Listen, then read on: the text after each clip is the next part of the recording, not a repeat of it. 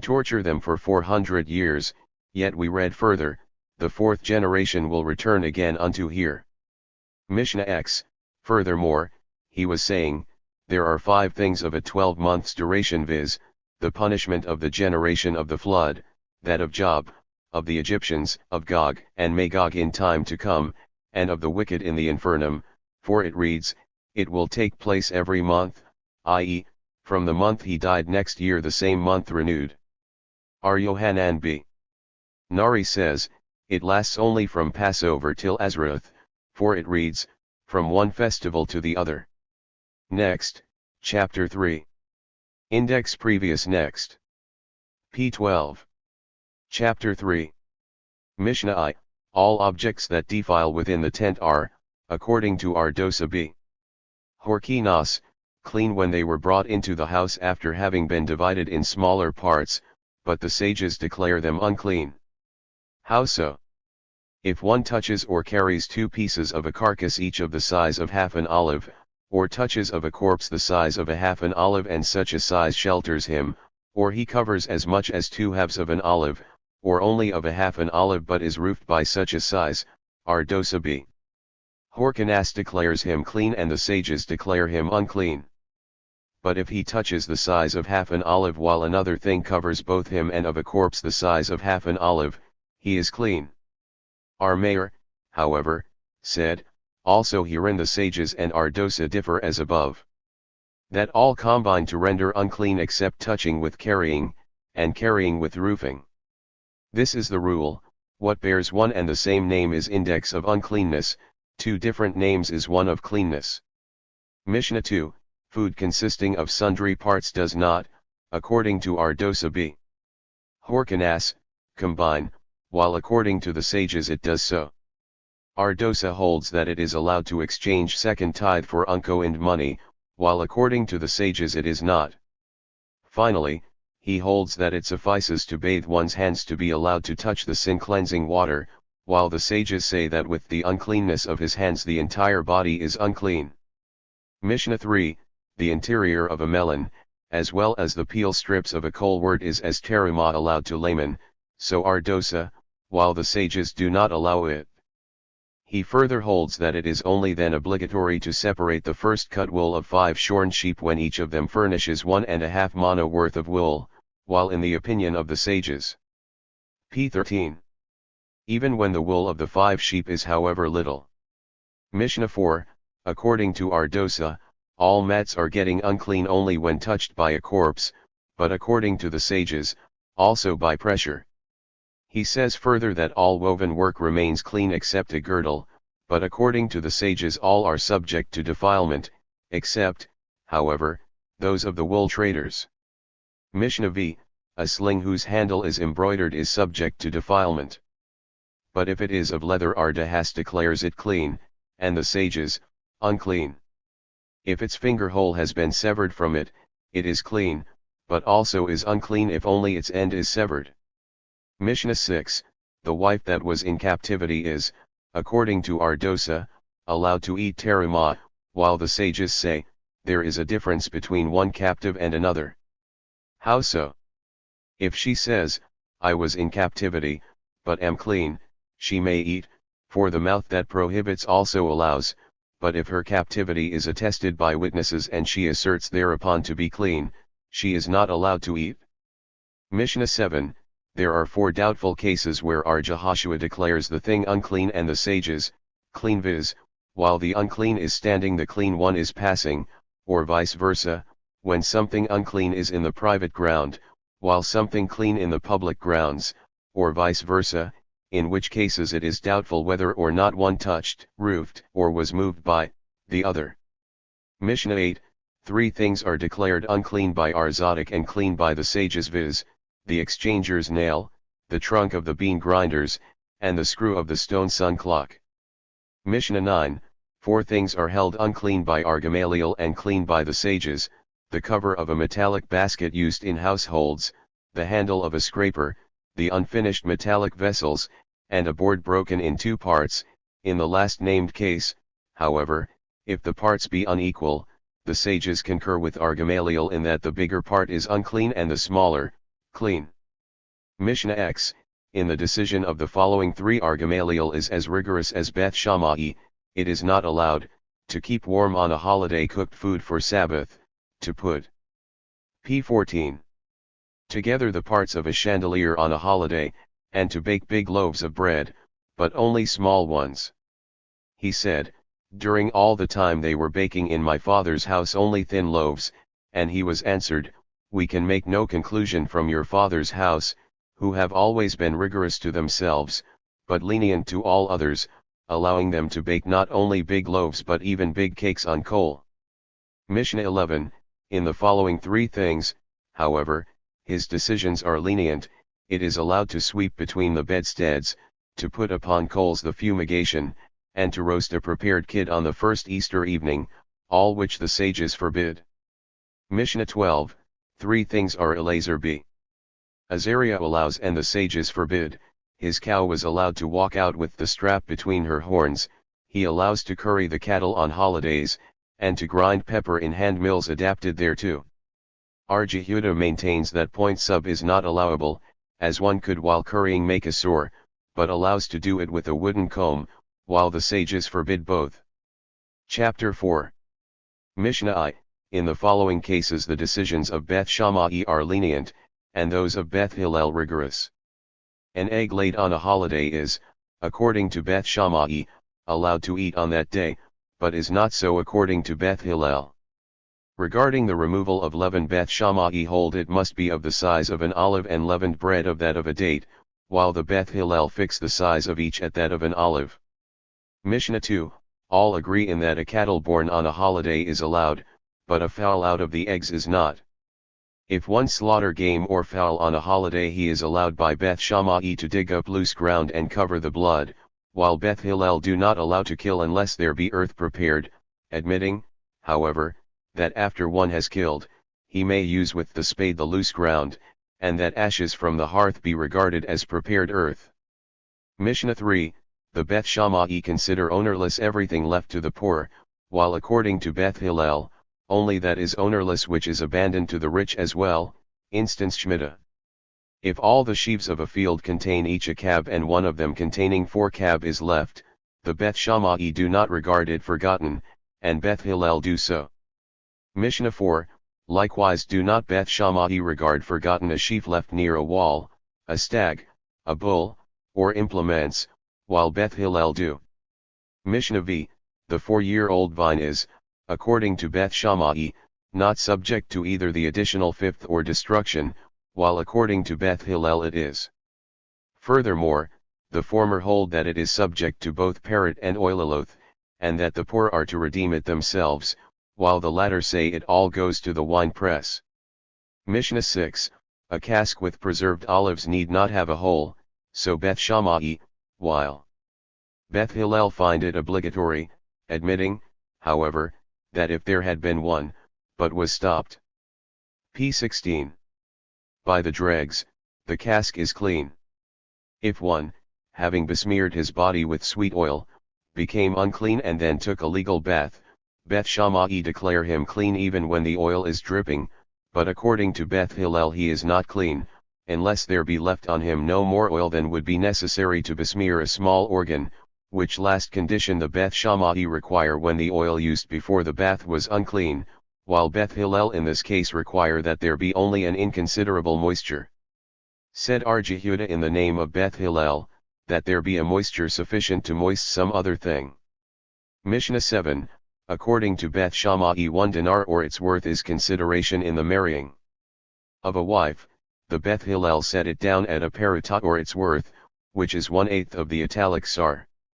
The former hold further that one may dismiss his wife on the basis of the old divorce bill, i.e., a divorce after whose consummation he remained yet alone with his wife, while the Beth Hillel say he cannot.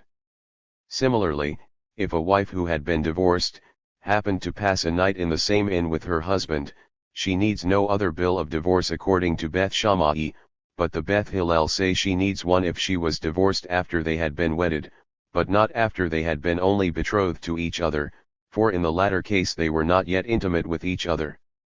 Mishnah 8, Beth Shammai allow brothers to enter levirate marriage with their rival wives, which the Beth Hillel forbid. If they have performed shalitza, Beth Shammai declares them unmarriageable to a priest and Beth Hillel allows them. The two schools change their views regarding the case when the wives become widows after they had been taken in levirate marriage. Notwithstanding that the one school prohibits what the other allows, the disciples of the two schools have never refrained from intermarriage with one another. Likewise as regards cleanness and uncleanness where the two hold opposite opinions, they have nonetheless never hesitated to loan one another objects declared clean by both schools. Mishnah 9, if of 3 brothers 2 are married to 2 sisters and the third one is single, if, now, one of the married brothers died and the unmarried promises the widow to marry her, whereupon the second of the brothers died, Beth Shammai say, the single brother is to keep his wife and the other one is p. 17. To go free as the wife's sister, while Beth Hillel hold that he must dismiss his wife with both divorce and shalitza, and his sister-in-law with shalitza, as the proverb goes, he is to be pitted for both his wife and his sister-in-law. Mishnah X, if one abstain by vow from sexual intercourse with his wife, he is allowed by Beth Shammai to keep the vow for 2 weeks, by Beth Hillel for but 1. A woman who bears a miscarriage on the eve of 80 Ani days Beth Shammai free from an offering, and Beth Hillel hold liable. Beth Shammai say a quadrangular sheet needs no tzitzis, Beth Hillel hold it needs. A basket with figs prepared for Sabbath is, according to Beth Shammai free from the tithe, according to Beth Hillel it is not. Mishnah 11, if one vowed to remain a Nazirite for some time, and after the expiration of the term comes to the land, Beth Shammai hold he must continue in the state of Nazirite for another 30 days, while Beth Hillel make him begin the whole term anew. If 2 parties of witnesses testify, the one that so and so has vowed to be a Nazirite twice, the other, 5 times, Beth Shammai declare this testimony invalid as conflicting, and he must not be a Nazirite at all, while Beth Hillel say, 5 contains 2, hence he must be a Nazirite twice. Mishnah 12, the man who finds himself underneath a crevice does not, according to Beth Shammai, transfer the uncleanness from one side to the other, while Beth Hillel regard the man as hollow, so that his upper side does transfer the uncleanness. Chapter V.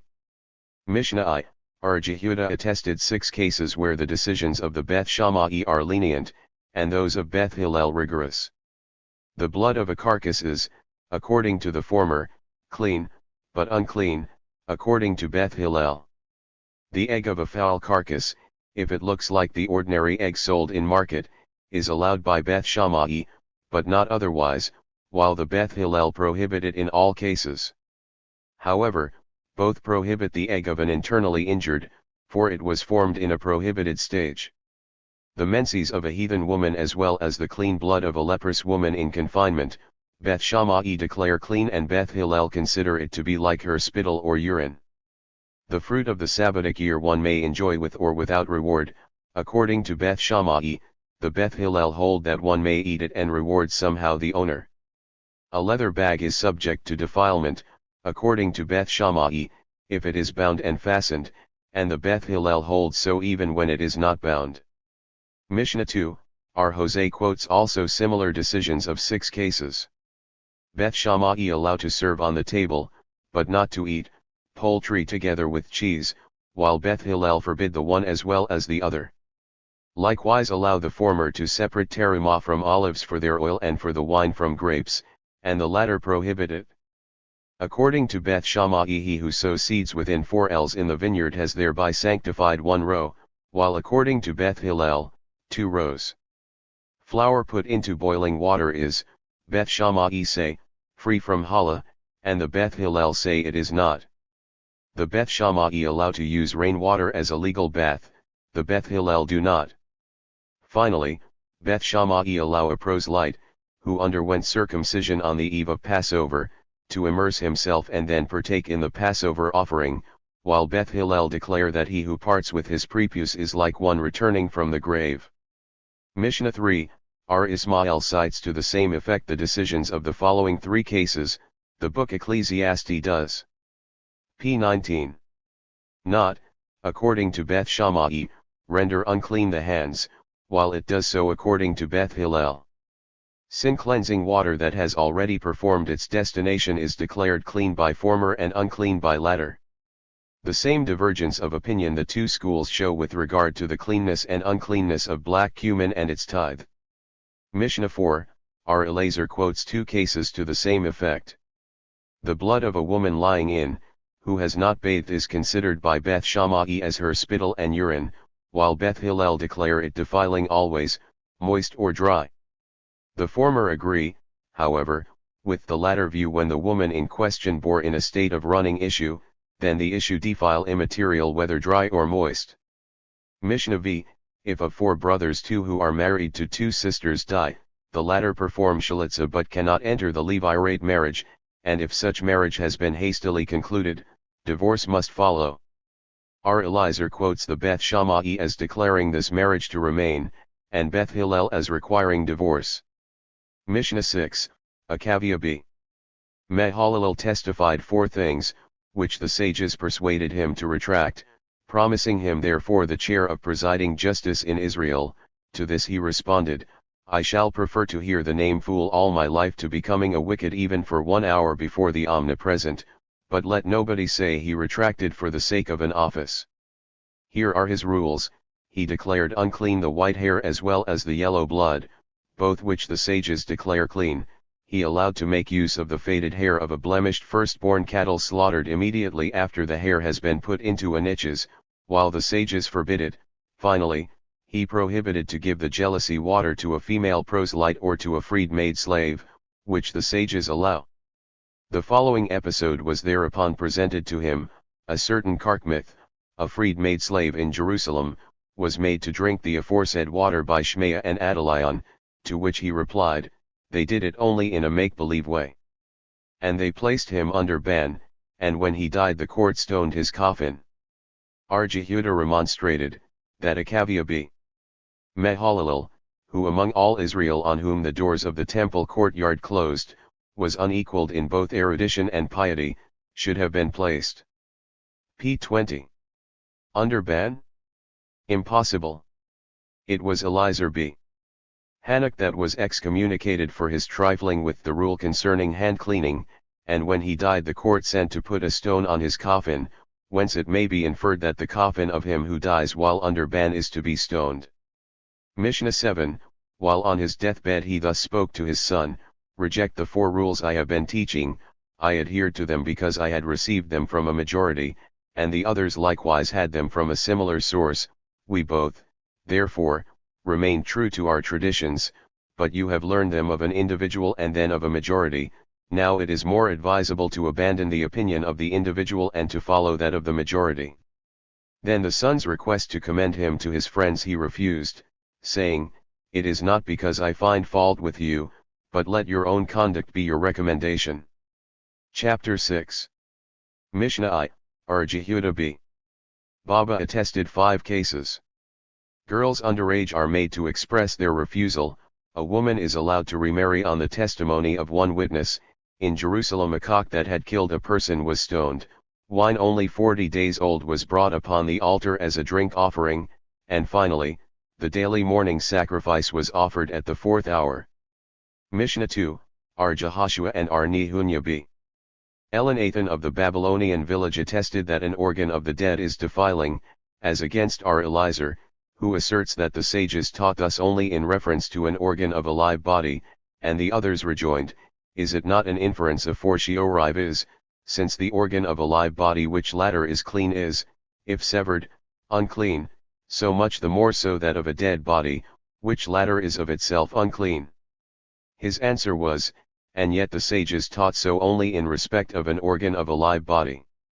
According to others the answer was this, the uncleanness of the living is more extensive than that of the dead, for the living renders all that he lies or sits on capable of defiling man as well as garments, and all that rests above him, by his exhalation capable of defiling food and beverage, all which the dead does not. Mishnah 3, flesh of the size of an olive severed from an organ dismembered from a living is unclean according to R. Elazar, but clean according to R. Jehoshua and Nehunya. On the other hand, a bone the size of a barley corn severed from said organ R. Nehunya declares unclean, and R. Jehoshua with R. Eliezer, clean. R. Eliezer was then asked, "What prompts you to vindicate the former decision?" He replied, "We find that a severed live organ is regarded as a whole corpse, hence, as from a dead severed flesh of the size of an olive is unclean, severed flesh of such size from the living must be unclean, too. I, therefore, base my decision on this analogy." Whereupon it was rejoined, "While you justly declare unclean flesh of an olive size severed from a corpse, for a barley corn-sized bone of a corpse p. 22 is likewise unclean, you commit yourself to a discrepancy in your decision regarding the flesh and the bone of a severed organ of a living body respectively, whereby your analogy is annihilated." Similarly was R. Nehunya asked to base his view, which he did by a like analogy, thus, "We find that a severed organ of the living is like an entire corpse and a barley corn-sized bone of the latter is unclean, whence my decision?" Whereupon he was answered, "If you justly declare unclean so small a bone severed from a corpse by reason of holding unclean flesh the size of an olive severed from a corpse, you cannot on this basis declare unclean a bone the size of a barley corn severed from the dismembered organ of a living body, since you hold clean the flesh even of an olive size severed therefrom." R. Eliezer was then asked, "Why have you divided your views? Declare either both unclean or both clean?" And he answered, "The uncleanness of the flesh is more extensive than that of the bones, because the flesh of carcasses and reptiles is defiling while bones of these are not." Another explanation according to others, an organ that has yet enough of its flesh on causes uncleanness through touching, carrying, or sheltering it, and remains yet unclean even if it misses some of its flesh, while if some of its bone is wanting it is clean. R. Nehunya was asked, "Why have you divided your views? Declare either both unclean or both clean." And he answered, "The uncleanness of bones is more extensive than that of flesh, for flesh severed from the living body is clean, while the organ, if severed from it in its natural state, is unclean." Another explanation, flesh the size of an olive defile by being touched, carried, or sheltered, in like manner do bones defile in their majority, if some of the flesh misses it is clean nonetheless, if some of the majority of the bones lacks it is still unclean by touch and carriage, though not by shelter. Or thus, all the flesh of a corpse is clean when it does not all in all measure the size of an olive, while the greater part of its body or of its bones are unclean even when they do not make up a quarter of a cab. R. Jehoshua answered the question as to why he decides in both cases clean, thus, "The analogy between the dead and the living does not hold good, for to the former apply the requisite of majority, quarter cab, and spoonful of decomposed stuff, while to the living all this does not apply." Chapter 7. Mishnah I, R. Jehoshua and R. Zadok attested that the priest has no claim to the assigned redemption of a firstborn donkey that died, as against R. Eliezer, who said, the owner is obliged to indemnify it, as the 5-selah redemption of the firstborn son. The sages, however, maintain that there is here no more obligation of indemnifying than in the case of redemption for the second tithe. Mishnah 2, R. Zadok attested that the brine of the prohibited locusts is itself clean. 4. The preceding Mishnah reads, "If unclean locusts have been pressed together with clean ones, they do not render the brine forbidden." Mishnah 3, the same attested further that if flowing water exceeds in quantity the rainwater with which it is mingled, it is proper. Such a case occurred in the capital of Plea and the sages declared it proper. Mishnah 4, he attested, finally, that flowing water remains proper as such when made to rush through the green peel of a walnut. A case to this effect happened at Alia and, when brought before the court in the hall of hewed stones in the temple, was found proper. Mishnah V, R. Jehoshua and R. Jachin from Hadur attested that an earthen pitcher with sin-cleansing ashes placed upon a reptile is unclean, while R. Eliezer declares it clean. R. Poppies attests that he who, having vowed to be a Nazirite twice, had his hair cut the first time on the 30th day, may have his hair cut the second time on the 60th day, and if he cut his hair on the 59th day, he kept sufficiently his vow, since the 30th day is counted both ways. Mishnah 6, our Jehoshua and our Poppies attested that the offspring of a peace offering may be offered as a peace offering.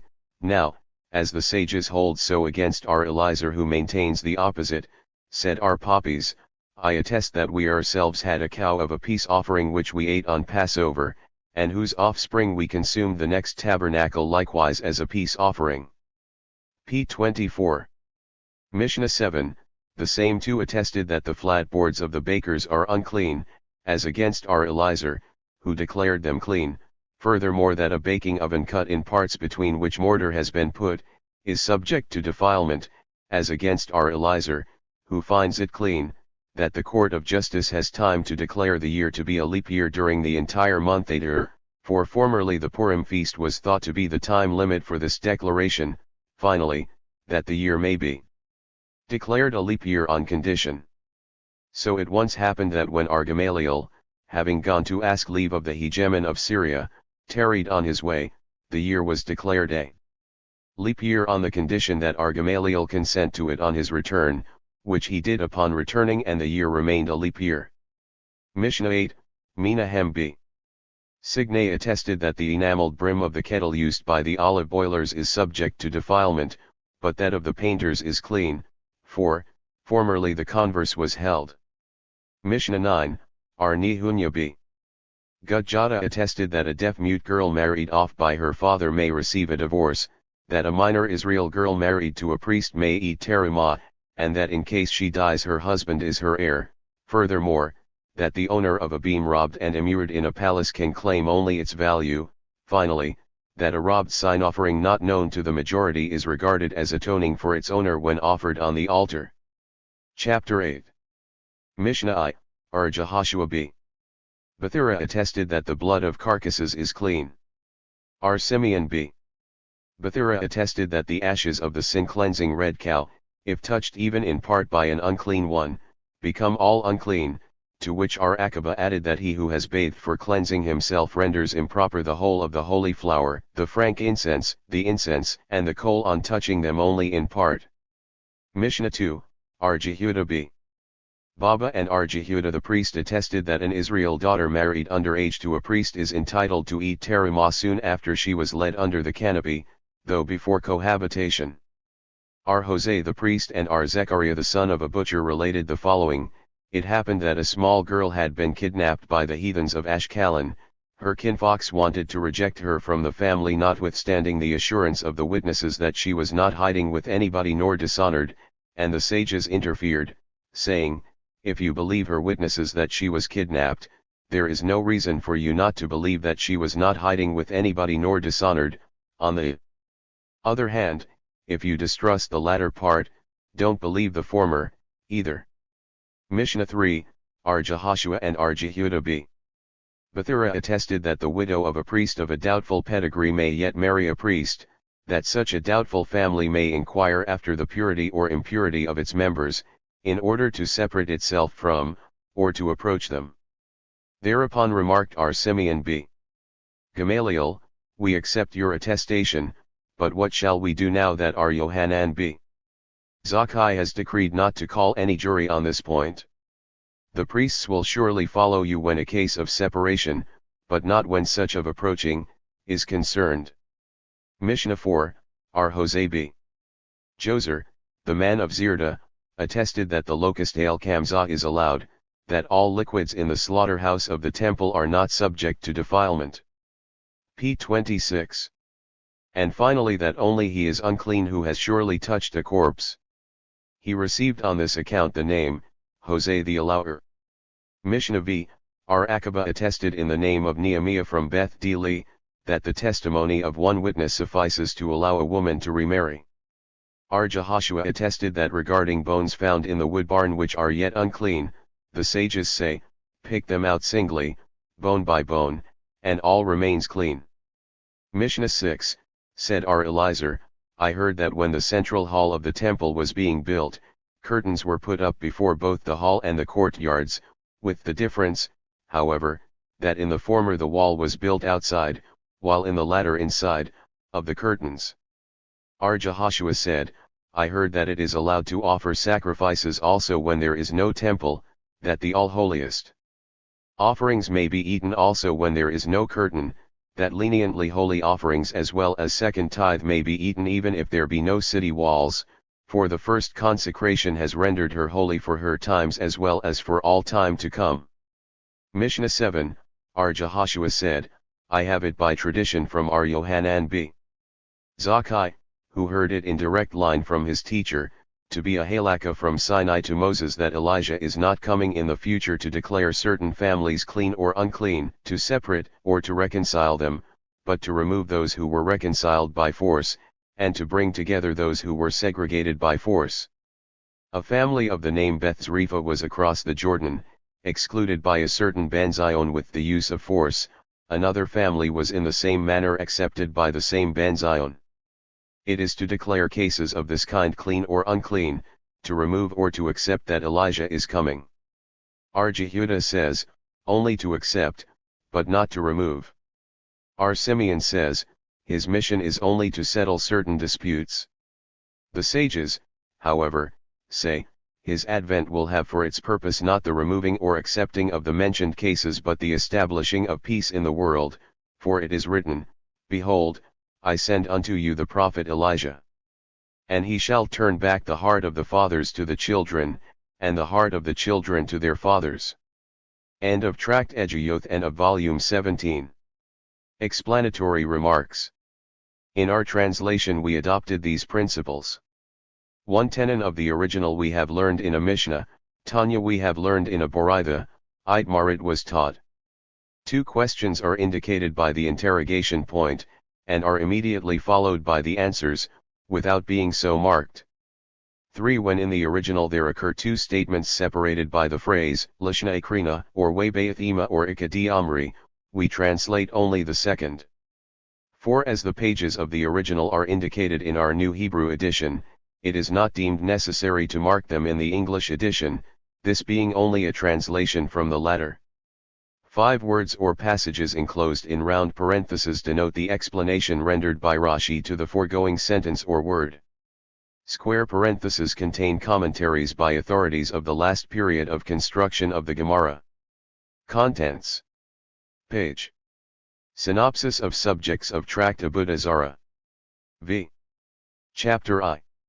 Rules and regulations concerning transaction of business with heathens on their festival days, which festivals are considered, and what real estate may be sold and rented, and at what places. 1.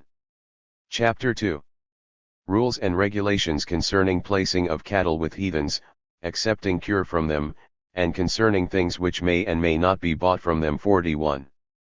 Chapter 3. Rules and regulations concerning the deriving of benefit from profaned idols and images of heathens and Israelites. Concerning utensils on which are engraved the sun, the moon, and other planets. 82. Chapter 4. Concerning objects used for idols. The manner in which an idol is profaned so as to be allowed for use. The discussions between the elders of Rome on the one hand and Ar-Lamalil, the prince, on the other. How to prepare wine in the possession of a heathen for Israelites. 104. P4. Chapter V. Page. Rules and regulations concerning wages and libation. Wine. Effects of such wine when falling on fruit or mixing with other wine. Under what circumstances wine may be left with a heathen. Conditions under which Jewish wine is sold to heathens. Determination of quantity of libation wine mixed with other wine. How vessels of heathen are to be altered to make them fit for a Jewish table. 135. Synopsis of subjects of Tract Avodah Zarah. Chapter I. Mishnah I. 3 days before the festival of the heathen, it is forbidden to have any business with them. In the future the Lord will take the holy scroll in hand, saying, he who was occupied with it shall appear and receive his reward. The kingdom of Rome will then enter first, etc. After Rome has departed, Persia enters, etc. We have constructed many bridges, conquered many great cities, we were engaged in many wars, all for the sake of Israel to enable them to study the law, etc. Have we then accepted the Torah, and not fulfilled its commandments? A Gentile who is occupied with the study of the law is likened to a high priest, etc. Lord of the universe, has then Israel, who has accepted the Torah, observed it. Men of ye nations may come and testify that Israel has observed the Torah. Nimrod may testify, etc. There are 12 hours in a day, 3 hours of which the Lord is occupied with the Torah, etc. There is no smiling by the Lord, since the temple was destroyed. But in the fourth 3 hours he teaches, etc. There is no Gehenna in the future. But the Lord will take out the sun from its sheath, etc. If not for the fear for government, the stronger would swallow the weaker, etc. Concerning the explanation of said Araboha, I will do it in the form of a parable. There was once a creditor of 2 persons, one a friend and the other an enemy of his. It is advisable for one not to pray singly the additional benediction in the first 3 hours at the first day of New Year. When one performs a meritorious act in this world, it precedes him in the world to come. 3 days, etc. Is such a long time needed? Is this forbidden because a Jew must not interfere with the idols, or because thou shalt not put a stone for the blind? The prohibition to do business with them refers only to a thing which can be kept in good order until the festival day. It is advisable for one to always arrange the praises of the Omnipotent first, and thereafter to recite the daily 18 benedictions. The following are the festivals of the heathens: Kalends, Saturnalia, Kratzen, etc. Adam the first, on the first day of his creation, when he saw the sun set, cried, "Woe is to me, the world is to be returned to chaos," etc. 32 battles the Romans fought with the Greeks, etc. 26 years the Romans kept there. p6. Promise to Israel, and thereafter they failed. The 26 years are not counted. The world will continue for 6,000 years, the first 2,000 of which were a chaos, etc. It happened with Antoninus, who said to Rabbi, etc. Unclus B. Clenimus embraced Judaism, and the Caesar sent militia to take him, etc.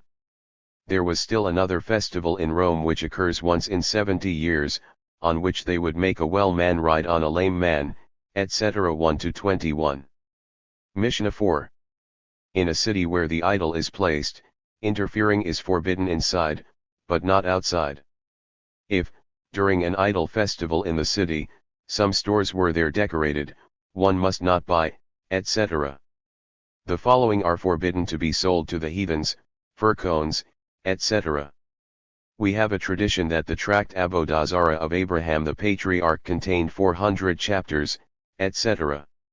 Where it is customary to sell small cattle to heathens, it is lawful to do so, etc. One must not sell to them bears, lions, and all such things, by which the people can be injured, etc. I walked in the upper market of Cyprus, and I met one of the minim, named Jacob, of the village of Sachaniah. So taught Joseph B. Suthera, etc. The legend of Eleazar ben Derdeah. The leech hath 2 daughters, give, i.e. Minon is a man the government, which are never satisfied, etc. Rabbah sold an ass to an Israelite who was suspected of selling it to a heathen, etc. He who occupies himself with the Torah, but does not observe bestowing of favors, is similar to him who denies God. The legend of Eleazar b. Sarda and Chanina b. Tradian when captured by government, p. 29, 30. How Chanina was burned together with the Holy Scrolls, and what became of his wife and daughter, p. 31, 32. The redeeming of Ladder by our mayor, p. 33. Happy is he who conquers his evil spirit, as a heroic man, etc. It is advisable to divide one's years into 3 parts, 1/3 for the study of Scripture, the 2nd Mishnah, and the 3rd Talmud, etc. Ar Akaba, when he saw the wife of Turnus Rupius, he laughed and wept, etc. Houses must not be rented to the heathens in Palestine, etc. One must not rent his bathhouse to a heathen, but how is it to a Samaritan? etc. 21-40.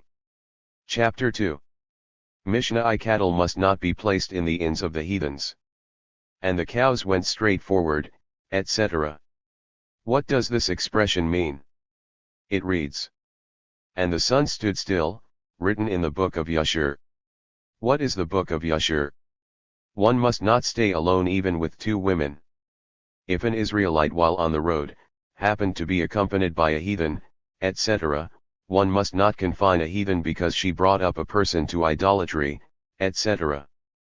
A city in which there is no Jewish physician, but a Samaritan and a heathen, the heathen shall circumcise and not the Samaritan. One may employ their services for curing his personal property, etc. Ben Dama was bitten by a snake, Jacob come to heal him with the name of Jesus, but our Ismail did not allow. With our Yohanan it is different, as he himself was an established physician.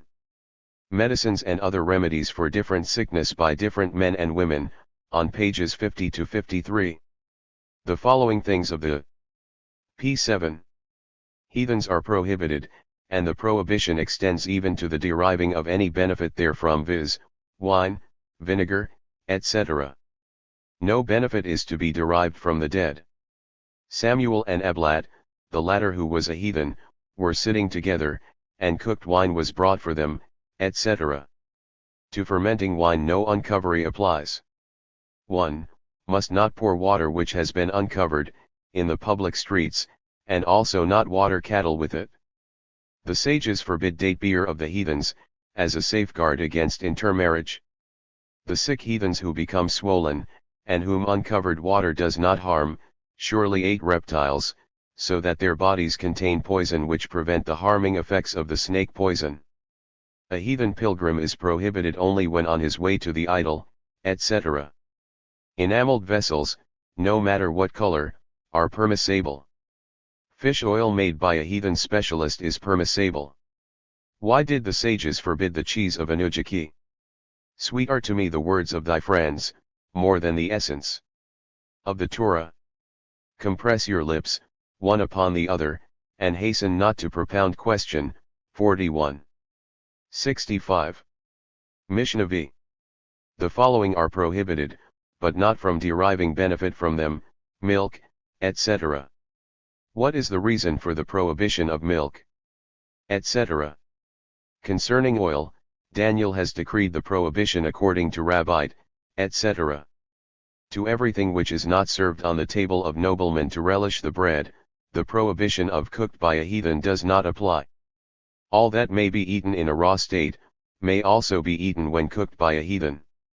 The sea donkey is allowed, but not the sea ox, and you remember this by the following mark: the unclean is clean, while the clean is unclean. We are to trust the wife of a scholar as we have trusted her husband. Meat, wine, blue wool that are to be forwarded through a heathen, require each 2 seals. The following things are allowed to eat: milk milked by a heathen in the presence of an Israelite, honey and honey cake, etc. Fish entrails as well as fish rye you may buy only of a specialist, etc. If the vendor says, I have pickled the fish and know them to be clean, he is trusted. Praised be the Omnipotent, who puts this world in the hands of guardians. 65 to 81. Chapter 3. Mishnah I to 6. All images are prohibited, for they are worshipped at least once a year. The staff in the hand of the idol. The bird in its hand of the idol. Finally, the sphere is to indicate that it sacrifices itself for the whole globe. If one finds fragments of images, he is allowed to use them, etc. It is taught that a heathen can profane the idol of his fellow heathen as well as his own, while an Israelite cannot profane the idol of a heathen. If one finds vessels with the image of the sun, moon, etc., he must throw them into the salt lake. The human image and that of a nurse are, however, prohibited only when having respectively a measure in the hand and a son in the arms whom she is nursing. One may grind the images and scatter them to the wind, or sink them into the sea, etc. Pericles, the son of a philosopher, asked once Gamaliel at Ako, who was then bathing in the bath of the goddess Aphrodite, etc. R. Gamaliel gave Pericles an evasive answer, but I say it was not evasive, etc., etc. p8. The mountains and hills worshipped by heathens are allowed to use, but not the things brought upon them, etc. Wherever you find a high mountain, an elevated hill, a leafy tree, there is surely an idol there. A town or place bearing the name of an idol should be renamed. If stones absolved fortuitously from a mountain rock, that was worshipped, is their use allowed or not? 82-96. Mishnah 7. 215. If a house situated, close by a worship house of an idol crumbles down, its owner is prohibited from rebuilding it, etc.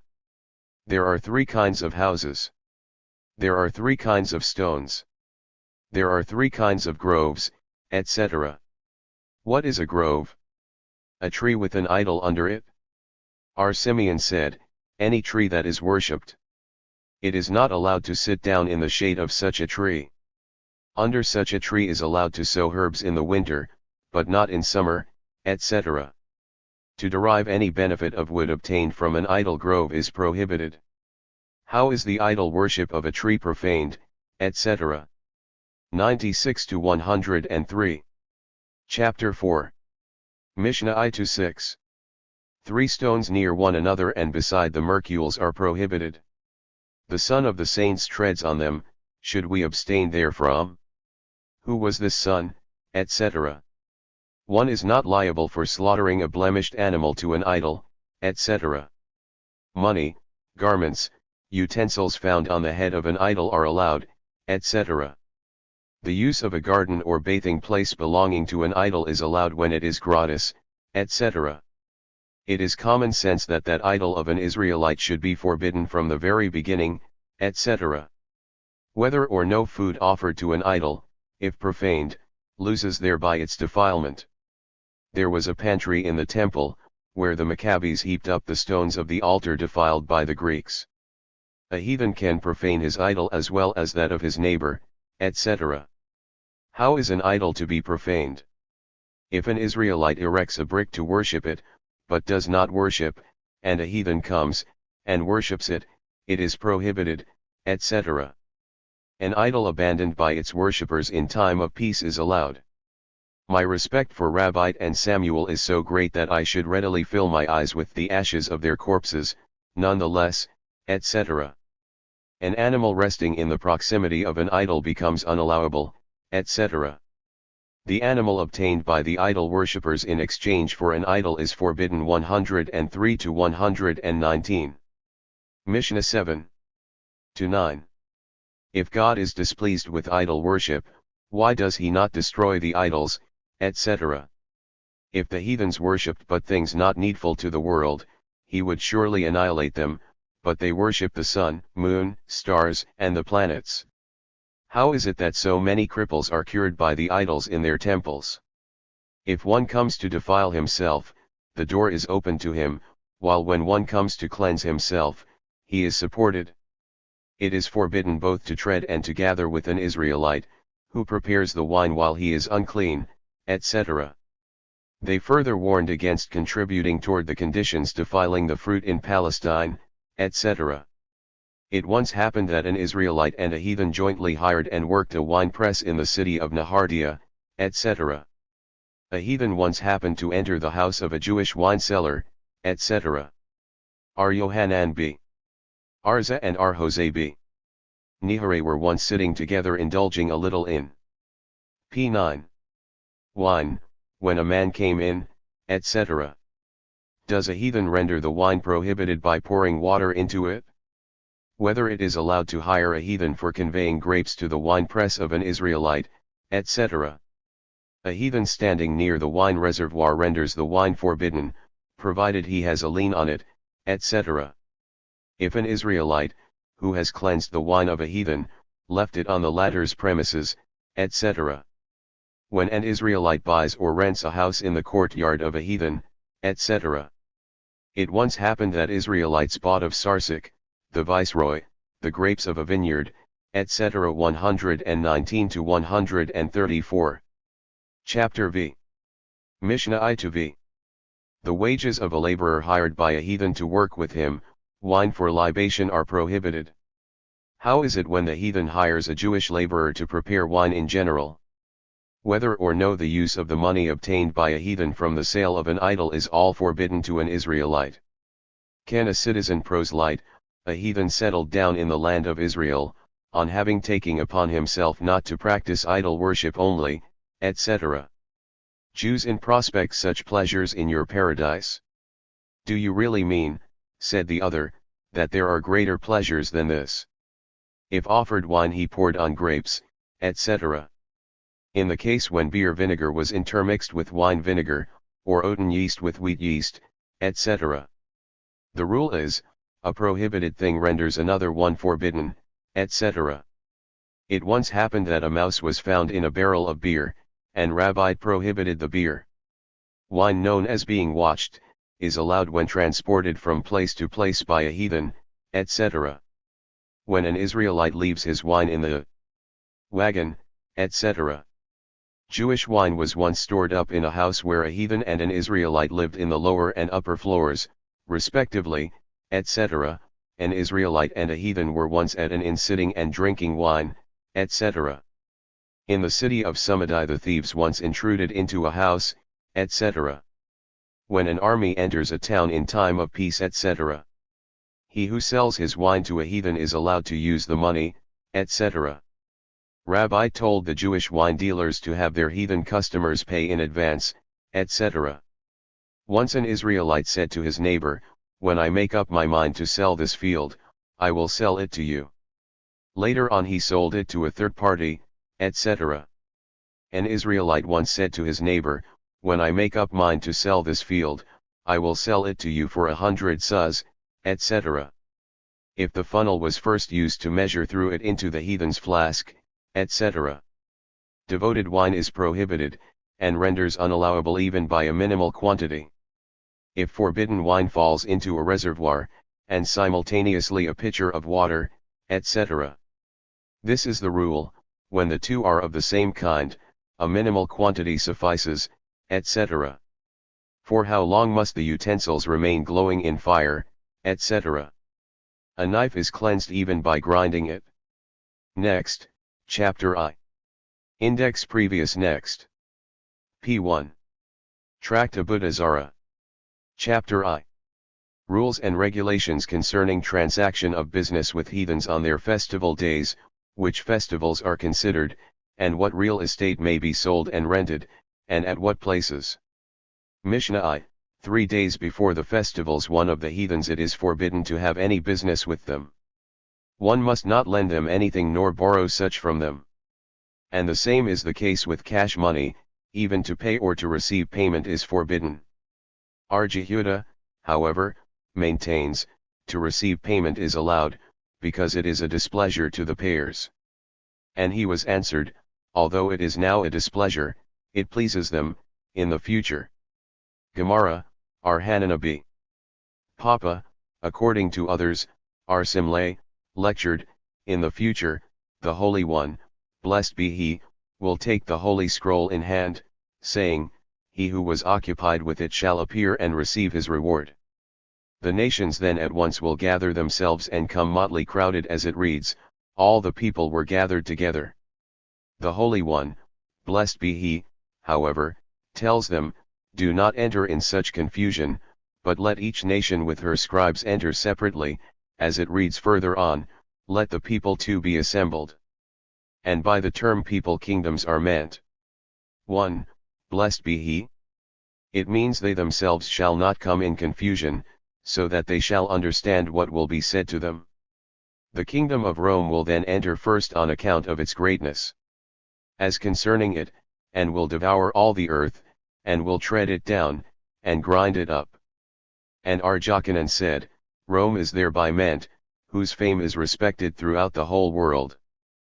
But whence do we know that the more distinguished come first to judgment? It is as Arhisda said. The Holy One, blessed be He, questioned her, what was your occupation in the world? To which she answered, Lord of the universe. We have established many markets, we have constructed many bathhouses, we have multiplied in great mass gold and silver, and all this was done for the sake of Israel, to enable them to study the law. The Lord's answer will be, it is foolish of you to state that all you have done was for the sake of Israel, while in reality it was but for yourselves. The construction of markets was for the purpose of prostitution. The establishment of bathhouses was for your own pleasure, and as to gold and silver, it is mine, as, mine is the silver, mine, etc. But, are there, then, among ye those who have studied the law? They went out in despair. After Rome has departed, Persia enters. Because she is considered second to Rome, as, and behold, there was another, a second beast, like a bear. To which are Joseph taught. Thereby, Persia is meant, the people of which are fleshy like bears, eat and drink like bears, are overgrown with hair, and have no rest, like bears. And to the question of the Holy One, what was your occupation? They will answer, we have constructed many bridges, conquered many great cities, we were engaged in many wars, all for the sake of Israel to enable them to study the law. The reply to which will be, all that was done by you was for your own sake. Bridges, for the collection of duties. Great cities, to establish Angaria. And as to wars, I have conducted them. As it reads, the Eternal is the Lord of war. But are there among ye those who have studied this law? And they also went out in despair. And a similar answer will be given to the other nations. But why should the other? p3. Nations enter after seeing the disappointment of the first two. They thought, the first two made slaves of Israel, which was not the case with them. But, if so, why should Rome and Persia be more honored than the other nations? They are distinguished by the permanence of their kingdoms, which will exist until the time of Messiah. Finally they will say before him, Lord of the universe, didst thou give us the Torah and we did not accept it? But how could they say so? Is it not written, the Lord came from Sinai, and rose up from Sair unto them, he shone forth from Mount Paran. And it also reads, God from Theman came, and the Holy One from Mount Paran. And to the question, what has the law to do in Sair and Paran? Said Arjochanan, from this it is inferred that the Lord has presented his Torah to every nation, but it was not accepted until it came to Israel. Therefore, it is supposed that they said to him, have we then accepted the Torah, and not fulfilled its commandments? They said thus, Lord of the universe, hast thou inclined the mountain toward us as thou didst toward the children of Israel? To this the answer will come, let the former things shew us. He stood forward, and made the earth tremble, he looked, and dispersed nations. What did he see? That the 7 commandments accepted by the descendants of Noah, were not observed. And therefore he absolved the nations of them. Absolved. Should then the sinner be benefited? Said Marbi. Rabbana, it means that even should they absolve them, they would not be rewarded. Is that so? Did not our mayor say, whence do we know that even a Gentile who is occupied with the study of the law, is likened to a high priest from which if a man do, shall live on it, where it does not specify priest, Levite, or Israelite, but states in general if a man, whence it may be inferred that a Gentile, too, who occupies himself with the study of the law is equal to a high priest. It means that they will not be rewarded for the observance equally with those who observe in accordance. p4. With the commandments. As Arhanana said, the reward for him who observes that which he is commanded, is greater than to him who observes same without being commanded. The nations will then exclaim, Lord of the universe, has then Israel, who has accepted the Torah, observed it? And to the answer of the Holy One, I testify that he did, they exclaim, Lord of the universe, is then a father fit to be a witness in the case of his son? Is not Israel called the son of the Eternal? My son, my firstborn, is Israel. He will then say, let heaven and earth testify that the Torah was observed by Israel. They, however, object in saying that heaven and earth are interested in this case, and therefore are not fit to be witnesses, viz., if my covenant be not, the appointment with heaven and earth, would not be established. 1 And Resh Lakish said, it reads, and it was evening, and it was morning, and this justifies the inference that the Lord made a stipulation with all that had been created in the 6 days to the effect that if Israel will accept the Torah, well and good, but if not I will return all of you to chaos and ruin.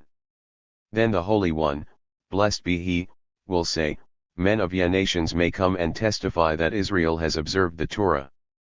Nimrod may testify that Abraham has not worshipped idols. Laban may testify that Jacob was not suspected of robbery. The wife of Potiphar may testify that Joseph was not suspicious of sin. Nebuchadnezzar may testify that Chananiah, Misal, and Azariah had not bowed themselves to the image. Darius of Daniel, that he had not abolished prayer. Eliphaz the Themanite, and Bildad the Shuchite, and Zophar the Naamathite may say of all Israel that they have observed all the laws. They will then exclaim, Lord of the universe, give it to us now, and we will observe it. To which they will be answered, he who has prepared on the eve of Sabbath, for the Sabbath, will have what to eat. But he who has not prepared, what then will he have to eat on Sabbath? However, I have one easy, meritorious act, it is the Sukkah, go and perform it. Every one of them will then prepare a Sukkah on his roof, but as soon as the sun heats it, they abandon it, and go away. But did not Rabha say that he who is afflicted by performing the command of Sukkah, is free from this obligation? Yeah, but not to reject. p5. The Holy One, blessed be He, will then smile upon them. Said Ar-Izashak. There is no smiling with the Holy One, but on that day. There are others who taught the saying of Ar-Izashak in the following connection. Ar-Jose said, in the future heathens will come to convert themselves with the tefillin on their heads and arms, chiches on their dresses, mezuzahs on their doors. But, as soon as they will see the war of Gog and Magog, and will question them, with whom do you want to fight? Whereto the answer will be, with the Lord and His Messiah, against the Lord and His anointed. Each of the nations will remove the above, and go away, and the Holy One will smile upon them. It is here that Ar-Izashak said, there is no smiling with the Lord, but on that day.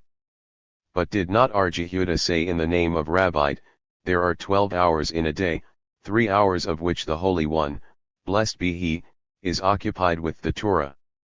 The next 3 hours, He judges the whole world, and seeing that it is liable to be destroyed, He rises from the chair of judgment and sits down on the chair of mercy. The third 3 hours, He supports the whole world with food, from the very largest creature to the smallest one. And the last 3 hours, He plays one with the Leviathan, as it reads, Leviathan, whom thou hast made to sport therein. Said Ar-Nachman b. Izashak, with his creatures He smiles, but not upon them. Ar-Aha said to Ar-Nachman, there is no smiling by the Holy One, since the temple was destroyed. As it reads. 2 But in the fourth 3 hours, He teaches the Torah to the school children. As it reads, whom shall He teach knowledge? And whom shall He give to understand doctrine? Those that are weaned from the milk, those that are taken from the breasts. And what does He do in the night time? If you wish, it may be said that He does the same as in the daytime. And if you wish, it may be said that He rides upon His light cloud and moves in all directions upon 18,000 worlds. As it reads, the chariots of God are 2 myriads, thousands of angels. And if you wish, it may be said that He is sitting and p6. Listening to the song of the angels, as, and in the night His song shall be with me. R. Jehuda said in the name of Samuel, it reads, and makest thou men as the fishes of the sea, as the creeping things, that have no ruler over them. Why are men compared with fish of the sea? To wit, even as the fish die as soon as they are taken on land, so do men die when they separate themselves from the law of the Torah.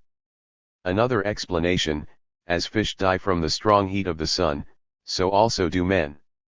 If you wish, it may be said in this world, and this would be in accordance with Ar-Hanana, who said, everything is decreed by heaven, except cold.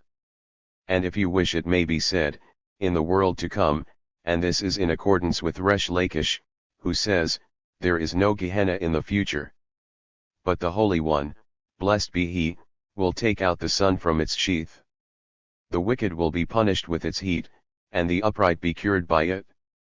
As it reads, for, behold, the day is coming, which shall burn as an oven, and all the presumptuous, yea, and all who practice wickedness shall be stubble, and the day that is coming shall see them on fire. Who will not leave them root or bough? But there shall rise unto you that fear my name, the Son of Righteousness with healing in his wings. Furthermore, the latter will have pleasure and become fat from it, as the end reads, and ye will go forth, and grown fat as calves of the stall.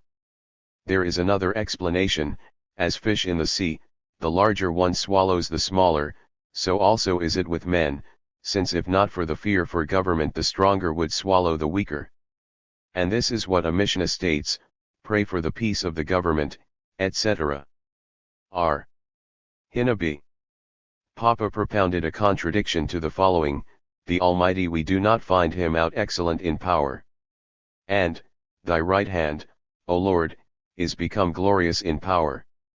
1 And also, great is our Lord, and abundant in power? This presents no difficulty, at the time of judgment, he does not use his might, but in time of war, he uses it. Rabha said, but doth not a man stretch out P7. His hand among ruins? Or doth one not cry out therefrom when he meeth his downfall? So said the Holy One, blessed be he, to Israel. By judging Israel, I do not treat them in the same manner as I do heathens, which is mentioned in, overthrown, overthrown. I will render it. But I punished them as the picking of a chicken. And according to others, even if Israel do but small good deeds, as the picking of chickens in the dunghill, I will combine them into one large sum. Another explanation, I help them because of their praying to me. And this is what our Abba said, it reads, though I desired to redeem them, they yet spoke lies against me. I.e., I thought, I will redeem them by loss of money in this world, for the purpose of rewarding them in the world to come. And they told lies about me. And the same said our Papa in the name of Rabha, the inferring it from R. Aboha introduced our Safra to the Minim as a great man. And they freed him from duty for 13 years. Once they met him and asked him to explain the following, only you have I loved out of all the families of the earth, therefore will I visit upon you all your iniquities. If one is in bad humor, will he let it out on his friend? He kept silent, as he was ignorant of the answer. And they inflicted upon him. Our Aboha then met them, to ask for the reason. And they answered, you introduced him as a great man, while he does not even know the explanation of a passage. Rejoined he, I told you he was a scholar, but did I say that he was a master in the study of the Bible? And to their question, why are you familiar with it? He answered, because we have to discuss with you frequently, we give our attention to it. They say, it is for you, then, to explain the above-mentioned passage. And he answered thus, I will do it in the form of a parable.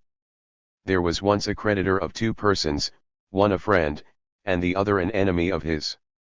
From his friend, he demands to be paid in small sums, while from his enemy he demands the whole debt at once.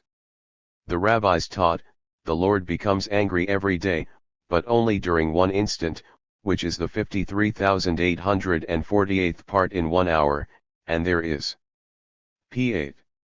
No creature in the world who is able to guess this moment, except Bilm, about whom it reads, knoweth the knowledge of the Most High. Which means that he knew how to guess the second in which the Lord becomes angered. R. Joseph said, it is advisable for one not to pray singly the additional benediction in the first 3 hours at the first day of New Year, for, the heavenly judgment takes place at that time, and because of his praying attention may be given to his deeds, and he may get an unfavorable decree. But if so, one should not do it even with the congregation together? With the congregation is different, as the attention is given to their deeds in average. But was it not said above that in the first 3 hours the Lord is engaged in the law? Yeah, however, by the Torah, in which truth is mentioned, by the truth, judgment cannot be modified. But concerning judgment, truth is not mentioned, and therefore the Holy One, blessed be He, modifies it. R. Joshua b. Levi said, which I command thee this day, to do them, means to do it today, but not to be rewarded for it today. He said again, all the performance of the commandments which Israel observed in this world, will come and testify for them in the world to come. He said again, the crime of the golden calf was committed only to give a chance to the repenter.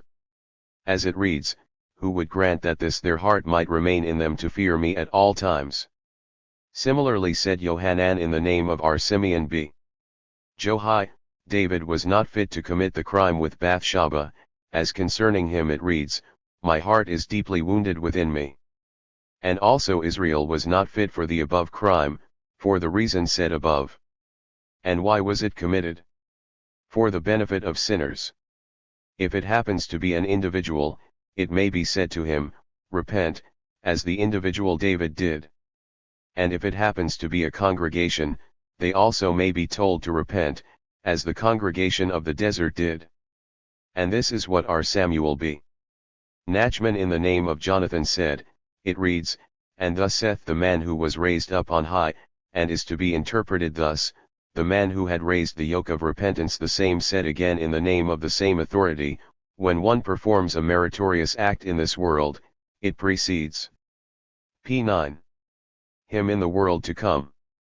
As it reads, and before thee shall go thy righteousness, the glory of the Lord shall be thy reward.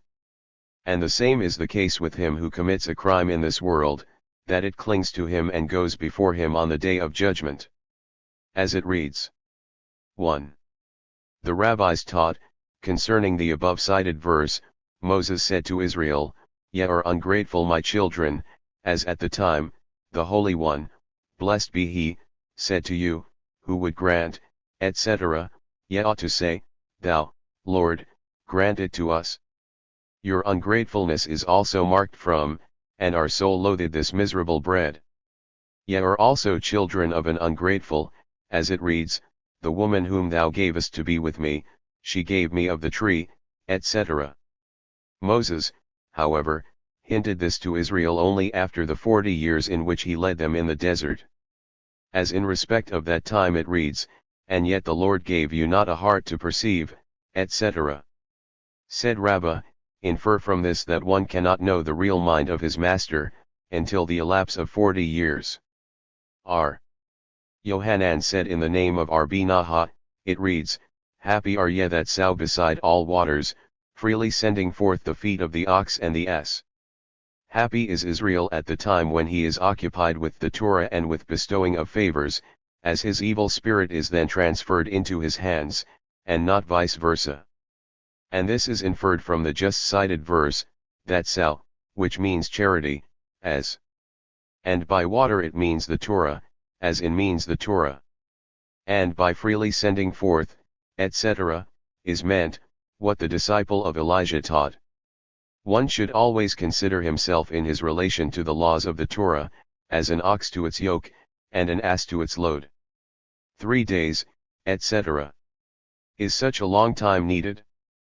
Does not a Mishnah state, at 4 periods in the year, he who sells a cow to his neighbor must notify him thus, I have sold her mother or her daughter to be slaughtered, and they are, the eve of the second festival of tabernacles, the eve of the first day of Passover, the eve of Pentecost, and the eve of New Year.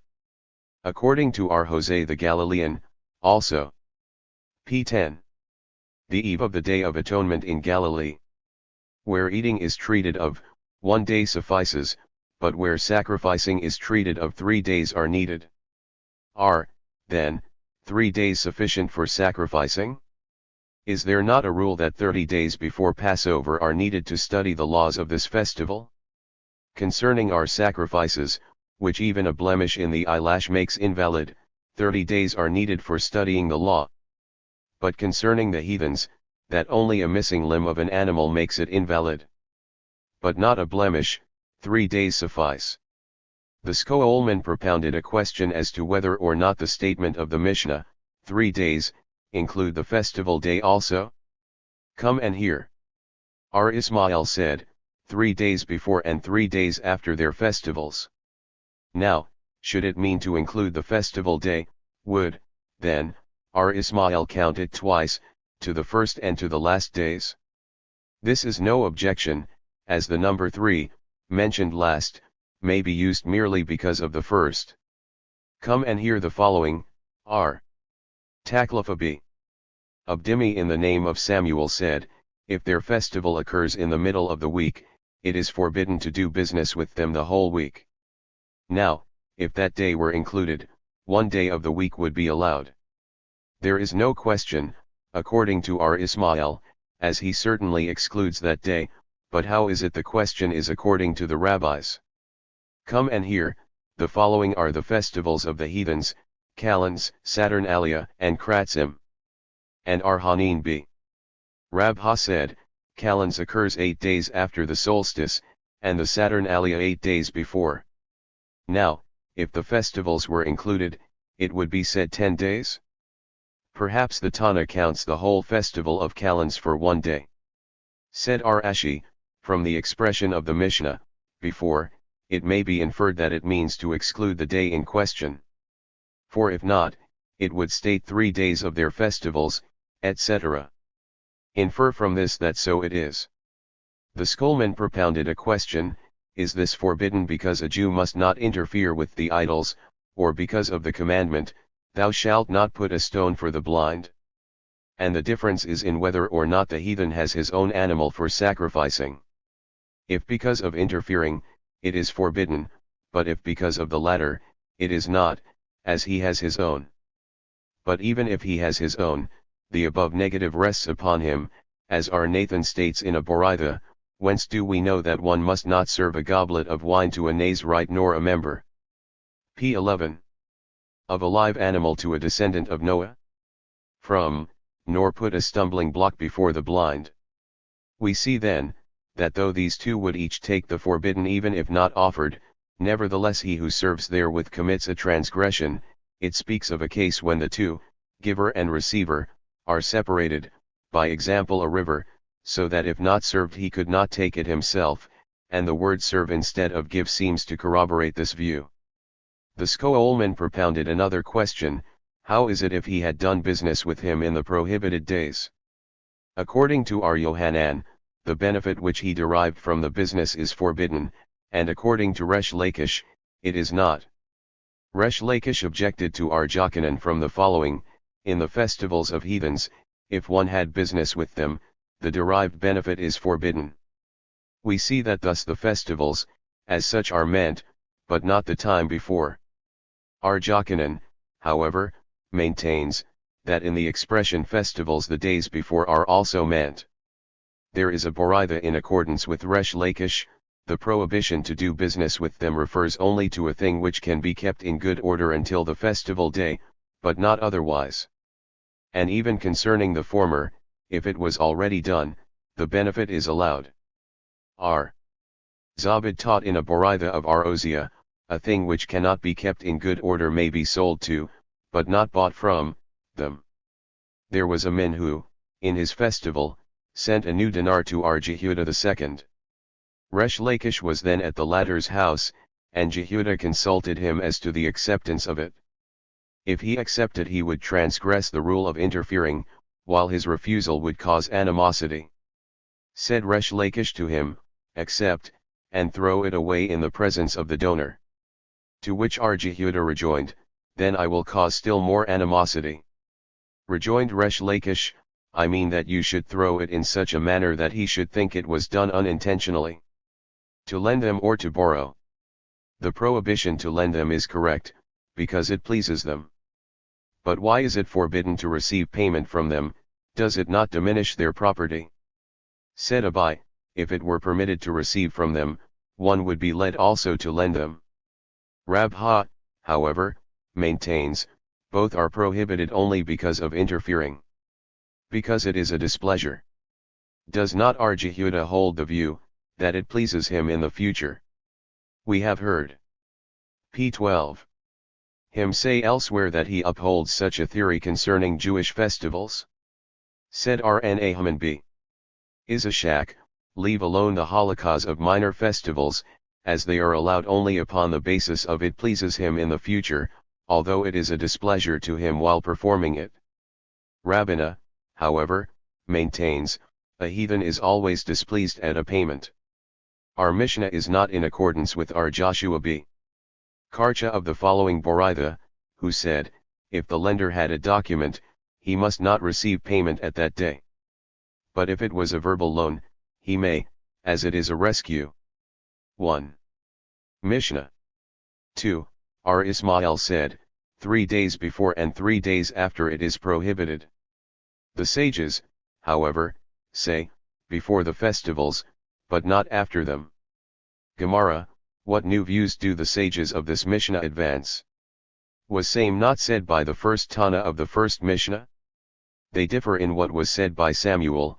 In exile, the prohibition refers to the day of the festival only. The first Tana upholds the theory of Samuel, which the sages of the latter Mishnah do not. It may also be said that they differ in that which was said by Nahum the Modate. The prohibition is imposed only upon one day before their festival. And in this case, the Tana of the first Mishnah does not agree with him, while the sages of the second do. There is a Boraitha which states that as regards the decision of Nahum the Modate, it was said, it is better that such should be dropped and not repeated. There is another Boraitha, Nahum the Modate said, an old male horse may be sold to them in case of war. And he was also answered, such may be dropped, etc. And there is another Boraitha, that the same declared a halakha concerning tithe, seeds, and herbs, and was also answered, it may be dropped, etc. Said Ar-Ahabi, Minumaitu Abai, is it right that everything declared by so great a man who comes into our country be annulled by mere exclamations such as above? And he answered, there is one thing of the following Boraitha, on which we act according to his decision, namely, Nahum the Modate says, one may pray for his necessities the benediction of, he listens to prayer. Rejoined our Abba, leave alone this halakha which relies not upon Nahum the Modate only. p. 13. But upon the discussion of great men in the following Boraitha, R. Eliezer said, one should beg for his necessities first, and thereafter he shall recite the daily benediction. As a prayer of the afflicted, when he is overwhelmed, and poureth out before the Lord his complaint. 1 R. Joshua, however, maintains, one has to recite his benediction previously, and thereafter pray for his necessities. As, I poured out my shisho before him, I relate before him my trouble. Let us see, the passages do not correspond with either of them, hence, there must be some other reason. Wherein, then, is their point of difference? In that which was lectured upon by our Simlay, it is advisable for one to always arrange the praises of the Omnipotent first, and thereafter to recite the daily 18 benedictions. And this can be inferred from Moses, our master, thou hast begun to show, etc., and thereafter, let me go over, I pray thee. Our Joshua maintains, we may learn it from Moses, but our Eliezer holds that we cannot compare ourselves to Moses, and must not dare to do like him. The sages, however, maintain differently from both, as according to them, one may pray for his necessities in the benediction of, he listens to prayer. Said R. Jehuda b. R. Samuel b. Shalath in the name of Rabbite, although it was decided that one may pray for his necessities in the benediction of listen to prayer, yet if he understands how to express his desire at the end of each benediction, he may do so. Mishnah 3, the following are the festivals of the heathens, Kalends, Saturnalia, Kratzen. The accession of their kings upon the throne, their birthday, and the day of their death. So are Mayor. The sages, however, maintain that only such a death on which burning is used, is conjoined with worshipping the idols. but in such on which it is not used, there is no idolatry. All, however, agree concerning the following days, that of shaving his beard and hair, that in which he lauds, that on which he was released from prison, and that on which is celebrated a marriage of his son, that the prohibition concerns only one day, and the only one man engaged in this affair. Gemara, the rabbis taught, Adam the first, when he saw p. 14. That each day of the week became shortened, cried, Woe is to me, the world becomes dark to me because of my sin, and it seems to be returned to chaos and ruin. And this is my death which was decreed by heaven. He arose and fasted and prayed 8 days. Thereafter, when he lived to see the solstice of the month of Tobit, when the days become longer, he understood that such is the cycle of the world, and therefore established 8 holidays. The next year, he also proclaimed the 8 days on which he had fasted as holidays. He has established them to laud heaven. His descendants, however, made them holidays for the idols. The rabbis taught, Adam the first, on the first day of his creation, when he saw the sun set, cried, Woe is to me, the world is to be returned to chaos, because of my sin, etc. He wept all night, and Eve did the same opposite him. However, when the morning star appeared, he understood that such was the order of the world. He arose and sacrificed an ox, whose horns were like its hoofs. R. Mathna questioned, Are the small towns under the dominion of Rome and near to the capital, prohibited, at the time Rome celebrates its calends, or not? According to R. Jehoshua B.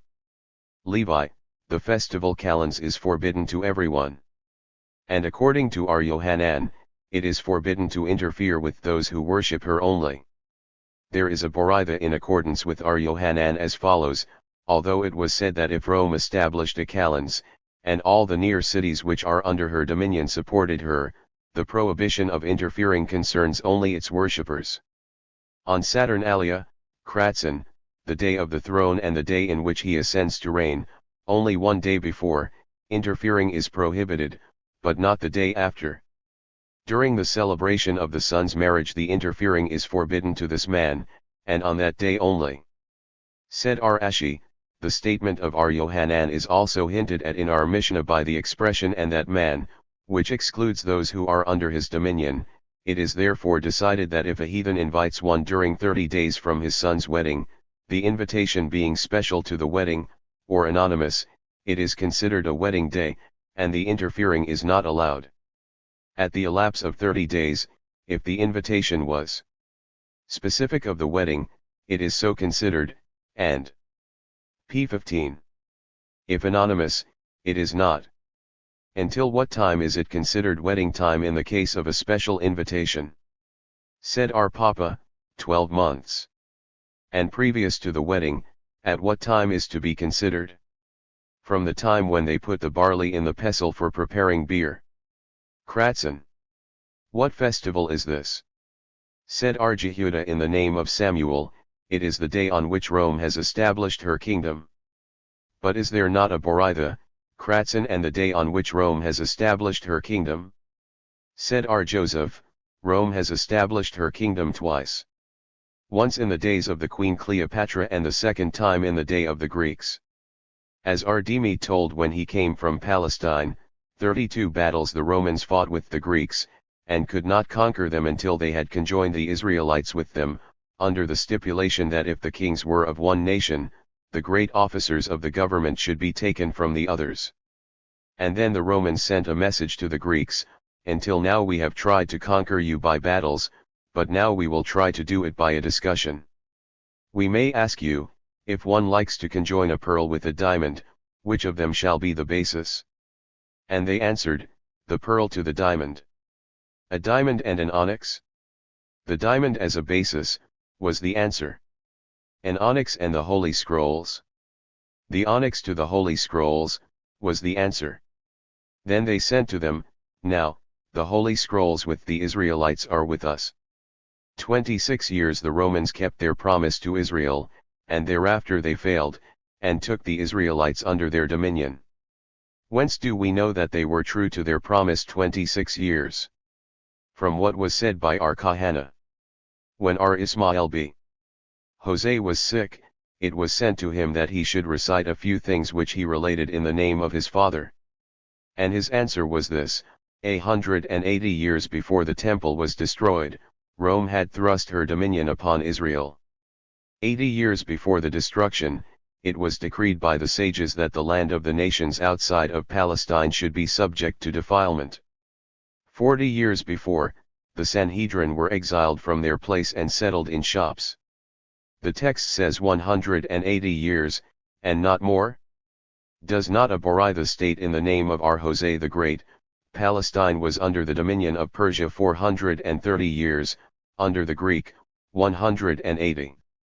p. 16 years, the house of the Maccabees reigned 103 years and the house of Herod reigned likewise 103 years. Now, according to this chronology there will be 206 years for the dominion of Rome over Israel.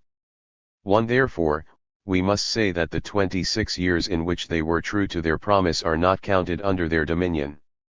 There is a Tosefta, the disciples of Elijah taught, the world will continue for 6,000 years, the first 2,000 of which were a chaos, the second 2,000 were of Torah, and the third 2,000 are the days of the Messiah, and because of our sins many years of these have elapsed, and still he has not come.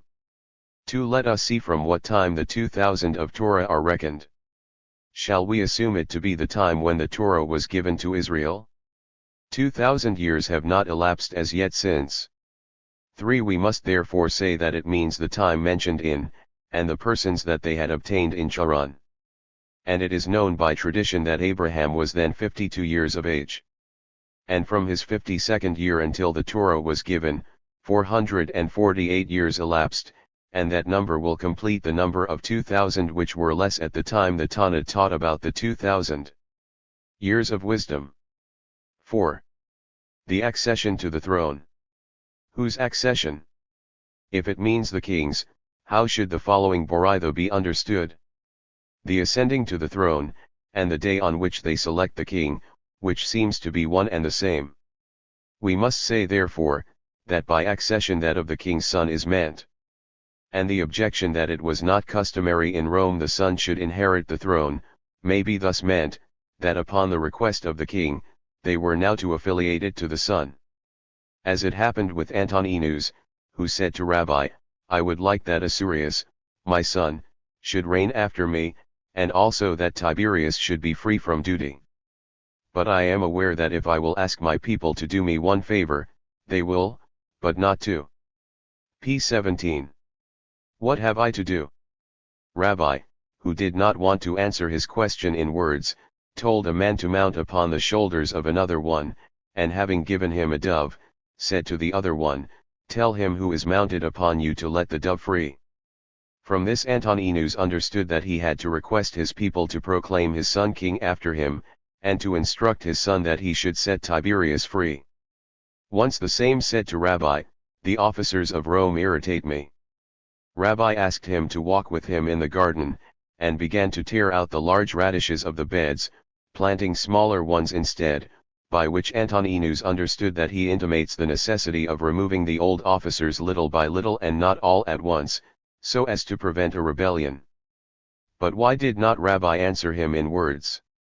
He was afraid that the officers of Rome would get wind of it and would harm him. The same Caesar had a daughter by the name Gira, and it happened that she sinned. Antoninus then sent to Rabbi white mustard, which is called in Aramaic gargara. He sent him in answer a seed by the name of Kuzbrata, the meaning of which in Aramaic is Kuzbrata. Antoninus again sent him garlic, named in Aramaic Carthi, from which Rabbi understood that he questioned him, Shall I cut off my child? And in answer he sent him lettuce, which is named Shasa, which means have mercy with her. Antoninus used to send to Rabbi frequently pieces of pure gold in leather sacks covered with wheat. And to the objection of Rabbi, I have too much of my own, he exclaimed, Leave them to him who will substitute thee, that he shall spend it to please those who will reign after me. From the house of Antoninus, there was a cave which reached the house of Rabbi, and each time that he went to the house of Rabbi through this cave, he would take with him 2 slaves.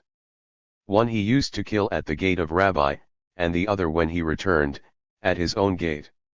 He, however, told Rabbi that at the time of his visit no one should be found with him. It once happened that he found Hananiah b.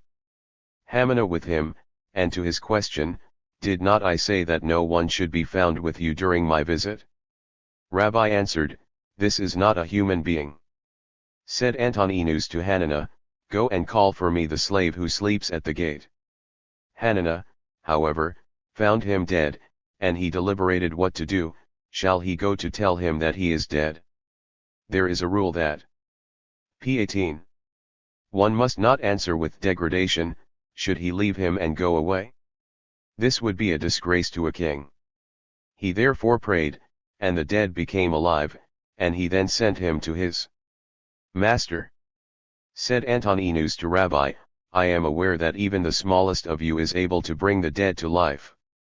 However, I want that when I come here, I should not find a living soul with you." He used to serve Rabbi in all his needs, and he once questioned him if he would have a share in the world to come. To which Rabbi answered, "Yet." Said he, "Does it not read, 'And there shall not be anyone remaining of the house of Esiah'? It means he who acts like Esiah. But, it reads, 'There are Edom, her kings, and all her princes, etc.'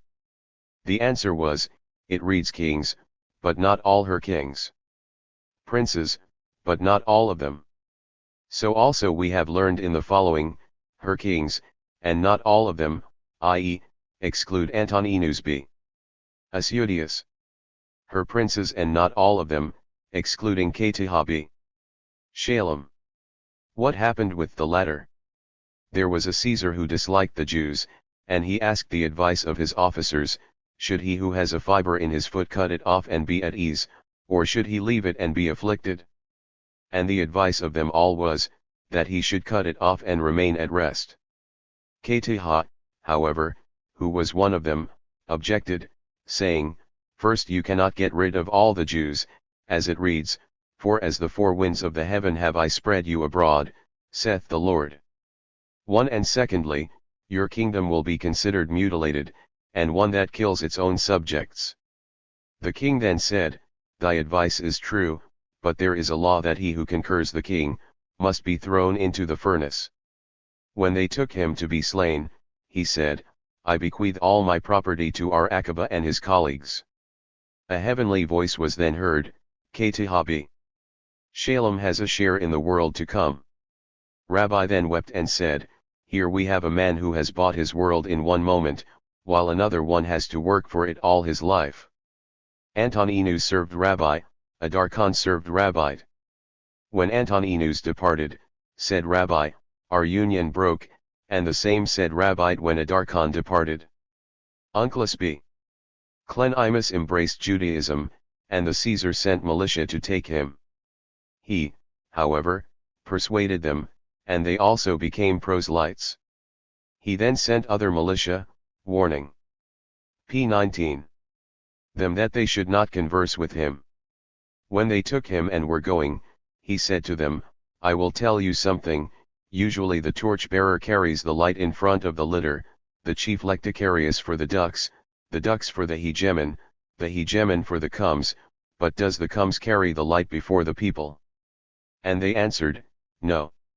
Said he, "The Holy One, blessed be he, carries light before Israel as it reads, 'And the Lord went before them in a pillar of cloud,' etc."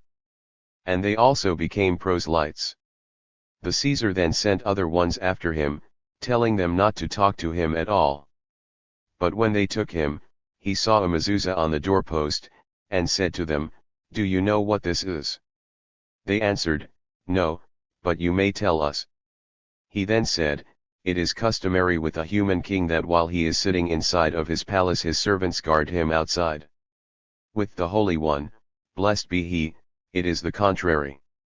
His servants are inside, and he guards them from the outside, as it reads, 'The Lord will guard thy going out and thy coming in,' etc." Then these became proselytes, too, and the Caesar did not send any more after him. It reads, "And the Lord said to her, 2 nations are in thy womb." Said Jehudah in the name of Rabbite, this means Antoninus and Rabbi, upon whose tables were not missing lettuces, cucumbers, and radishes, summer as well as winter. As the Master said, the radishes masticate the food in the stomach, lettuces overturn it, and cucumbers extend the gut. But have not the disciples of Ismail taught that cucumbers are as harmful to the body as swords? This presents no difficulty, as one speaks of large ones, and the other of small ones. The day of death, etc. From this we see that our Mayor makes no difference between a death, to which burning is, and that to which it is not, used. In both cases, as according to him, idols are worshipped there. Hence the burning is not a custom of the Amorites, which the Israelites are prohibited from. And the rabbis who oppose our Mayor hold that it is a custom. Why then do we use burning? As there is a Boritha that one may burn things for the death of kings. Therefore, as to burning, we must say, all agree that it is not considered a custom, but an act of honor. The rabbis, however, hold that worship of idols takes place only in cases where there is burning. While according to our Mayor, it is worship in both cases. Where do we find that burning is used for kings, in peace? p. 20. Shalt thou die, and as burnings were made for thy fathers, etc. And as they burn for kings, so also do they for princes. What they used to burn upon kings? Their beds and all the utensils which were used by the deceased. And it happened on the death of Rabban Gamaliel the elder, that Unclus the proselyte burned clothing worth 70 manas coined in Zur. The day of shaving his beard, etc. The Skoolman propounded a question: does the Mishnah mean the shaving of his beard and the surrounding of the hair, or do they mean the removing of the hair? Come and hear the following: the day of shaving the beard and leaving the hair, and also the day of removing it. Jehudah in the name of Samuel said, there was still another festival in Rome which occurs once in 70 years, on which they would make a well man ride on a lame man, dress him in the garments of Adam, and place on his head the scalp of Ismail, etc. On his neck was suspended gold of the weight of 4 zuz. And they cover the markets with it, heralding before him, Siquiriflaster. 1. The brother of our Lord is a deceiver. He who saw this now may be rejoiced, as if not today, he will not see it any more, and they would finish with, woe will be to him at the time the other will arise. But why does not the Tana of our Mishnah count this feast? Because he counts only what is usual each year, and not what happens once in 70. Hanan br. Hista or Hanan b. Rabha in the name of Rabbite said, there are 5 houses of idols, the house of Beel in Babylon, the house of Nebu in Kursai, of Daritha in Mapag, Zarephath in Askelon, and Nishra in Arabia. When Ardimi came, he said, it was added to them the Yard of Anbeki of Eka of the town of Enka. All these houses were standard, and were worshipped the whole year. So said Hista in the name of his father-in-law. It is said above, that according to Samuel, in exile it is forbidden. p. 21. Only the very day of the festival, not the day before and after. But even on that day did not Jehudah allow Brona to buy wine and Gittel to buy wheat in the festival of the merchants? Such a festival is different, as it is not standard. Mishnah 4, in a city where the idol is placed, interfering is forbidden inside, but not outside. And if outside, the inside is not forbidden. May one go to the city at that time?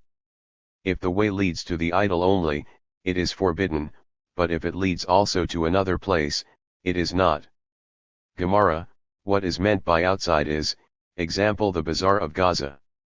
Resh Lakish questioned Hanana, is indeed the Bazaar of Gaza permitted?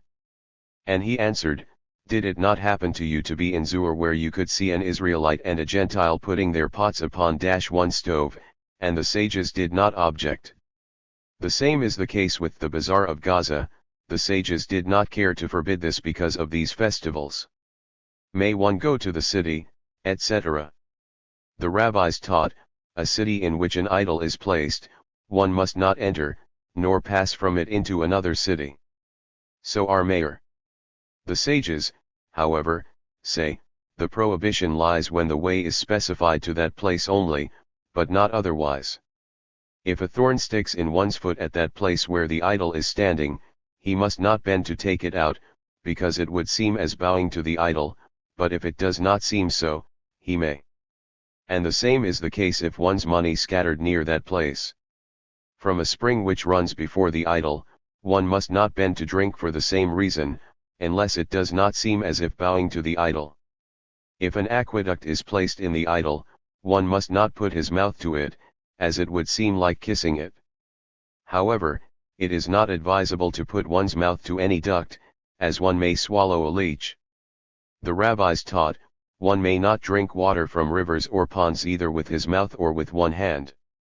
And if he did so, he would be responsible in case he swallowed a leech, which is dangerous, and this is a support to our Hanana, who said, that for such an accident it is allowed to violate the Sabbath by warming water, and also our Eni Hamada allowed to do same in such a case.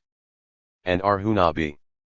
Jehoshua said, that if such happened, he may drink vinegar until the water is warmed. Redb. Abin said, he who has swallowed a bee, cannot be cured.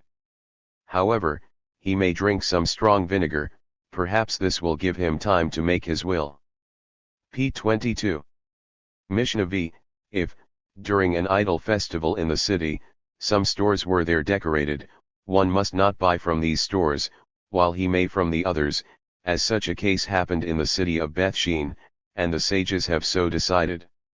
Gemara, said Resh Lakish, the prohibition lies only on those which are decorated with roses and myrtles, because the odor pleases him, but not to those which were decorated with some other fruit.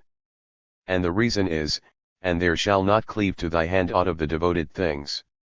Which signifies that it is prohibited only to derive any benefit for himself, but not to benefit others. Our Yohanan, however, maintains that the prohibition lies also on those which are decorated with fruit, as such conclusion can be drawn a fortiori. If deriving benefit from them is forbidden, so much the more should it be, to benefit them. An objection was raised from the following. Our Nathan said, it is usual in the day of the idol to herald, everyone who will decorate his head and the heads of his animals for the honor of the idol will be freed from duties for such and such a time. What bad then a Jew to do? Should he decorate, then he derives benefit from the idols, should he not, then he benefits them. From this it was said, he who is doing business in the market established for the idol, his property must be destroyed in such a manner that no one should be able to derive any benefit of it. We see, then, that to benefit is also prohibited, and this contradicts Resh Lakish's above statement. Said our Mesher Shiabi Red, Resh Lakish hold that the rabbis differ with our Nathan, and the halakha prevails with the majority, while our Yohanan holds that they do not differ. R. Jacob bought shoes on such a market day, and our Jeremiah bought bread. Each of them bought from a private man, not from a storekeeper. However, each one thought that his colleague bought from a storekeeper, and rebuked each other because of the statement of Abba Br. Hijab. Abba, that the prohibition to buy lies only from a storekeeper, but not from a private, as a private does not pay any duties. He also said that if our Yohanan were in such a place where they take duties from a private also, he would forbid to buy even from a private. The above-mentioned sages, however, bought their goods from such a private who was not established at that city, and, therefore, they were sure that he does not pay duties. P23. Mishnah 6, the following are forbidden to be sold to the heathens: fir cones, white figs on their stems, frankincense, and a white cock. Our Jehuda, however, said, that a white cock may be sold among other cocks, and if singly, he has to cut off a finger of it, because the heathens do not sacrifice an animal of which an organ is missing. All other things may be sold anonymously, but if they say that they buy it for worshipping, one must not sell. Our mayor, however, forbids to sell them fine date trees, sugar canes, and a variety of dates. Gemara, frankincense, said Ar-Izashak in the name of Resh Lakish, only the best frankincense which is used for worshipping, and there is a Boraitha, that from all the things mentioned above, one bundle may be sold, and what is to be considered a bundle? Explained Ar-Jehuda b. Bathira, no less than 3 manas worth. But why not fear perhaps the buyer will sell of it for worshipping? Said Abai, we are told not to put a stone before the blind, ourselves, but we are not told that we should fear some other one should do same with our stone. A white cock, etc. Arjana in the name of Arzara according to others quoting Arzibad, said, if the buyer is searching for a cock anonymously, even a white one may be sold to him. But if he asks for a white cock, then such must not be sold. There is an objection from our Mishnah. Ar-Jehuda said, it may be sold among others. Now, let us see the nature of the case. If the buyer asks for a white cock, then certainly it must not be sold even among others. We must then say that he asks for a cock in general, and notwithstanding this, is allowed to sell it among the others, but not singly, even according to Ar-Jehuda. And according to the first Tana, not even among the others. Said Ar-Naaman b. Itzhak, the Tanam of our Mishnah speaks of a case when the buyer mentioned a black, red, and white one. According to the first Tana, as soon as white is mentioned, it must not be sold even among others, and according to Ar-Jehuda, it may, on the supposition that as the other colors are not for sacrificing, the white is not either. But if color was not mentioned at all, even according to the first Tana, the white may be sold among other colors. And there is a Boraitha in accordance with Ar-Naaman b. Izashak, as follows, Ar-Jehuda said, the prohibition is in force only when the buyer says, sell me this white cock, but if he said, sell me this p24 and other colors you have, it is not. And even in the former case, if the buyer has a sick person in his house, or he is preparing a banquet for his son, it is permitted. But does not our Mishnah state above, that in such a case that man as well as that day is prohibited? Said Ar-Izashak b. Ar-Mesher Ar-Jehuda, by the word banquet means a dancing banquet, on which sacrificing is not used, and not a wedding banquet. Ar-Ashi propounded a question, if the buyer asks for a blemished white cock, may one sell him a good white cock, or is it to be feared that because he knows that an Israelite would not sell him a white cock, he deceives him by asking for a blemished one, and should you decide that such is prohibited? Furthermore, how is the law in case he asks for a white one and, nevertheless, takes also a black and a red one, may one then sell him a white one also, as it is to be supposed that he does not take them for sacrificing, or here, also, it may be feared that he bought the other colors only because he needs the white one. This question remains undecided. R. Mayor said, etc. Said R.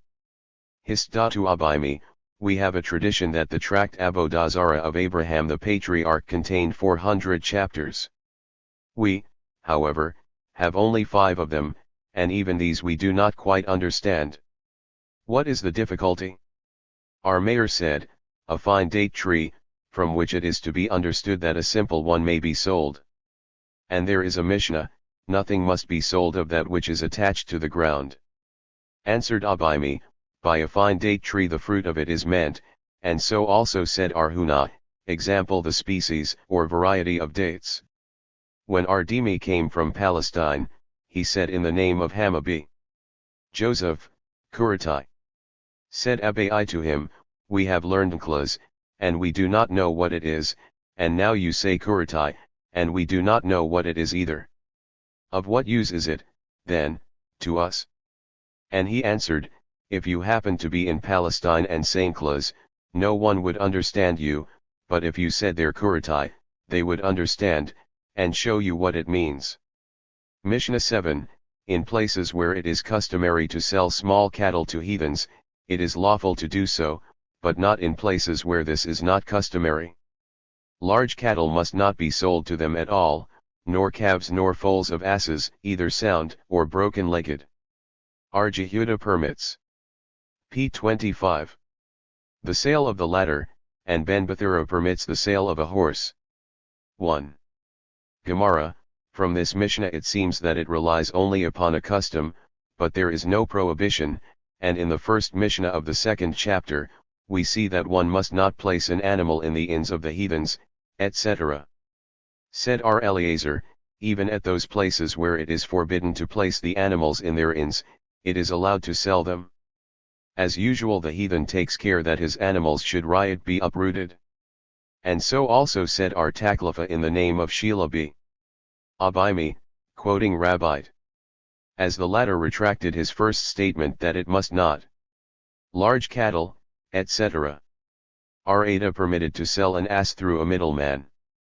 R. Huna sold a cow to a heathen. Said R. Hista to him, why did the master do so? And he answered, because it seems to me that he bought it for the purpose of slaughtering. And whence do we know that such is permitted? From, where the school of Shammai says, one must not sell a plowing cow on the Sabbath-ical year. The school of Hillel, however, permits it, because one may buy it for slaughtering. Said Rabbah, what comparison is this? Concerning the Sabbath-ical year, there is no obligation that cattle shall rest then, while on the Sabbath one is obliged to give his cattle rest. Said Abai to him. But where do we find that such is forbidden, even when there is an obligation? There is a Tosefta, the school of Hillel permits to sell a plowing field in the Sabbatic year, because it may be supposed that one buys it to rest this year, but to plow it the next, and one is certainly obliged not to plow his field on the Sabbatic year. R. Ashi opposed, on the contrary, there is a Mishnah, plowing vessels must not be sold on the Sabbatic year, and we know of no obligation that one must give rest to his plowing vessels. And therefore, says he, when there is a supposition that it can be used for another purpose, we may do so, even when there is an obligation, but when there is no such supposition, it must not be done, even when there is no obligation. Rabbah sold an ass to an Israelite, who was suspected of selling it to a heathen. Said Abai to him, why have the masters p. 26 done so? And he answered, I sold it to an Israelite. And to Abai's question, but he will sell it to a heathen, he answered, does he sell to heathens only? If an Israelite will give him a good price, will he not sell it? Abai then objected to him from the following: in places where it is customary to sell small cattle to Samaritans, one may do so, but not in places where it is not customary, and this is only because they are suspected of selling it to the heathens, as all other reasons advanced were denied. Rabbah then ran after him 3 miles to return him, but failed to overtake him. Said Ardimi b. Abba, as it is not allowed to sell to a heathen, so it is not allowed to sell to an Israelite either, who is a robber. What does the expression robber mean? If he is suspected that in case of an opposition, he would slay, then it is self-evident, for he is worse than a heathen, and if he is not suspected of such, why not sell to him? It speaks of one who is suspected of slaying only, then, when the owner runs after him to persecute. The rabbis taught, shields must not be sold to those, others, however, taught they may. The reason of those who forbid is, that if they are short in weapons they use the shields instead, and the reason of those who permit is, that if they are short in weapons they run away. Said R.N. Ahman in the name of Rabbah b. Abohu, the halakha prevails with the latter. R.Ada b. Abba said, lumps of wrought iron must not be sold to them, because they make weapons of it, but if so, should not spades be forbidden, too?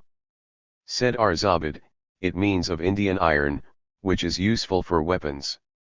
And now that we do sell to them is because the Persians are protecting us with their weapons. So said R. Ashi. Mishnah 8, one must not sell to them bears, lions, and all such things by which the people can be injured. One must not conjoin himself in building their courthouses, gratis, arenas, and scaffolds. However, in building monuments and bathhouses, 1 may.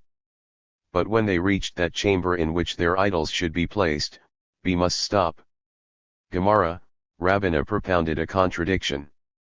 Our Mishnah states, that only things which may be injurious to the people, whence it is to be understood that if not injurious, it does not matter, from the following, as one must not sell to them large cattle, so also must he not do with large beasts. P. 27. And even in those places where small cattle may be sold, large beasts must not. And he explains that our Mishnah speaks of a lame lion, and it is in accordance with our Jehuda, who holds that such may be sold. R.N. Ahman opposed, who can say that the lion is placed under the category of large beasts, perhaps he is placed under the category of small ones. 1. Himself in building. Said Rabbi B. Hannah, in the name of our Yohanan, there were 3 such palaces, 4 kings, 4 bathhouses, and 4 treasuries. Said Rabbah, all of them are permitted. The rabbis taught, when our Eliezer was captured by the government, accusing him of being a minute, he was brought to the Gratis, and the hegemon said to him, a sage like yourself should engage himself in such a valueless thing. And he answered, the judge himself may testify that such is not the case. And he said, because you trust in me, I swear by Dimas that you are free from this accusation. When our Eliezer returned home, his disciples surrounded him to condole him, but he did not accept it. Said our Akiba to him, Rabbi, allow me to say before you one of the things you taught me, and he allowed him. Said he to him, Rabbi, probably some explanations of the minim pleased you and you have accepted them, and therefore you were suspected and captured. Answered he, Akiba, you have reminded me, it happened once that I walked in the upper market of Cyparas, and I met one of the minim, named Jacob, of the village of Zachania, and he said to me, it reads, thou shalt not bring the hire of a harlot, etc. May then a retiring room for the high priest be built from such money? And I kept silent. Said he to me, so taught Shug. B. Panthera. 2 it reads. For from harlots' wages she gathered them, and for harlots' wages shall they be used again, hence, money that comes from a dirty place, may be expended. P. 28. On a dirty place, which explanation pleased me. It is for this that I was suspected and captured. And I confess that I have transgressed, remove far from her thy way, and come not nigh to the door of her house. Remove from her, means from Minonism, and come not nigh means to government. Others, however, interpret same remove far etc. as to mean Minonism, and come not nigh etc., prostitution, which place, according to our Histah, is prohibited to approach from a distance of 4 yards. March. Uqba said, it reads, the leech hath 2 daughters give, i.e., Minonism and the government, which are never satisfied, the first of catching men to her belief, and the second, duties. R. Histah in the name of March. Uqba said, the Gehenna cries, saying, bring me in the 2 daughters, who always cry in this world, bring into me, bring into me. It reads, all that come unto her return not again, and they will not reach the paths of life. If they do not return again, they will certainly not reach the paths of life. It means, therefore, that they who repent and return from Minonism, die that they might not return to Minonism again. Does one die who repents Minonism only and not other sins? Is there not a Boritha, it was said of Eliezer B. Dirdia, who left not out one prostitute? He was once informed that there was a prostitute in one of the sea countries, who received a pocketful of dinars in reward, and he took this amount and passed 7 rivers until he reached her. She, however, caused him to repent. He then placed himself between 2 mountains, saying, O ye mountains, pray for me, to which they answered, instead of praying for thee, we must pray for ourselves, for the mountain may depart, and the hills may be removed. He then said, Heaven and earth, pray for me, and they also answered, we have to pray for ourselves, as it reads, for the heavens shall vanish, etc. The same answer he got from the sun and the moon, of which it reads, "And the moon shall be put to the blush and the sun be made ashamed." A similar answer he got from the stars and planets, of which it reads in, "And all the host of heaven shall be dissolved." He then exclaimed, "I see that I can rely only upon myself," and having put his head between his knees, he wept until his soul departed. A heavenly voice was then heard, saying, "R. Elazar b. Dirdia is prepared for life in the world to come." p. 29. Rabbi, when he heard this, wept, saying, "There is again one who bought his world in one moment, while another one must work for it all his life." And again, it is not enough for those who repent, that they get a share in the world to come, but they are named also rabbis, as the heavenly voice said, "Rabbi Eliezer," etc. R. Hananiah and R. Jonathan were on the road, and they met two thoroughfares, one leading to the gate of an idol and other to the gate of the prostitutes. Said one to his colleague, "Let us go on that which leads to the idol, as the evil spirit of idolaters is killed." Answered his colleague, "On the contrary, let us go on to that which leads to the prostitute, so that we should overrule the evil spirit, and be rewarded." When they arrived to the prostitutes, the latter ran away to their homes. And his colleague asked him, "What was the reason you relied upon? Discretion one will watch over thee, understanding will keep thee." The rabbis taught, when R. Elazar b. Parth and R. Hananiah b. Tradian were captured by the government, said the former to the latter, "Happy are you, that you were captured because of one thing only, and woe is to me that I am captured for 5 things. Said he, "Happy are you who are accused of 5 things and will be saved, woe is to me who am accused only of one thing shall be sentenced. The reason is, that you were occupied with both the Torah and with bestowing of favors, while I was occupied with the Torah only." This is in accordance with Arhuna, who said elsewhere, "He who is occupied with the Torah only, is similar to him who denies God." As it reads, "And many days for Israel, without the true God." What does the expression "without the true God" mean? He who occupies himself with the Torah, but does not observe bestowing of favors, which is the main point of humanity. Was indeed R. Hananiah b. Tradial not occupied in bestowing of favors? Is it not stated further on that he did? Yeah, but not so as it was fit for his dignity. Elazar b. Parth was brought before the judges, and they asked, "Why are you studying, and stealing?" And he answered, "If p. 30. One is a scholar, he is no warrior, and if a warrior, he is no scholar, and as it is not true that I am a warrior, so is it also untrue that I am a scholar. Why then are you named master?" And he answered, "I am the master of embroidering." They brought 2 coils before him and said to him, "Which is warp and which is woof?" A miracle occurred, and a female bee sat on the warp while a male bee on the woof, and he said, "This is a warp and this is a woof. Why did you not visit the bee Abidan?" And he answered, "I am too old, and feared perhaps I would be trodden down under the feet of the crowd." Has it ever happened that old men should be trodden down in the mentioned house?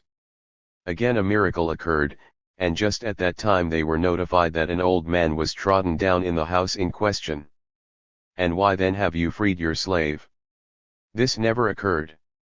One of the crowd, however, arose to testify against him.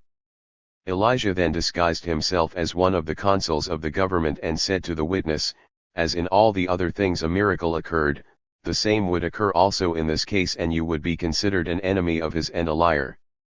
The alleged witness, however, did not listen and rose to bear his testimony. Meanwhile, a letter from one of the great officers which was to be sent to the Caesar was handed to this man as messenger. While he was going, Elijah caught and threw him 400 parses, so that he did not return any more.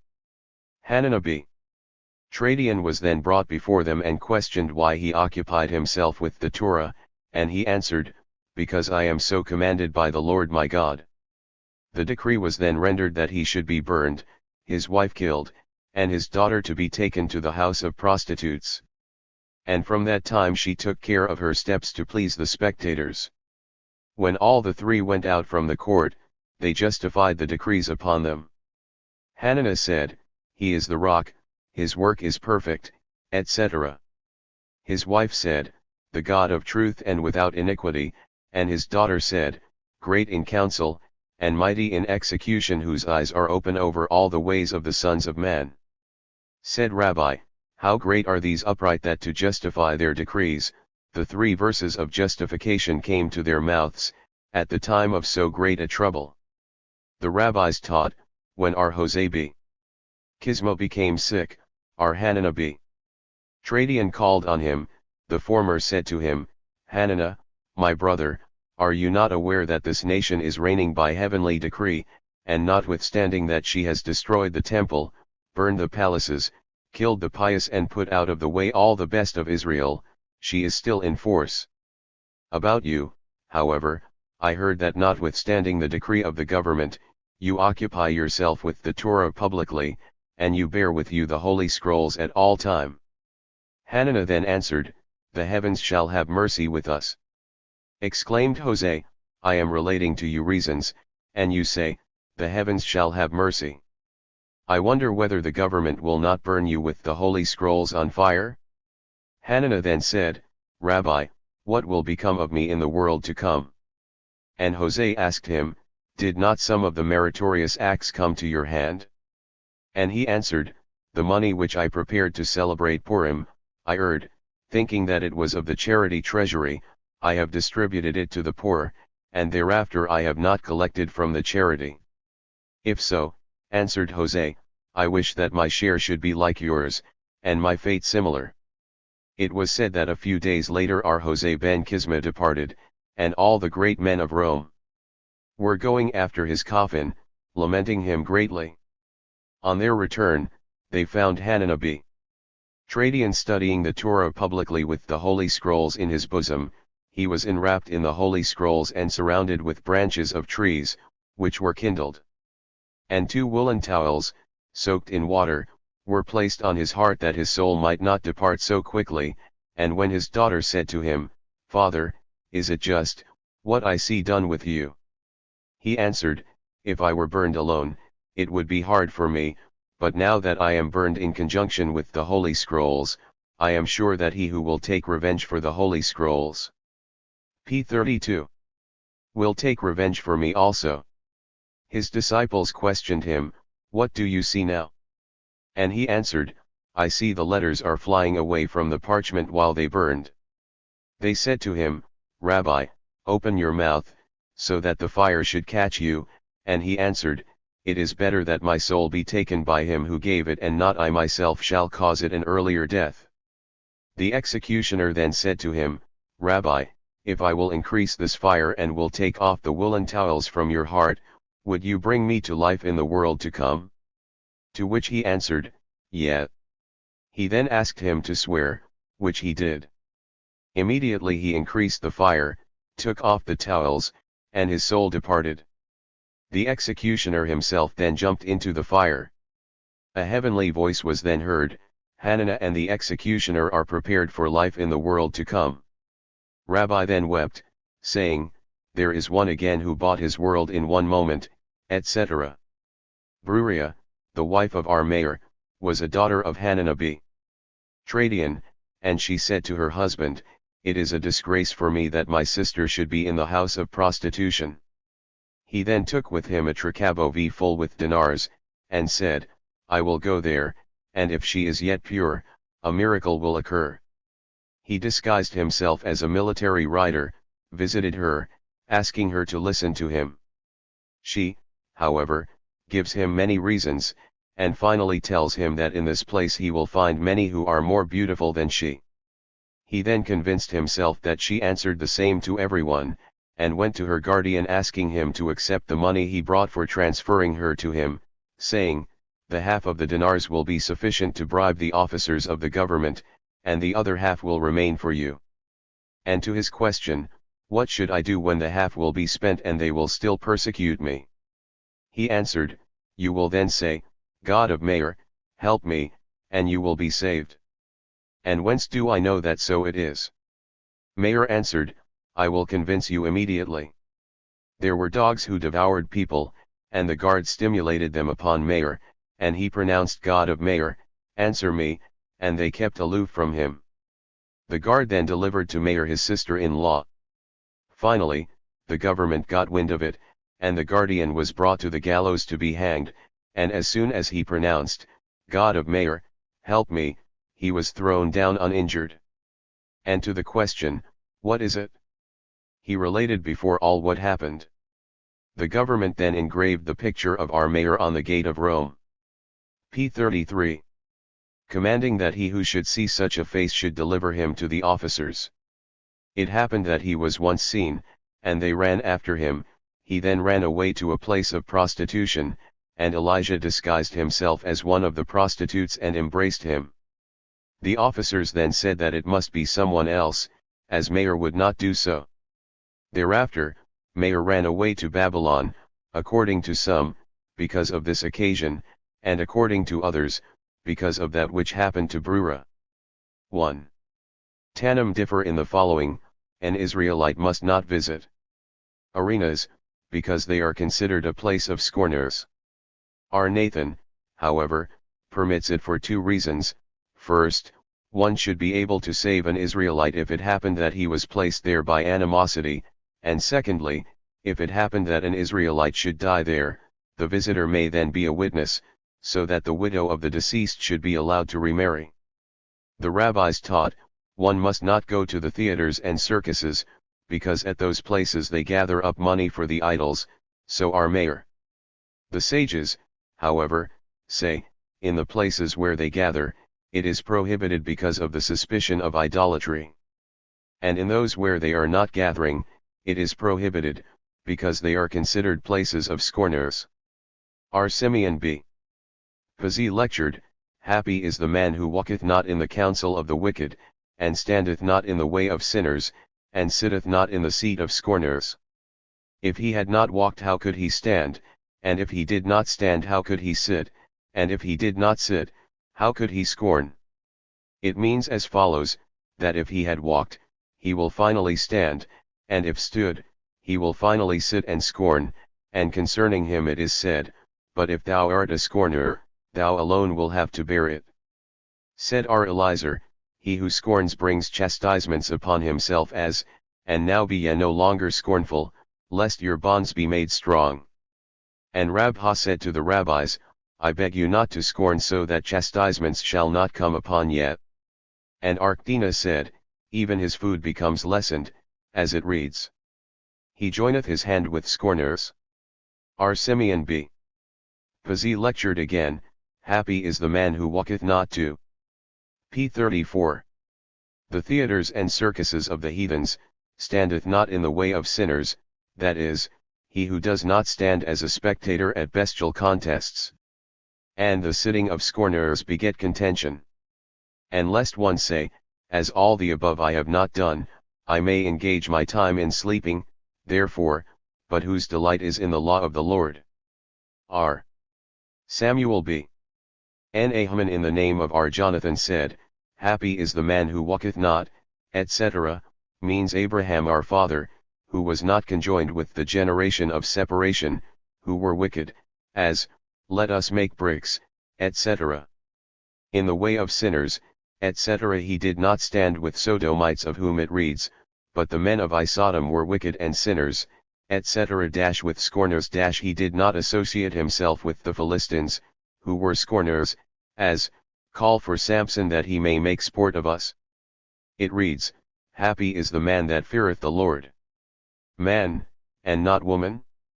Said R. Amram in the name of Rabbite, happy is he who repents when he is still young. And R. Jehoshua B. Levi said, happy is he who conquers his evil spirit, as a heroic man, that greatly delighteth in his commandments. Said R. Eliezer, in his commandments, but not in the reward for them. And this is what a Mishnah in both states, be not like slaves who serve their master because of reward, but as the one who serves him not to receive any reward. In the law of the Lord is his delight, said Rabbite, i.e., one should always study the law to which his heart is inclined. Levi and R. Simeon, the son of Rabbi, were sitting before Rabbi reading one book of the Bible, and after finishing Levi said, "Bring us Proverbs." And our Simeon said, "Bring us Psalms." He overruled Levi, and Psalms was brought. When they came to the verse, "In the law of the Lord is his delight," Rabbi stopped and said, "One has to study only what his heart is inclined to." Said Levi to him, "Rabbi, with this you have given us permission to stop studying." Our Abdimi b. Hama said, "Him who occupies himself with the Torah, the Holy One, blessed be he, grants his desire." Rabha said, "At the time one begins to study, the Torah is named the Holy Ones, but after studying, it is considered to be his, as first it is written the law of the Lord, and thereafter, in his law." And be said again, "One shall first study, and thereafter deliberate," as the above cited verse reads. The same said again, "One shall study." P. 35. Although he forgets, shall study, although he does not understand it well. 1. It reads, "And he shall be like a tree replanted by rivulets," etc. Said the disciple of Janna, "Replanted and not planted signifies that he who receives his knowledge from one master, does not see any blessing in his studies." Said R. Hista to his disciples, "I would like to tell you something, but I am afraid you will leave me. He who studies always from one master, does not see any blessing." They then left him and went to the college of Rabbah, who, when he heard the above reason, said to them, "This is true only concerning reasons and ingenuity, but as for traditions, it is better to learn them from one master, so that they should not be metamorphosed in different versions." Tanhum b. Hanallah said, "It is advisable to divide one's years into 3 parts, 1/3 for the study of Scripture, the 2nd, Mishnah, and the 3rd, Talmud." But does one know how long he has to live? It means, he should do it every day. The fruit in its season does not wither, said Rabha. It signifies that if the fruit is given in its season, then its leaves will not wither, but if not, the succeeding verse applies to both the teacher and pupil. R. Abba in the name of Arhuna, quoting Rabbi, said, "For many deadly wounded hath she caused to fall," means a disciple who, though not as yet fit, decides questions. "Very numerous were slain by her," means the contrary, he who is fit to do so and does not. And until what age? Till he reaches his 40th year. But has not Rabha decided questions in his youth? It was because there was no greater scholar than he. Abba b. Ada in the name of Rabbi, or b. Abba in the name of Arhamnuna, quoting Rabbi, said, "Even the gossip of a scholar is to be studied, as it reads, and its leaves shall not wither." R. Joshua b. Levi said, "The following is written in the Pentateuch, repeated in the prophets, and thirdly in the Hagiographa, he who occupies himself with the Torah is prosperous in all his undertakings. In the Pentateuch, keep ye therefore the words of this covenant, and do them, that ye may prosper in all that ye do," repeated in prophets. P. 36. "This book of the book shall not depart out of thy mouth, but thou shalt meditate therein day and night, in order that thou mayest observe to do according to all that is written therein, for then shalt thou make thy way prosperous, and then shalt thou have good success." And thirdly in Hagiographa, "But whose delight is in the law of the Lord, and who doth meditate in his law by day and night. And he shall be like a tree planted by rivulets of water, that yieldeth its fruit in its season, and the leaf of which doth not wither, and all that he may do shall prosper." R. Alexander heralded, "Who wants to live, who wants to live?" And a big crowd surrounded him. He then referred them to where the idols should be placed, etc. Said R. Eliezer in the name of R. Yohanan, "If however, he has built, the reward of it is valid." Is this not self-evident? It is only the preparation for the idol to which both R. Ismail and R. Akiba agree that they are not forbidden, unless the idol is already worshipped. Said R. Jeremiah, "The Mishnah means that even if he has made the idol itself, the reward is valued. But this is correct only to him, who holds that when an Israelite made an idol for himself, it is forbidden even before it was worshipped, but of a heathen, it is not, unless worshipped. But to him who holds that the same is the case with the idol of a heathen, what can be said? Said Rabbi B. Ula, the Mishnah refers to the finishing touch, which completes the idol, and the reason is, what made the idol ready? The last touch, which in itself is not worth the smallest coin, and therefore it is not forbidden. From this it may be inferred that the Tana holds the obligation to pay a laborer, counts from the beginning till the very end of the labor, and not only after its completion. Mishnah 9, one must not manufacture ornaments for an idol e.g., necklaces, nosebands and rings. R. Eliezer, however, maintains that for reward one may. Nothing must be sold to them while attached to the ground, but after it was cut off, one may. R. Jehuda said, he may also sell with the stipulation to cut it off afterward. Gemara, whence is this deduced? Said R. Jose, from, nor favor them, one means, he shall not give. P. 37. Him arrest in the land, we have learned similarly in a Boraitha, with the addition that it also means, you shall not give him such which shall make them merciful in the eyes of others. The above statement is a support to that which Rabbi said, it is forbidden to say, how nice is this female heathen? An objection was raised. R. Simeon B. Gamaliel, being once on the steps of the temple mountain, happened to see a female heathen who was a great beauty, and he exclaimed, how great is thy work, O Lord! And it happened also to R. Akiba that, when he saw the wife of Turnus Rupus, he laughed and wept. Laughed, because he saw that she would become a proselyte, and he would marry her, wept, that such a beauty must be buried under earth. This does not contradict Rabbi, as it was only a benediction, which one has to recite by seeing nice creatures. 1 R. Joshua B. Levi said, modesty is the greatest of them all, as it reads, hath anointed me to announce good tidings unto the meek, it does not read to announce pious men, but meek, hence modesty is greatest. One must not sell. The rabbis taught, one may sell them a tree with the stipulation to cut it off, and he cuts it immediately, so R. Jehuda. R. Meir, however, says, only that which is already cut. The same is the case with hay, and also with flour. According to R. Jehuda, it may be sold to harvest, and according to R. Meir that which is already harvested. It was necessary to learn their points of differing in all the three, as one from the other could not be inferred. The Skoolman propounded a question. May one sell them a cow with the stipulation to slaughter it? Shall we assume that the above things R. Jehuda permits, because they are not under the control of the heathen so that he is not able to prolong time? But in the case of a cow which he takes immediately, he may prolong the time a good deal until slaughtering, and this even R. Jehuda will not allow. Come and hear the following, one may sell a cow with the stipulation of slaughtering, and the heathen has to do it immediately. So R. Jehuda, while R. Meir permits only the sale of the slaughtered. P. 38.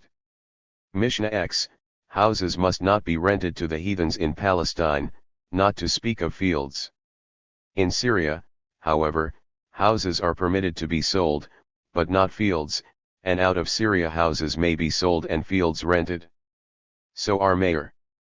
R. Jose, however, said, in Palestine, houses may be rented, but not fields, in Syria houses sold, and fields rented, out of Syria, everything may be sold. However, even in the places where renting is allowed, it must not be for residence, as the idol is brought there, which is against, and thou shalt not bring an abomination in thy house. A bathhouse must not be rented at any place because it is named after the owner, who is an Israelite.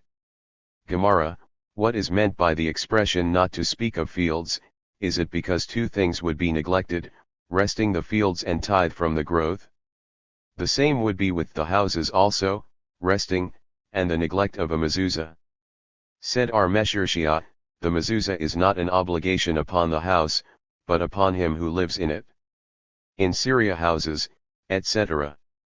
Let us see, why is selling forbidden? Because it is considered as the land of Israel.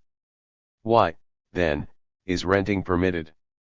Renting even in Palestine is only as a safeguard that one should not come to sell, and a safeguard to a safeguard we do not decree. But is not renting fields in Syria also a safeguard to a safeguard, and is nevertheless forbidden? This is not considered a safeguard, as the Tana holds that the land which was taken away by an individual is considered, nevertheless, to be the land of Israel. Hence, against fields upon which two things would be neglected, as said above, the rabbis decreed, but this is not the case with houses. In Syria houses are permitted, etc. For the just mentioned reasons. R. Jose. In Palestine, houses, etc. Also for the same reason. In Syria houses sold, etc. It is because he holds that the land which was taken by an individual is not considered the land of Israel, and, therefore, only against fields they decreed for the reasons adduced above, but not against houses. Everything may be sold, etc. Because it is far from Palestine, no decree was rendered. Said R. Jehuda in the name of Samuel, the halakha prevails with R. Jose. Said R. Joseph, provided it does not make a whole neighborhood of heathens. P. 39.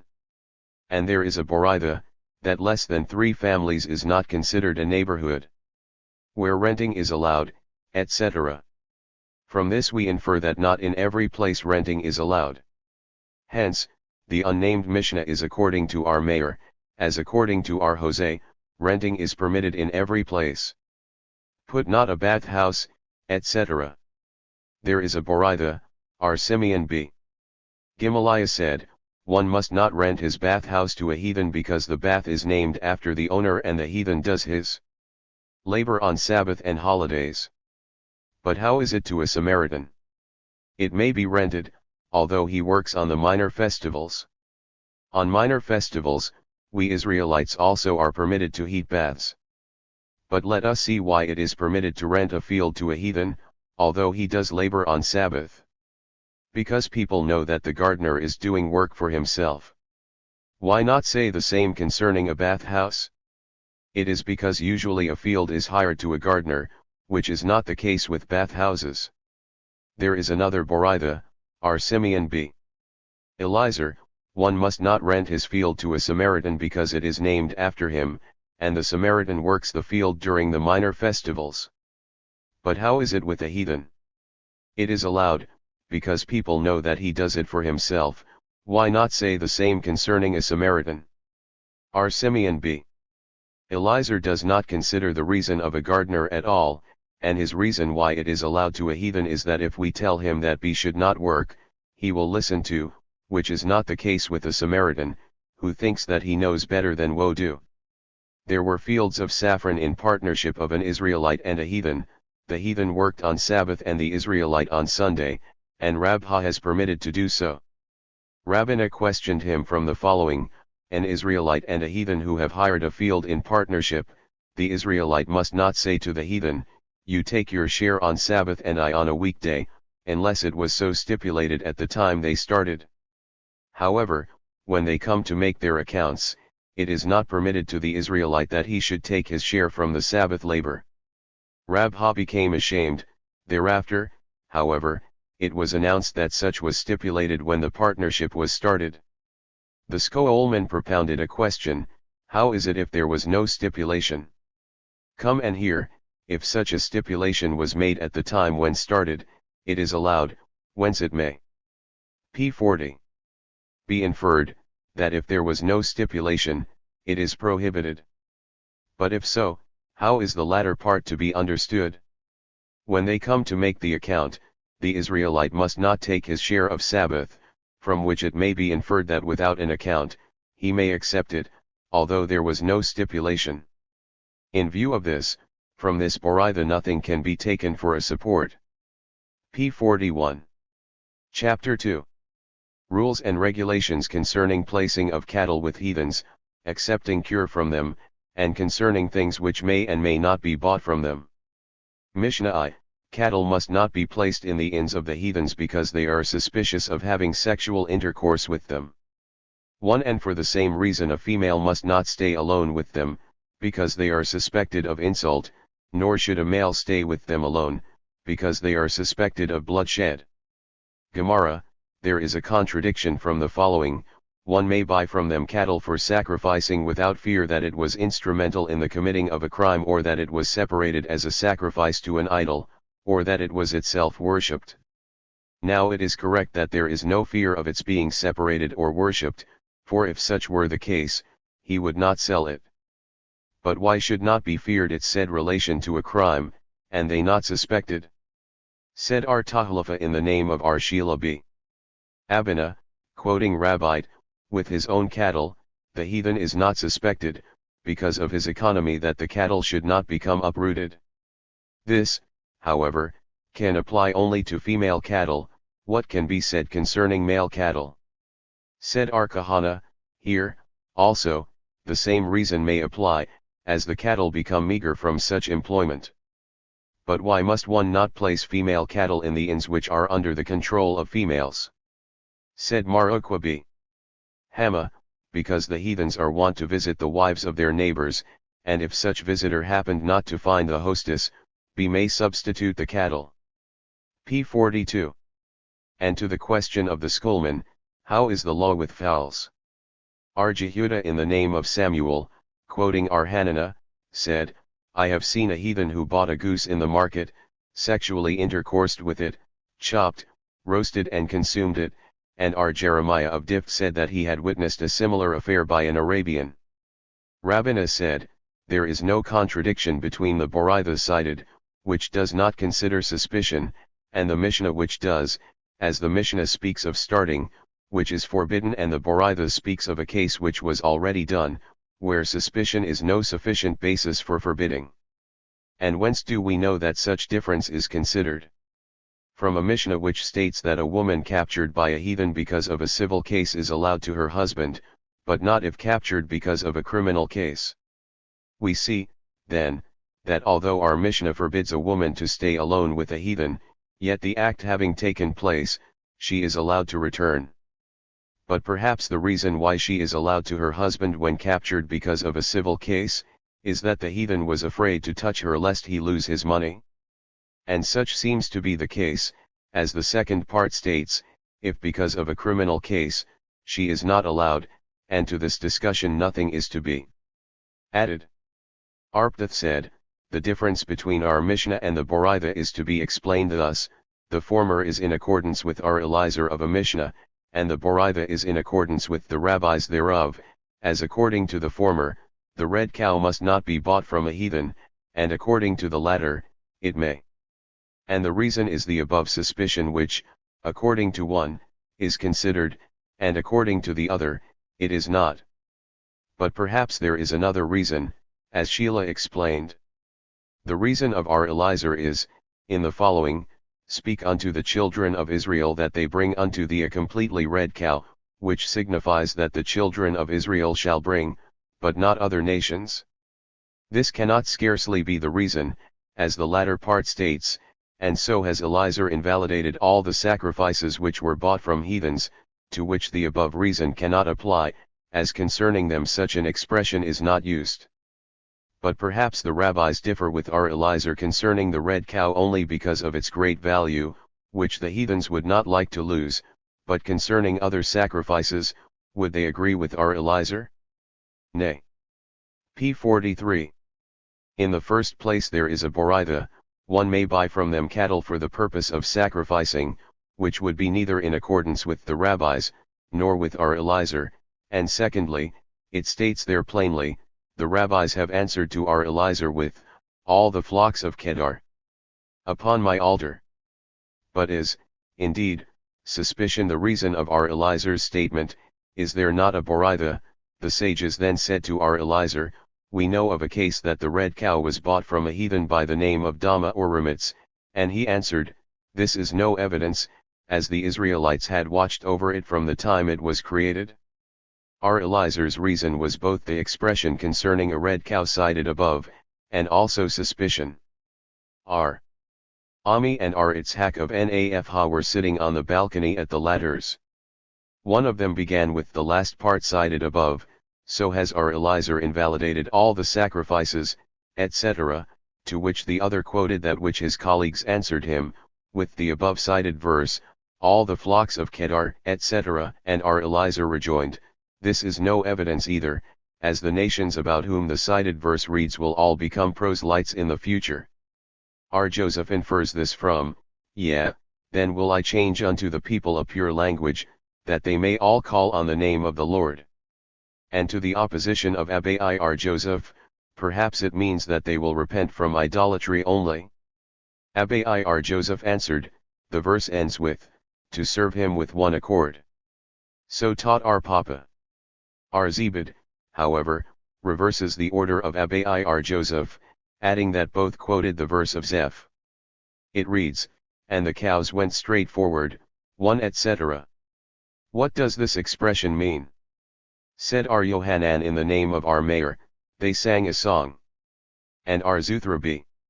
Tubia, in the name of Rabbite, they have straightened their faces to look upon the ark, and sang a song. What song was it? R. Yohanan in the name of our mayor, then sang Moses, etc.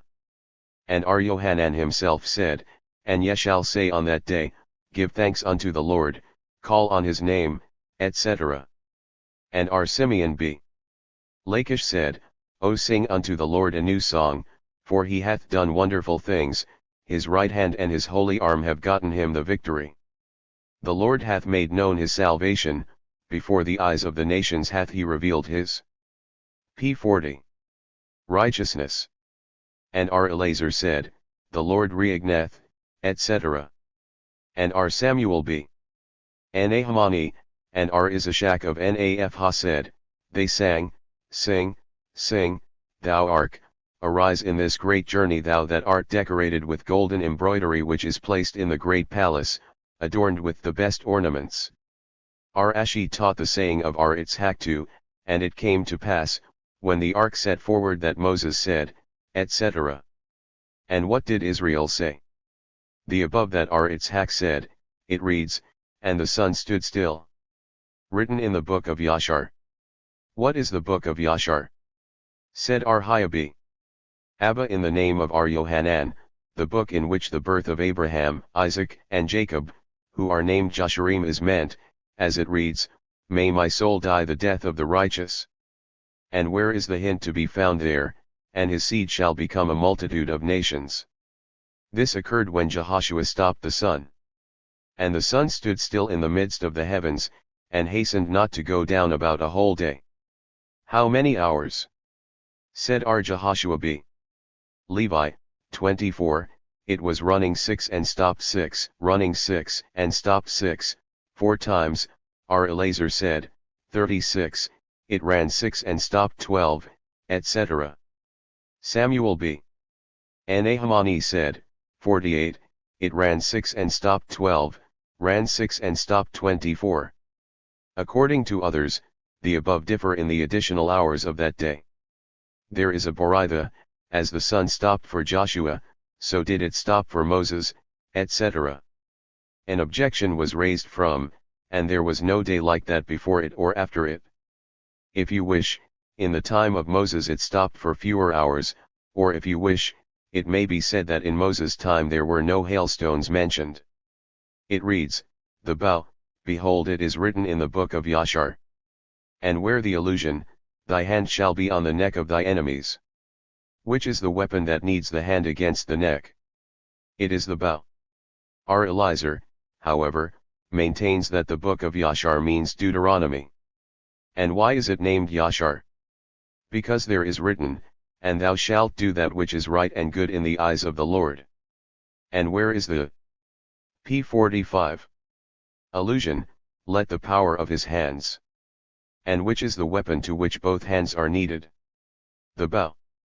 R. Samuel b. Nahumani said, it is the book of Judges in which, every man did what seemed right in his eyes. And where is the allusion? To teach them war. And to which weapon, teaching is needed? The bow. A woman must not stay alone, etc. Let us see how is the case. If it means she must not stay alone with one heathen, is this, then, allowed with an Israelite? Is there not a Mishnah, one must not stay alone even with two women? And if it means she should not stay with even three of them, is there a similar case allowed with three licentious Israelites? Is there not a Mishnah, a woman may stay with two persons?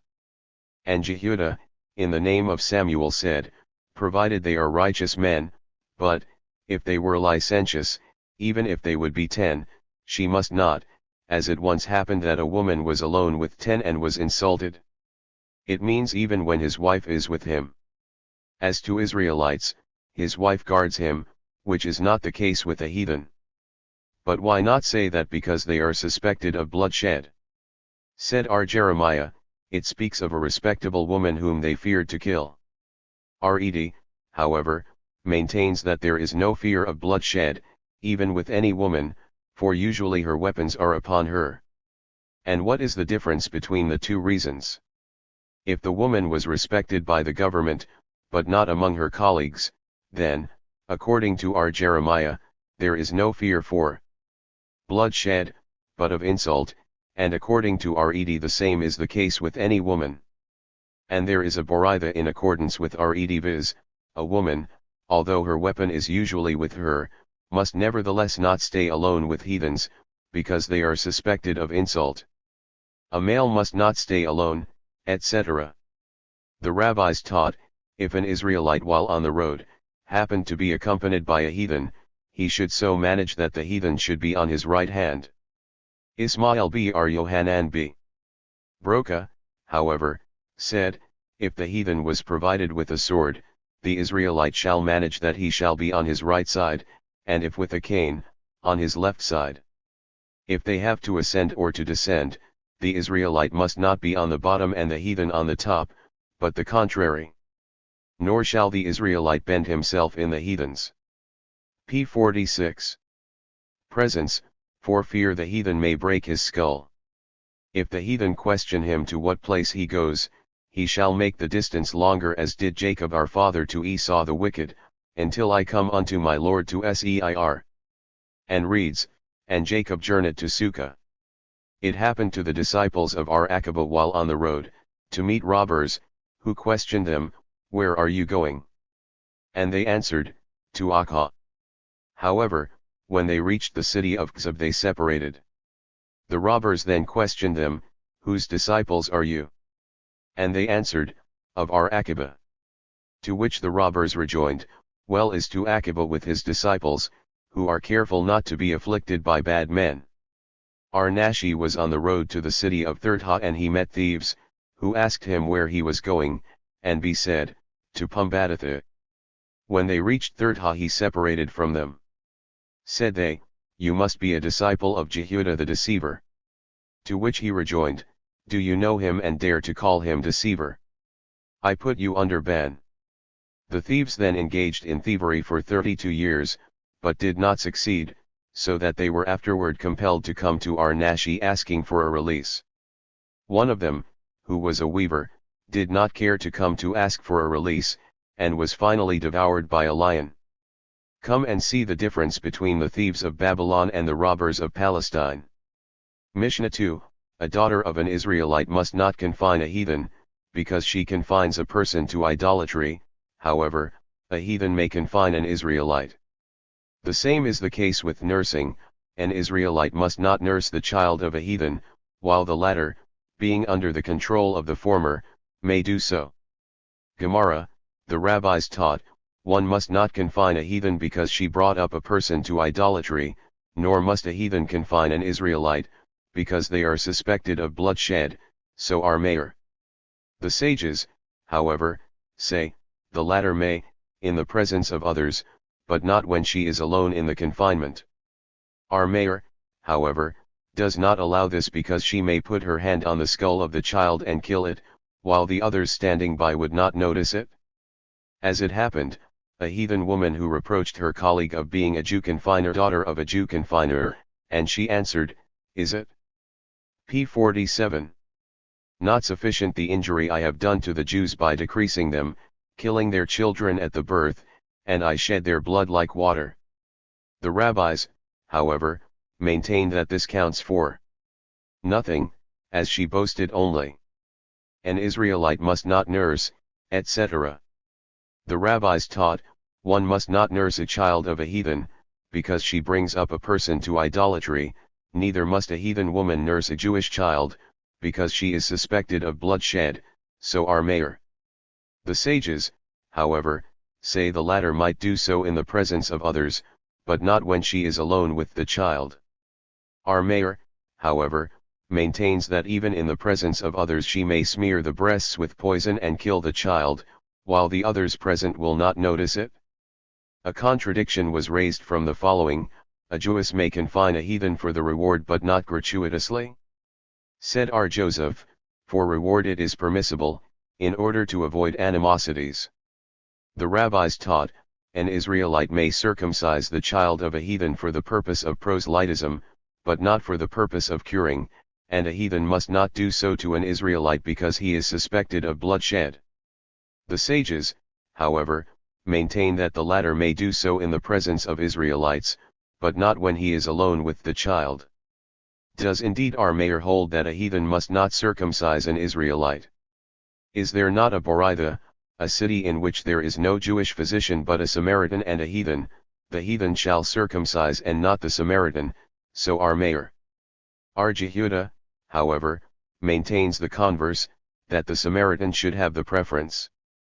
Reverse the names in the cited Boritha, but how can you say that Jehuda permits a heathen to do the circumcision? Is there not a Boritha? R. Jehuda said, whence do we know that a circumcision which was performed by a heathen is invalid? From, but thou, for thy part, shalt keep my covenant. Therefore, the names in the above cited Boritha are correctly placed and must not be reversed, as it speaks of an established physician, who would not spoil his reputation by doing harm to an Israelite, as R. Demi, when he came from Palestine, said in the name of R. Yohanan, that an established heathen physician may be trusted to do everything for an Israelite. But how can you say that R. Jehuda permits a Samaritan to circumcise an Israelite? Is there not a Boritha, an Israelite may circumcise a heathen, but a Samaritan must not do so to an Israelite, because he is doing this in the name of his idol. P. 48. In the Mount Gerizim. And R. Jose said to him, where do we find that circumcision must be done in the name of heaven, etc.? Therefore we must say that the names of the Boritha in question are to be reversed, and the contradiction from one statement of R. Jehuda, to the other presents no difficulty, as R. Jehuda, of the contradictory Boritha means R. Jehuda, the prince, whom we heard stating elsewhere just the same as the Boritha teaches.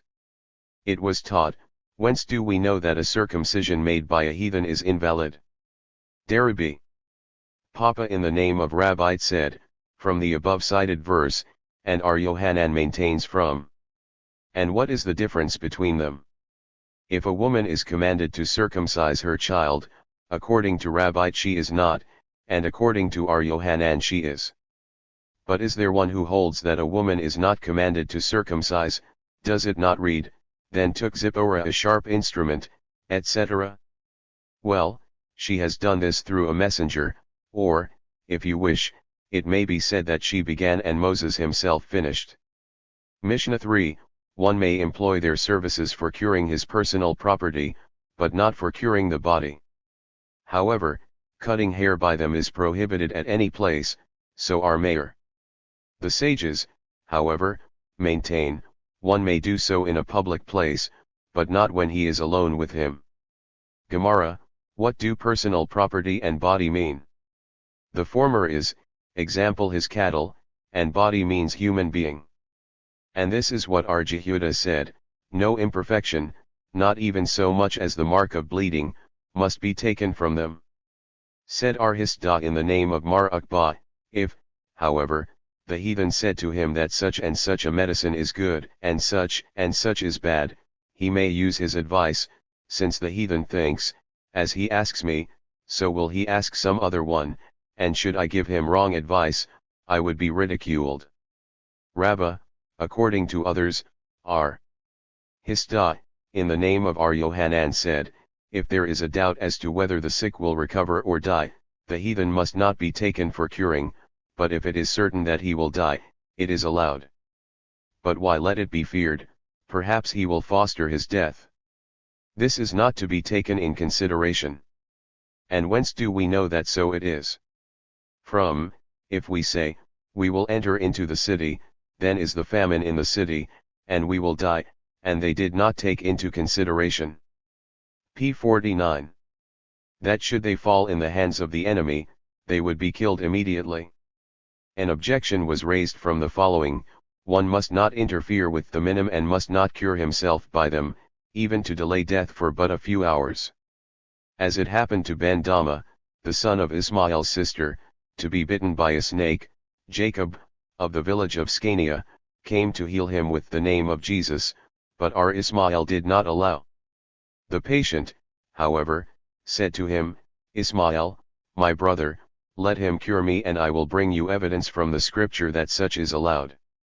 But ere he finished his soul departed, and our Ismael exclaimed, well is to thee, Ben Dama, that thy body was pure and thy soul left thee in purity, and thou hast not transgressed the decision of thy colleagues, who say, him who breaketh down a fence a serpent will bite him. With menismus it is different, as it is attractive and he may be induced to follow them.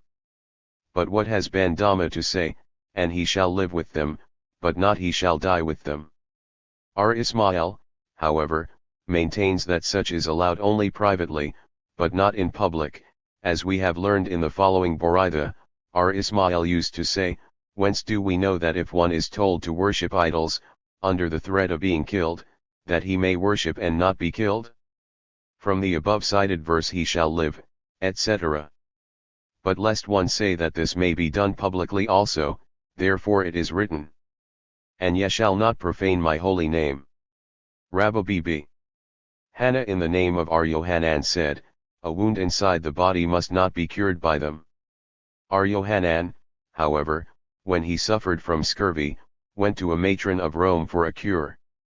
But how did our Yohanan do so? Was it not said that an infliction which is inside the body must not be cured, etc.? With a well-known man, like our Yohanan, it is different, as they will fear to harm him. But was not our Abahu a well-known man, and Jacob the men prepared a medicine for him to place on his shoulder, and if not for our Ami and our Asi, who burnt his shoulder to get the poison out, he would have died. Yet with our Yohanan it is different, as he himself was an established physician. But was not our Abahu also the same? As the latter was very much respected by the government, and was badly annoying the minim by his frequent discussions, he made up his p. 50.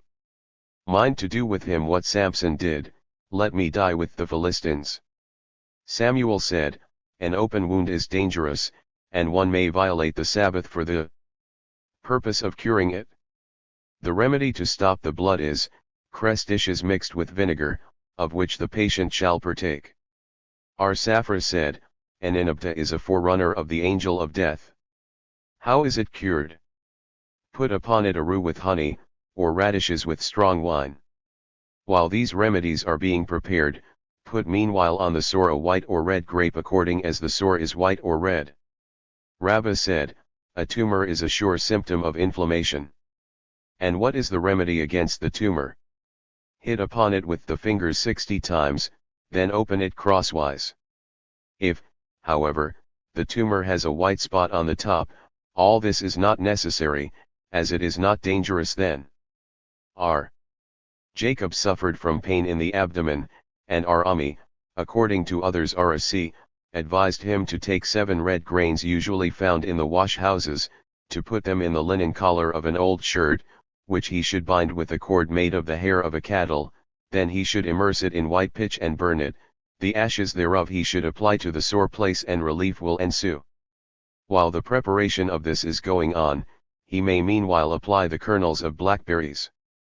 This remedy, however, is effective only in case of external pains, for internal abdominal pains grease the sore place with the molten fat of a goat that has not yet borne any offspring, or burn 3 pumpkin leaves dried in the shade and apply the ashes, Also almond worms or olive oil and wax may be applied, in summer on linen, in winter on cotton. R. Abbo who suffered once from an earache, and R. Yohanan advised him, according to others he was told in the college, what R. Abbai, too, heard later from his mother, that the loins have been created only for curing earache. In like manner said Rabbah, I was told by the physician, Miniamai, that all fluids are injurious to the ear, except the water from the loins. Thus, take the kidney of a woolless sheep, cut it crosswise, place it on burning coals and collect the water that begins then to flow from it. This water, when it is neither too cold nor too warm, syringe into the ears. Or one may rub in the cars with the molten fat of a big chaffer. The following is another good remedy for earache: fill the sick ear with olive oil, then make of wheat straw 7 wicks, and with the hairs of a cattle attach. P. 51. To them the peel of garlic, kindle these wicks and put them into the olive oil in the ear, taking, of course, precautions against burning the patient. When one wick has been thus burned to the end, take the next one, etc., until the pain cease. However, 7 ordinary wicks would also do, if dipped in hayseed oil, but in this case one must be heedful of the wind. Here is yet another remedy: put into the ear dyed unbeaten cotton and, taking heed of the wind, keep the ear over the fire. Also this remedy is recommendable: take a rush that was cut down 100 years ago, fill it with mineral salt, burn all this and strew the ashes in the ears. It must also be noted that for secreting cars the remedies must be dry, while for aching ears that do not secrete, moist remedies must be used. Rab Habi Zutra said in the name of Ar Hanana, it is allowed to straighten the ears on Sabbath. Observed R. Samuel B. Jehuda, provided it is done with the hand and not with medicine. According to others the converse is allowed, i.e., to straighten the ears on Sabbath by means of medicine and not by the hands, for it is to be feared that with the hand one may make a wound. R. Zutra B. Tubia said in the name of Rabbite, he who is in danger of losing an eye is allowed to accept cure on Sabbath. This, however, was understood to be allowed only when the medicine was prepared before Sabbath, but to prepare it on Sabbath and carry it through the public grounds is not allowed. Hereupon said one of the rabbis, named R. Jacob, I have heard it from R. Jehuda that it is allowed under the said circumstances to prepare the medicine on Sabbath and carry it through the public streets. R. Jehuda allowed to cure eye diseases on Sabbath. Thereupon said R. Samuel B. Jehuda, who will listen to this R. Jehuda who thus profanes the Sabbath? But it happened that he himself got sore eyes, and he sent to consult the same as to whether or no it is allowed. And the answer came back, everybody is allowed, but not you. Was it, you think, my own opinion? Nay, it was the master, Samuel, whose servant got an inflamed eye on Sabbath. She cried the whole day and none paid attention to her, and on the morrow her eye jumped out of its orbit. Then said the master, Samuel, in his sermon, it is allowed to cure on Sabbath eye diseases if there be danger of losing one's eye. And why? Because the optic nerves are dependent on the heart. P. 52. What kind of eye diseases is allowed to cure on Sabbath? Said R. Jehuda, a secreting eye, a wounded eye, an eye covered with blood, and an inflamed eye. In the beginning of the sickness as well as during its becoming better, it is not allowed to apply medicine on Sabbath, nor is it allowed to use on Sabbath such medicine as would tend to sharpen the eyesight. R. Jehuda said, the sting of a wasp, the pricking of thorns, if the wounds caused by either are swelling, likewise an eye disease complicated with fever, are all dangerous. The high temperature in these cases must, therefore, be reduced by the application of radishes, while low temperature is banished by that of sear radishes. To apply the one for the other entails danger. The sting of a lizard must be cured with warm medicines, while that of a hornet with cold ones. To reverse the medicines, the one for the other, also here entails danger. Likewise are recommendable warm medicines for the pricks of thorns, and cold ones for the chapped skin. To reverse is dangerous. He who had his blood let should not eat almonds, nor sit near the fire. He who has diseased eyes should not have his blood let, for it is in this condition dangerous. After eating fish one should wait 2 days before having his blood let, and after bleeding one should not eat fish for 2 days. Fish on the 3rd day after bleeding is harmful. The rabbis taught, after bleeding one should not eat milk, cheese, onions, almonds, but if one has carelessly eaten some of these, he should, according to Abba, drink a little wine mixed with vinegar. But in this case, one must go outside of the city for his natural exigencies, and notably toward the east, in order that the ill odor might not reach the city. R. Jehoshua b. Levi said, it is allowed to cure on Sabbath the onchli. What is onchli? Said our Abba, it is the stomachus of the heart. And how is this disease cured? By an ointment prepared of cumin, soap, mint, wormwood, cedar blossom, and hyssop. All these are to be dissolved in wine, and is good for the heart. Your sign is, wine gladdens the human heart. Against flatulence use the same, but dissolved in water. Your sign is, and the wind of the Lord flits over the water. Against pains in the uterus use the same dissolved in beer, and your sign is, she had her pitcher on her shoulder. P. 53. R. Ahabi, Rabbo prepared of the above herbs a powder of which he dissolved about a handful and drank it. Our Asha used to prepare a powder of each of these herbs and drink a dose from each. Said our Papa, I had tried all this but without avail, until an Arabian merchant advised me to fill a new pitcher with water, put therein a spoonful of honey, leave, then, all this in the open air overnight and drink it next morning. I have done so, and it really helped me. The sages taught, 6 things are good for all diseases, and they are as follows: green colewort, sear radishes, the water from dry sisson, the stomach, the uterus, and the raw meat of a cow. Other sages add yet small fishes, which possess besides medicinal yet the property of making one fecund and robust. Furthermore, 10 things there are that are detrimental to the sick, viz., meat of an ox, fat, roasted meat, poultry, roasted eggs, almonds, a haircut, a bath, cheese, and liver. Others add yet nuts and gourds. The disciples of our Ismail taught, why are gourds called keshuin? Because they are as harmful and heavy to the human body as daggers. And cutting hair. The rabbis taught, an Israelite who cuts his hair by a heathen, may look in the looking glass. An Israelite who cuts the hair of a heathen, when reaching the surrounding of his hair, which is usually for the purpose of worshipping the idol, may drop his work. The Master said, an Israelite who cuts his hair by a heathen shall look in the looking glass. Let us see how is the case. If it was in public, then to what purpose is the looking glass, and if privately, what can the looking glass help? It means privately, but as soon as he has a looking glass in his workshop, it seems to be a respectable place, so that there is no fear of killing. R. Hanabi. Bizna used to cut his hair by a heathen, in the by-streets of En-Hardia. At one time he said to him, Hannah, Hannah, thou hast a fine neck for the shears. Said he, I may take this as a punishment for not following our mayor's decision. Did he then follow the decision of the rabbis? The rabbis also permitted in public only, but not privately. He thought that the sideways of Nahardia are considered public, as many people pass there. Mishnah 4, the following things of the heathens are prohibited, and the prohibition extends even to the deriving of. P. 54. Any benefit therefrom, viz., wine, vinegar, and pieces of wine extract, and skins in which there are holes opposite the heart. R. Simeon b. Gamaliel adds, provided the hole is made round, but not if lengthwise. Meat which is entered for the idol is not prohibited, but which comes out of it is prohibited, as it is equivalent to the offerings of the dead.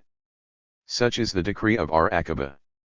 With pilgrims while going for worship one must not interfere, but with those who are coming from, one may. The bags of the heathens, the pitchers which contain wine of an Israelite, are forbidden to derive any benefit from them. So our mayor. The sages, however, maintain, they are forbidden, but not to derive benefit. The pressed grapes of which wine was made as well as their kernels are prohibited for any benefit. So are mayor. The sages, however, forbid only the wet ones, but not the dry ones. Fish oil and cheese of the village ayaki made by the heathens are, according to our mayor, prohibited for any benefit, and according to the sages the using is prohibited, but not the benefit. Said our Jehuda, our Ismail questioned our Jehoshua while they were on the road, why have the sages prohibited the cheese of the heathens, and he answered, because they use the rennet of a carcass to curdle milk. Said he to him, the rennet of a burnt offering is more rigorous than of a carcass, and nevertheless a priest, who is not so particular, consumes it while raw. This, however, the sages did not admit, but even they allow no benefit therefrom, although its use, when made, is no transgression. Answered our Jehoshua, the prohibition was because they curdle their milk with the rennet of the calves, which was sacrificed to the idol. Thereupon rejoined our Ismail, if such is the case, why was not prohibited all benefit thereof? Our Jehoshua, however, was not prepared to answer him this question, and called his attention to another thing, Ismail, my brother, how do you read thy caresses? And he answered, I read thy as masculine. To which Jehoshua answered, it is not so, as further on it reads feminine, and this is evidence that also verse 2d uses thy in the feminine. Gemara, whence is it deduced that wine is prohibited? Said Rabbi Abohu from, they that ate the fat of their sacrifices, and drank the wine of their drink offerings, i.e., as from a sacrifice no benefit must be derived, the same is the case with wine. And whence do we know that such is the case with the sacrifice itself? From p. 55. And they joined themselves unto Baalpe or, and ate the sacrifice of the dead, hence, as from a dead one no benefit must be derived, so is it with a sacrifice. But whence does it follow that no benefit is to be derived from a dead? From the analogy of expression there, which is to be found in, and Miriam died there, and in, and shall break there, hence, as from the latter no benefit must be derived, the same is the case with the dead. But whence do we know that so is the case with the heifer? Said the disciples of Arjana, in verse 8 of that passage it is mentioned, atone for thy people, etc., and from the sacrifices which atone, it is known no benefit must be derived. Wine vinegar, etc. Is this not self-evident, that because the wine becomes sour the prohibition no longer holds? Said Rashi, it comes to teach that if there was sour vinegar in the hands of the heathens, there is no necessity to seal it with two seals, one on the top of the other as it is necessary for wine, and the reason is that the heathens do not offer vinegar to the idols, nor is the fear, perhaps they will change it, to be taken into consideration, as it is to be supposed that the heathen will not trouble himself to break the seal for this purpose. Said Rila, we have learned elsewhere that cooked wine of the heathens is prohibited, and to the objection that this is self-evident, as the prohibition is not annulled by cooking, Rashi said, it means to teach us that our cooked wine seals with one seal, and in the possession of a heathen is valid for the reason stated above. The rabbis taught, cooked wine and aluntith of the heathens are prohibited, however, an aluntith of an Israelite when in the possession of a heathen is allowed. As we have learned concerning Sabbath the difference between oil wine and honey wine. Rabbah and Joseph both said, wine mixed with water is not affected when it remains uncovered overnight, and to cooked wine, the prohibition of offering wine does not apply. The Skoolman propounded a question, how is it with cooked wine? Does the uncovering affect it or not?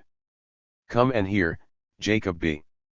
Ibi has testified that the case of uncovering does not apply to cooked wine. R. Jana B. Ismail once took sick and R. Ismail B. Zirad and the rabbis came to make him a sick call, and while sitting there they questioned if the case of uncovery applies to cooked wine. Said Ismail b. Zirad to them, Resh Lakish said in the p. 56. Name of a great man, who is Arhai, that to such the case of uncovery does not apply. And to their question as to the validity of this halakha, Arjana b.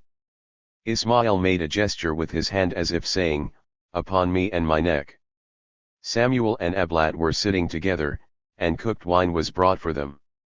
The latter, who was a heathen, removed his hand in order not to touch the wine and make it invalid. Said Samuel to him, it was already said that concerning cooked wine no fear of offering is to be entertained. The servant of Arhi had uncovered cooked wine and she came to ask her master, to which he answered, it was decided, to cooked wine no uncovering applies. The servant of Ada b. Ahaba had uncovered the mixture of wine and came to ask his master if it is valid, to which he answered, it is decided that the case of uncovering does not apply to mixed wine. Said our papa to him, provided the wine is mixed with much water, but if not, the snake drinks of it, hence such is affected by uncovery. Is that so? It happened with Rabbi B. Arhuna, who was on a boat and had wine with him. Once, perceiving a snake coming to partake of it, he said to his servant, blind the eye of this by making the wine unfit. And he took a little water and put it in the wine, the snake then turned back. The answer is that for raw wine the snake usually risks his life to get it, which he does not do for mixed wine. But was it not told of Arjana or Barhidia who, while in the city of Akbari, saw the people there drink mixed wine, the remainder of which they put in a pitcher, covered it with cloth, and put it aside, then they saw a snake putting water into the pitcher until it became full, and then drinking the wine which was coming up to the top of the water. The explanation is that it may drink from that which is mixed by itself, but not from that which is mixed by someone else. Said Ar-Ashi, according to others, Meshurshia, should one rely upon suppositions in a case which is dangerous? Said Rabbah, the halakha prevails thus, to mixed wine both uncovering and offering apply, while to cooked wine neither applies. The servant of Helkihabi Tubi had uncovered a kista of water and fell asleep nearby, when he came to ask his master if p. 57. This water may be used, he answered, the snakes are said to fear a sleeping man, provided it is in the daytime, but not at night, in reality it is not so. The supposition that a snake fears a sleeping man is not substantiated, and the time makes no difference, whether day or night. Rabbi vowed not to drink water at the house of Gentiles, saying, they are not careful to cover the water, but in the house of a widow he drank, saying that although she does not know the halakha of uncovering, she nevertheless uses it, because she did so while her husband was alive. Samuel, however, used to do the contrary. At a widow's house he would not drink, saying that, as she is without her husband, she usually does not care to cover, while the Gentiles, although not particular in covering, are at least particular in cleanliness, and they cover the water that nothing should fall in and spoil it. According to others Samuel did not drink even from the last. Ar-Jehoshua b. Levi said, there are three kinds of wine to which the case of uncovering does not apply, viz., wine that is both sweet and bitter, that is so strong that it breaks each leather bag, and wine that will become sweet when warmed in the sun. Rabha said, to wine which begins to become sour the first 3 days, both cases of uncovery and offering apply, but if after 3 days, neither case applies. The sages of Nahardia said that even in the latter case uncovery applies, as it happens sometimes that a snake drinks such. The rabbis taught, to fermenting wine no uncovery applies, and for how many days is it considered fermented? For 3 days. Nor does it apply to cress-dish. However, the men of exile consider uncovering also here, provided in the mixture vinegar was not used. To Babylonian kuthach it does not apply, however, the men of exile do apply it.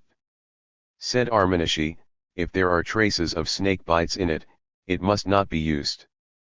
Hayabi Ashi in the name of Samuel said, to dripping water uncovering does not apply. Added Ar-Ashi, provided the dripping is constant. Samuel said, to the opening of a fig when it is torn off, uncovering does not apply, and this is in accordance with our Eliezer in the following Boraitha, who says, one may eat grapes and figs at night without fear, as it reads, the Lord preserveth the simple. Our Safra said in the name of our Jehoshua of Rome, there are 3 kinds of poison coming from the mouth of the snake. P. 58. That of a young one sinks, of a middle-aged, remains in the middle, and of an old one, floats on the top. Shall we assume that the snake becomes weaker as it grows older? In spite of this Boraitha, there are 3 who become stronger as they grow older, viz., a fish, a snake, and a pig. Yeah, their strength is stronger, but the poison is weaker. But to what purpose is the teaching that from a young one it sinks, etc.?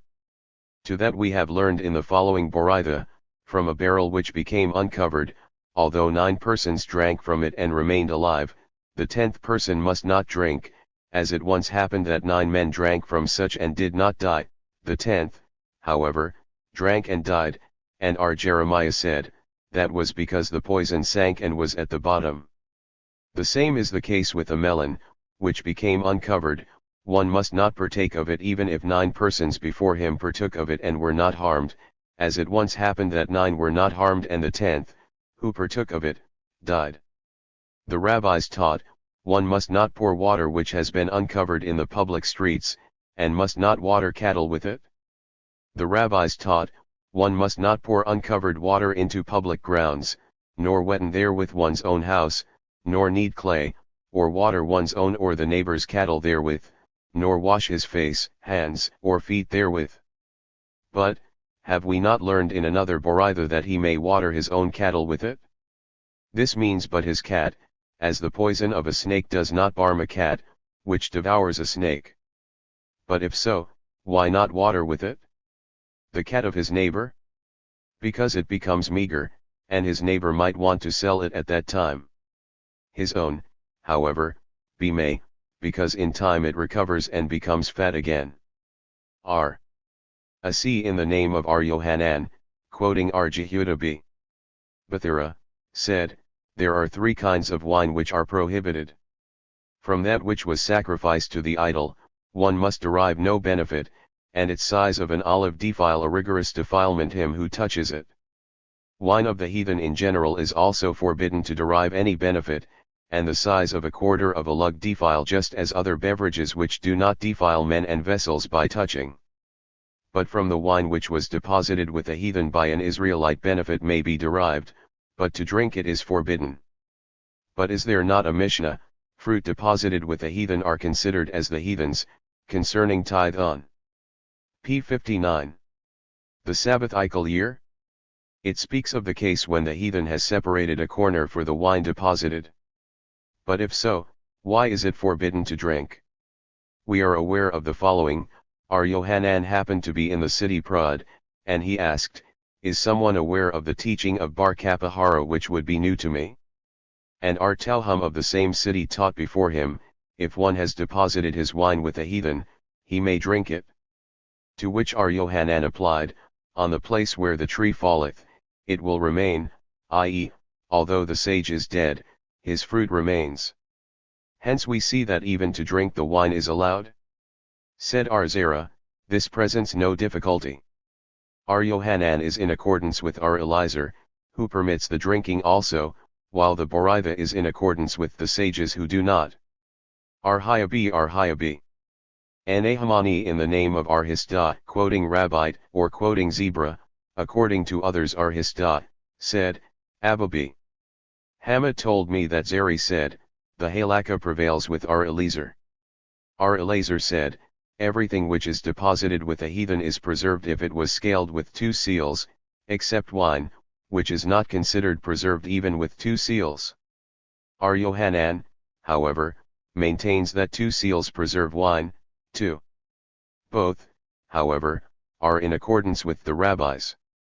One holds that the rabbis differ with our Eliezer in case it only had 1 seal, and the other holds they differ with him, even regarding 2 seals.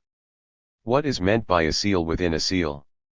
Said Rab Ha, if the cork in the opening of a barrel was besmeared with clay and scaled, it is considered a seal within a seal, but not if there was only one of the 2. If there was a basket over the barrel attached to it, it is considered a seal within a seal, but not otherwise. If one leather bag full of wine was placed in another, mouth downward, it is considered two seals, but not, if mouth upward. However, if the opening was placed inside, and the outer bag was tied and scaled, it is considered a seal within a seal. It was taught, why did the sages forbid date beer of the heathens? Rami b. Hama in the name of R. Itzhak said, as a safeguard against intermarriage. R.N. Ahman, however, said, because of uncovering. Uncovering what? If the barrel, we, too, do uncover, and if during the process of brewing, we also do the same. It speaks of those places where they used to clear the water before using it for the beer, and at that time they p. 60.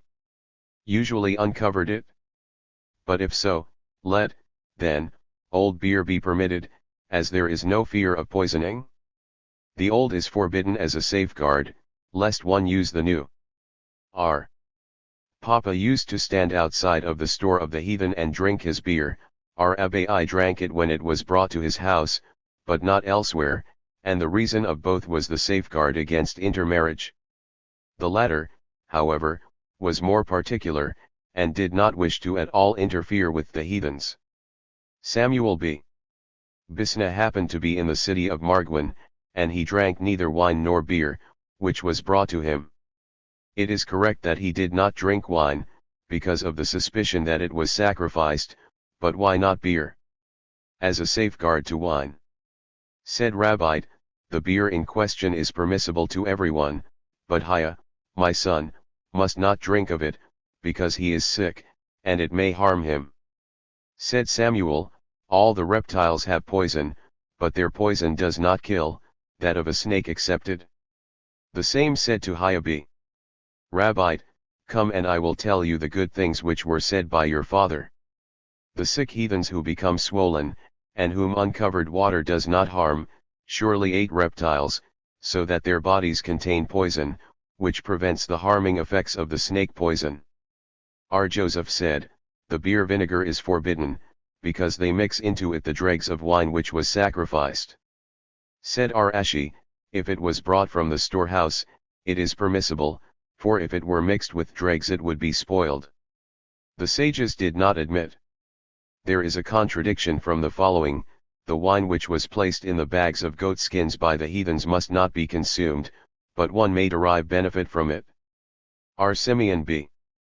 Guda, however, testified before the son of Rabban Gamaliel that his father drank of such, in the city of Akka, and they admitted it. The expression not admitted in the Mishnah means the other sages, but his son has admitted. And if you wish, it may be said that to one Tana by the name of Guda, he has not admitted, but to the Tana Gudia he has admitted. Skins in which there are holes. The rabbis taught, what is considered a holed skin? If it is torn opposite the heart, and is round, and if there is a kartub it is prohibited, but not if such was not. P. 61. Found. Said Arhuna, provided it was not salted, but if salted it may be supposed that the salt has absorbed the blood. R. Simon b. Gamaliel, etc. Said R. Joseph in the name of R. Jehuda, quoting Samuel, the halakha prevails with him. Meat entering for the idol, etc. Who is the Tana that holds thus? Said Haya b. Abba in the name of R. Yohanan, it is not in accordance with R. Elazar, who said elsewhere that in general, the thought of a heathen is directed to his idol. Meat which comes out, etc. And what is the reason? Because if it was already with the idol, it is impossible that there was no sacrifice. And this is in accordance with R. Jehuda b. Bathura of the following Boraitha, whence do we know that a sacrifice to the idol defile in a tent? From, and they joined themselves unto Balpe or, and ate the sacrifices of the dead, and as a dead defile in a tent, so does the same the sacrifice of an idol. With pilgrims, etc. Said Samuel, a heathen pilgrim is prohibited only when on his way to the idol, because he goes to worship the idol, but when he returns there is nothing the matter, as no consideration should be paid to what was done. The reverse is the case with an Israelite. When he goes there, one may interfere in hope to induce him to retract, but when he returns one must not, because as he is enthusiastic he will go again. But is there not a Boraitha to the effect that with an Israelite pilgrim one must not interfere either when he goes or returns? Said Rashi, that Boraitha speaks of an apostate Jew, of whom it is sure that he will not retract. Coming from, etc. Said Resh Lakish, provided they are not conjoined, but if they are, it is supposed that they will return there.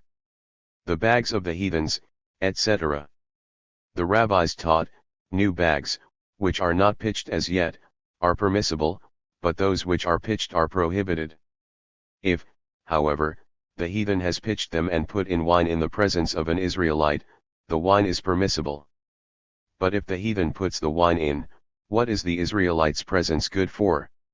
Explained our Papa, the heathen pitched it, and an Israelite put in the wine in the presence of another Israelite. But to what purpose is the other Israelite's presence? Perhaps the Israelite, while busy with pouring in the wine, would not notice that the heathen meanwhile devotes it? R.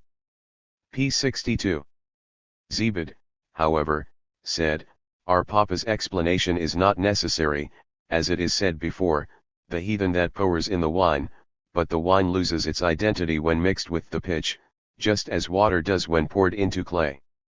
Said our Papa, we may infer from our Zebed's statement that if a heathen puts wine in an Israelite's salt, it is permissible. Our Ashi, however, opposed, saying that there is no comparison, as in the pitch the wine is list, but not in the salt, as the taste of it remains. There was a merchant, Bar Abi, who took away pitchers of Ar Izashak B. Joseph, kept wine in them, and thereafter returned them, and he asked in the college what to do with them.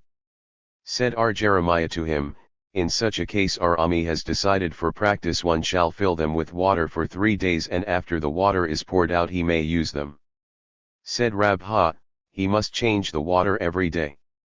The schoolmen understand that this was said only concerning our bags, but not if the bags were the heathens. However, when Rabban came from Palestine he said that there is no difference between ours and theirs. Ar Ahabi. Rabha meant to say, in the presence of Ar Ashi, that this is only concerning bags and not pitchers. Said Ar Ashi to him, there is no difference between bags and pitchers. Ar Jehuda II questioned Ar Ami, how is it if he has returned the pitchers to the pottery, and they were burned there? May they be used or not? And he answered, brine extracts what is absorbed by them, so much the more does fire. So, also, was it taught by Ar Yohanan, according to others by Arasi, in the name of the former, pitchers of the heathens, which were returned to the pottery, as soon as the pitch falls off from them, are permissible. Said Ar Ashi, don't teach until it falls off, but even when it weakens so as to fall off they are allowed. If this was done by burning them out simply with pieces of wood Ar Aha and Rabbana differ. According to one it is permissible, and according to the other it is not, and the halakha prevails with the latter. The Skoolman propounded a question, how is it to keep beer in the same? Ar Nahman and Ar Jehuda prohibit it, and Rabha permits. Rabbana permitted Hayabi Izashak to put beer in them.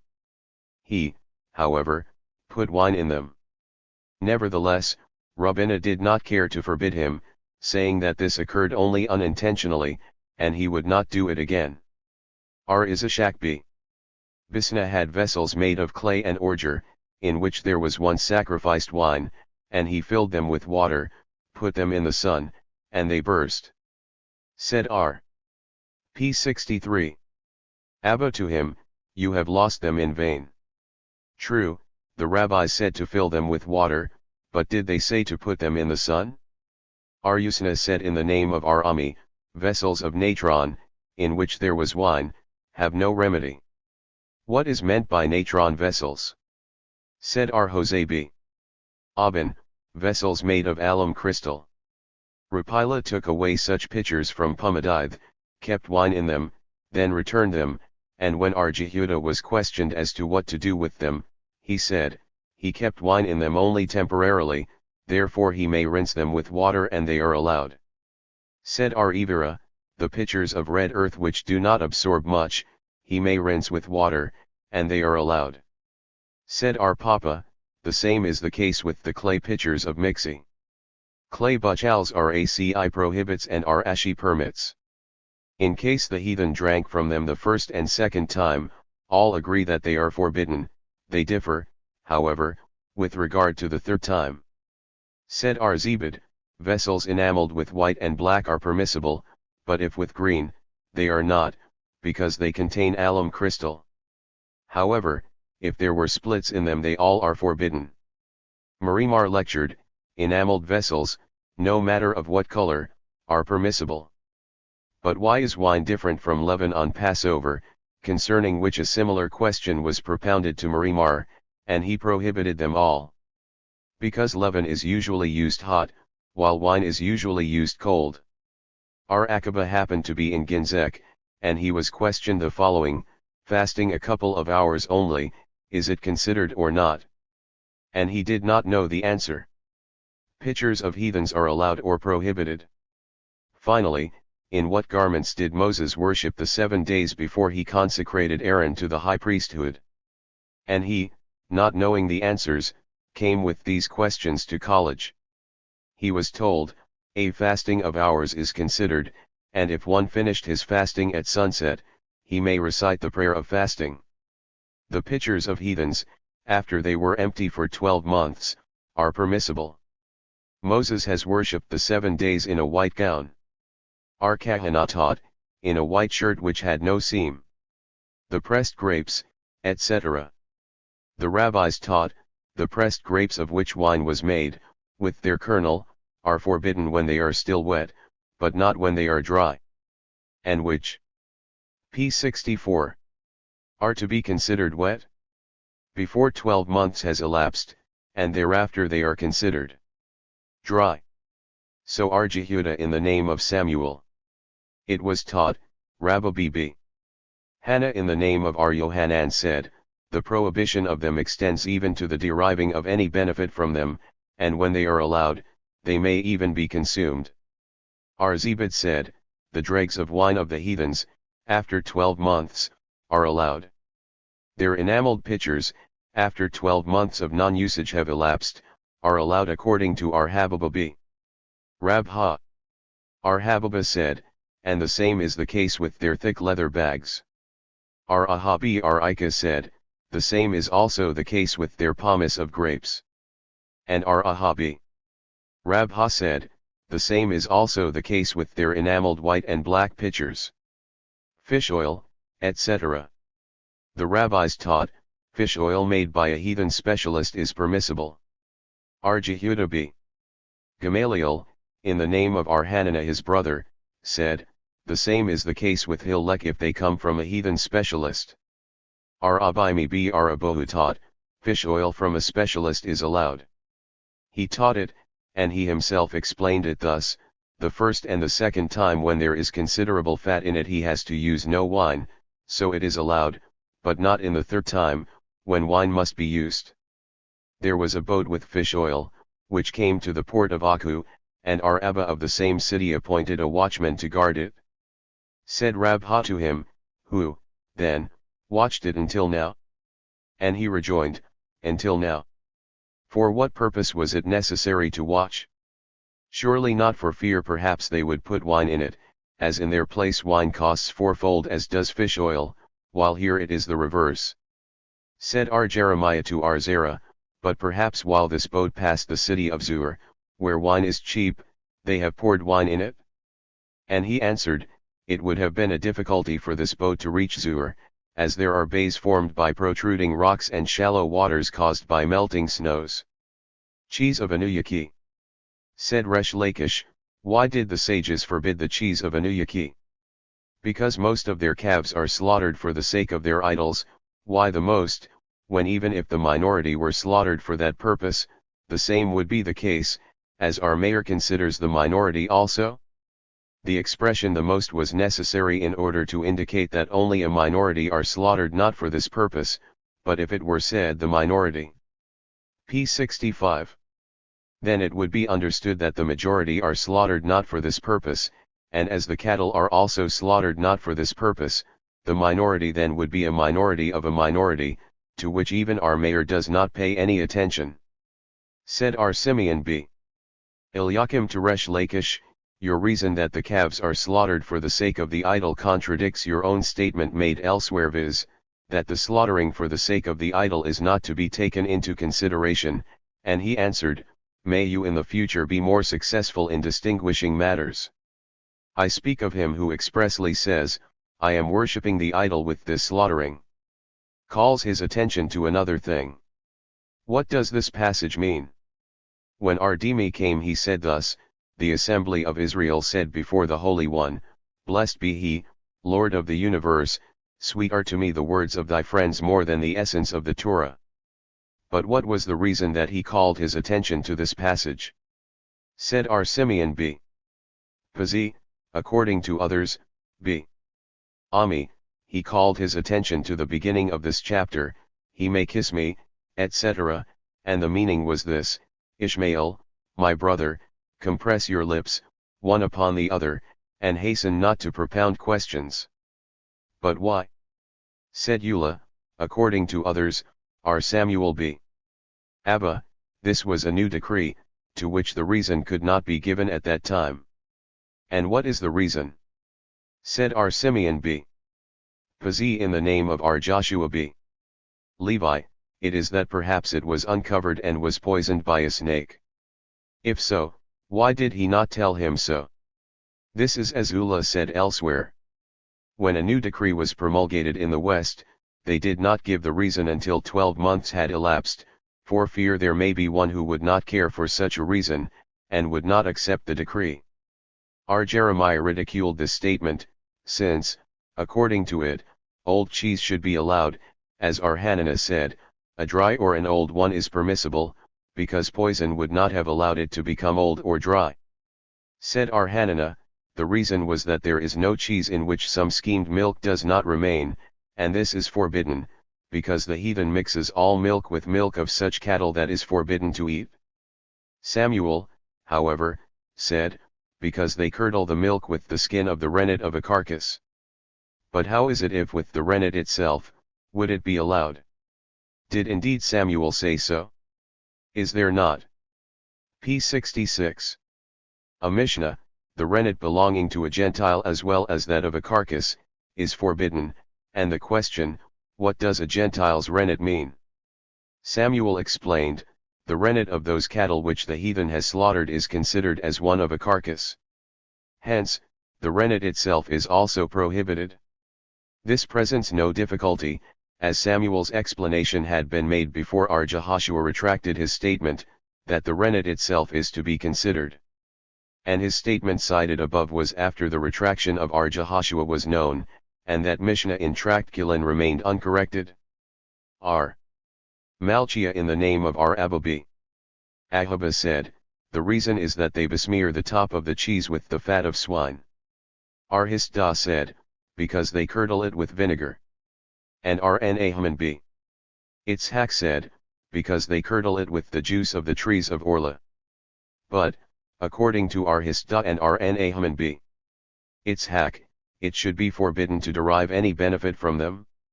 This difficulty remains unsolved. R. Nahaman B. R. Hisda lectured, it reads, to the smell are thy fragrant oils pleasant, a scholar is equal to a glass of perfume, which, if uncovered, gives forth a good odor, while it does not if covered. And not only this, but matters the reasons of which were sealed from him, finally become apparent, the maidens love thee. Do not read Alamoth, but Aliamoth.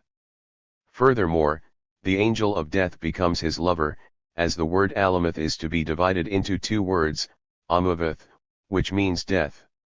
And furthermore, he inherits two worlds, this world, and the world to come, as the same word may be read Olamoth, which means worlds.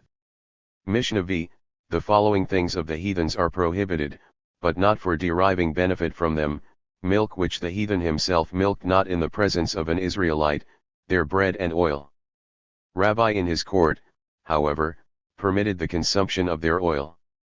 Cooked and soaked herbs, in which they usually pour wine, and small salted fish, the brine of fish in which there is no fish, and hilek, the brine of hiltaith, and salcondir, all these are forbidden to eat, but one may derive benefit from them. Gemara, what is the reason for the prohibition of milk? If, example, that the heathen might substitute for the milk of a cow that of an ass, there is no fear, for from a cow it is white, while p. 67. From an ass it is green, and if because he may mix it with above, let him curdle it, and, as the master said, the milk of an ass cannot be curdled.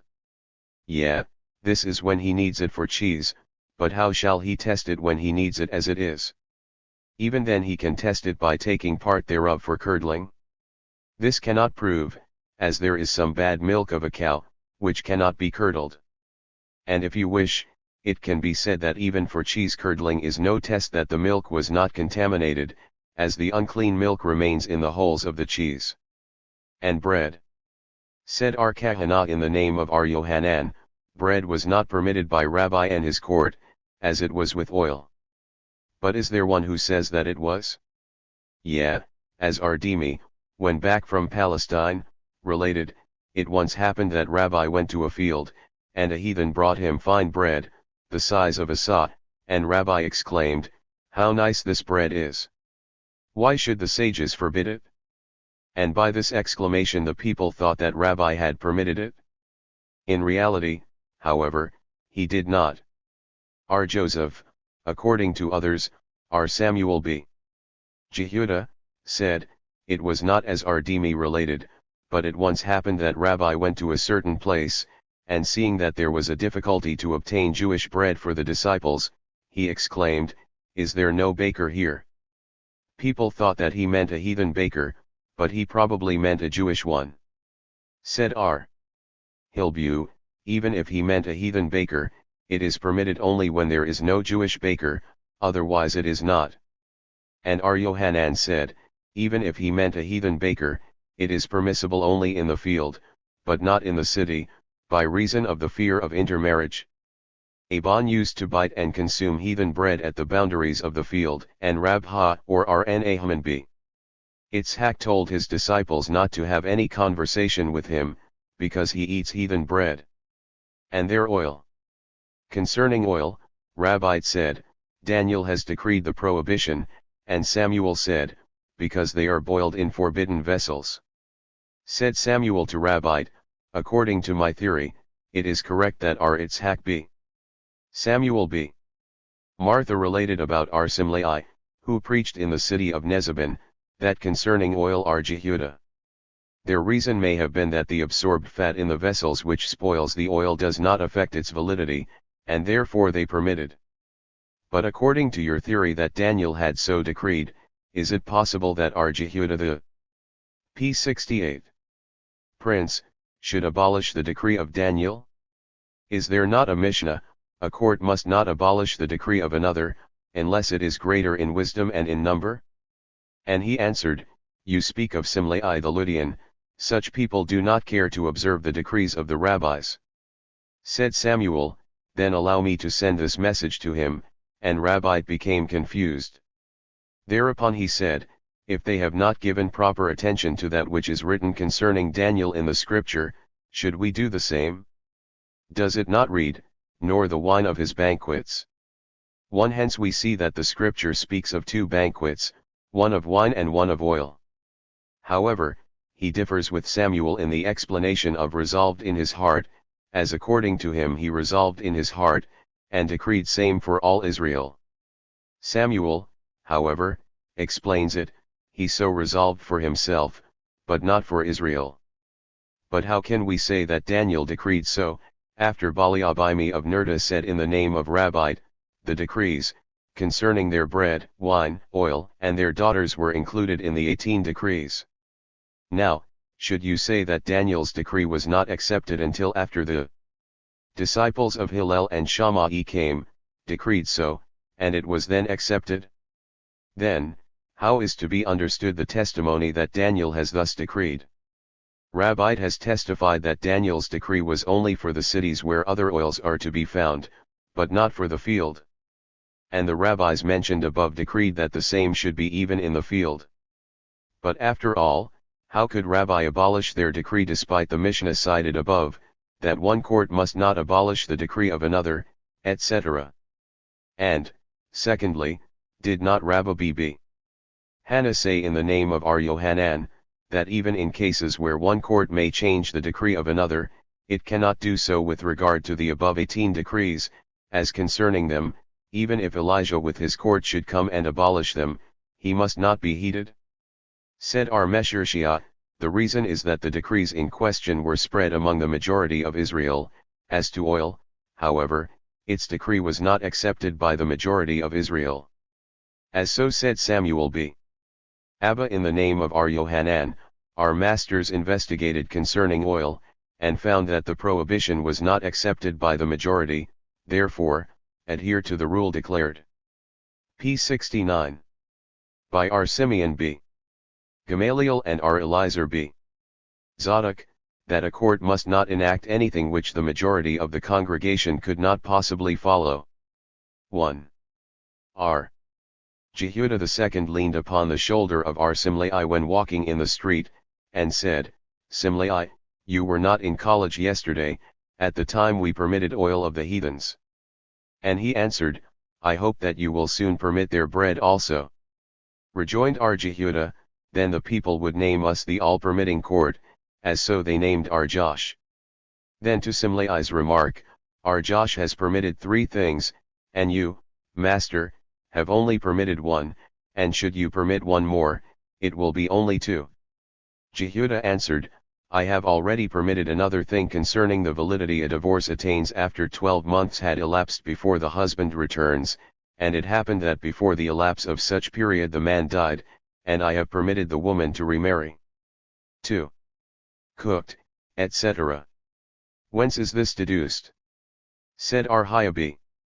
Abba in the name of Ar Yohanan, from, food shalt thou sell me for money, that I may eat, and water for money shalt thou give me, that I may drink, which means, like water, which does not, since its creation, change by fire, eatables are not changed since their creation, by fire. But as there is not mentioned fire in the scripture, this is but a decree of the rabbis, and the verse is brought only as a hint to this. Ar Samuel b. Itzhak said in the name of Rabbi, to everything which can be consumed raw, the prohibition of cooked by a heathen does not apply. So it was taught in the college of Surah. In the college of Pumbeditha, however, it was taught as follows, Ar Samuel b. Ar Itzhak in the name of Rabbi said, to everything which is not served on the table of noblemen to relish the bread, the prohibition of cooked by a heathen does not apply. And what is the difference between the 2 versions?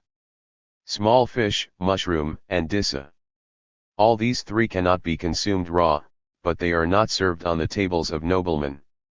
Hence, according to the first version, if p. 70 prepared by a heathen, must not be consumed, and according to the second, it is permissible. R. Asi said in the name of Rabbi, to small salt fish cooking of a heathen does not apply. Said Ar Joseph, if the heathen roasted it, an Israelite may rely upon it for an abtabshalin. 1. But if he has prepared from this a mush of harsana it is forbidden. Is this not self-evident? Lest one say that the fish is the main thing of this dish, it comes to teach us that the flour is the main thing. Ar Yohanan said, if a heathen singed the head of an animal, it is permissible to partake of it even from the ear. Said Rabbina, from this we may infer that if he threw a tent pin in the stove, and an Israelite has deposited upon it a pumpkin, it may be used. Is this not self-evident? Lest one say that the heathen intended to cook the tent pin, he came to teach us that his intention was only to dry and not to cook it. Ar Jehudah in the name of Samuel said, if an Israelite placed meat upon live coals and a heathen came and turned it, it is permissible. But let us examine the case. If without turning, it would not be cooked, then it was cooked by the heathen, and must not be permissible. On the other hand, if it would be cooked without turning, then its permission is self-evident. It speaks of the fact that if he did not turn it, it would cook in 2 hours, but by turning, it was cooked in 1 hour, and lest one say that the hastening of the cooking be taken into consideration, he teaches us that it is not so. But did not RC say in the name of our Yohanan that, when the food has been cooked to the extent that Ben Drosai too habitually eats it, the heathen may then complete its cooking, but not otherwise, and should not the above-mentioned fried meat be accordingly prohibited? This quotation intends to say as follows: if the meat was put into the pot by the Israelite and then placed upon the fire by a heathen, it is permissible. There is a Boraitha to this effect: the Israelite may put the meat upon the coals and let the heathen do the turning till he returns from the synagogue or college. Similarly, a Jewish woman may place the pot upon the fire and then leave the heathen woman do the skimming till she returns from the synagogue. P. 71. Or bath house. In these cases there is nothing to fear. The schoolman propounded a question whether that meat is permissible which was put upon the coals by a heathen and turned about by an Israelite. Said Rna Haman b. Itzhak, the answer thereto can be inferred a fortiori viz, if the completion of the cooking by the heathen's hand is allowed, so much the more is it so, if by the hand of Israelite. It was taught so, too, Rabbi b. Hannah, according to others, R. A. Habib. Hannah, said in the name of our Yohanan, it is only then prohibited when the heathen prepares the food all alone, without the aid of the Israelite. As to bread, Rabbana said, the halakha is thus, when the Israelite heats the oven and the heathen places the bread therein, or vice versa, or, finally, the heathen does both the things and the Israelite was but fixing a little the fire during the heating, the bread is allowed. However, fish salted by heathens are allowed by Hiskia, but prohibited by our Yohanan, and an egg roasted by a heathen bar kapara allows, but not our Yohanan. But when our Dimi came from Palestine, he said that in both fish and egg Hiskia and bar kapara allow, and our Yohanan does not.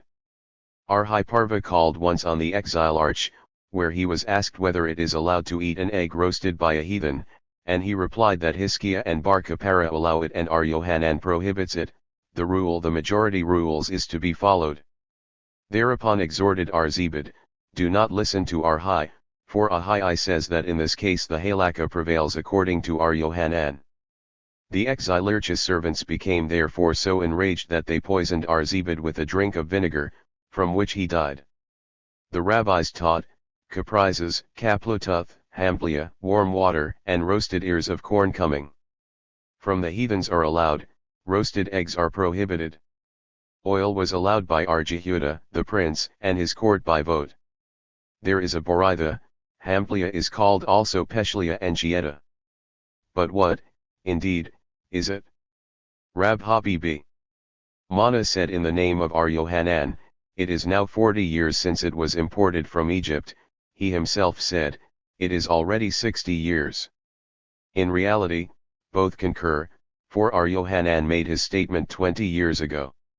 The preparation thereof is as follows: take parsley seed, glue seed, juice of fenugreek, keep them all in lukewarm water until the seed coats burst, then fill with water new earthen pots, and, on putting therein some red earth, plant in it the seeds.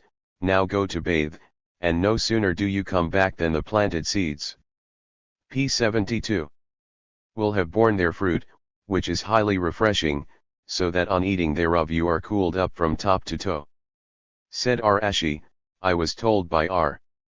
Hanana that all this is but a mere fable.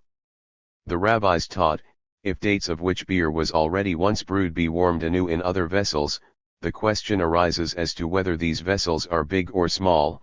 If big, the dates in question are prohibited; if small, they are allowed, for in small vessels the heathen surely cooks nothing unclean. What determines the size of vessel? Arjana said, a vessel is said to be small when through its mouth the swallow is not able to pass. But could not the bird be cut into pieces and then made to pass through the opening of the vessel? Well, the foregoing determination is to be understood as follows: the opening of the vessel must be so small that the head of the said bird could not enter. But is there not a boraitha, dates are allowed regardless of the size of the vessel they are in? Yeah, nevertheless there is no implicit contradiction here, for he who prohibits the big vessels is of the opinion that if the taste left by the old vessel were even injurious to the food, it is nevertheless prohibited, while the others who allowed it maintain that if the flavor left by the old vessels be favorable to the food, it is prohibited, but if unfavorable, it is allowed. Therefore they have also allowed in this case the big vessels of the heathens. Ar Sheshith said, a heathen's cooked oil is prohibited. Wondered Ar Safra, why, there is nothing to fear in this case, for were the heathen to put into the said oil fat he would thereby impart to it an insipid odor, nor can the prohibition be based upon the mere fact that it was cooked by a heathen, as we have learned above. All that may be eaten in a raw state, may also be eaten when cooked by a heathen, and oil is eatable uncooked. As for the absorption by the vessel, it makes the taste of the oil bad, and hence it cannot be prohibited therefore. Arasi was asked whether dates cooked by a heathen are permissible. Sweet dates, that are eatable when raw, are certainly allowed, but not bitter ones, which are not eatable when raw.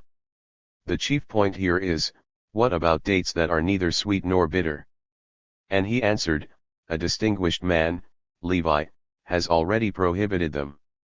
Shtitha of a heathen, Rabbite allows, the father of Samuel and Levi prohibits, if prepared of wheat or barley flour, all agree that it is al lode.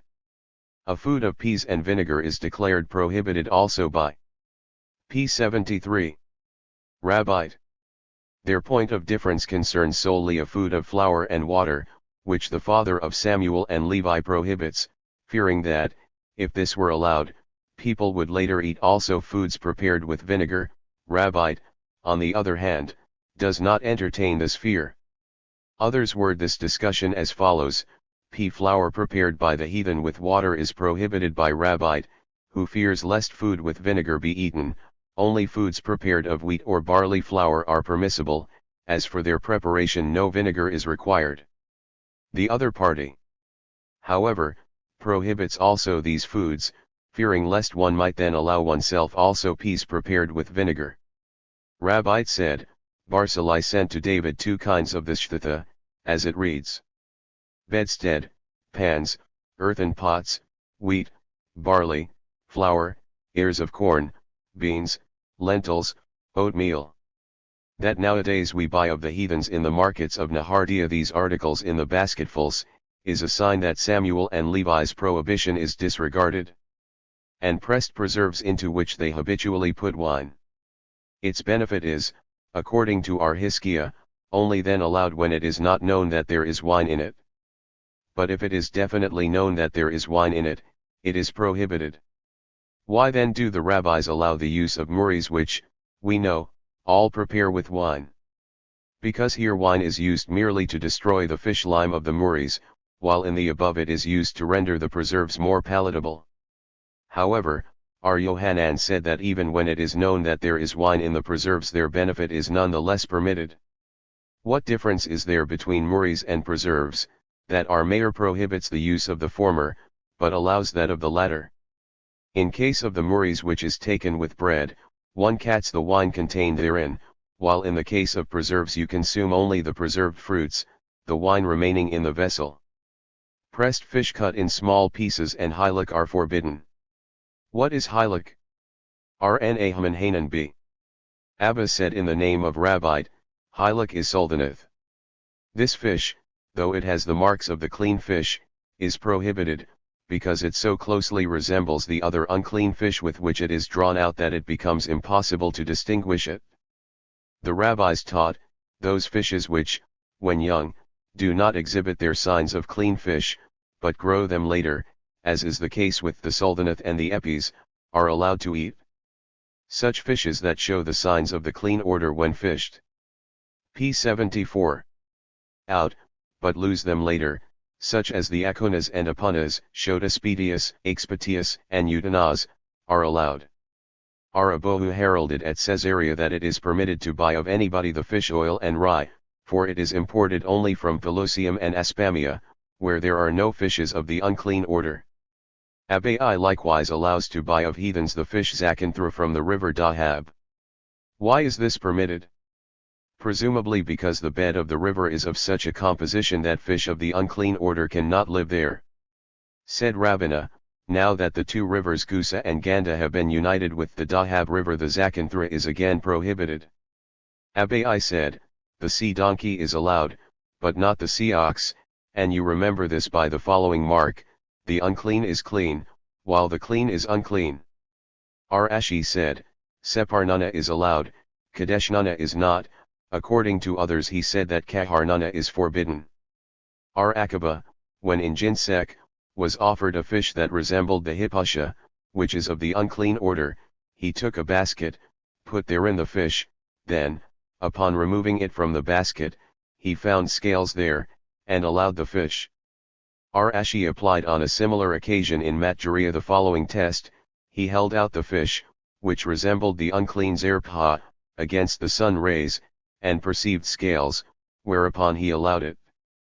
He happened to be once in another town, where he was offered a fish similar to the unclean Separnana, so he had it covered with a white vessel, and, as he discovered scales on the walls of the vessel, allowed the fish. Rababi. Hannah came once to Arkadagma, where he was given the fish Zakanthra, but as he heard the house servants call it Bati, he thought it may be an unclean fish, and refrained from touching it. In the morning, on examining the fishes, he found among them some of the unclean order, whereupon he applied to himself the verse, no wrong can come unawares to the righteous. And the berries of the chalthith are forbidden. This prohibition is based upon the following fact: these berries must be cut off with a knife from which they imbibe what may have penetrated it from some prohibited food, although the master says that if by the withdrawal the food loses in taste, such food is permitted. Here, however, the strong sap of the chalthith berries restore the fat possibly extracted from the knife, hence they are forbidden. Our Levi's slave used to sell chalthith. Upon the death of our Levi, our Yohanan was asked whether it p75 was allowed henceforth to buy of the slave the chalthith, to which he replied, we always repose in the slave the same confidence which we showed his master. Arhunabi. Miniamai, having bought once blue wool for chitzes from the house of Aramrum the pious who was dead already, betook himself to our Joseph to ask him whether the use of the said wool is allowed. As he was unable to give a satisfactory answer, Arhuna went away, when he chanced to meet Hanan the tailor, to whom he disclosed his perplexity, and the tailor said, how could the poor Joseph know this? I, myself, bought once such blue wool for the same purpose in the house of Rabna, the brother of Rhysb. Abba, it was after the death of Rabna, so I asked Armathna whether or not the use of the wool is allowed, and he knew no answer. I then went to Jehuda of Hagrana, and he said, at last you resort to me with a question. So said Samuel, we are to trust the wife of a scholar as we have trusted her husband. Such is the opinion also of the rabbis, who teach that the wife enjoys our confidence on the same basis with her husband, which relation holds good also with regard to master and slave. Upon the death of the man his house claims our confidence until sufficient reason appears to call for the withdrawing of it therefrom. The same is the case with a stationary selling blue wool for tzitzis. You may buy here so long as there is no just reason for not buying.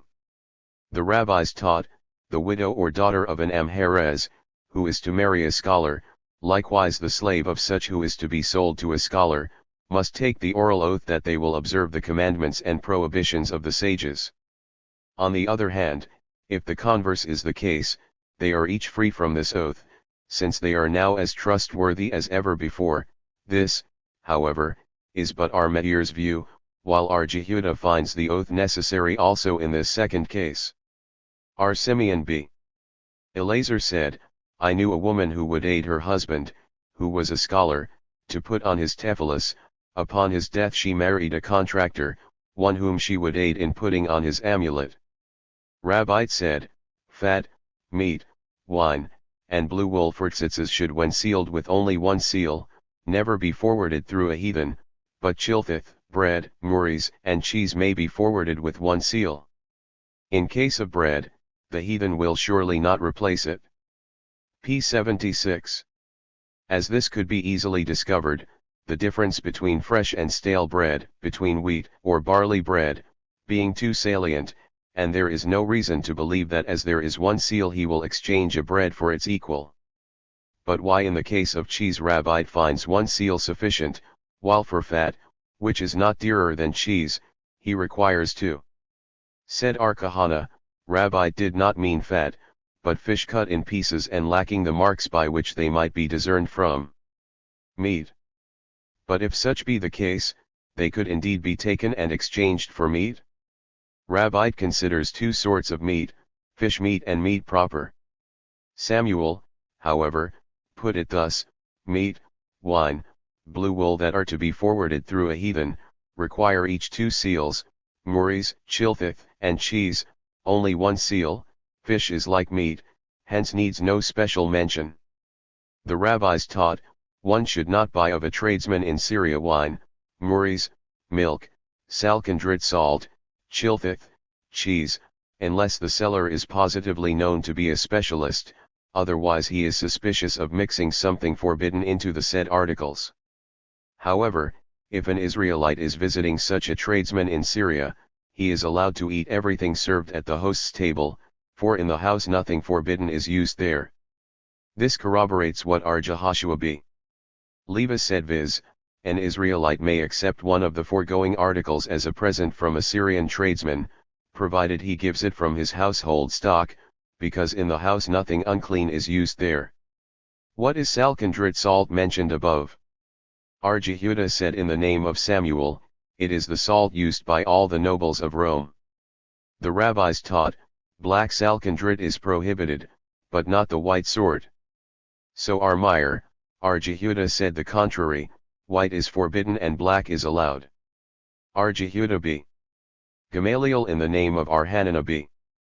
Gamaliel said, both the sorts are forbidden. Said Rabbi b. Hannah in the name of our Yohanan, he who prohibits the use of the white salt is prompted thereto by the fact that some put into it the white parts of the intestines of unclean fish, on the other hand, that some put into the black salt the black parts of unclean fish, is sufficient reason to him who forbids it, while these two facts justify the third party to prohibit the use of both salts. Our Abohu said in the name of our Hanana b. Gamaliel, there once lived an old man, a heathen, in our street, and he used to grease with pork fat the salt which he was selling. p. 77. Is forbidden. The word enumerated is calculated to exclude other articles, which, then, are these? According to Hiskia, preserves into which the majority are known to omit wine, is excluded even for benefit, and according to our Yohanan, also muris and cheese from Bethanirka. Our Meir's opinion is cited here without the mention of his name. Mishnah 6, the following things are allowed to eat: 2. Milk milked by a heathen in the presence of an Israelite, honey and honey cake from the beehive. Others think grapes, even when trickling, are not capable of defiling, not even as moisture, preserves into which as a rule wine and vinegar are not entering, pressed fish that is not all cut, fish brine in which there is a fish, the leaves of chalthith, soft olives closely packed in a barrel. Our Jose prohibits them if their kernels fall out easily. The locusts are forbidden when coming from the grocer's basket, but are allowed when they come from the pantry. The same is the case with heave offering.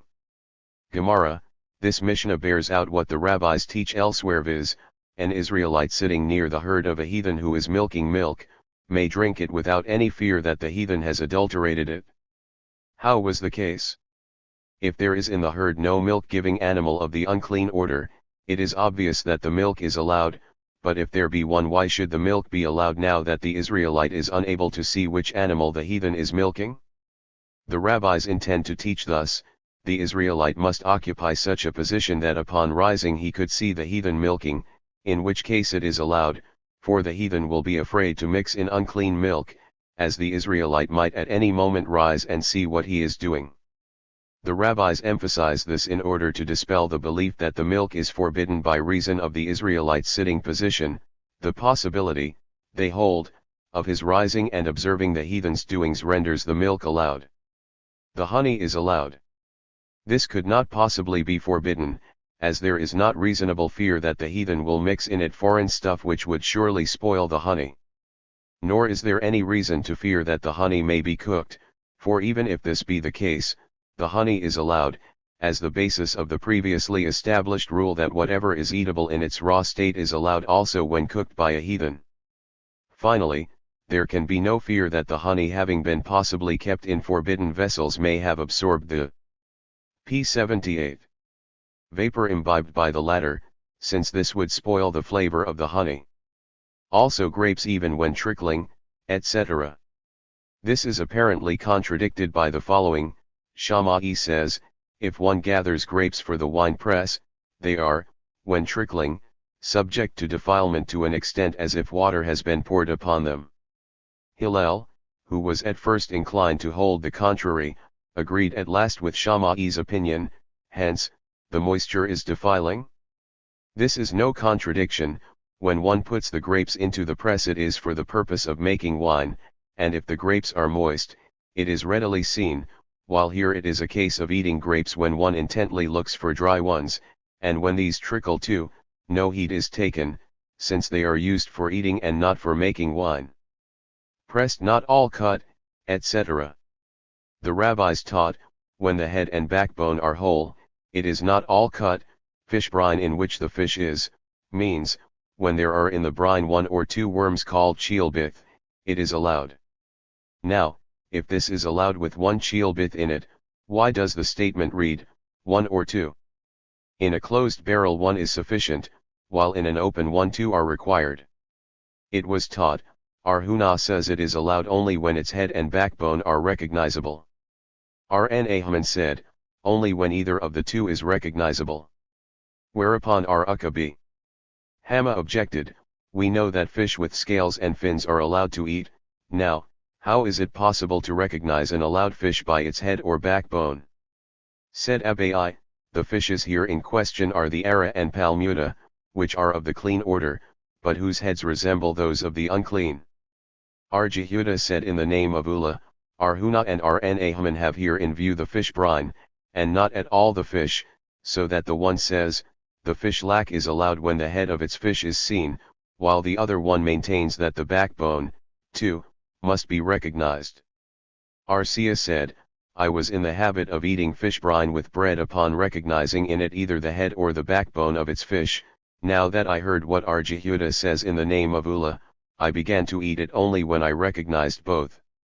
Said our Papa, the halakha prevails, the said fishes are allowed only when both head and backbone are recognizable. To this an objection was raised from the following: those fishes cut in pieces and cooked are allowed in all their parts if the marks of the clean order were found, and be it p79 only on one part of a piece or on one piece among hundreds. A heathen brought once to market a barrelful of cut fish where a piece was found with marks of the clean order on it, and our Simeon b. Gamaliel allowed the whole barrelful, which case all but corroborates the foregoing objection. R. Papa gave then this interpretation, all the pieces of that barrel were equal. But if so, entire statement would appear superfluous. Lest one say it should be feared perhaps another kind of fish happened to be in there, it teaches us that it is not so.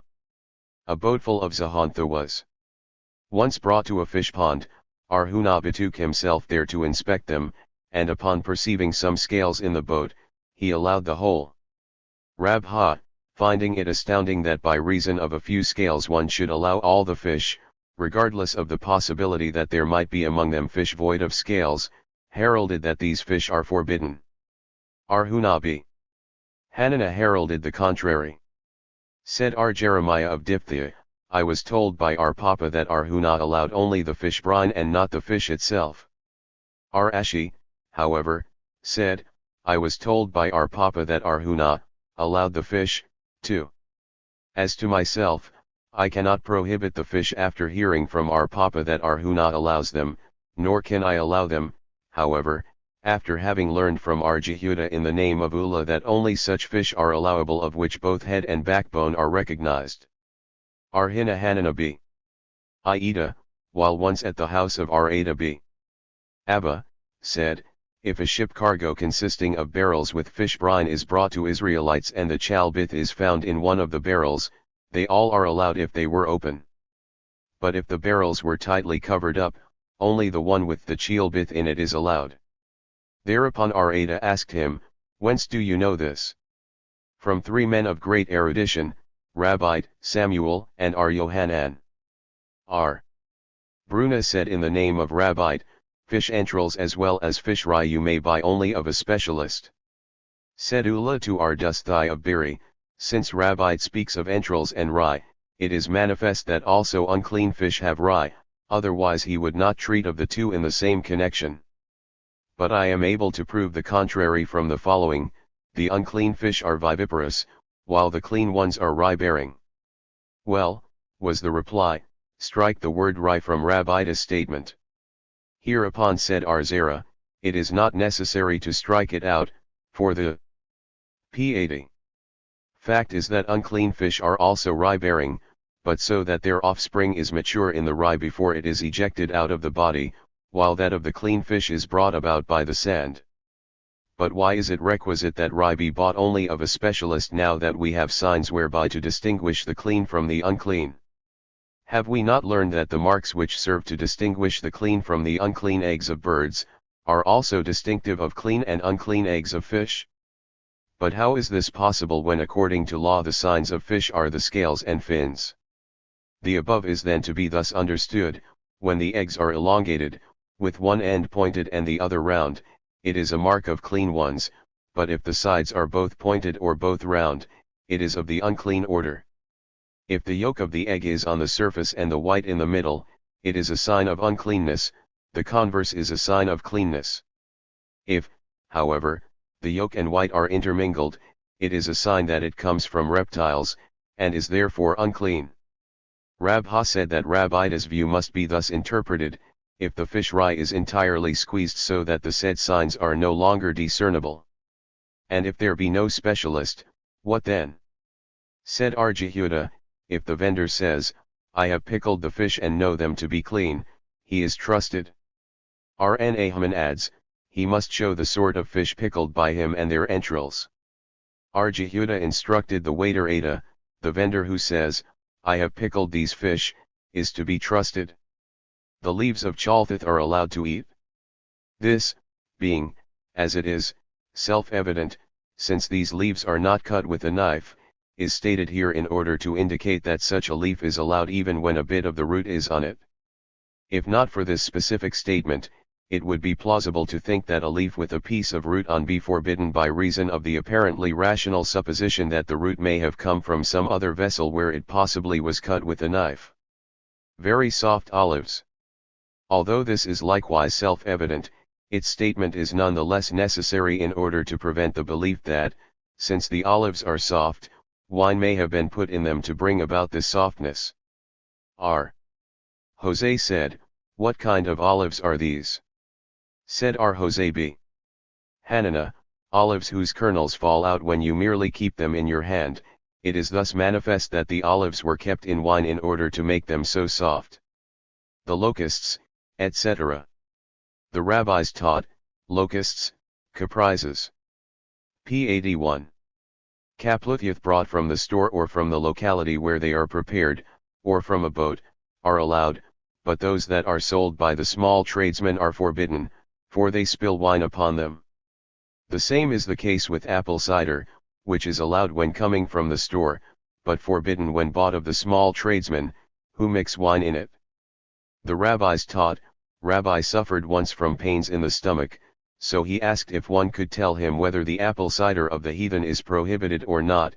Said R. Ismail B. R. Jose, my father had once suffered likewise from such pains, and having taken some apple cider 70 years old, bought of heathens, he felt relieved. Said Rabbi, you knew this and let me suffer so long. Thereupon apple cider was sought for and found by a heathen in the quantity of 300 pitchers 70 years old already, Rabbi drank therefrom and was cured. Whereupon he said, Praised be the Omnipotent who put his world in the hands of the guardians. The same is the case with it. How is this to be understood?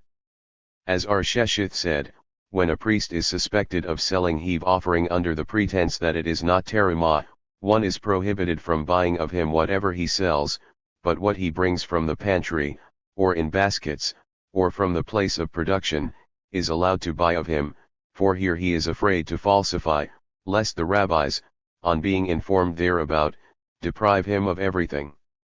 Chapter 3. Rules and regulations concerning the deriving of benefit from profaned idols and images of heathens and Israelites. Concerning utensils on which are engraved the sun, the moon, and other planets. Mishnah I. All images are prohibited, for they are worshipped at least once a year, so says our mayor. The sages, however, say, only those that have in their hand a staff, a bird, or a sphere. Our Simeon B. Gamaliel says, and that has something in its hand. Gemara, if it be true that these images are worshipped at least once during the year, why do the rabbis allow their use at all? Said our Itzhak B. Joseph, in the name of our Yohanan, at the native place of our mayor the heathens had the custom of worshipping each image once a year, in other places this was not the custom, and as our mayor lays down his precept on the basis of the minority of cases, he accordingly prohibits the images, while the rabbis who do not follow this principle, allow to derive benefit from them. Our Jehuda, however, said in the name of Samuel, the Mishnah here is concerned not with ordinary images, but with such as are wrought to honor kings. Rabbi B. Hannah said in the name of Yohanan, our mayor's prohibition concerns images erected in the gates of the place. It was taught, Rabbi said, the rabbis allow only the use of city images, as these are but ornaments and not idols, but they prohibit the images of the villages which are worshipped idols. The sages say, etc. This prohibition is based upon the following reasons. The staff in the hand of the idol is an indication that it submits itself to the whole world. The bird in the hand of the idol indicates that, like the bird, it sacrifices itself for the world. Finally, the sphere is to indicate that it sacrifices itself for the whole globe. Later on the prohibition was extended also to idols with a sword in hand, a crown on the head, or a seal ring on the finger. Formerly the belief was current. P. 83. That the sword is no divine emblem, but that of a robber, but it was learned later that an image with a sword symbolizes him who has sacrificed himself for the whole world. As for the crown, it was regarded an insignificant wreath, but later experience showed it to represent a king's diadem. Finally, the seal ring was always believed to be the token of a slave, but later experience taught that an image with such a ring represents him who resolved to die for the whole world. Mishnah 2, if one finds fragments of images, he is allowed to use them. However, if he finds fragments in form of a hand or a foot, they are prohibited, for such are worshipped. Gemara, Samuel said, even fragments of a worshipped idol are allowed. But does not the Mishnah call for fragments of images? The Mishnah appends the prohibition as regards even the hand or foot of an image, wherefore it uses the word image also before, but in fact implies the allowance of fragments of an idol, too. But why should these be prohibited, being, as they are, only fragments, and such are allowed by Samuel? Samuel explains this prohibition of the Mishnah thus: if one finds a hand or a foot which he perceives is not broken off an idol, but has the form of objects specially prepared for worship, it is then prohibited, for the heathens erect a kind of altar for such objects, where they put them for worship. It was taught, our Yohanan prohibits an idol that was broken by itself, while our Simeon B. Lachish allows it. The former advances the reason that the broken idol was not yet profaned by anyone, while according to the latter, the breaking is sufficient profanation, for people would say, how could this idol save others when it cannot save itself? Our Yohanan objected to Resh Lachish. It reads, and the head of Dagon and both the palms of his hands were cut off upon the threshold. Therefore do the priests of Dagon not step on the threshold of Dagon, etc. Hereupon the other replied, this proves not against my opinion. The heathen, in the cited case, said that the supreme God has abandoned the Dagon, dragged up to the threshold of the temple, and only then he was reconciled, wherefore they regard the threshold as sacred, but not more the Dagon. Then R. Yohanan went on to object, the Mishnah allows the using of fragments from images, whence it follows that fragments from images but p. 84. Not from actual idols are allowed, and R. Simeon b. Lakish rejoined, thus, you must needs infer that only broken images are allowed to the exclusion of whole images that are forbidden, since the Mishnah here is not concerned with idols, and this is our mayor's opinion, quoted without the mention of his name. This admitted, the following may be advanced against R. Yohanan's view, remembering that we conclude from the words of our mayor to those of the rabbis, our mayor prohibits whole images, but allows fragments therefrom, hence we say, the rabbis prohibit whole idols, but fragments therefrom they, too, allow. Why, then, does R. Yohanan forbid idol fragments? Simply because images do not have the same relations as idols and are not, therefore, comparable with them, for as to images it is wholly uncertain whether or not they were worshipped. Assuming, then, that they had been worshipped and we afterward found a broken image, are we not justified in further assuming that someone has broken it purposely, whereby it has been indeed profaned, and thus its use is allowed? On the other hand, regarding real idols, it is certain that they were worshipped. What is uncertain here is whether the found broken idol was of itself broken or by the cooperation of a human being. Now, it is well known that an uncertainty cannot negate a certainty, and it is on the basis of these considerations that broken images are allowed and broken idols are forbidden. R. Yohanan was further arguing, it is taught that a heathen can profane the idol of his fellow heathen as well as his own, while an Israelite cannot profane the idol of a heathen. Why, then, should we not consider an idol profaned by an Israelite as one broken of itself?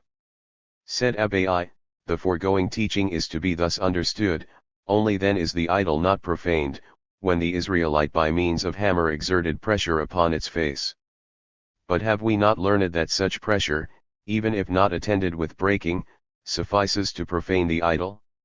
Well, this is to say that when the heathen does it, but not when an Israelite, who, in order to profane an idol, must break off a piece therefrom.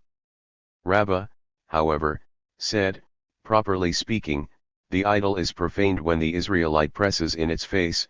However, the rabbis feared, lest the Israelite should preserve such an idol before its face is pressed in by him, and then, upon becoming the possession of an Israelite, it cannot be any longer profaned. R. Yohanan advanced yet another objection. It was taught, when a heathen uses the stones of Marcolis to pave therewith a street or a theater, and p. 85. Israelite is allowed to tread upon such pavement, but he is prohibited therefrom if an Israelite paved with these stones. Why should not the stones be regarded like an idol that breaks of itself? This prohibition was promulgated for the same reason indicated above by Rab Ha. He made a further objection from the following: if a heathen breaks off a piece from an idol for his own use, the idol is thereby profaned and the Israelite is therefore allowed to use it as well as the severed piece. If, however, the heathen did it with a view to embellish the idol, it is not profaned thereby, and is consequently prohibited. The piece, however, is allowed. But if this be done by an Israelite, both idol and piece are forbidden, because this case is considered analogous to that of an idol broken of itself. This prohibition is likewise based upon the foregoing declaration of Rab Ha.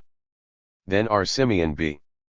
Lakish raised the following objection to R. Yohanan's opinion: a bird's nest on the top of a tree belonging to the temple is prohibited to derive benefit therefrom, but if one has derived such, no sin offering is obligatory. However, such a nest when on a tree of a grove is allowed to be pulled down by a pipe and to be made use of. Now, as in all probability the birds use for their nests the wood of the tree they inhabit, these nests are allowed, whence it would follow that the use of a self-broken idol is likewise allowed. Nay, not at all. Here, in the case of the bird's nest that is allowed, Such nests are spoken of for the building of which it is known with certainty the birds take the materials from other trees and not from the idol grove. Arabohu in the name of Ar Yohanan, however, said, in the Boraitha it is not the nests, but rather the young birds of the nests that are concerned. The young birds are allowed, provided their nest is pulled down by a pipe. Said Ar Jacob to Ar Jeremiah b.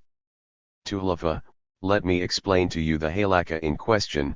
The birds in the nests of trees belonging to the temple as well as groves, are allowed, for they fly around, but the eggs in these are forbidden, for they, remaining as they do in the place, derive use from the tree.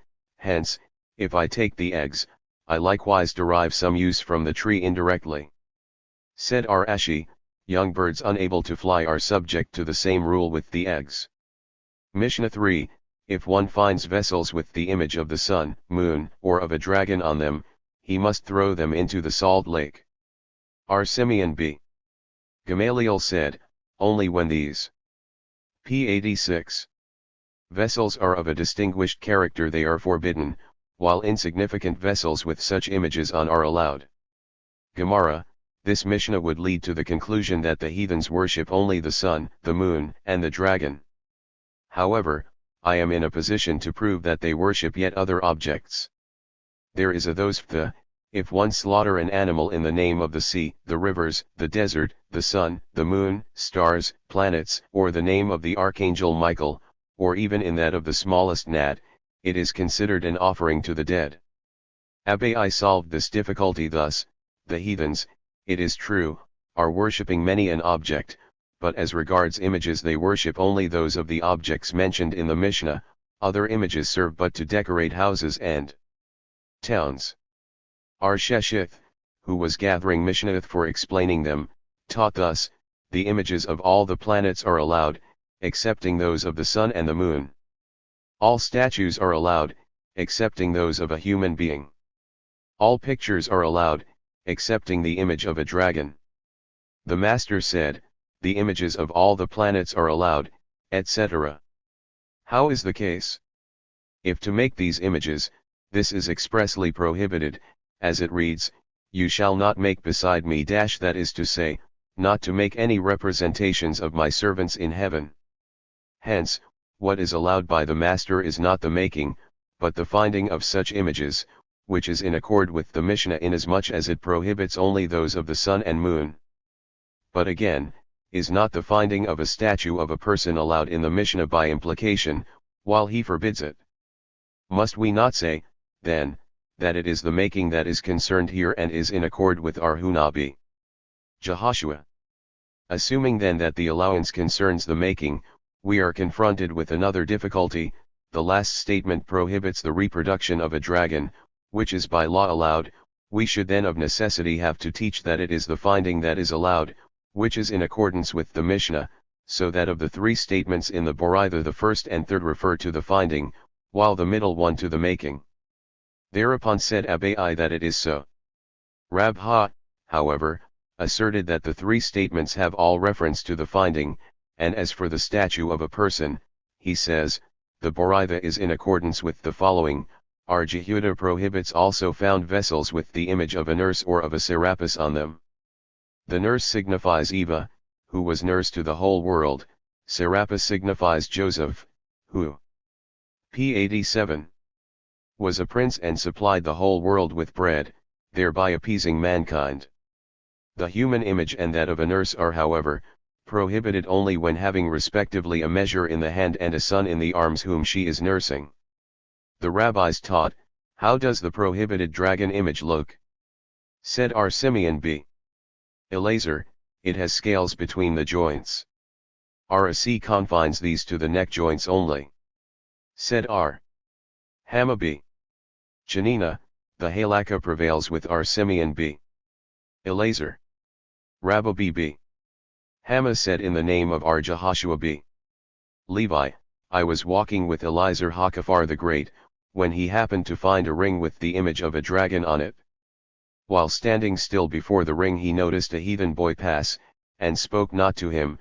Later an adult heathen came passing by, and to him he said, profane this ring, and as the heathen did not obey, he hit him till he profaned the ring. This incident taught him three things: a heathen may profane his own idol as well as that of a stranger, only he is capable of profaning an idol, who knows the nature of idol and idol worship, and one may compel the heathen to profane an idol.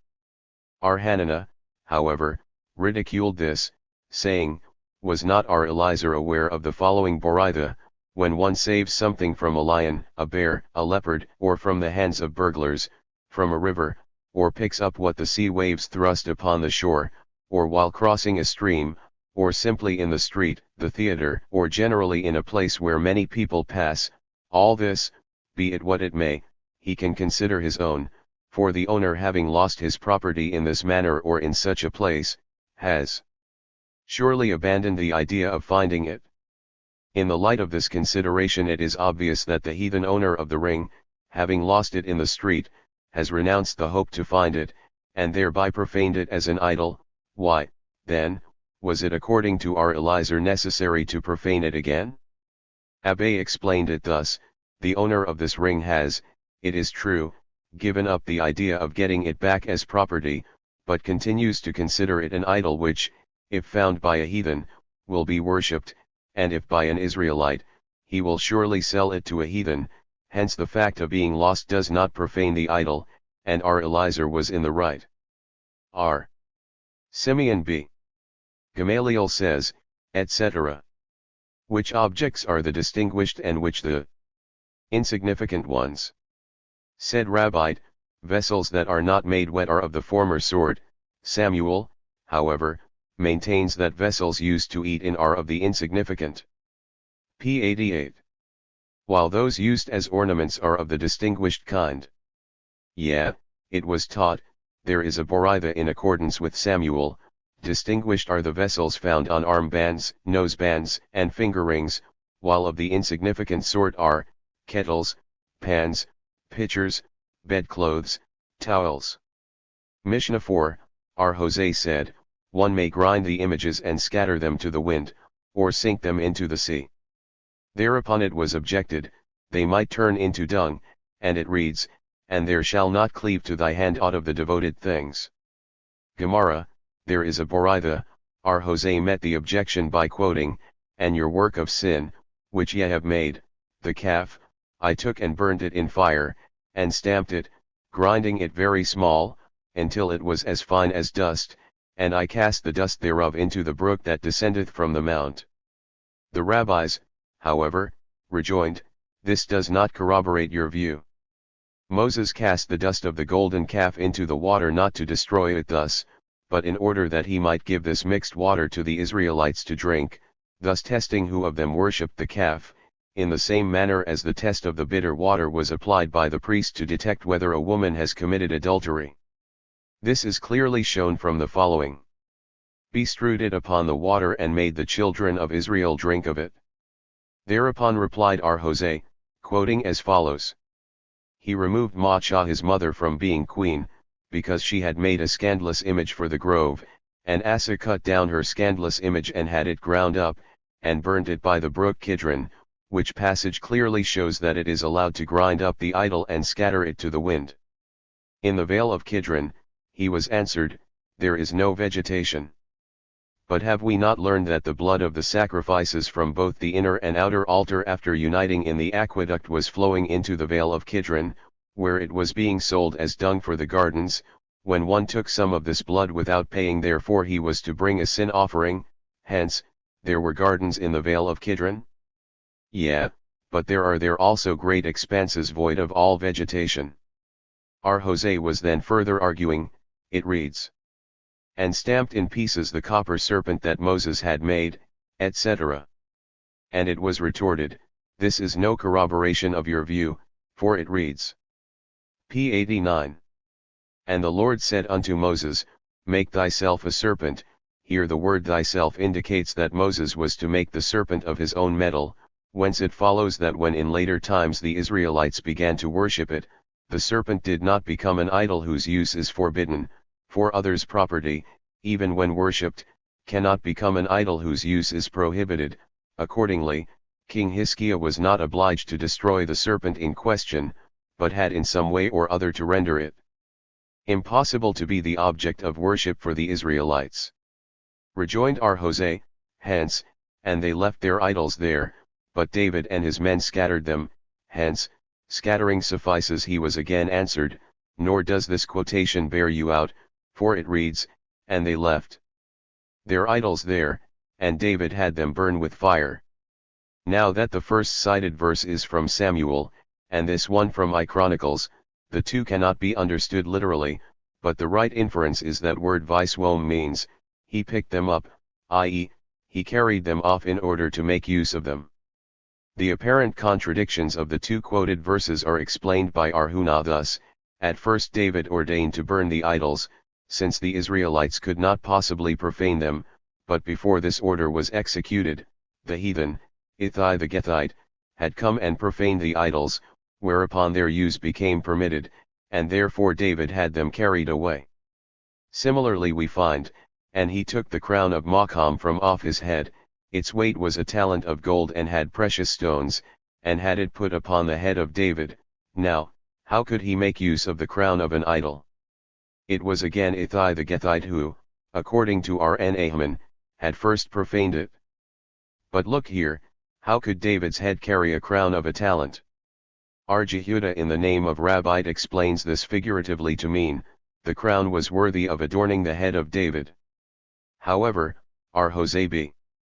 Hananiah said that the crown was kept in the air by the force of a magnet, and David was sitting beneath it, so that it looked as if he had it on. But R. Eleazar said, David actually had the crown on his head, but it was not of a talent weight, as it consisted only of precious stones. Its worth amounted to that of a talent in gold. It reads, this was accorded to me, because p. 90.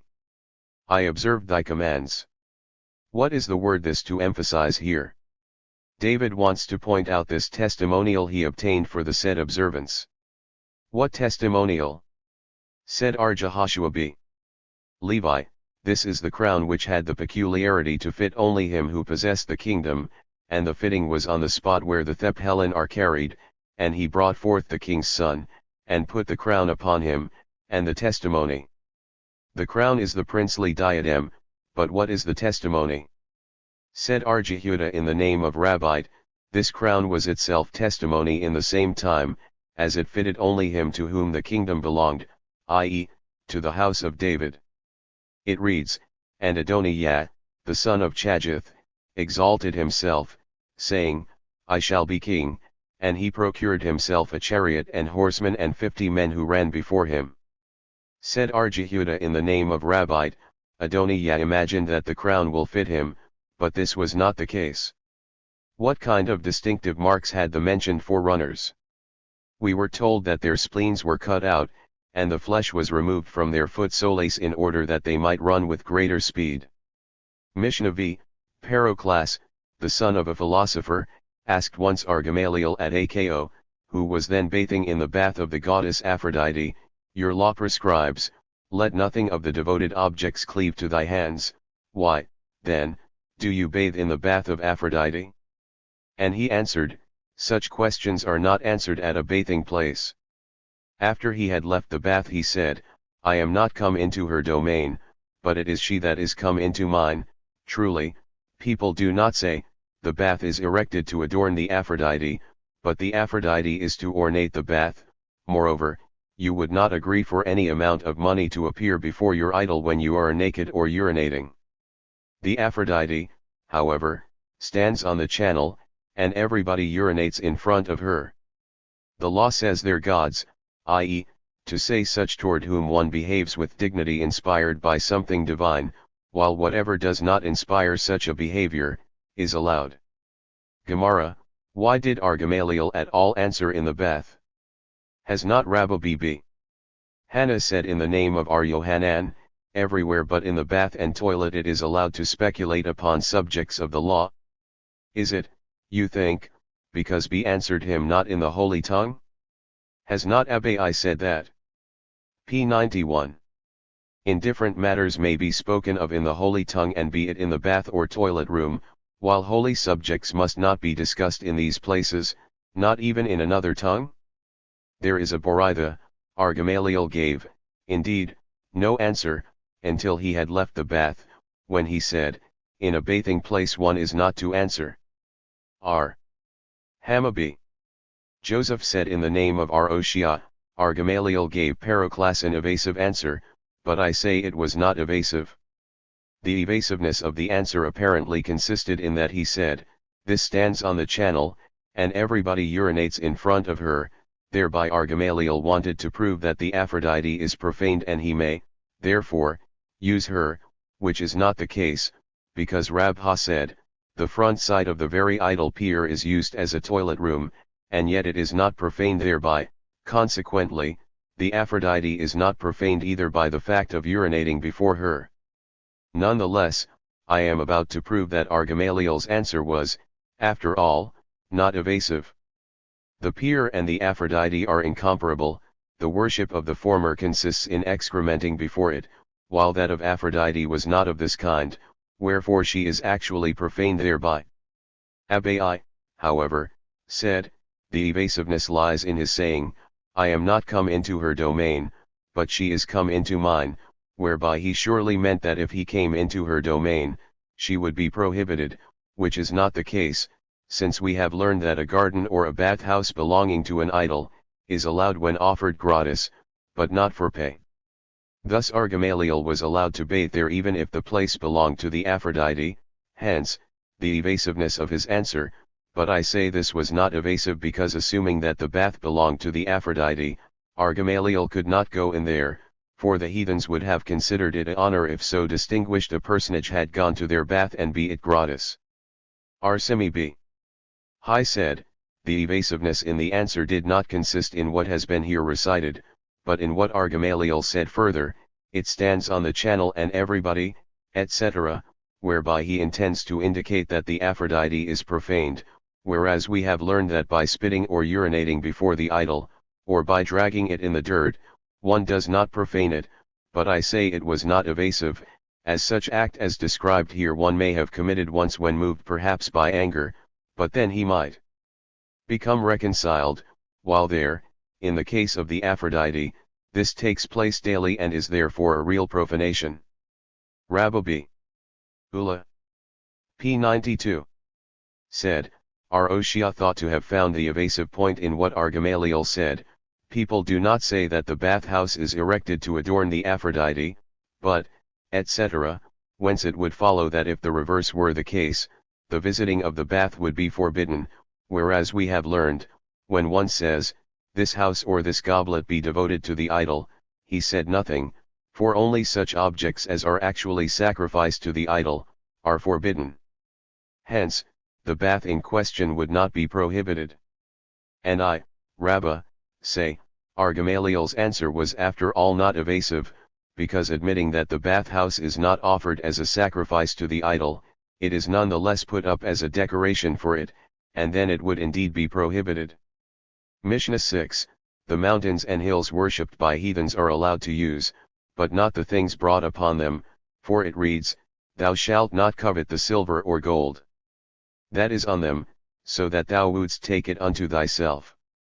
R. Jose the Galilean says, it reads, their gods on the mountains, but not their mountains as gods, their gods on the hills, but not their hills as gods. Why, then, is a grove prohibited?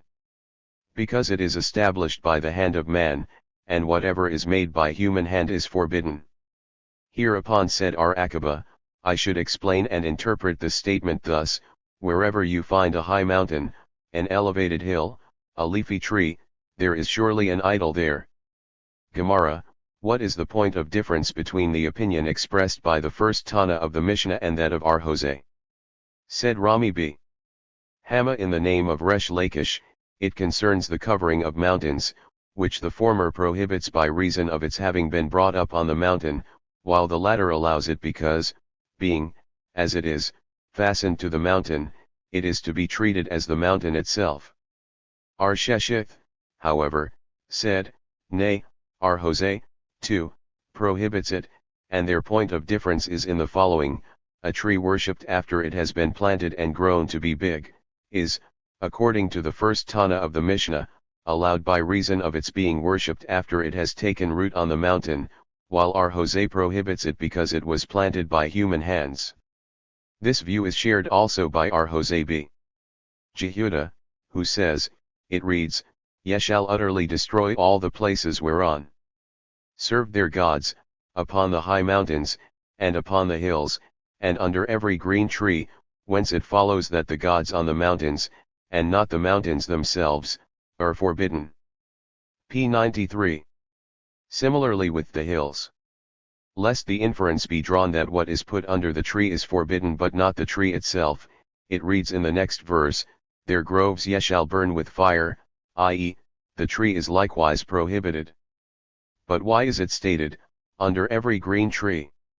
This is explained in the sense of our Akabah's statement in the Mishnah. Now, how does the first Tana of the Mishnah, who allows the tree, explain the verse, their groves, etc.? He understands this to mean such groves that were originally planted for worship, and they are forbidden, but trees not purposely planted for worship are allowed even when worshipped later. On what does our Jose B. Jehuda base this, his view, if not on the verse their groves, etc.? On the following.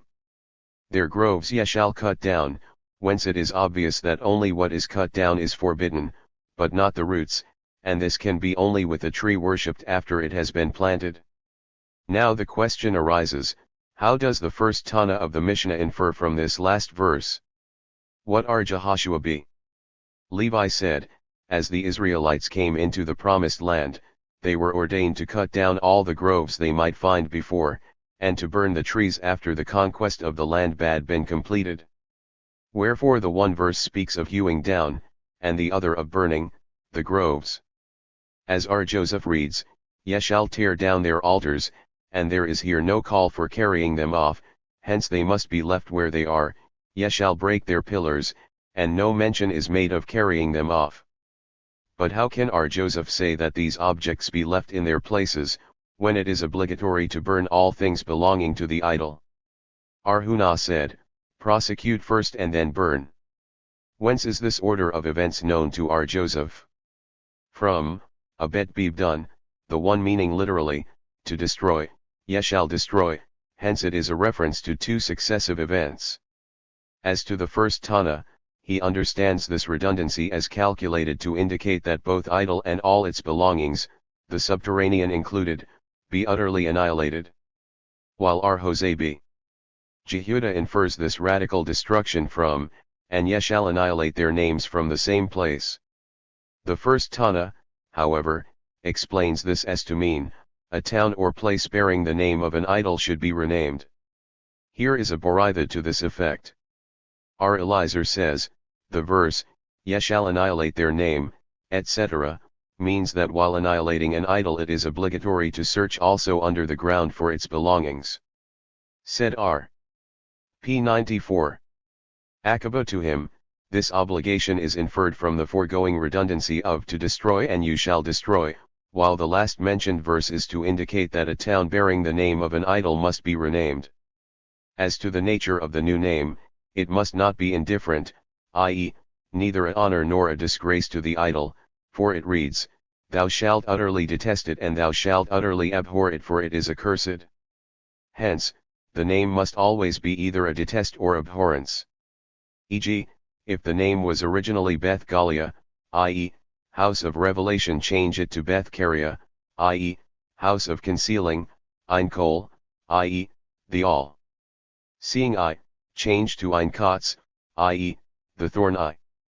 The schoolmen propounded the following doctrine in the presence of our Sheshith: mountains and hills worshipped by heathens are allowed, but the worshippers should be executed by sword. Worshipped shrubs and ferns are forbidden and their worshippers are to be executed. Said our Sheshith, your doctrine is in accordance with our Jose B. Jehuda, who said, a tree even if not planted with the purpose of worshipping it, is forbidden if worshipped afterward. In like manner are worshipped ferns and shrubs prohibited, though not destined for worship when planted. But what prompts our Sheshith to interpret the schoolmen's proposition regarding shrubs and ferns as meaning that these were not planted expressly for worship? Because as they are treated of together, he finds it more natural to say, just as mountains and hills have not been created for worship, in like manner have not the ferns and shrubs been sowed and planted for worship. It was taught, if stones absolved fortuitously from a mountain rock that was worshipped, is their use allowed or not? Two opinions, one affirmative, the other negative, are held as regards this question, the contending parties being the sons of R. Hai and R. Yohanan. However, the affirmative side contends that the stones are treated as the mountain which, if worshipped, is allowed by reason of its not being made by man. The objection that the mountain is immovable while the stone is movable, may be met thus: worshipped cattle, though movable, is, except for the temple, allowed, for it does not owe its origin to man, hence the same may apply to the stone in question. If you were to dispute the comparison, one of the terms compared being possessed of life while the other one not, it may be answered that the mountain is also a lifeless being, but is allowed. The conclusion returns, for a mountain is not like cattle and vice versa. p. 95. But their common point is that they are not made by man, hence the inference that all objects not made by man are allowed, and the stones here are of this category. Asked Rami B. Hama, is it allowed to use the stones of a worshipped mountain for an altar, or it is here a case analogous to that of a worshipped cattle which cannot be offered as sacrifice, though it is allowed to slaughter it and to eat the meat thereof? The two are hardly analogous. The cattle is itself sacrificed, while here the stones are first blasted off, and besides they are not sacrificed as such. Therefore the two cases cannot follow the same rules. Rabha decides the case by an a fortiori argument, viz., the law permits to make common use of a prostitute's remuneration, regardless of whether it is of a movable or immovable nature, but it is prohibited to use even the latter for God, as it reads, "Thou shalt not bring unto the house of the Lord either the reward of a prostitute nor the exchange for a dog," whence the conclusion, since the movable worshipped object is forbidden even for common use, the more so will an immovable worshipped object be forbidden for God. Said Arhuna Br Jehoshua to Rabha, since the provision of the law with reference to the immovable remuneration of the prostitute is not specific, the process of your a fortiori argument may rather be reversed, i.e., we may reason from the rigorous to the lenient. Thus, we know that worshipped movable objects are prohibited even to man, and yet the immovable is allowed for the temple, because it reads, "Their gods on the mountains," to exclude the mountains which are not regarded as gods and which are therefore allowed. Consequently, since the prostitute's reward, which is not treated so rigorously as worshipped mountains, is even if movable allowed to man, the more should it be allowed, in its immovable form, for the case of the temple. This, my view, can by no means be objected to from the phrase "into the house" of the foregoing verse, which you might attempt to interpret thus: if one give to the prostitute as her reward a tree or a stone grave, these objects are not to be used for the amelioration of the temple, because the said phrase has a totally different meaning, as is shown from the following Boritha: "Thou shalt not bring it into the house of thy Lord," whence it follows that it is allowed to purchase for the prostitute's reward a red cow, for such one is not brought into the Lord's house, but was burnt outside the city. So said R. Eliezer, while the sages held, the phrase "into the house" p. 96 teaches that it is prohibited to take the said reward in order to buy for it gold wherewith to decorate the walls of the temple.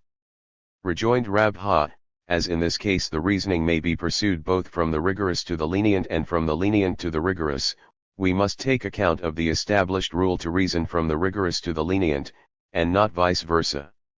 Said our Papa to Rabha, "Ye cannot prove the foregoing rule to be inconvertible, as we find a case where it was proposed to reason from the lenient to the rigorous, when the day of preparation to Passover happens to be on a Sabbath, and there was one who, having become unclean through contact with a dead body, counts on this Sabbath the last day of his uncleanness, so that, in order to cleanse him, the water of ashes of the red cow must be sprinkled upon him, an act which is not otherwise allowed to perform on Sabbath.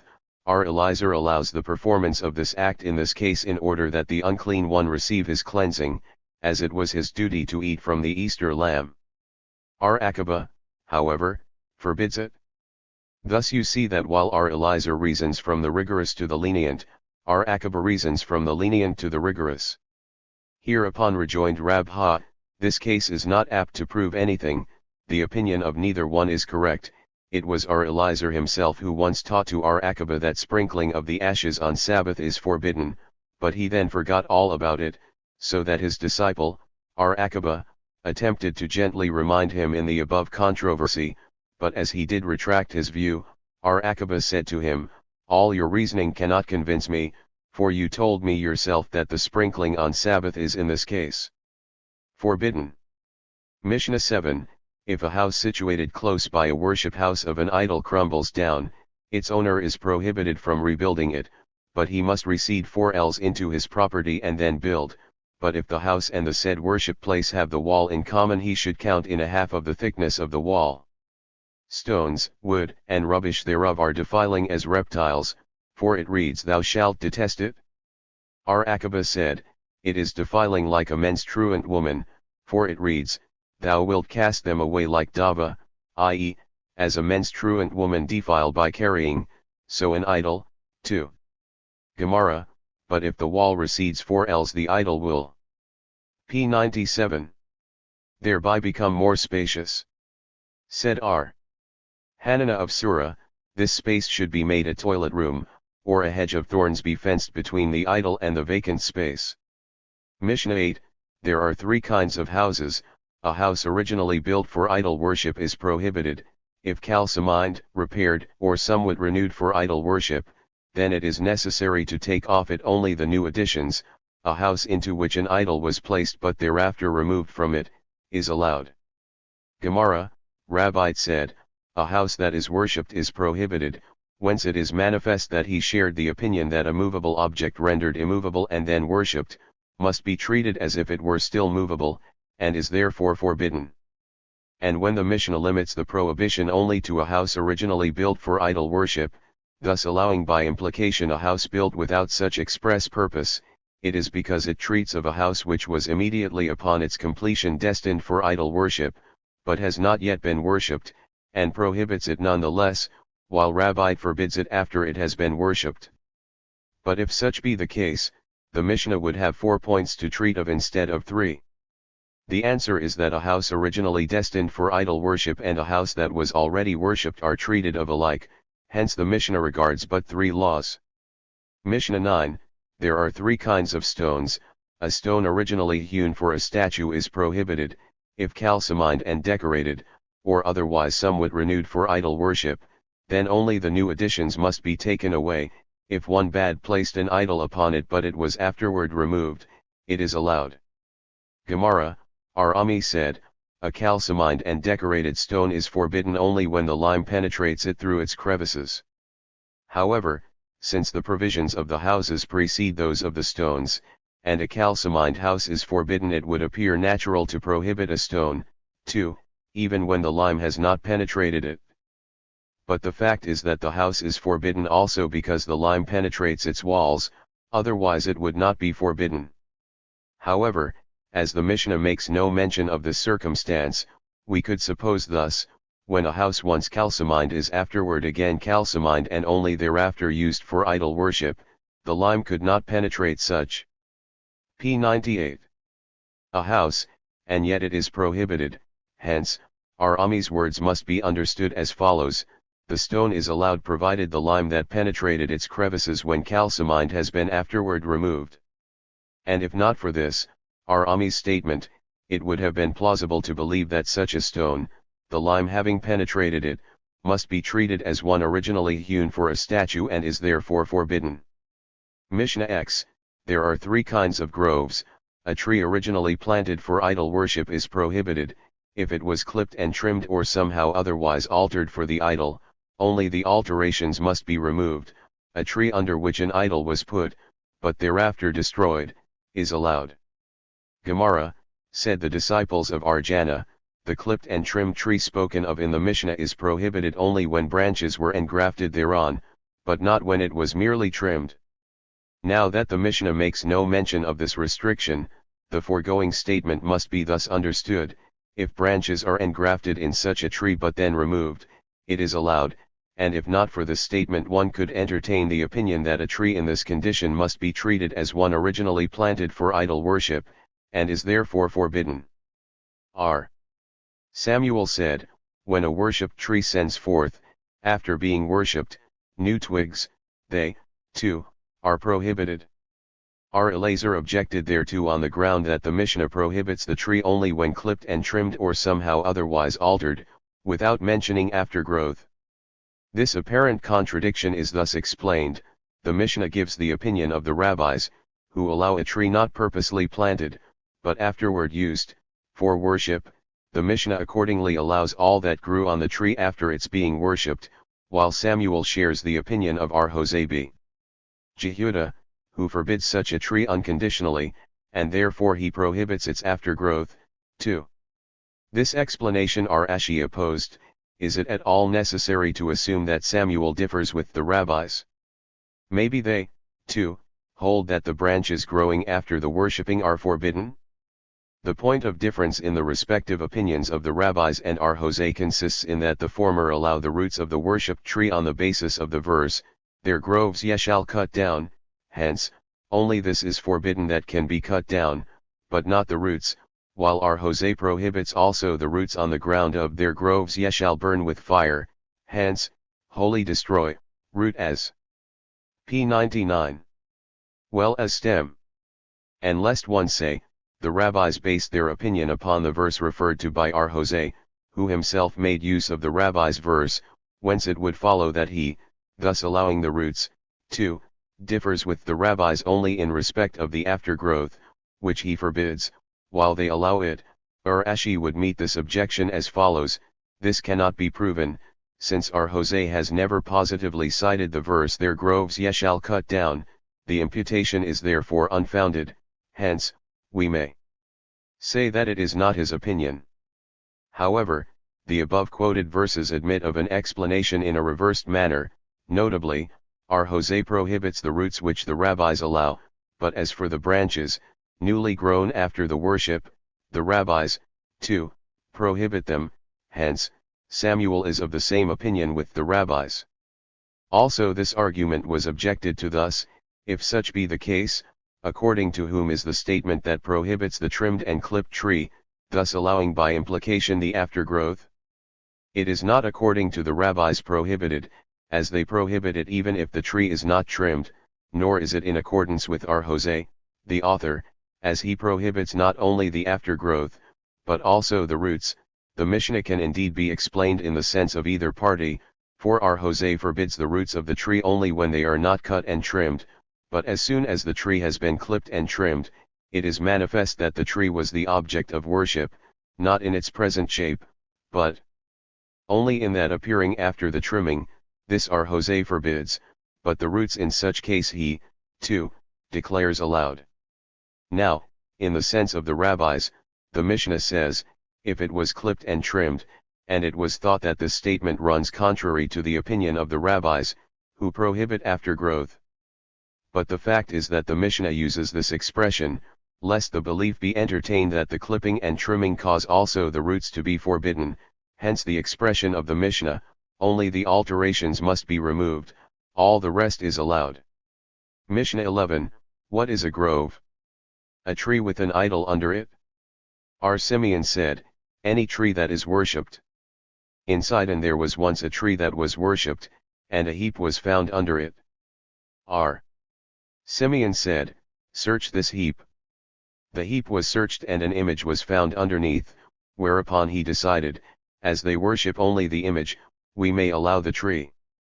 Gemara, the Mishnah asks now what is an idol grove? P. 100. Have we not learned in the preceding Mishnah that there are three sorts of idol groves?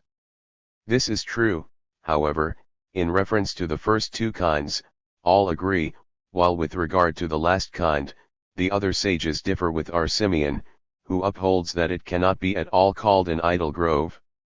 What, then, is the criterion whereby to distinguish a tree as an idol grove?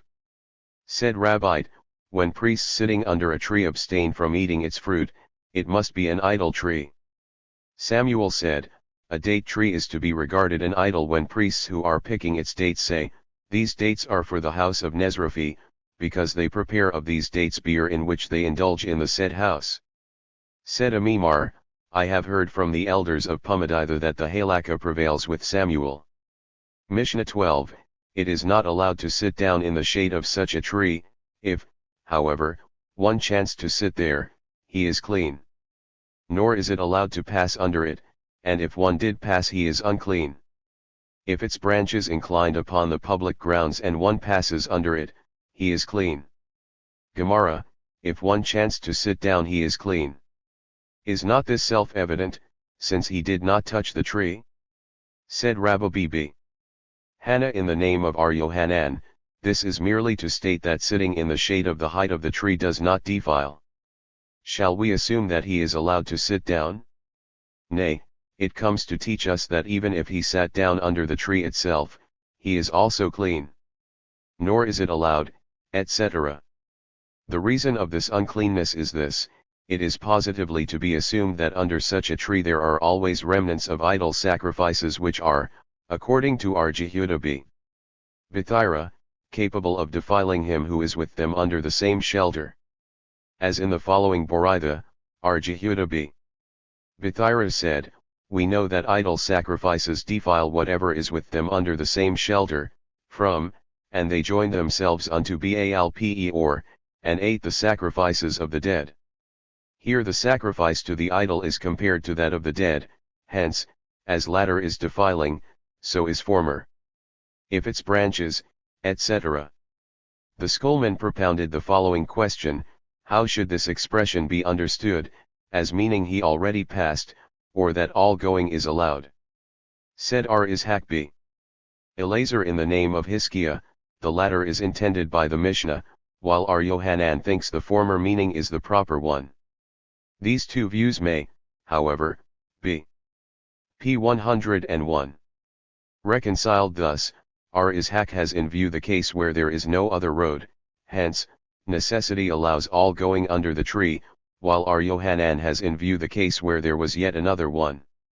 In the place where Ar Sheshith lived there was such a tree, and whenever he had to pass by it he, being blind, said to his guide, pass me by as quickly as possible. If there was yet another road he was not allowed there, and if not, he had the right to pass by here. What was, then, the speeding by necessary? The answer is that there was but this only road, and Ar Sheshith, who was a prominent scholar, wanted to pass it as quickly as he could. Mishnah 13, under such a tree is allowed to sow herbs in the winter, but not in summer. Lettuce is not allowed to sow in either winter or summer. Ar Jose said, even herbs must not be sowed in winter either, for their leaves, when falling down, would turn dung for the tree. Gemara, the statement of Ar Jose makes it manifest that he is of the opinion that two causes of which one is allowed and the other one prohibited do, when working together, bring about a forbidden effect. On the other hand, the rabbis who do not share this opinion allow the herbs. However, in another place we find these two contending parties interchange their respective views. It is true, the apparently contradictory tenets of Ar Jose may be reconciled thus: he allows where the idols were ground down, as the effect here cannot even become dung, but in the present case the falling leaves surely turn into dung, hence his prohibition. But how should we explain the rabbi's contradiction? It may be explained as Ar Mari B'Ar Kahana said, in proportion as the hide rises in price, one loses on the meat. In like manner it can be said here of the herbs: what the dung promotes, the shade of the tree hinders, hence, as there is no use of the leaves, the rabbis allow. Said Ar Jehuda in the name of Samuel, the halakha prevails with Ar Jose. Once a garden was ameliorated with the dung of an idol, Ar Amram let interrogate Ar Joseph as to how one should behave with regard to the fruit of this garden, and the answer was, Ar Jehuda said in the name of Samuel, the halakha prevails with Ar Jose. p. 102. Mishnah 14, to derive any benefit of wood obtained from an idol grove is prohibited. The stove heated therewith must be destroyed if new yet, but if old already, it must be cooled off. Bread baked therewith is prohibited for any benefit, if it was mingled with other bread, they are all forbidden. R. Eliezer says, the worth of its benefit should be cast into the salt lake. However, the rabbis responded, there is no redemption in case of idol worship. The same is the case with a loom made of this wood and with the garment wrought therewith. If such a garment was mixed up with other garments and these again with others, the benefit of them all is forbidden. R. Eliezer, however, said, cast their worth into the salt lake, and he was answered, there is no redemption from idol worship. Gemara, the Mishnah must lay down both the cases of the benefit of wood, for bread baking and for garment making, for if the former case alone were stated, there would be reason to think that R. Eliezer allows the use of the bread only when its worth has been cast into the sea, for as soon as the bread is entered in the oven, the prohibited object, the wood, is, properly speaking, no more, having been consumed by the fire, while in the case of a garment made with the aid of such wood, his prohibition is absolute, since the wood is all the time in existence. On the other hand, if the Mishnah treated only the garment making, there might rise the belief that the garment is forbidden by reason of the perennial existence of its instrument, while bread, where the wood was consumed by the fire, the rabbis agree with him. Hence, the establishment of both the cases. Said R. Hista, I was told by Abba Br. Hista that Sierra said, the halakha prevails with R. Eliezer. Said R. Ada B. Ahaba, R. Eliezer, notwithstanding this his doctrine, prohibits the use of the wine in all the barrels if one cask of forbidden wine was mingled among them. R. Hista, however, asserts that this wine, too, is allowed by R. Eliezer, provided its worth has been cast into the sea. It once happened that a cask of forbidden wine was mixed among other casks of allowed wine, whereupon R. Hista was interrogated as to how to behave in this case, and his answer was to cast 4 zuz into the river and then we will allow the wine. Mishnah 15, how is the idol worship of a tree profaned? If the heathen cuts down from it dry twigs or fresh branches, a staff, or a rod, or even if he takes from it only a leaf, it is profaned. P. 103. If, however, all this be done in the interest of the tree, it remains forbidden, and if not in its interest, it is allowed. Gemara, the question as to how to behave toward the dry twigs and other pieces cut off the tree is discussed by R. Huna and R. Hayabi. Rabbite. The one allows and the other forbids the use of these objects. This positive view is borne out also in the following Boraitha, when a heathen trims his idol, the question arises, does he do it in order to use the thus obtained wood, or in order to adorn the idol? If former be the case, both the wood cut down and the idol itself are allowed, while in the latter case the wood is allowed but not the idol. If, however, the trimming was done by an Israelite, all is forbidden, irrespective of the aim in view, because the idol of an Israelite can never be profaned. It was taught, if an idol broke down by itself, what is to be done? Rabbite said, each and every piece of it must be singly and severally profaned before its use is allowed, while Samuel maintains that an idol can be profaned only in its ordinary shape. But how is this to be understood? Does not the contrary seem to be the case? Samuel means to say, then, that only an idol that is in its ordinary shape needs be profaned. The point of difference, however, here is concerning an idol not broken by itself but one that is made of small pieces, such that even a layman could put together or take apart. It is of such an idol that Rabbite says it is not profaned when out of its joints, because even a layman can restore it, while according to Samuel it is not considered as an idol as soon as it loses its shape. Next, Chapter 4. Index previous next. P. 104. Chapter 4. Concerning objects used for idols. The manner in which an idol is profaned so as to be allowed for use. The discussions between the elders of Rome on the one hand and R. Lamalil, the prince, on the other. How to prepare wine in the possession of a heathen for Israelites. Mishnah I, R. Ismail says, 3 stones near one another and beside the mercules are prohibited, 2 stones in this position are allowed. The sages, however, said, only the stones that are close by it are prohibited, but those that do not appear to be so are allowed. Gemara, the opinion of the sages is easily explained, as they hold that the heathens worship also the fragments of their idols, accordingly they prohibit only the stones that are perceptibly near the idol. But R. Ismail's opinion presents some difficulty, viz., if he upholds the view that pieces are also worshipped, he should forbid also 2 stones. On the other hand, if he believes that the heathens do not worship broken idols, he should consistently allow also 3 stones near the Mercules. Said R. Itzhak. Joseph, in the name of R. Yohanan, the limit of proximity required in the Mishnah is set down at 4 ells. Now, R. Ismail believes that the heathen might make of the 3 stones a small Mercules beside the big one, but not of 2 stones, while the sages who do not entertain this belief merely regard these stones as fragments of the Mercules, hence they forbid only those that are visibly belonging to it irrespective of their number. It once happened that the palace of King Janna was destroyed, thereupon came heathens and erected therein a Mercules. Later on others came who did not worship the Mercules, took the stones and paved a street therewith. Some of the sages abstained then from treading upon these stones, while others were passing there. Hereupon said R. Yohanan, the son of the saints treads on them, should we abstain therefrom? P. 105. Who was this son? R. Menahem b. Simai, so called because he would refrain from even looking upon the face of a coin. But why, this notwithstanding, were some shunning that street? Because they guided themselves by the opinion of R. Giddel, who said in the name of R. Hyabi. Joseph, quoting Rabbi, though the idol is capable of being profaned, yet the idol sacrifice is not, and this admits of proof from here.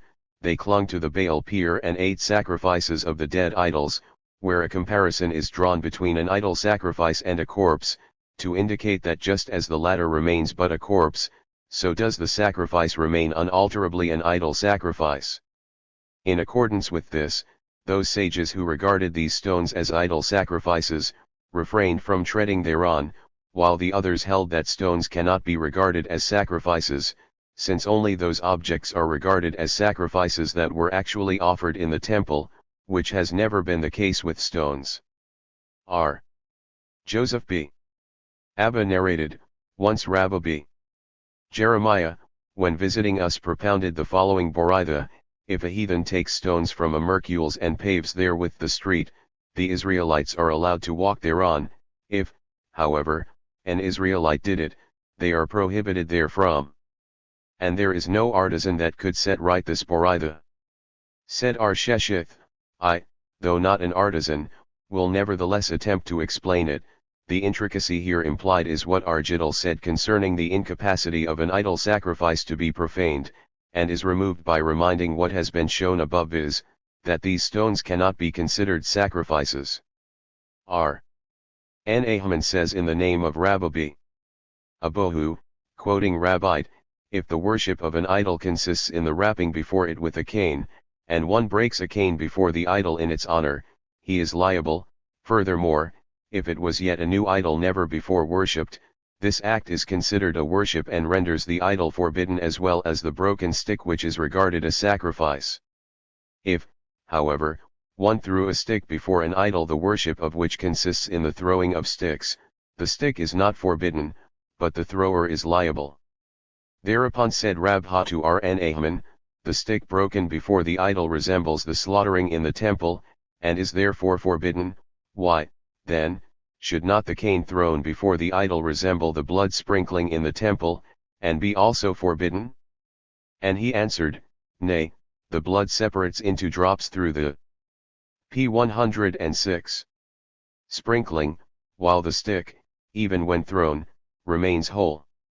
If such be the case, why should, then, rejoined Rabha, stones be prohibited when thrown before the Mercules?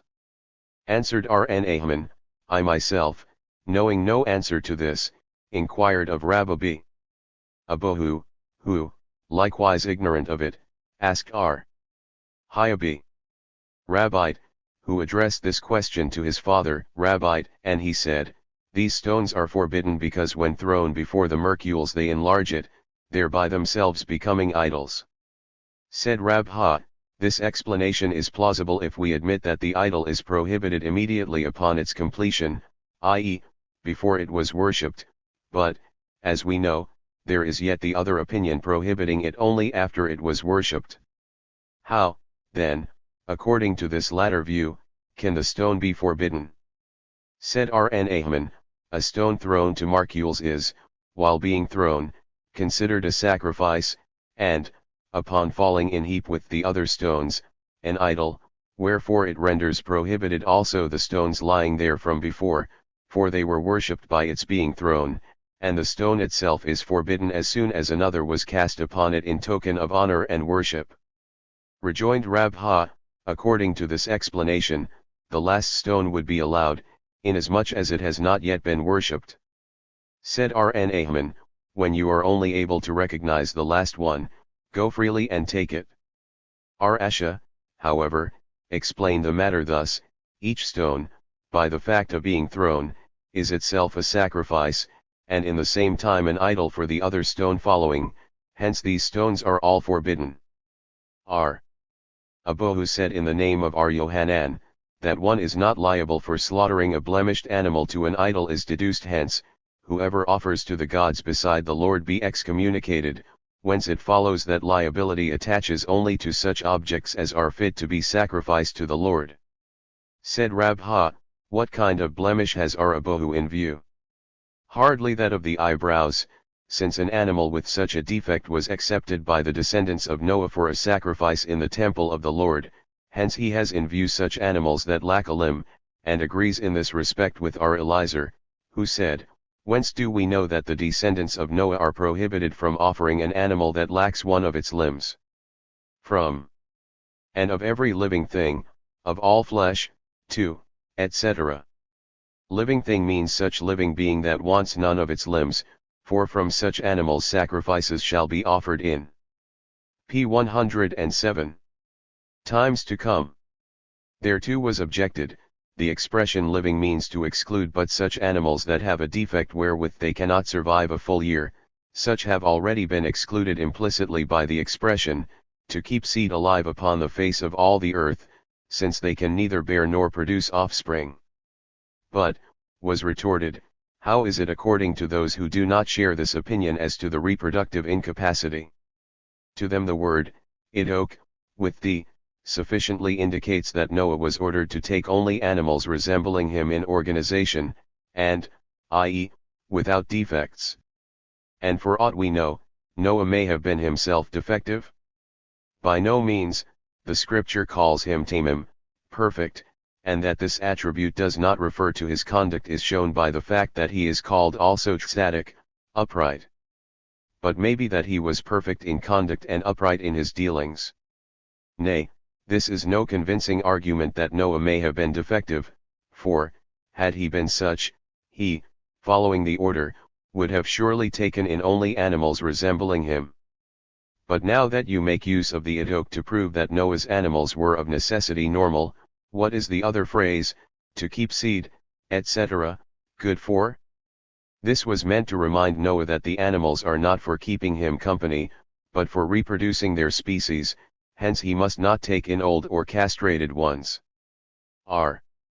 Eliezer said, if one slaughter an animal to Marcules, he is liable, notwithstanding that Marcules is worshipped by stone throwing, for it reads, they shall offer no more their sacrifices unto evil spirits, after which they have gone astray, hence no blood sacrifices even to such evil spirits that are worshipped otherwise, as the usual worship is prohibited already in, how did these nations serve their gods? Even so will I do likewise. Mishnah 2, money, garments, utensils found on the head of an idol are allowed, vine with grapes on, wreaths of corn ears, wine, oil, fine flour, and whatever is offered upon the altar, is prohibited. Gemara, whence is this deduced? Said Ar-Hyabi. Joseph in the name of Ar-Oshia, from, and you saw their abominations, and their idols of wood and stone, silver and gold which they had with them, and again, thou shalt not covet the silver or gold that is on them. From the two wordings, with them and on them we conclude. p. 108. That whatever is found with or on the idol without being an ornament thereof is allowed, but is not, if an ornament.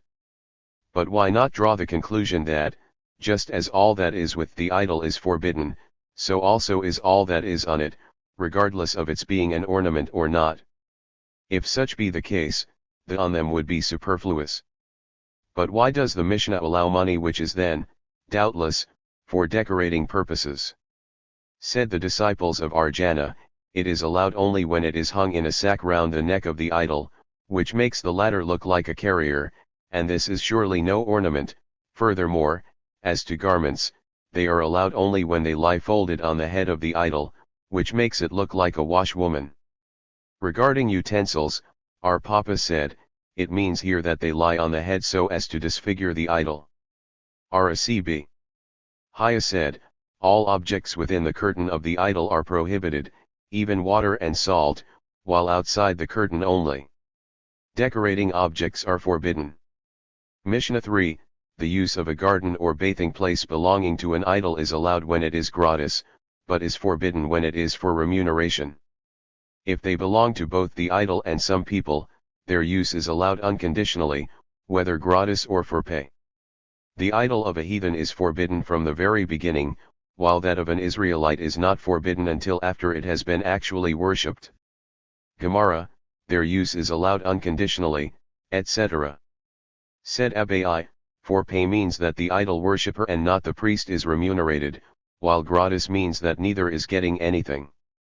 The idol of a heathen is forbidden from the very beginning, etc. The Mishnah expresses here the opinion of our Akiba without, however, mentioning his name.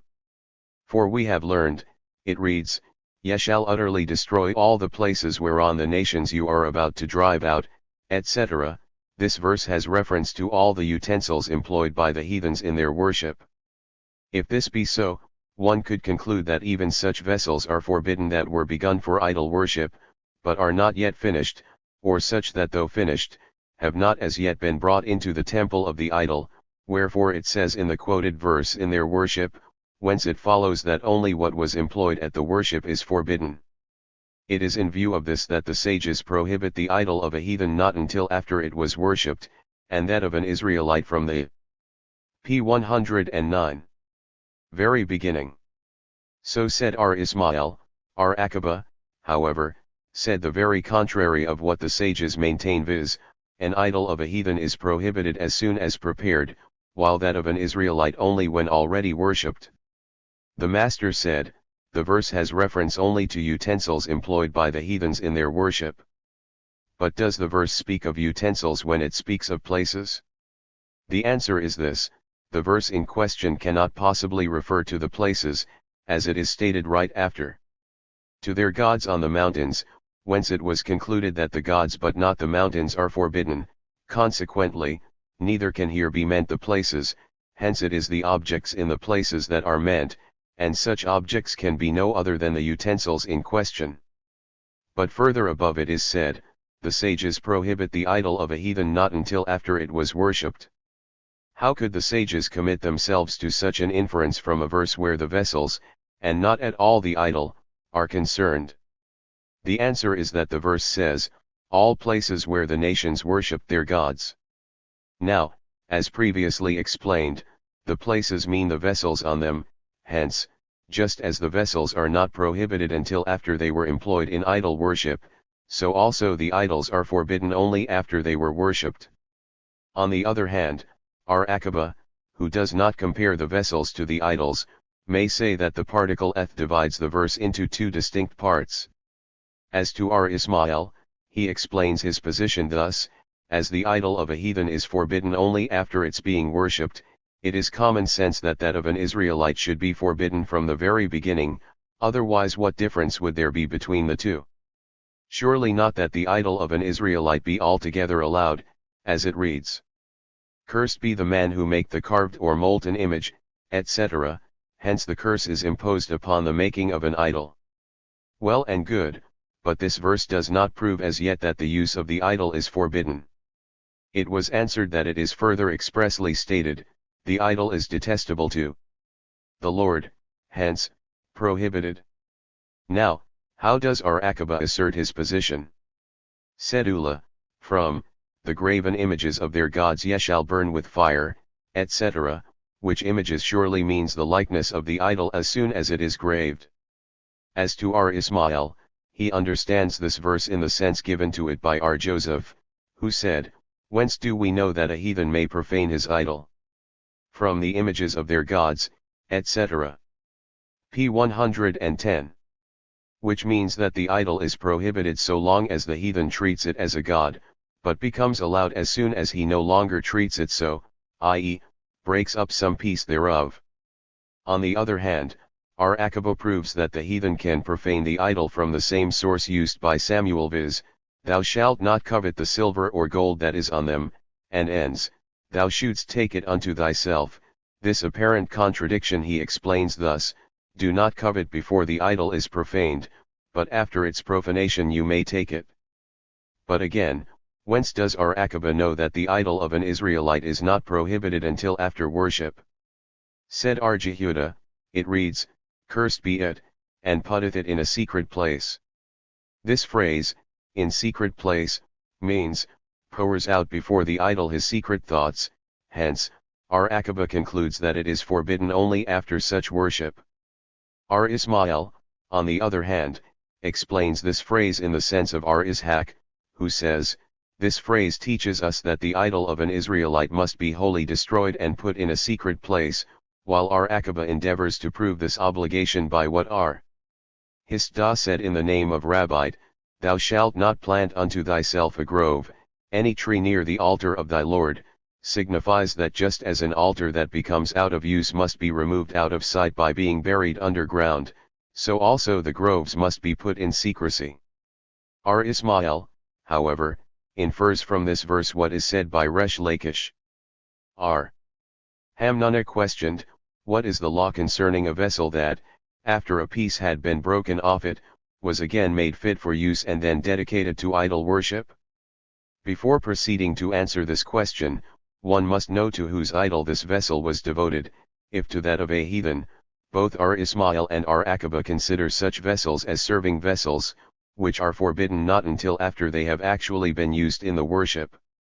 Thus, the question must refer to the idol of an Israelite, and, since our Aqaba, who prohibits the idol of an Israelite only after worship, will doubtless do the same as regards the serving vessel in question, it can be treated only in the light of our Ismail's opinion, so that it is necessary to know in the first place whether such serving vessels are subject to the same rules as the vessels of a heathen's idol are.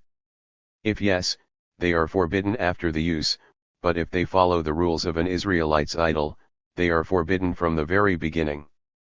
But why does p. 111. Our Hamnuna ask concerning a repaired and not a newly made vessel? The answer is that his question has, in fact, reference to the problem of old defilement. As the following Mishnah, of metallic vessels the flat and hollowed ones are subject to defilement, if, however, they were defiled and broke they become clean. But if they were again made into vessels, the old defilement returns. Now, our Hamnuna was in doubt as to whether this Mishnah is concerned with biblical defilements only, or also with rabbinical defilements. But if so, why does not our Hamnuna put his question regarding rabbinical defilements in general? His desire was that his question embrace also the other point, viz., does a rabbinical defilement return? And should you decide that it does not, then the question arises, how is the case with idolatry? Shall we assume that, because of the rigorousness of idolatry, a rabbinical be equivalent to a biblical or not? This question remains undecided. R. Yohanan asked Arjana, I should like to know whether or no food offered to an idol, if profaned, loses thereby its defilement. But why does he ask about food and not about vessels? Because he knew that the remedy for devoted vessels is a legal bath, which abolishes also the defilement. Furthermore, our Yohanan does not ask whether or no an idolized food, if worshipped and then profaned, still defile, because he knows that a profaned idol is no longer forbidden, hence, its defilement is also abolished. but he put up the foregoing question merely because Argidal said somewhere above that all objects sacrificed to idols can never be profaned, so he wants to know now whether Argidal's theory applies to the prohibition which is biblical, but not to the defilement which is rabbinical, or to both. Also this question remains undecided. R. Jose B. Saul asked Rabbi whether the vessels used in the house of Shania are allowed for use also in the Temple of Jerusalem. This question suggests that R. Jose shared the opinion of those who say, the Temple of Egypt was not considered an idol temple. It was, however, taught that the priests who served in the Shania temple are not allowed to serve in that of Jerusalem, the less so are those who served at idol worships. He thus wanted to know whether the vessels follow the same rules as the priests, or since the priests are endowed with intelligence they were fined. But the vessels, p. 112, destitute of intelligence should not be fined, or there is no difference. Hereupon said Rabbi, yeah, they are prohibited and there is a verse from scripture to corroborate this, but I forgot it. R. Jose thus objected, it reads, all the vessels which King Ak had cast aside, have we put in order and sanctified. Does not put in order mean a legal bath and sanctify to bring back to sacredness, whence it is obvious that even such vessels that were used in idol worship are allowed to be brought into the temple for use, after passing through the legal bath. Thereupon said Rabbi, the blessing of the Lord upon you, you have recalled to my memory the forgotten verse. Put in order means to hide them, and sanctify to substitute them by other vessels. Is Rabbi's interpretation supported by the following Mishnah, there was a pantry in the temple, where the Maccabees heaped up the stones of the altar defiled by the Greeks, and Arsheshith said, the Greeks have defiled the altar by their idol worship, and though these stones are allowed for private use, yet they were not used in the temple? Said our Papa, from the case of the Maccabees is no support at all, since the stones there were prohibited even for private use, the Maccabees guiding themselves by, and I will give it up into the hands of the strangers. And they shall pollute it, so that they could not do otherwise, for, in order that the stones be again allowed, they must be first profaned by breaking them, which is not permitted to do, as by law whole stones must be used to build an altar, nor could the stones be sawed into two, since the law forbids to bring iron thereon, so that as there was no means to profane the said stones, they were of necessity set aside. But why did not the Maccabees have the stones profaned by a heathen and make of them private use? They could not do even this, for as our Oshia said, the sages wanted once to forbid all use of gold and silver, because the enemy carried off the gold and silver of the temple, it was, namely, feared that the money coined therefrom might reach the Israelites, and by law it is prohibited to make use of what belongs to the sanctuary. It was, however, objected, how could the sages have conceived such a wish, the gold and silver of Jerusalem forming but an infinitesimal part of those in the whole world, and the smallest can never render. p. 113. Prohibited the greatest part. Abai explained the words of our Oshia thus, the sages wanted to forbid not all the gold and silver, but only the gold and silver dinars issued by both the kings Hadrian and Trajan, on which the image has become of late indiscernible, and which were surely coined of the gold and silver of the temple. However, when their attention was called to the verse, and will give it into the hands of strangers, etc., they abandoned the idea, seeing that an object once profaned is allowed for private use. Now, as to the altar, it was a sacred place to bring offerings to God, which is not the case with the gold and silver, hence it is below dignity to use its stones in private. Mishnah 4, a heathen can profane his idol as well as that of his neighbor. An Israelite cannot profane that of a heathen. The idol once profaned, all that pertains to its service is abolished, on the contrary, if only the pertainings were profaned, they alone are allowed, but not the idol. Gemara, Rabbi taught to Simeon his son, a heathen may profane his idol as well as that of his neighbor. Said he to him, Master, in your youth you used to teach that a heathen profanes his idol as well as that of an Israelite, can then an Israelite's idol be profaned? Was it not said above that such can never be profaned? Said R. Hillel B. R. Wells, he spoke then of the case where the heathen owned the idol with the Israelite in partnership. But let us see what was the reason of both his statement in his youth and in his advanced age. In his youth he thought that if an Israelite worships an idol, he does it with the knowledge of the heathen, hence the heathen, when profaning his part, profanes also that of the Israelite, while in his later days he came to the conclusion that the Israelite is worshipping on his own account, hence the heathen profanes only his own part, that of the Israelite remaining unprofaned. There were others who taught the statement of R. Hillel. As concerning the latter part of our Mishnah, an Israelite cannot profane that of a heathen. And to the question, is this not self-understood? Said R. Hillel B.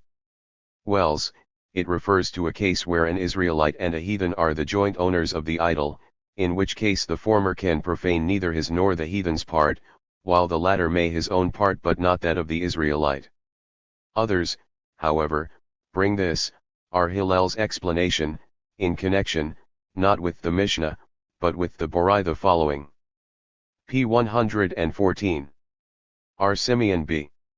Manasseh said, the idol of an Israelite can never be profaned, and this never R. Hillel B. Wells interpreted to mean that, when an Israelite and a heathen are the joint owners of an idol, the latter, by profaning his own part, does by no means profane the other's part, though it may be assumed here that the Israelite is a partner to the idol only out of complaisance to the heathen. And he comes thereby to teach us that an Israelite worships an idol not on the knowledge of the heathen, but on his own. Mishnah V. How is an idol to be profaned? By cutting off the tip of its ear, the point of the nose, or the ends of the fingers, or by disfiguring its face with a hammer, even if thereby nothing is broken off. But if he only spat or urinated before it, dragged it about in the dirt, or cast such upon it, it is not profaned. If a heathen sold or pawned his idol, it is profaned according to Rabbi, but not according to the sages. Gemara, disfiguring its face with a hammer, etc. Why should it be profaned when nothing of it was lost thereby? Said R. Zera, because it has thus been made unrecognizable. But if he only spat, etc. Whence is this deduced? Said Hiskia, from, and when they shall be hungry, they will become enraged and curse their king and their God.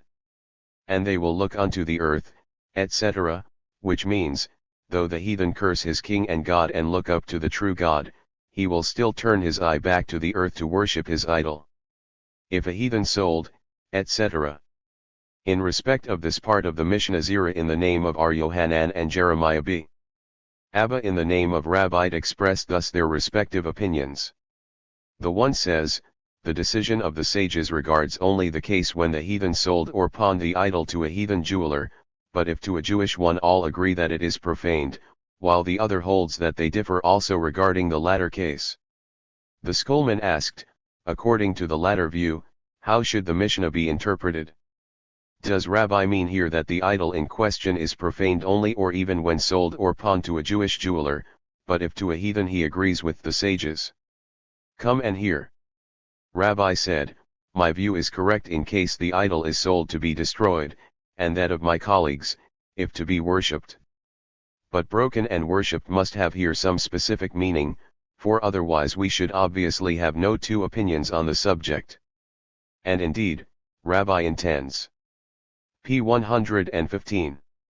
To say, an idol sold to an Israelite who will surely not worship, but break it, while the sages speak of an idol sold to a heathen who will surely not break, but worship it, hence they differ in both cases? Nay, it may be said that Rabbi's statement means this, my view is accepted by my colleagues, when the idol was sold to be destroyed, as they differ only when sold for worship to a heathen jeweler. The rabbis taught, if an idol is pawned by a heathen, or it is buried under the ruins of an old fallen house, or is stolen by burglars, or, finally, is left standing alone by the heathen, who went to the sea countries, the question arises whether or no the heathen had in mind to come back to it, as such was the case in Te time when Jehoshua had war with the Amorites. If he had, the idol is not profaned. It is obvious that all the four cases must needs be stated. The first case implies that the heathen wants to have the idol back, while in the second, the idol being left under the ruins, the heathen may be thought as renouncing it, whereby it is profaned, hence the second statement. In like manner does the third case imply something different from the contents of the preceding cases. The ruins can possibly be removed, but a burglary is less likely to be returned. Finally, the fourth case teaches us again something new, viz., while in the third case the heathen may yet think that the idol fell into the hands of heathen thieves and they will worship it, or even if they be Israelites, they will sell it to heathens, they themselves, having no use of it. In the fourth case he abandons the idol of his own will, since he has not taken it along with him. Hence all the four cases must be taught. Now, the concluding sentence of the Boritha must be thus understood: if the heathen has his mind to come back as the Amorites did, it is necessary to treat the idol in the same way as it was treated at those times, namely, not to regard it as profaned, but rather to annihilate it altogether. But did the Amorites ever return? There was nothing of the kind. The answer is that if he has in mind to return, his idol must be treated as in the war of Jehoshua. But if so, why the comparison with Jehoshua's times? The Boritha intends to teach by the way yet what our Jehuda said in the name of Rabbite: if an Israelite erects a brick to worship it, but does not worship, and a heathen comes and worships it, it is prohibited, notwithstanding the rule that no one can render a thing unallowable that is not his own. Here the motive of the Israelite is p. 116. Determining. How does our Jehuda substantiate this his opinion? Said our Elazar, he bases it on the proceedings of the Israelites upon their entering the promised land, for it reads, "Their groves ye shall burn with fire." Here, too, one could then wonder and say, the Holy Land, having been promised by God to Abraham and his descendants, belonged to the Israelites and not to the Amorites. How, then, could the latter have rendered unallowable these groves that were not their own? If you are ready to assume that these groves had sprung up before the promise, then you must regard them as the idol of a heathen, whose profanation, as we have seen above, suffices. Why then did not the Israelites compel the heathens to profane it and then use it? Why were they ordered to burn it down? In view of all this the verse, "their groves," etc., must be thus explained: the promised land is indeed regarded the ownership of the Jews, and as Israel, by his worship of the golden calf in the wilderness, exhibited his inclination toward idol worship, the grove is considered the idol of a Jew, worshipped by heathens only in accord with the Jews, and as such can by no means be profaned, but must be annihilated. And the case here with the brick is perfectly analogous. However, is the conclusion from the golden calf to the grove warranted? The Israelites might have been inclined exclusively toward calf worship. Nay, they declaimed at that time before the calf, "These are your gods, O Israel." Whereby they must have meant a variety of gods, toward which they felt disposed.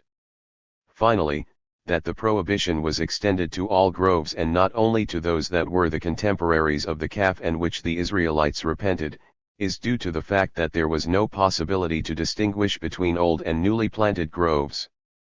Mishnah 6, an idol abandoned by its worshippers in time of peace is allowed, but is forbidden when abandoned in time of war. Altars erected for kings are allowed, for the idol is put on them only when the kings pass. Gemara, R. Jeremiah b. Abba said in the name of Rabbite, the house Nimrod has the same regulations regarding idols as those abandoned by the owner in time of peace, because, though scattered all the world over as if driven about by war, it had the choice to return home and get its idols, and by not doing so it showed a lack of interest in them, hence they are allowed. Altars erected for kings, etc. Are they not, after all, altars of the idol? Said Rabbi B. Hannah in the name of R. p. 117. Yohanan, it means to say that the priests prepare the altars for the king, but he takes another road, so that no idols nor offerings come upon these altars. Ulla, on his return from Palestine, alighted on one of such altars that was broken. R. Jehuda, on noticing this, asked him why he acted thus after both Rabbi and Samuel had forbidden all use of such an altar when broken, and even he who says that broken idols are no longer worshipped and hence are allowed, does not assert the same with regard to altars, as it would be disgraceful to worship a broken idol, but upon a broken altar an idol may always be put. Hereupon replied Ulla, my respect for Rabbi and Samuel is so great that I should readily fill my eyes with the ashes of their corpses, nonetheless I cannot help refuting this opinion, for our Yohanan and Resh Lakish said, an altar upon which idols are habitually placed is, when broken, allowable. Furthermore, even he who holds that fragments are worshipped allows such an altar, as he namely says, the broken idol is always, even when broken, worshipfully regarded by the heathen, while no godliness is even imputed to an altar, it is but a mere stand for idols, so that as soon as it is broken, it is set aside without any regard. The following Boritha expresses the same view of our Yohanan and Resh Lakish. An altar used as a stand for idols is, when partly broken, allowable. However, an altar used for sacrifices is, when broken, forbidden, until most of its stones fall apart. Which are the marks distinguishing the altar for sacrifices from that used as a stand? R. Jacob B. 80 said, in the name of our Yohanan, the latter kind consists of but one stone, while the former of several stones. Hiskia adduces a verse to this effect, when he maketh all the stones of the altar as limestones, that are beaten in pieces, when there shall not arise again any groves and sun images, i.e., only when they are turned to lime no image is put on them, nor sacrifice, then only is their use allowable. There is a Boritha, if one worships one's own animal, it is prohibited from being used as a sacrifice in the temple, but not if it is his neighbor's. There is a contradiction from the following those all cattle is regarded as worshipped, immaterial whether the worship took place by mistake or intention, by compulsion or free will. Now, what other could be the meaning of compulsion than that one forces into his house an animal of a stranger and worships it? Hence, cattle of a stranger is prohibited, too, through worship. Thereupon said p. 118. Rami B. Hama, the word compulsion means that heathens compelled him to worship his own animal. R. Zara opposed, does not the scripture free a culprit by compulsion, and to the damsel ye shall do nothing, etc. Therefore said Rabha, the prohibition of worship was general, but from the expression, he shall live in them, whence the rabbis infer but not he shall die in them, compulsion was excluded. However, thereafter it reads again, he shall not profane my holy name, whence the rabbis infer that even if compelled, which, too, would apparently contradict each other. The explanation is that compulsion imposed privately is excused, but if publicly, one must not yield to it. Said the rabbis to Rabha, there is a Boritha that supports your opinion, the altars of idols remain prohibited even after the evil decrees of the government have ceased. Rejoined Rabha, if only this, it cannot be a support to my opinion, for there may have been an apostate Jew who worshipped it willingly. Said Ar-Ashi, do not say may have been, as it is certain that there was such, and therefore the prohibition remains forever. Hiskia, however, said that the above-mentioned forcing of the neighbor's animal to worship means if he pours wine between its horns for the idol, and not worshipped by bowing to it. R-Adabi. Ahaba, however, opposed, can, then, this be called worship? One can worship an idol, while by pouring wine on the animal for the idol he makes it only for an altar, and a living creature is not forbidden when used in the service to the idol. Therefore said Ar-Adabi. Ahaba, Hiskia must have meant, when the animal is itself made some idol and then the wine poured to honor it, it is forbidden, which view coincides with what Ulla said in the name of Ar Yohanan when returning from Palestine, although strange cattle is rendered forbidden by worship, yet it is prohibited as soon as some act has been performed on its body. Said R.N. Ahman, go tell Ulla that Arhuna taught us this, having explained this halakha long ago in Babylon, an animal resting in the proximity of an idol becomes unallowable, as soon as one cuts through its gullet or windpipe for the sake of the idol, and be it the ownership of another one. Now, upon what can this view be based? The report of the Boritha concerning the barring of priests, who were compelled to become such of an idol, from services in the Jerusalem temple, contains hardly an analogy of compulsion, because a priest p. 119 could flee and thus save himself, while an animal destitute of intelligence could not. Nor can the Mishnah, treating of the Maccabees, who set aside the altar stones upon which the Greeks committed some act to honor an idol, be adduced as a basis, for our Papa explained it already, saying, I turn my face from them, that they may pollute my treasure, shows that the temple was profaned by the arrival of the Greeks, and hence was no longer the ownership of God, but considered as that of the Greeks. Thus, the view in question can be based but on this passage, and all the vessels which King Achaz had cast aside have we put in order and sanctified, and the Master said that they were hidden and substituted by others, i.e., they were prohibited. Now, these vessels were not the ownership of Ahaz, and hence by his worship he could not possibly profane them. We must thus assume that he committed with them some act of honor to the idols, whereby he rendered them forbidden, and here is applied the same rule in respect of cattle. R. Dimi, on his return from Palestine, said in the name of Ar Yohanan, although the sages taught that, when one bows to uncultivated ground, saying, This be my God, the ground is thereby not forbidden, yet if he dug graves, pits or caves as an idol, the ground is prohibited. R. Samuel B. Jehuda, on his return from Palestine, said in the name of Ar Yohanan, it is true the sages said that an animal worshipped by others than its proprietor is not forbidden, yet the animal obtained by the idol worshippers in exchange for an idol is forbidden. Rabin, when back from Palestine, said, concerning this topic R. Ismail Br. Jose and the sages have expressed two opinions, but it is not known who said which. The one prohibits an animal exchanged for an idol, but allows the second animal obtained in exchange for the first. The other opinion prohibits the second animal, too, basing itself upon lest thou become accursed like it. Hence, it appears that whatever comes from the accursed is like it, and is accordingly forbidden.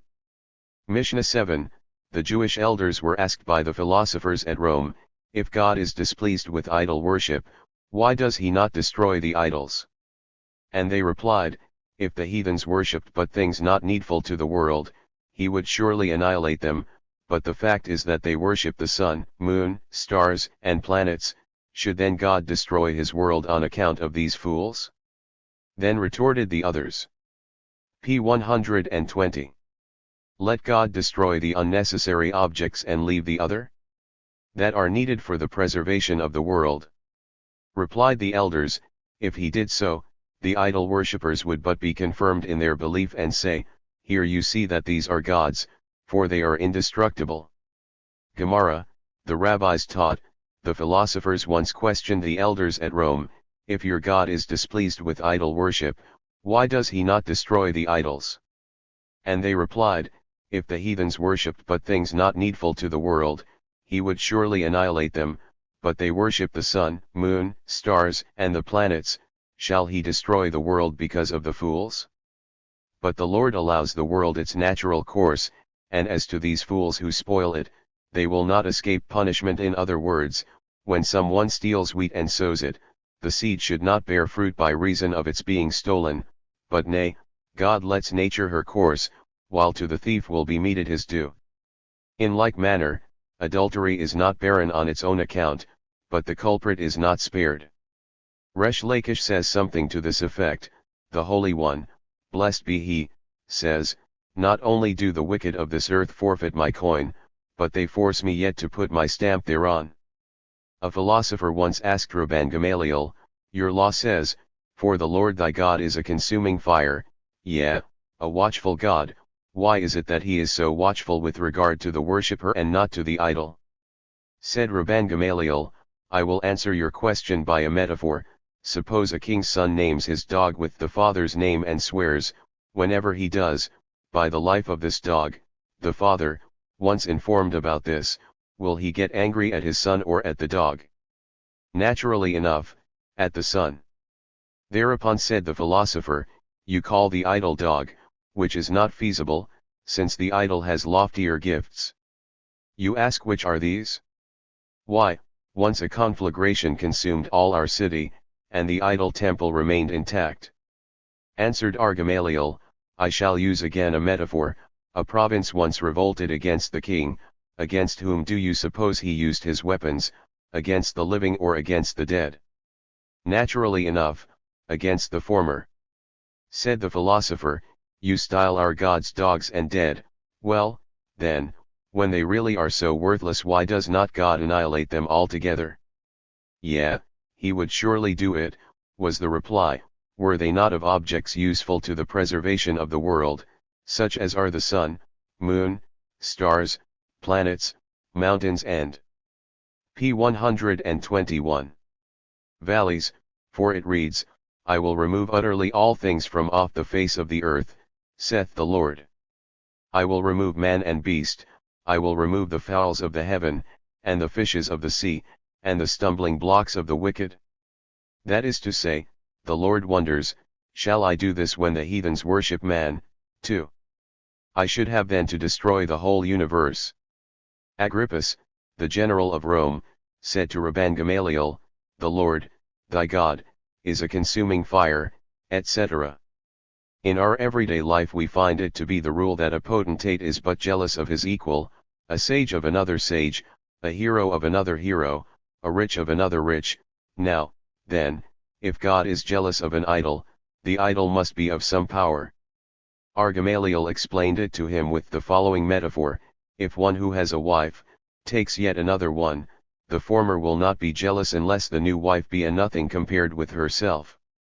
An Israelite named Zunan said to R. Akiba, I know just as well as you do that the idols are nothing, yet I should like to know, how is it that so many cripples are cured by the idols in their temples? Replied R. Akiba, listen to the following parable. There lived once in a town a pious man who enjoyed the unlimited confidence of his fellow townsmen so that they would deposit with him money and were it without any witness, with the exception, however, of one who would leave with him nothing without witness. It once happened, however, that this exceptional man left something in the hands of the other without any security.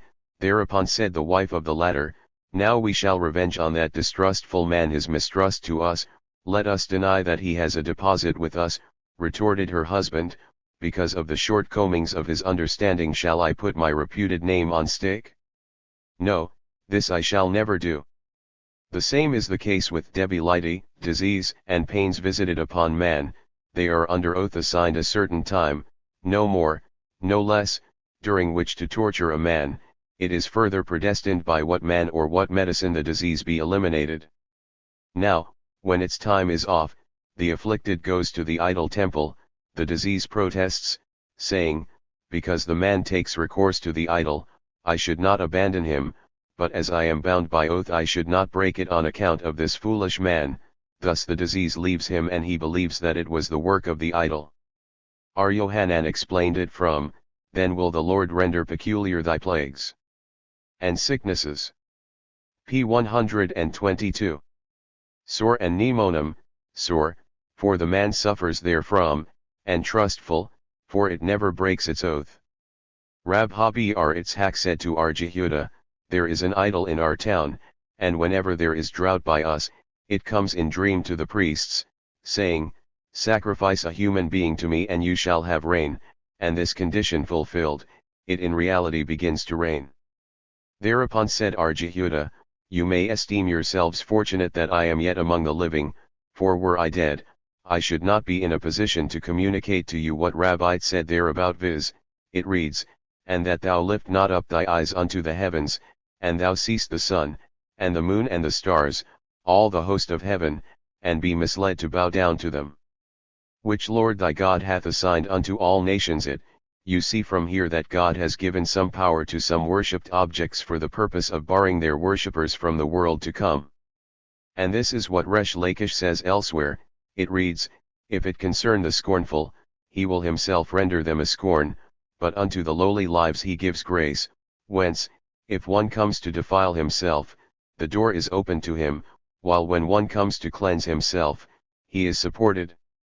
Mishnah 8, it is allowable to buy a wine press from a heathen even while he takes grapes therefrom and puts them into the heap of grapes. The wine is not considered offered ere it reaches the reservoir, while upon reaching it all that is in it is forbidden, the rest is allowed. It is allowed to tread but not to gather the grapes jointly with a heathen. It is forbidden both to tread and to gather with an Israelite who prepares the wine while he is unclean. It is, however, allowed to help him convey empty casks to, and then filled ones back from, the press. It is forbidden to assist a baker, who, in a state of uncleanness, prepares his bread, in kneading or ordering, but one may help him carry the bread to the dealer. Gemara, Arhuna said, as soon as the wine trickles from the grapes, the touch of a heathen renders it unallowable. It was objected thereto from the Mishnah, it is allowed to buy a wine press, etc., whence it is manifest that the wine on beginning to trickle is not forbidden. Whereupon it was rejoined, Arhuna understands that the press in question is propped up at the bottom, and that an Israelite filled it first with grapes, the heathen having added some not until later. Come and hear another objection. The Mishnah goes on to say, while p. 123. Upon reaching the reservoir all the wine that is in it is forbidden, the rest is allowed, whence, only the wine that flows down is forbidden, said Arhuna. The sages have afterward retracted this Mishnah, as in the following Boraitha, the rabbis held originally that it is not allowed to gather grapes jointly with a heathen, for what the latter gathers is unclean and defiled by touch the grapes gathered by the Israelite, which are considered wine. They further warned against contributing toward the conditions defiling the fruit in Palestine, as well as against assisting an Israelite who defies the rules of cleanness, in treading the wine press, because one must not help a transgressor in his work, while the heathen may be aided, for he is not bound by the rules of clean and unclean. Finally, the wine does not become offered by the sole fact of treading, for Arhuna's opinion on this point has been rejected. However, the sages, as said above, retracted this view, asserting, assistance to a heathen in treading is forbidden, for the grape juice is offered wine immediately upon trickling, so that the assisting Israelite would get remunerated for working on what is not allowed. Such is also Arhuna's opinion. Nor is it allowable to gather or tread grapes with an Israelite who defies the rules of cleanness, for every Israelite is obliged to give from his fruit terumah to the priest, and here the clean grapes are rendered unclean by the others, thus defiling also the terumah, which is not allowed as to a heathen. It is allowed to gather with him, as he is free from terumah, and fruits exempted from terumah may be caused to be defiled even in Palestine. The wine is not considered offered ere, etc. Concerning tithe, however, there is a Mishnah that it is obligatory as soon as the grape pits swim up, since this is an index of wine. Said Rabha, this presents no difficulty. As regards tithe we have the opinion of our Akaba, while the Mishnah is in accordance with the other sages, as a Mishnah states, in the case of tithe, the index of wine is its flowing into the reservoir. Our Akaba, however, says, it is the swimming up of the grape pits. Hereupon it was asked, how should this swimming up of the pits be understood? Does it refer to the case when the wine, after filling the reservoir to a certain point, causes the pits to rise to the surface, or to the case when the wine is already in the casks, and during its fermentation the pits come up to the surface? Come and hear the following Boraitha, it is called wine when the pits swim up, accordingly, it is allowed to drink the wine from the p. 124. Press as well as from the pipe connecting it with the reservoir, whence it is obvious that the first of the two cases is referred to. But has not our Zebed taught this Boraitha in the name of the disciples of our Oshia, as follows, it is called wine when poured into the reservoir and when the pits swim up, while our Akaba requires its being put yet into the casks. From here it is apparent that the sages as well as our Akaba are involved in a contradiction, from which to extricate them is necessary to interpret the former version of the Boraitha in the light of our Zebed's Boraitha. Now, taking account of the Mishnah, We shall have three opinions regarding the here disputed point. The Mishnah declares it wine when it reaches the reservoir, the sages when, the wine being therein, the pits swim up, finally, our akaba, not before it is in the casks. The answer is that the Mishnah may be so interpreted as to agree with both the other views, since the sages and our akaba differ only in as far as the index of wine for tithe is concerned, while the Mishnah treats of the index of wine to become offered, which is very rigorous. As to Rabha, however, he must rest satisfied with the three opinions as opposed to one another, as he makes no difference between the said cases. What is in it is forbidden, and the rest is allowed. Arhuna explains this as follows: the rest in the press is allowed only when the cleansing basket through which the wine passes on its way from the press to the reservoir in order to be cleaned of the husks, is not again emptied into the press. But why should the contents of the basket be forbidden, the heathen having touched only the wine in the reservoir? There can hardly be another reason than that the wine of the upper vessel and flowing into the lower one be considered as a whole, and that the flow thus connects the two wines into one. And yet this question, as to whether or no the flow be a connecting link between the two wines in the above sense, propounded elsewhere, has found no satisfactory answer. And as our foregoing discussion has not been resorted to in this connection, it must not be assumed that the flow is no connecting link, but as R. Haya explains it, when the two vessels are full of wine so that, their mouths being near, the wines touch each other, they are regarded as one wine. Accordingly in our case the reservoir must be so full of wine as to touch the basket, so that when the contents thereof are emptied into the press, what is in the latter also becomes forbidden. P. 125. It is related of a boy who in his 6th year was well versed in the tract idolatry. Once he was asked whether an Israelite and a heathen may jointly tread a wine press. His answer was in the affirmative, notwithstanding Arhuna's negative view. And to the objection that the heathen renders the wine forbidden by his touching the grapes, the boy retorted, have the hands of the heathen wrapped up with cloth, so that he might not touch the grapes with bare hands. Finally, upon being further asked that the heathen may touch the grapes with his feet, he replied that touching by foot is not considered. It once happened that an Israelite and a heathen jointly hired and worked a wine press in the city of Nahardia.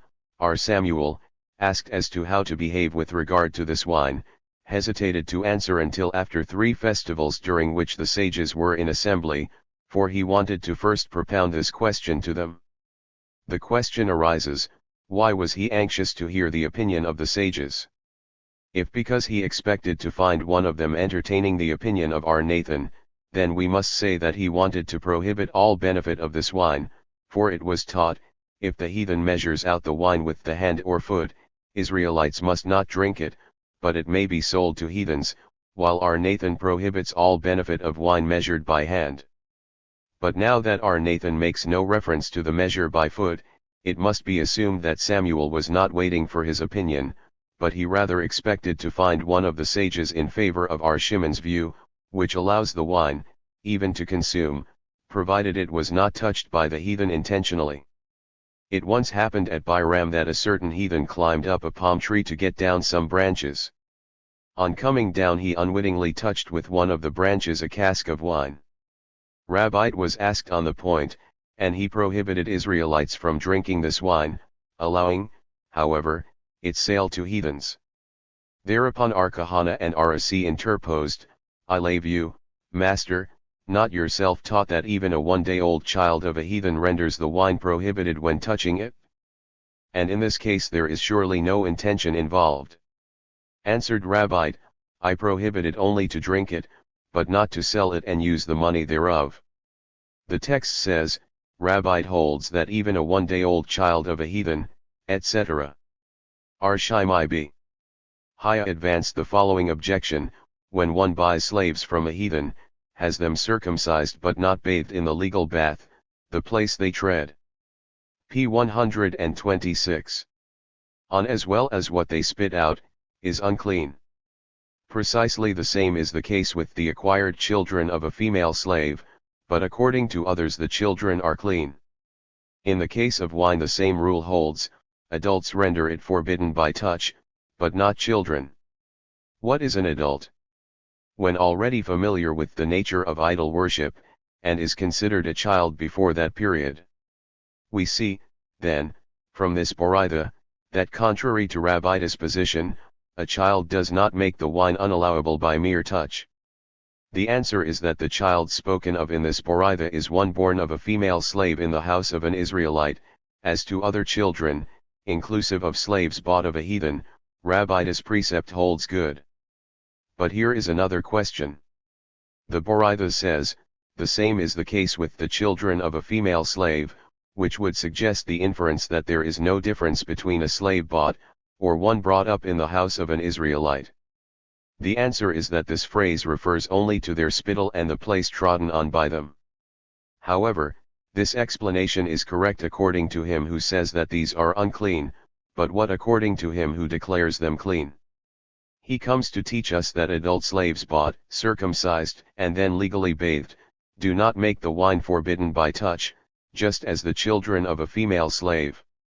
The Boraitha states this in order to exclude the opinion cited by R.N. Ahaman in the name of R. Samuel to the effect that when an Israelite buys slaves from a heathen, has them circumcised and legally bathed, they nonetheless render the wine forbidden all the time, till they cease to mention the name of the idol and wholly forget it.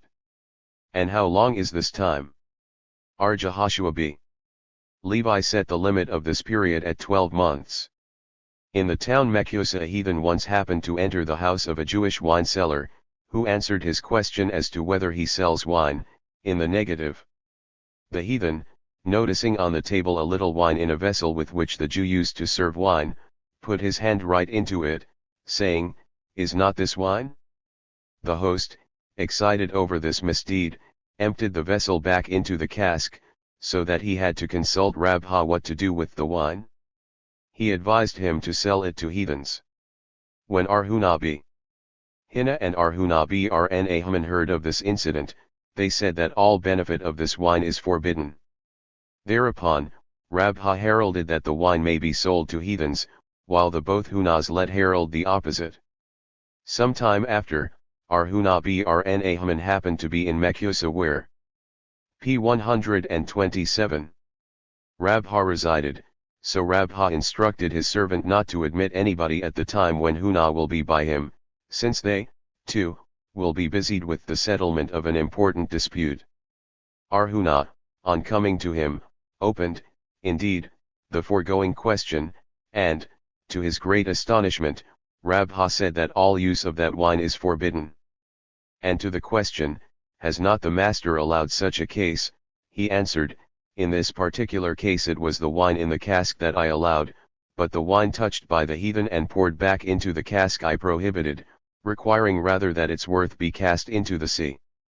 It is true, I once allowed also the other wine, but during my sojourn at Pumadida, Namani adduced so many Boraithas and conclusions of other sages against my tenet, that I withdrew my former opinion, and now I prohibit the wine poured back, for among others, Namani told me of such a case in Nahardia, and Samuel prohibited the wine, in another case at Tiberia, our Yohanan has likewise forbidden. I attempted to argue, Samuel and our Yohanan may have been led to such stringency by the fact that at those places the population is ignorant, in which case rigorous legislation is commendable, but he replied, do you think that Mechusa is more enlightened than Nahardia and Tiberia? He also called my attention to the following it once happened that the excise collectors poured back into the cask the wine left after they had had a drink, one of them drew also some wine with a lever, putting the lever back in the cask, and the sages prohibited this wine for all benefit. R. Yohanan b. Arza and R. Jose b. Nihare were once sitting together indulging a little in wine, when a man came in. They told him to pour in for them, but no sooner had he fulfilled their order than they discovered that he was a heathen. Thereupon one of the two said, the wine is absolutely forbidden, while the other asserted that it is even allowable to drink. Said R. Jehoshua b. Levi, both had their respective opinions well grounded, the former must have reasoned thus, the man knew us to be of the sages, and he could easily notice that we were going to drink wine, which, when ordered by us to pour in, he would, in his thought, render prohibited. While the other one must have reasoned the other way, viz., the man, knowing us to be of the sages, surely thought that we drank no wine, since otherwise we should not order him, a heathen, to pour in for us, hence the wine is allowed. But, against the latter it may be asked, did not the heathen see that it was wine? Nay, it p. 128. All took place in the evening. Neither could he discern it by smell, as it was new wine, which has no smell.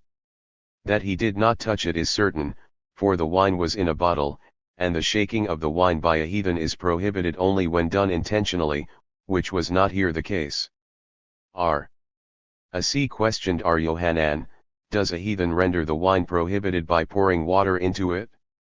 Yeah, was the answer, for a Nazirite must be told, go around, but do not approach the vineyard in order not to yield to temptation and eat from its fruit. R. Jeremiah, when once in Sabbatah, noticed that the heathens there are wont to dilute the wine that the Jews drink, and he reminded them of the foregoing warning to a Nazirite. It was taught likewise in the name of R. Yohanan, according to others R.C., in his name, wine diluted by a heathen is forbidden by reason of temptation as above. Resh Lakish was once in Bozrah. He saw the Jews there eat fruit without having separated the tithe thereof, and he told them that this is not allowed. He further noticed that the Jews were wont to drink the water consecrated by the heathens, and prohibited it, too.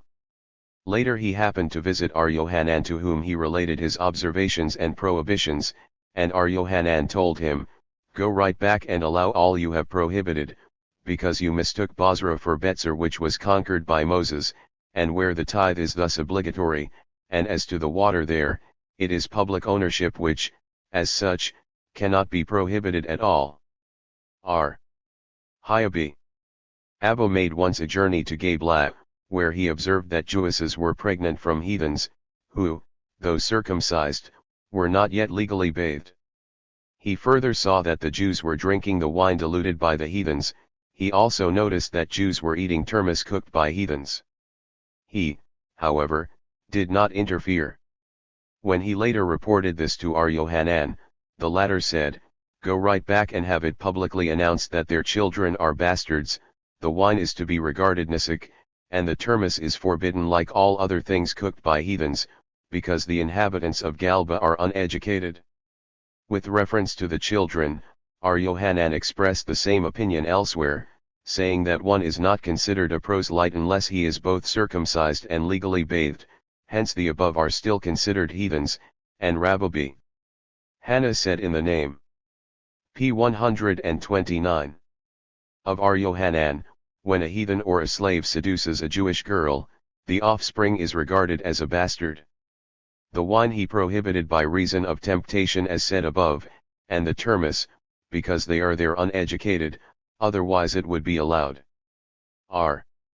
Kahana was once asked whether it is allowed to hire a heathen for conveying grapes to the winepress of an Israelite. His answer was in the negative, by reason of the temptation above mentioned.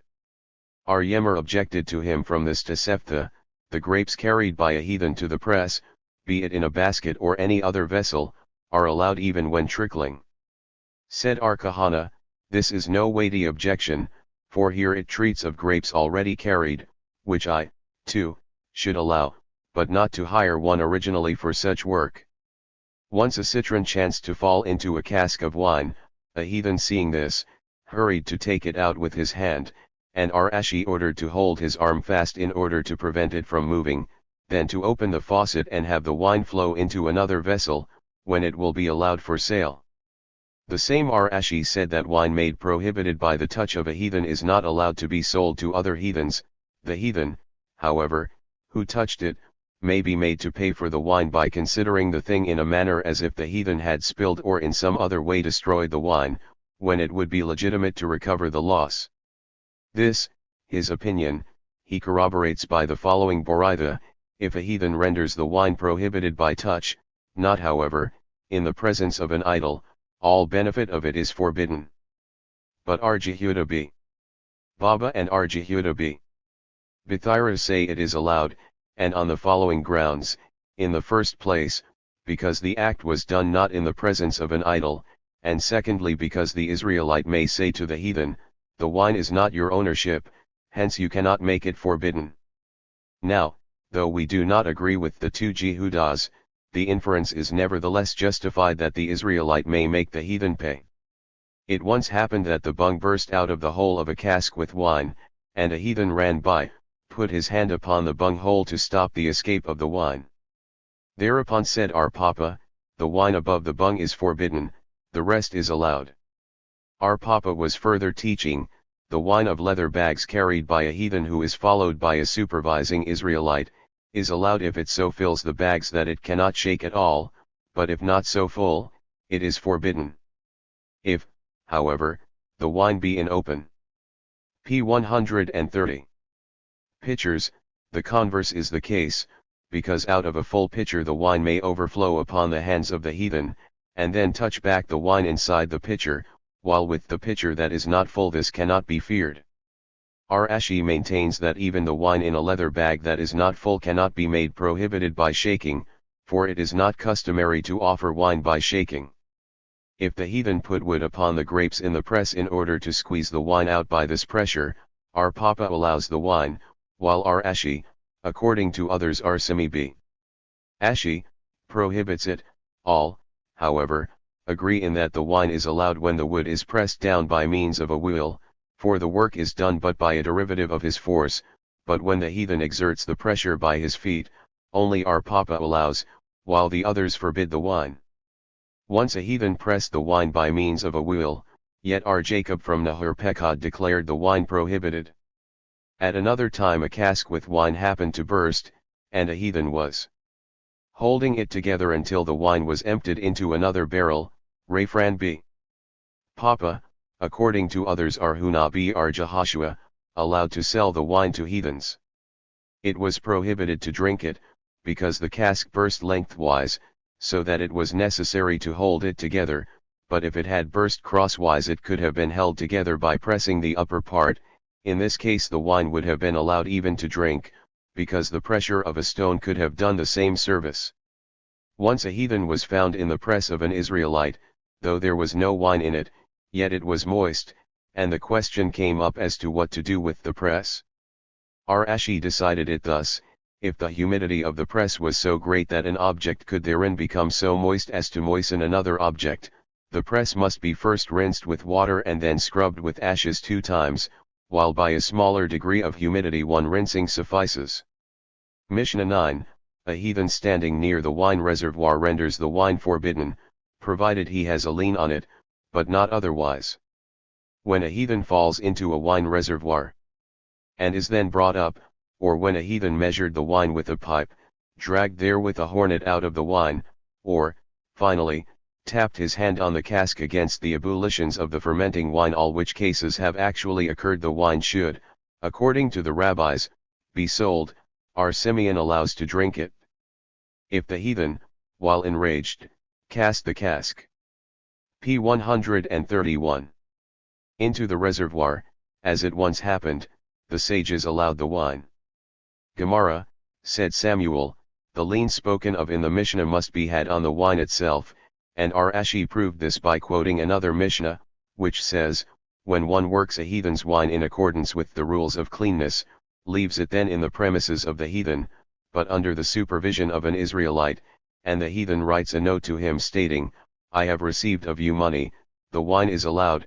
If, however, the affair takes place this way, the Israelite attempts to take out the wine and the heathen refuses it until he get the money, which case once occurred at Beth Shean, the sages declare this wine prohibited, because it is yet the ownership of the heathen.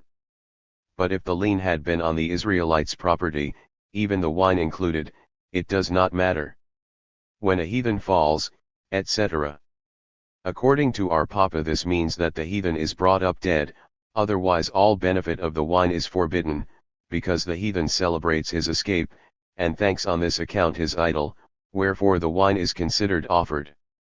When a heathen measured the wine with a pipe, etc., the rabbis allow to sell it, or Simeon also to drink it. Said R.A. Abba, blessed be the head of our Simeon who, unlike the rabbis, goes to extremes, viz., if he prohibits to derive all benefit therefrom, and if he allows it even to drink. Said R. Hista, I was told by Abba B. Hanan that so said Zerah, that the halakha prevails with our Simeon.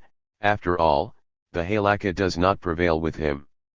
Mishnah X, if an Israelite, who had cleansed the wine of a heathen, left it in the latter's premises, in a house opening into a public ground, in a town where heathens and Jews live, the wine is allowable, but if there live only heathens, the wine is not allowed, unless a Jewish watchman take care of it. However, the watchman must not continually stay there, but may go and come. R. Simeon B. Elazar says, all heathen premises are of the same account. If one cleanses the wine of a heathen, leaves it in his premises, and the latter writes him a note stating, I have received money from you, the wine is allowed. But if the case be such that when the Israelite wants to take out the wine the heathen refuses, requiring to be paid first, the sages prohibit the wine. P. 132. Gemara, why should the Mishnah forbid the wine in a town where Jews do not reside, since in any town you find Jews coming there now and then for traffic? Says Samuel, the Mishnah has in view but such towns that are provided with walls and gates, so that no one can enter it without special permission, and the heathen is thus in a position to know whether or no there is an Israelite in town. R. Joseph said, it suffices that the wine be so kept in a house that any Israelite could see from his window into the heathen's yard, and the house must not needs be opening into a public place.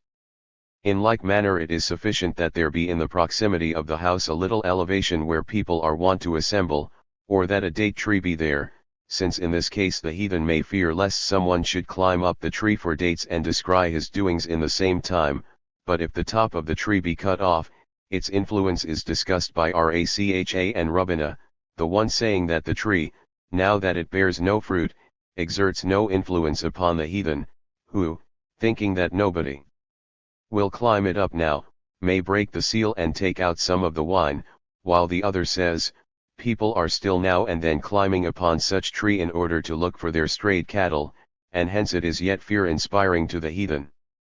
The rabbis taught, when an Israelite buys or rents a house in the courtyard of a heathen, where also an Israelite lives, and puts there his wine, it is allowed even if not sealed and locked up. But if the other Israelite lives in the same town only, the wine is allowed only when sealed and locked.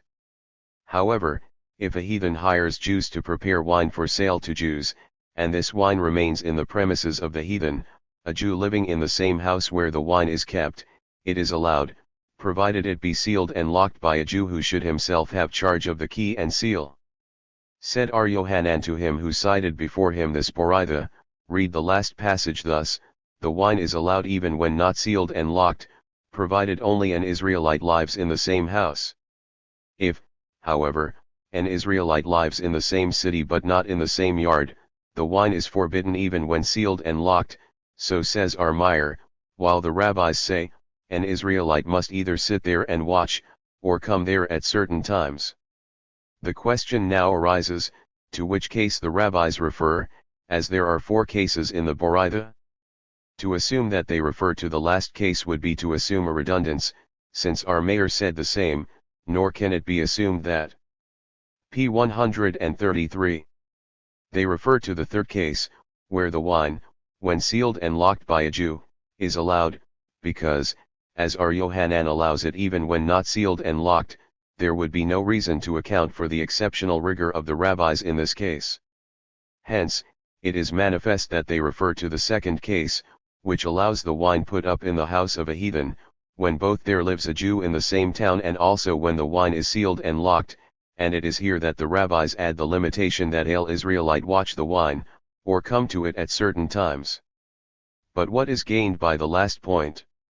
When the Jew is to come there only at certain times, the heathen will know it and find his time to break the seal and do what he pleases. The answer is this: we must assume that the Jew is to come there at times and not at certain times, so that the heathen will know nothing definite. R. Simeon b. Elazar says, all heathen premises, etc. The schoolman propounded a question, what does R. Simeon intend with this doctrine, to make the regulations of wine more rigorous or more lenient? R. Jehuda said in the name of Zirah, the latter is the case, while R. Nahman said in the name of the same authority the former was intended. In order to make R. Jehuda's opinion plausible, it is necessary to insert the following in the Mishnah: the same prohibition is imposed upon wine brought into the house of another heathen, because of fear lest the latter should go to the proprietor and say, you are free to come to my house and do with your wine as you please, I will not betray you provided, however, you promise to serve me in the same way in case I will have Jews prepare wine. It is in this connection that R. Simeon b. Elazar said, are, then, all premises of the same account? We see that if the wine is left in the premises of the proprietor, an Israelite must watch it. If, however, the wine is stored with another heathen, this watch is not requisite, as I do not believe that the heathens would enter such mutual agreements with one another. On the other hand, in order to make R. Nahman's view of R. Simeon's position plausible, the following wording must be given to the inserted passage: the prohibition is only then in force when the wine is left in the premises of the proprietor with a Jew watching it, but if the wine is left with another heathen, the additional watch is unnecessary, as we do not believe in the mutual agreement of the heathens. To which R. Simeon b. Elazar says, all heathen premises account alike, hence as the p. 134. Watching by a Jew is their requisite, it is so here, too, for I fear, indeed, that the heathen may enter some mutual understanding. There is a Boraitha in accordance with R. Nahman. R. Simeon b. Elazar says, all premises of heathens are of the same account, for we fear lest they deceive us. It once happened that Israelites bought of Parsik, the viceroy, the grapes of a vineyard in order to prepare wine therefrom. They then left the wine with Parsik's gardeners without having paid for it. Hereupon the disciples of Rabha's college wanted to allow the wine on the ground that there cannot possibly be a mutual agreement between the viceroy and his gardeners. Said Rabha to them, just in this case there is much to fear, because if Parsik wants to falsify the wine, he will meet no barrier. Once a few casks of wine belonging to an Israelite were lying in the street, and a heathen was found standing among them. Rabha, upon being asked what is to be done with the wine, said, if this man is known to be a thief, the wine is allowed, for he will fear to touch the wine in the open street, lest he be suspected of stealing it, but if he is an honest man the wine is forbidden, because of the reasonable fear, maybe he touched it. Next, Chapter V. Index previous next. p. 135. Chapter V. Rules and regulations concerning wages and libation wine - effects of such wine when falling on fruit or mixing with other wine - under what circumstances wine may be left with a heathen - conditions under which Jewish wine is sold to heathens - determination of quantity of libation wine mixed with other wine, how vessels of heathen are to be altered to make them fit for a Jewish table. Mishnah I. The wages of a Jewish laborer hired by a heathen to work with him wine for libation are prohibited. But if he was hired for some other work and was then told, bring this cask of offered wine from one place to another, the wages are allowed. If a heathen hires of a Jew an ass to carry on it such wine, the reward is forbidden. If, however, he hired it to sit thereon, it is allowed even if he had with him his wine flask. Gemara. The reason why the wages are prohibited is hardly that all the benefit of offered wine is forbidden, because the following speaks against such a reason, viz., although arla is prohibited, likewise the fruit of a field sowed in a vineyard kilaim, yet if one sells these fruits and with the money thus obtained betroths himself to a girl, she is regarded his legitimate wife. Nor can it be said that the wages follow the same rules with the wine, just as the money obtained from the sale of an idol is subject to the regulations governing the latter, because, as it is known, the money gotten for the fruits growing on the Sabbatic year is subject to the rules of the fruits themselves, and yet we learned that, if one invites the laborer, saying, take this dinar and gather herbs for me today, this reward is forbidden, but if the invitation is made thus, gather for me Herbs today, the reward is allowed when this case takes place on the Sabbatic year. Hence, wages are allowed after all. Said Arabohu in the name of Ar Yohanan, this is a fine which the sages find necessary to impose upon driver and offered wine. In the case of wine, as said above in the Mishnah, and in the case of drivers in the following Boraitha, the reward obtained by drivers for transporting fruits, grown on the Sabbatic year is considered. P 136. Sabbatic. Now, what does this mean? The reward is Sabbatic. It cannot possibly mean that the reward is made in fruit of the Sabbatic year, for the proprietor of the fruit would thus meet a debt with fruit which is by law allowed, for food, but not to traffic with. Neither can this expression be interpreted to mean, the reward is as holy as the fruit of the Sabbatic year, because of the Mishnah cited above. If one says, gather for me fruit today, the reward is allowed. Said Abai, it speaks of a reward paid with the Sabbatic fruit, and as to the difficulty of food and not for traffic, it can be answered that he gives him the fruit as a present, and not as reward, as we find a similar case in the following Mishnah. One must not say to his neighbor, carry this fruit for me to Jerusalem, of which take a part as your reward, but he may say, carry it to be eaten in Jerusalem, and there they present each other the fruit as a present. Rabha, however, said, it means that the reward becomes holy like the Sabbatic fruit itself, and the difficulty that it is allowed to a laborer is not considered, for the rabbis do not care to fine him for such a trifle. The schoolman propounded a question, how is it when the heathen hires a Jewish laborer to prepare wine in general? Shall we assume that, since all use of this wine is prohibited just as that of offered wine, the wages are by implication not allowable, or that the wine in general is not so rigorously treated by reason of its differing from the offered wine in that it does not defile an Israelite by touch, while the latter does so, and hence, that the wages in this case be allowed? Come and hear. A heathen once hired a Jewish boatman to convey for him some wine to a certain place and paid him for the labor in wheat. The laborer appeared then before Ar Hista asking him what is to be done with the wheat. The answer was, you must burn it and bury the ashes, hence, such wages, too, are prohibited. The disciples of Arjana were wont to borrow on the Sabbatic year fruit from the poor and to pay them back in fruit the succeeding year. Ar Yohanan was interrogated as to the legitimacy of this act, and he found it in accord with the law. 1. R. N. Ahman, Ula, Abimi B. Papa, and Arhaya B. Ami were once sitting together and discussing the following point: if an Israelite is hired to break the casks that contained offered wine, p. 137, of which some remnant may now flow yet, is he allowed to receive payment for his work or not?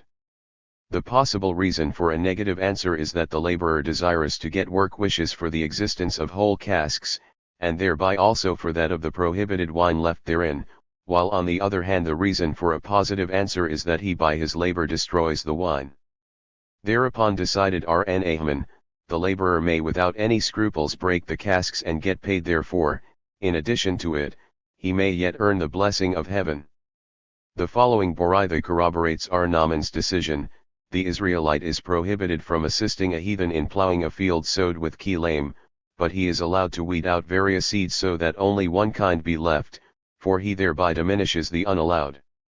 At some other time the same sages were together discussing the question as to whether or no the use of the money obtained by a heathen from the sale of an idol is all forbidden to an Israelite.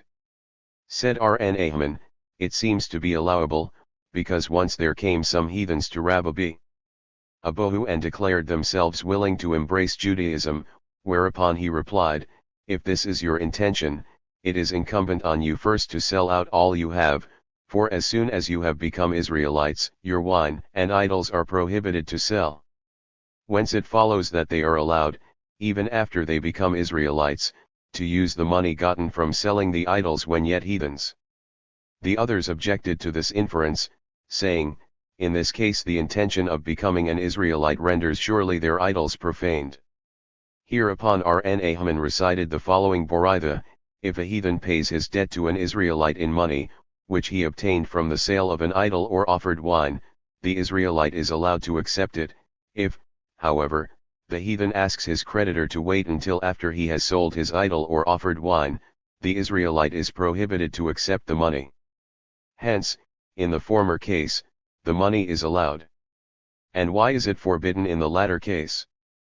Because, said Sheshith, the Israelite would then apparently wish for the existence of a prohibited object till it gets sold. But is there not a Mishnah that, a proselyte and a heathen having inherited their father, a heathen, the former may say, you take the idols and I the money, you the wine and I the other fruit in exchange, but as soon as an object enters the control of the proselyte all exchange is forbidden? Now, you see. P. 138. That, though the proselyte doubtless wishes for the existence of the prohibited objects, the exchange is originally allowed. Said our Papa, the sages treated exceptionally this case of a proselyte with leniency in order not to encourage his return to heathendom. Yeah, there is a Boraitha to this effect. The decision in favor of the proselyte is limited only to the case of inheritance, but does not concern partnership. The above-mentioned sages happened to be once more together and to discuss the following question: can a citizen proselyte, a heathen settled down in the land of Israel, on having taken upon himself not to practice idol worship only, profane an idol, or only an actual idol worshipper can do this? R.N. Ahman said, in all probability the latter is the case. An objection was raised from the following Tosefta: an Israelite who found an idol in the market, may, before taking possession thereof, ask a heathen to profane it, but not after he had taken possession of it, and the reason is that the sages have established a rule that a heathen may profane his own idol as well as that of his neighbor immaterial whether he worships it or not. Now let us see what does the last expression whether he worships or not mean. If it means a heathen, it is superfluous, as it was already stated that a heathen may profane his neighbor's idol although he has not worshipped it. We must then say that it means a citizen proselyte, hence the latter can profane? Nay, it may speak only of a heathen, and as to the apparently superfluous expression, it may be said that the first part speaks of the idols of one kind, example both of the kind Peer or Marcules, while the last part has in view two different idols, example one of Peer and the other of Marcules, and nevertheless the heathen may profane even the one in whose worship he does not believe. Another objection was raised: who is called a citizen proselyte? He who took upon himself before 3 scholars not to practice any idol worship, so said our Mayor, while the sages define him to be one who binds himself to observe the 7 commandments accepted by the descendants of Noah. According to some anonymous teachers, such proselyte is only he who accepts all the commandments of the Torah except eating the meat of carcasses. Such a proselyte may be left alone for some short while in a room where Jewish wine is kept. However, it is not allowable to store such wine in his house even when the majority of the city inhabitants be Israelites. He may be employed as watchman of such wine even where the heathens, p. 139, make up the majority of the population. His oil is subject to the same regulations. But can oil be prohibited by itself? Nay, reverse the statement and read, wine is subject to the same regulations with oil, while with regard to all other things this proselyte is on equal terms with the heathen. R. Simeon, however, holds that the wine of such a proselyte is regarded as offered wine. According to others, however, R. Simeon allows the wine even to drink. Now that this Boraitha declares this proselyte on equal terms with the heathen in all other respects, it is indicated that he can profane an idol, which contradicts R.N. Ahman's view. Retorted R.N. Ahman B. Itzhak, this equalization refers but to the law regulating both the transferring and renouncing of his ownership. R. Jehuda sent once a present to the heathen Abed Rana on one of the heathen feast days, justifying this his action thus: I know that Abed Rana does not worship idols. Said to him R. Joseph, your reasoning appears fallacious, because of the above-cited Boraitha that he, a proselyte, must take upon himself before 3 scholars to renounce all idol worship, which condition is wanting in your case. Rejoined R. Jehuda, This Boraitha intends but to say that this one condition binds the Jewish community to support this proselyte in case he becomes poor. Thereupon the other objected, has not Rabbi B.B. Hannah said in the name of our Yohanan that a citizen proselyte who fails to let himself circumcise during 12 months is to be regarded as a heathen heretic? Accordingly, you should not have given a present to Abid Rana, who is not circumcised. Answered Ar Jehuda, Ar Yohanan surely meant that a proselyte who fails to keep his promise to be circumcised within 12 months is a heretic. Once Rabha wanted to give on a heathen feast day a present to the heathen Bar Shishach, who he knew was no idol worshipper. But when he came into his house he saw him sitting in a bath of rosewater, and surrounded by indecent and disgraceful girls. Upon noticing Rabha, the heathen exclaimed, have you Jews in prospect such pleasures in your paradise? And Rabha answered, much better than these. Do you really mean, said the other, that there are greater pleasures than this? Retorted Rabha, in the heat of all your voluptuousness you can't help fearing lest the king disturb you and mar your pleasure, while we expect to be free from such fear in paradise. Well, said the heathen, if others do, I, for my part, do not fear. P. 140. The king. No sooner had he uttered this than a messenger came from the sovereign and said to Bar Shishach, go in all haste to the king, as he wants to speak to you. Then Bar Shishach, addressing himself to Rabha, said, may the eye that wishes to see evil jump out of its orbit, whereupon Rabha said, Amen. And the eye of Bar Shishach jumped out immediately. Our Papi said, Rabha should have applied this verse in answer to Bar Shishach viz, king's daughters are among those dear to thee, the queen standeth on thy right hand in fine gold of Ophir. Rna Haman b. Itzhak would have preferred this verse, no eye had seen a God beside thee, who could do for the one that waiteth for him. But if he was hired for some other work, etc. It is apparent from here that the wages are allowable even when the laborer had been ordered to carry the wine before he finished the other work, and yet there is a tosefta, when the heathen tells his Jewish laborer, after he has finished his day's work, to carry a cask of offered wine from one place to another, the wages are allowed, but the remuneration for the carrying is not, but if the heathen ordered him to do this sometime during the day's work, the whole pay is forbidden. Hence this apparently contradicts the Mishnah. Said Abai, the Mishnah, too, implies the same limitation.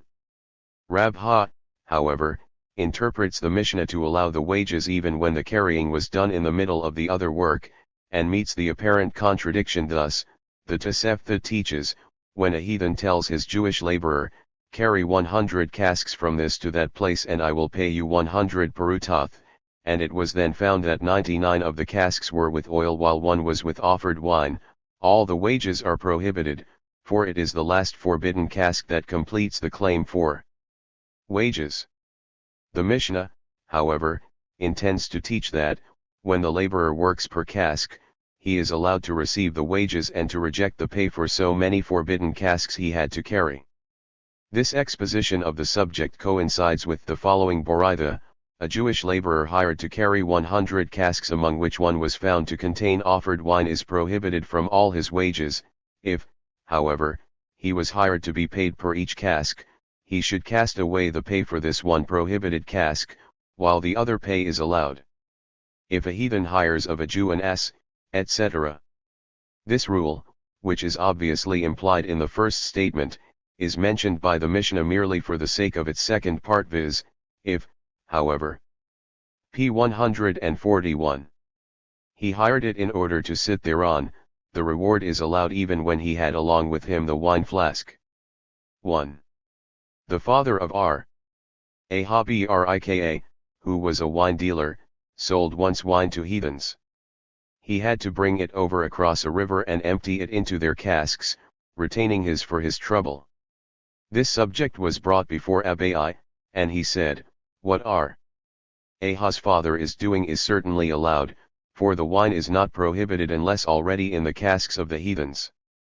Mishnah 2, if offered wine be poured on grapes, they must only be washed and are allowed. If, however, they were cracked, they are prohibited. Again, when such wine be poured on dates and figs, they are forbidden if the wine impart them a pleasant flavor. Bithus b. Zonan brought once dried figs in a ship, and a cask of offered wine happened to burst, the wine spilling upon the figs, but the sages who were asked on this point declared them allowable. The rule is, a prohibited thing renders another one forbidden if it imparts to it a pleasant flavor, but if not, it is allowed. Example: vinegar poured over grit. Gemara, the decision of the sages in the case of Bithus is apparently in contradiction with the prohibition immediately preceding it. The explanation, however, is that the Mishnah is not complete, and must read as follows: if the wine imparts them a good flavor they are forbidden, but when it causes them to become insipid, they are allowed, which latter took place in the case of Bithus. Once such wine was spilt on a heap of wheat, and Rabha, when asked on the point, allowed to sell the wheat to heathens and to use the money thereof. Rabbi B. Levi objected to this decision by reason of the following: when a linen thread is woven into a woolen cloth or vice versa, a wool thread into a linen cloth, the Israelite is forbidden to make thereof either a garment or a saddle, or to sell it to heathens. He is allowed to make of it only shrouds for the dead. That these things are not sellable to heathens, can be accounted for only by the assumption that the heathens may thereafter resell them to Israelites who, not knowing that there is a prohibited thread in the doth, will make garments of it. Now, then, we have in the wheat a perfectly analogous case. Rabha, on hearing the objection, ordered the wheat to be first ground, then to bake of its flour bread, which may be sold to heathens, provided no Israelite. P. 142.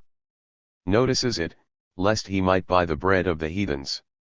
But again, why should not the wheat present the same case as the grapes of the Mishnah, which must be only washed in order to be allowed? Because, said our Papa, the wheat grain has a slit in the middle which makes it similar to cracked grapes. Abai and Rabha are of the same opinion: when old prohibited wine is poured on grapes and they get therefrom an agreeable taste, they are prohibited.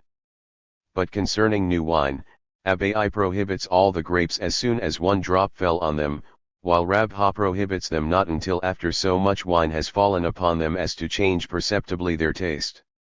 Abai's reason is this: all objects of like taste belong, he believes, to one class, and as soon as a particle, however small, of the prohibited falls upon an object, and be this very big, it, too, becomes prohibited, and grapes he regards of the one class with wine. On the other hand, Rabha takes for his basis of classification not the taste but the name of the objects, so that homonymous objects will render each other prohibited if 1/60th of the one falls into 59/60ths of the other, when a perceptible change in taste may occur, but not if 1/60th falls into 60/60ths or more of the other. In the case when beer vinegar was intermixed with wine vinegar, or oaten yeast with wheat yeast, of which in both cases one was allowed and the other forbidden, Abai prohibits the whole mixture only when the forbidden ingredient tastes perceptibly, while Rabha would prohibit it even when but a drop of the forbidden fell into a whole cask of vinegar. Likewise with the yeast, Abai defends his position by his theory: as the ingredients here being of different tastes are not of the same class, the resulting mixture is forbidden only when the prohibited substance is discernible by taste. Rabha, on the other hand, recurs to his name theory: the vinegars and so the yeasts are homonymous, hence of the same class, consequently a drop of the prohibited suffices to render the whole so. Furthermore, Abai endeavors to justify his name theory by the following argumentation. We learn, when spices, forbidden with the same prohibition, of the same kind but of three different names, such as, example pepper, white, black and long, or when spices of three different prohibitions but of the same kind and name, all mix in some meal, it is prohibited, for they are counted together. Thereupon said Hiskiah, this Mishnah speaks of spices possessing equal properties so as to sweeten the meal, when they can. P. 143. Be counted together, but not otherwise. Now you see, then, that this, Hiskiah's explanation, is in the light of my considerations quite plausible, as he guides himself by the taste, while viewed from Rabha's standpoint, how can the three spices be counted together now that each has a different name? Hereupon Rabha rejoined, this does not prove your opinion at all, since this Mishnah expresses not our Hiskia's view but that of our mayor of the following Boraitha.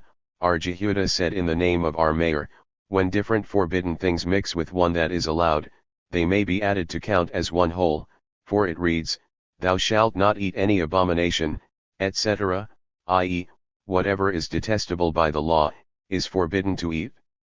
Hence, whatever is forbidden, and be it of neither equal name nor taste, can, according to our mayor, be counted together. Concerning wine into which forbidden vinegar fell in, so that its taste is discernible in that of the wine, all agree that it is prohibited, but if the vinegar is not discernible, the wine is allowed. In the case when prohibited wine mixed in vinegar, Abai forbids latter even if only one drop fell into it, since the smell of the wine is changed when in proximity with the vinegar and it assumes that of the latter, hence, it is as if vinegar fell into vinegar and makes it forbidden even by a drop. Rabha, on the other hand, holds that only then is the vinegar forbidden when the taste of the wine in it is perceptible, otherwise they remain two separate classes even if the smell of the wine is changed to that of vinegar. Rabha and Abai said, a heathen may put his nose to the ventilatory orifice of a cask with wine in order to smell the state of the wine, and be it the wine of an Israelite it is not rendered prohibited thereby. An Israelite, however, is not allowed, according to Abai, to do the like on the wine of heathens, its smell, like itself, being prohibited, while Rabha allows the smell. The rule is, a prohibited thing renders another one forbidden, etc. Said our Jehuda in the name of Samuel, this rule is the prevailing halakha. Furthermore, the grit spoken of in the Mishnah is allowed only when it was hot at the time the forbidden vinegar fell upon it, for since vinegar imparts a good odor to cold grit, latter is prohibited even if it be boiled after in order to eliminate the good odor. Rabin, on his return from Palestine, said in the name of Rabbi Bibi Hannah, quoting our Yohanan as interpreting the Mishnah in the very same sense. Our Dimi, too, quoted our Yohanan to the same effect, adding p. 144. Yet that the people of Cyprias are in the habit of preparing on Fridays a meal consisting of cold grit mixed with vinegar and called shiklam. Resh Lakish interprets this point of the Mishnah as follows, that the spoiling of taste by a forbidden thing leaves the mixture allowed, intends to teach that even if this bad taste has been subsequently ameliorated by pepper, salt, or other spices, the mixture remains allowed. R. Abohu says in the name of our Yohanan, a forbidden object dropped into a food and both visible and smellable therein, renders it unallowable to eat, whoever eats it is liable to stripes, provided, however, be ate of the forbidden object the size of an olive and for so long that one could consume in this time a food equivalent in size to 4 eggs. But if the forbidden object be only tasteable and not visible, the food is prohibited, and the consumption thereof is not attended with stripes. On the other hand, if this object heightens the already bad savor of the food, it is allowed. Why does not our Yohanan say, if this object renders the taste of the food insipid, it is allowed? He intends to indicate that the intrinsic bad taste of the food is a condition for its being allowed after the adulteration with a forbidden object, even when its taste is capable of being improved upon by the use of various spices, and this shows that the prevailing halakha is in accordance with Resh Lakish. Our Kahana said, from this entire discussion it is evident that a forbidden object dropped into a food and rendering it more insipid, leaves it allowed. Hereupon said Abai, all the participants of this discussion have unambiguously expressed their respective opinions, with the exception of Resh Lakish, who only interprets the Mishnah, reserving to himself his own opinion on the point. Now that the halakha allows the food in question, it is manifest that there were some sages who thought it unallowable, which is, indeed, the case, as we have learned in the following Boraitha. Our mayor prohibits a food or a beverage rendered either more palatable or more insipid by a forbidden object mixed with it, while our Simeon prohibits it only when rendered more palatable. Said Ula, they differ only in case when the forbidden object renders the food first more palatable, but then insipid, but when it renders it immediately more insipid, all agree that it is allowed. R. Haga objected to Ullah from the following: if prohibited wine or vinegar poured upon lentils or grits respectively, each renders the food forbidden. R. Simeon, however, allows both by reason of their becoming p. 145. Thereby more insipid. Now, this former opinion can be only that of our mayors, who prohibits it though immediately rendered insipid. Ullah answered, a man like Haga, who has no notion of what the sages ever say, ventures upon raising objections. The Boritha adduced by him speaks of cold lentils and cold grits, which become more palatable by the wine or vinegar, but when put on fire they become more insipid, and it is this case that our mayor forbids. R. Yohanan, however, said, it is the case where a forbidden object renders a food more insipid right after mixing with it, that our mayor prohibits and our Simeon allows. It once happened that a mouse was found in a barrel of beer and Rabbi prohibited the beer. Whereupon the Rabbi said in the presence of our Sheshith, from this decision of Rabbi we see that he prohibits anything that is rendered more insipid by a forbidden object mixed with it. Said our Sheshith, nay, this is far from being the case, this decision is but an exceptional with Rabbi. Indeed, a mouse is so detestable a creature that no one would think of eating, and yet the law specifically prohibits it. It is this circumstance that induced Rabbi to the above decision. However, Arsami from Nahardia said, a mouse is by no means so abominable a creature. As a matter of fact, the field mouse is being served even on princely tables, but in the case of the beer it was a house mouse, and house mice are not eaten. Rabha said, the halakha is that a forbidden object rendering the food more insipid leaves it allowed, and as to Rabbi, his reason is not obvious. If he thought the insipidness of no account, the halakha is against him, or maybe he thought that the mouse contributes toward bettering the taste of the beer. The schoolman propounded a question, how is it when a mouse falls into vinegar? Said our Hillel to our Ashi, such an incident occurred in the presence of our Kahana and he prohibited the vinegar. Our Ashi remarked, this decision of our Kahana hardly admits of generalization, for the mouse there was already wholly decomposed and he rationally feared lest something of the mouse would be consumed together with the vinegar. Rabbina was about to allow the vinegar, provided its bulk was 100-fold that of the mouse, basing this upon the same law regarding teruma, but our Taklafa B. Giza reminded him to draw rather the comparison with the spices of the teruma, where a portion of 101-fold is requisite. According to the calculation p. 146 of our Ashi, the bulk of the vinegar in order to be allowed must be to that of the mouse in the ratio of 50:1. R. Samuel B. Ika finds the ratio of 60:1 necessary to declare allowable the beer. This ratio remains as the prevailing halakha with regard to all contamination by forbidden objects. Mishnah 3, wine known as being watched is allowed when transported from place to place by a heathen and an Israelite, even if the latter absent himself. However, if he notifies the heathen that he is taking leave, and be it only for as short an interval as to enable one to bore a hole, close it up and have it dried, the wine is forbidden. R. Simeon B. Gamaliel says, this interval must be so long, that he could open the bunghole, close it again and have it dried. When an Israelite leaves his wine on the wagon or boat of a heathen and himself takes a shorter road, the wine is allowed even if he succeeded to reach first the destination and to have a bath meanwhile. But if he notified the heathen of his leave, and be it for only as short an interval as to enable one to bore a hole, close it, and have it dried, the wine is prohibited. R. Simeon B.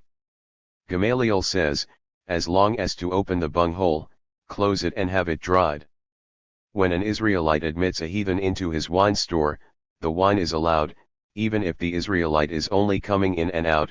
If, however, he says that he is going to absent himself, and be it only for as short an interval as to enable one to bore a hole, close it and have it dried, the wine is forbidden.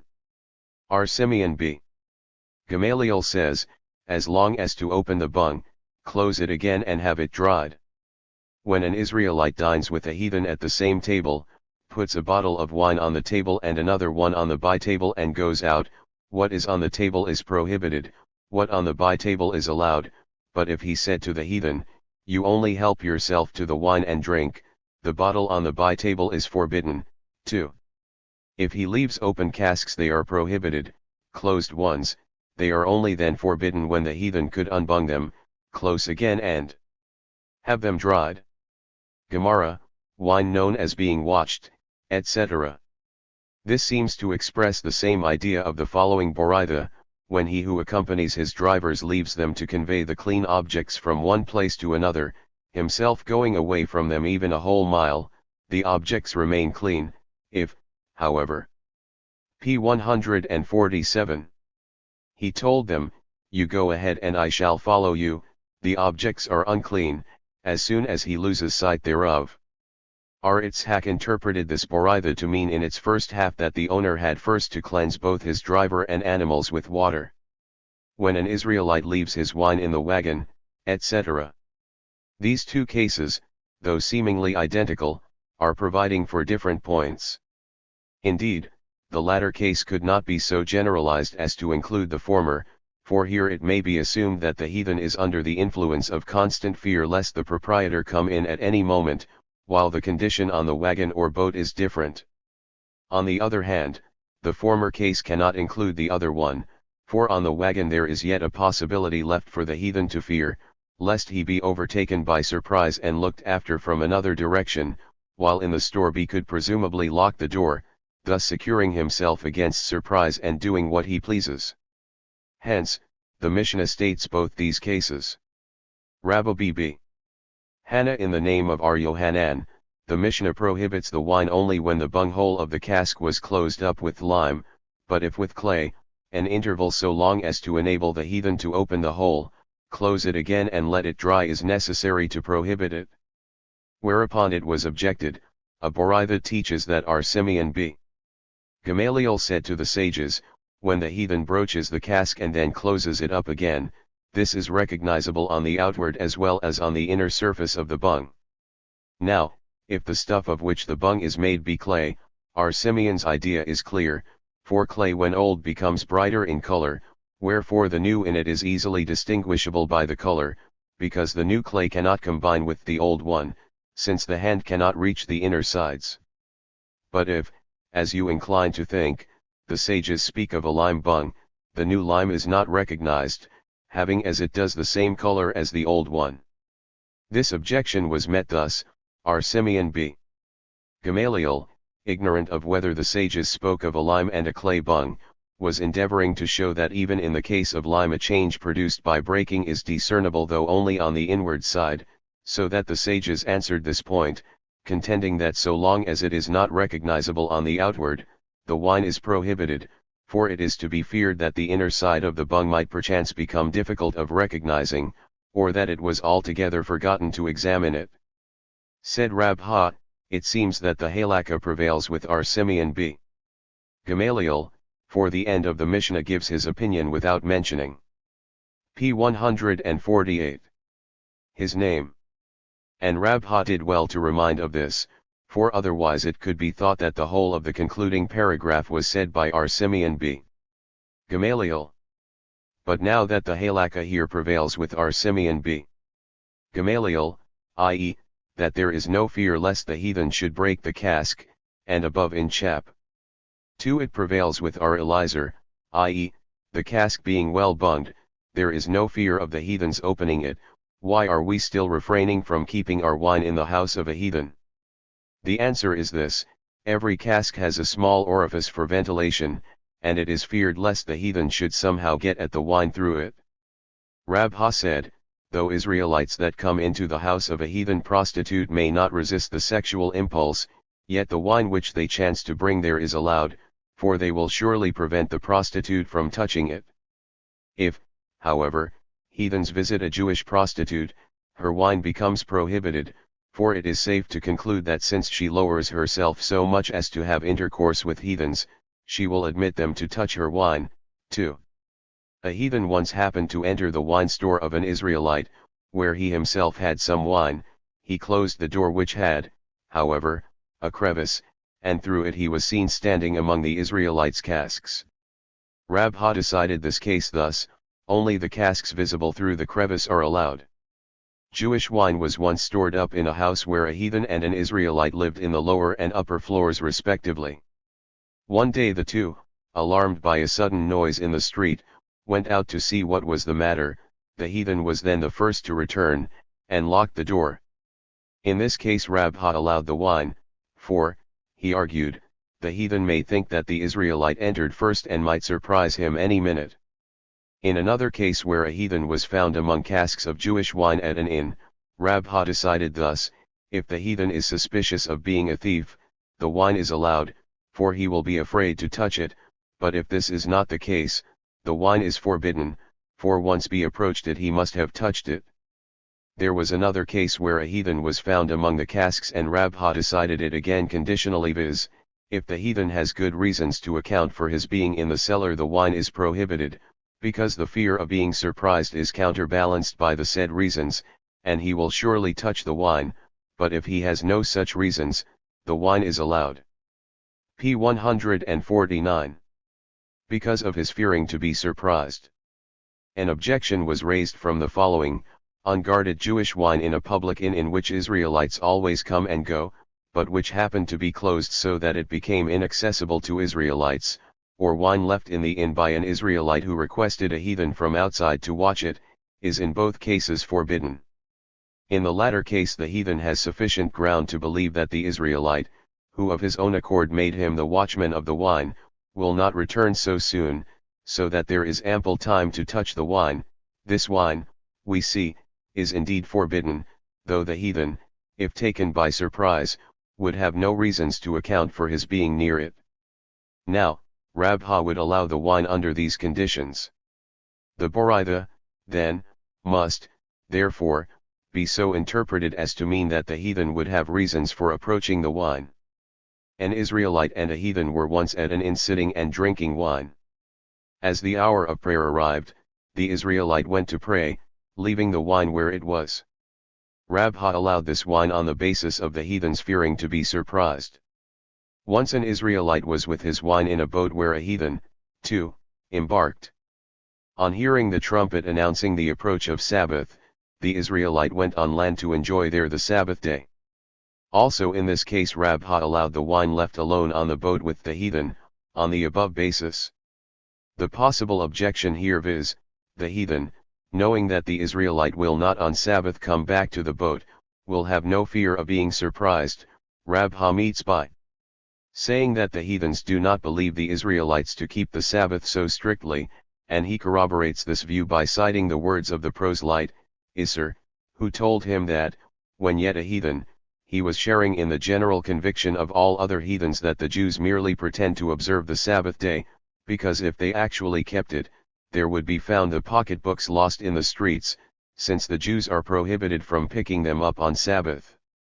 However, the proselyte went on: since he became an Israelite he has learned to know better the law laid down on this point by R. Itzhak, viz., when an Israelite finds on Sabbath a pocketbook, he must stop for a while, then move on for a distance less than 4 ells, stop again, etc., till he reaches his house, where he may leave it, and this is the reason why there are no pocketbooks in the streets on the day of Sabbath. P. 150. An Israelite once happened to leave his wine in the press. Meanwhile a heathen, who heard the roaring of a lion, ran into the press among the casks of wine for his life. Rabha allowed this wine, because the heathen will surely think that some Israelite, too, may chance to save himself here from the lion, and thus take him by surprise, were he to attempt at touching the wine. In the city of Pumadai the thieves once intruded into a house, and it was afterward feared that the casks of wine had been opened by them. As it was not certain whether the thieves were Jews or heathens, the case was brought before Rabha, who allowed the wine on the ground that the majority of thieves in that city are Jews. In a similar case that occurred in Nahardia, Samuel, too, allowed the wine. A heathen girl was once found among the casks of Jewish wine, holding in her hands wine froth. Rabha allowed the wine, for she might have gotten the froth on the outside of the cask, which, though now no longer noticeable there, might have come out before by chance. Soldiers once arrived at Nahardia and opened quite a number of Jewish casks. Ardimi tells of a similar case that occurred in Palestine, and R. Elazar allowed the wine, with no definite reasons, however, to base this decision. He either guided himself by the opinion of R. Elazar, who holds that a doubt as to whether or no a heathen came near the wine found open is a reason to allow it, or he assumed that the majority of the soldiers were Jews. A Jewish woman, dealing in wine, once left her keys in charge of a heathen, and the question came up as to whether her wine she has in the tavern is allowed. Said R. Itzhak in the name of R. Elazar, a similar case was once cited before the sages assembled in college, and they allowed the wine, because entrusting one with the taking care of the key by no means allows him into the room. Abai said, a like decision is pronounced in the following Boraitha: when one leaves to the care of an ignoramus the keys of his barn where fruit is stored up, the fruit is not defiled, because the keeper of the key is only appointed to watch the key. It is thus obvious that, since in the case of an ignoramus who is ignorant of the rules regarding cleanness the fruit is none the less allowed, the more so in case of the wine. It must, moreover, be concluded from here that the provisions of wine are not so stringent as those of p. 131. Cleanness. The like was, indeed, taught, as follows: when a Jewish scholar lives in the same house with an ignoramus, each having his own courtyard separated from the others by a low partition, so that one can look over into the other one's yard, and the scholar stores up in his yard something capable of being defiled, and goes away, these things are rendered unclean on the assumption that his ignorant neighbor has touched them. But if the scholar's neighbor is a heathen and the former deposited wine in his own yard, this is, according to Rabbi, allowed. R. Yohanan, however, holds that the former, too, remains clean. Mishnah 4, when an army enters a town in time of peace, the open wine casks are forbidden, the closed ones are allowed, but if in time of war, both are allowed, for there is no leisure then to make libations. Gemara, this Mishnah was contradicted from the following: when a city is conquered by a besieging army, the wives of the priests are prohibited to their husbands. Whence it follows that the soldiers find time for debauchery. Thereupon replied Ar-Mari that they do not find time for offering wine, but they find it for satisfying their voluptuous inclinations. Mishnah v. Artisans who are offered by a heathen a cask of offered wine as their remuneration, are allowed to ask of him its worth in money. If, however, the wine has already entered their possession, they are forbidden to ask it. Gemara, R. Jehuda said in the name of Rabbi, a Jew may say to a heathen, go and pay for me the government taxes, without becoming liable, even if the heathen gave to the treasury wine instead of money. The following Boraitha was, however, adduced as objecting to this view: a Jew is not allowed to ask a heathen, go and gratify for me this or that officer. Hereupon Rabbi answered, the two cases are incomparable. I allow a Jew to pay his taxes through a heathen, while the Boraitha prohibits him from asking the heathen to do such a thing for which doing the Jew is himself responsible. Mishnah 6, he who sells his wine to a heathen is allowed to use the money, provided he has fixed the price before measuring the wine, but if he had first measured out and then determined the price, the money is forbidden. Gemara, Amimer said, the law governing the transition of title in an object with the object itself extends to non-Israelites as well, instance the Persians, who are in the habit of sending presents to one another, they can never get back the present. p. 152.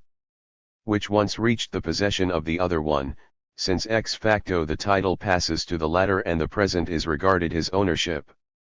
R. Ashi, however, questioned this positive extension of the law, and rejected the adduced instance as not convincing, because the fact that the Persians do not return presents is due merely to the pride they take in not asking back whatever they have once given away.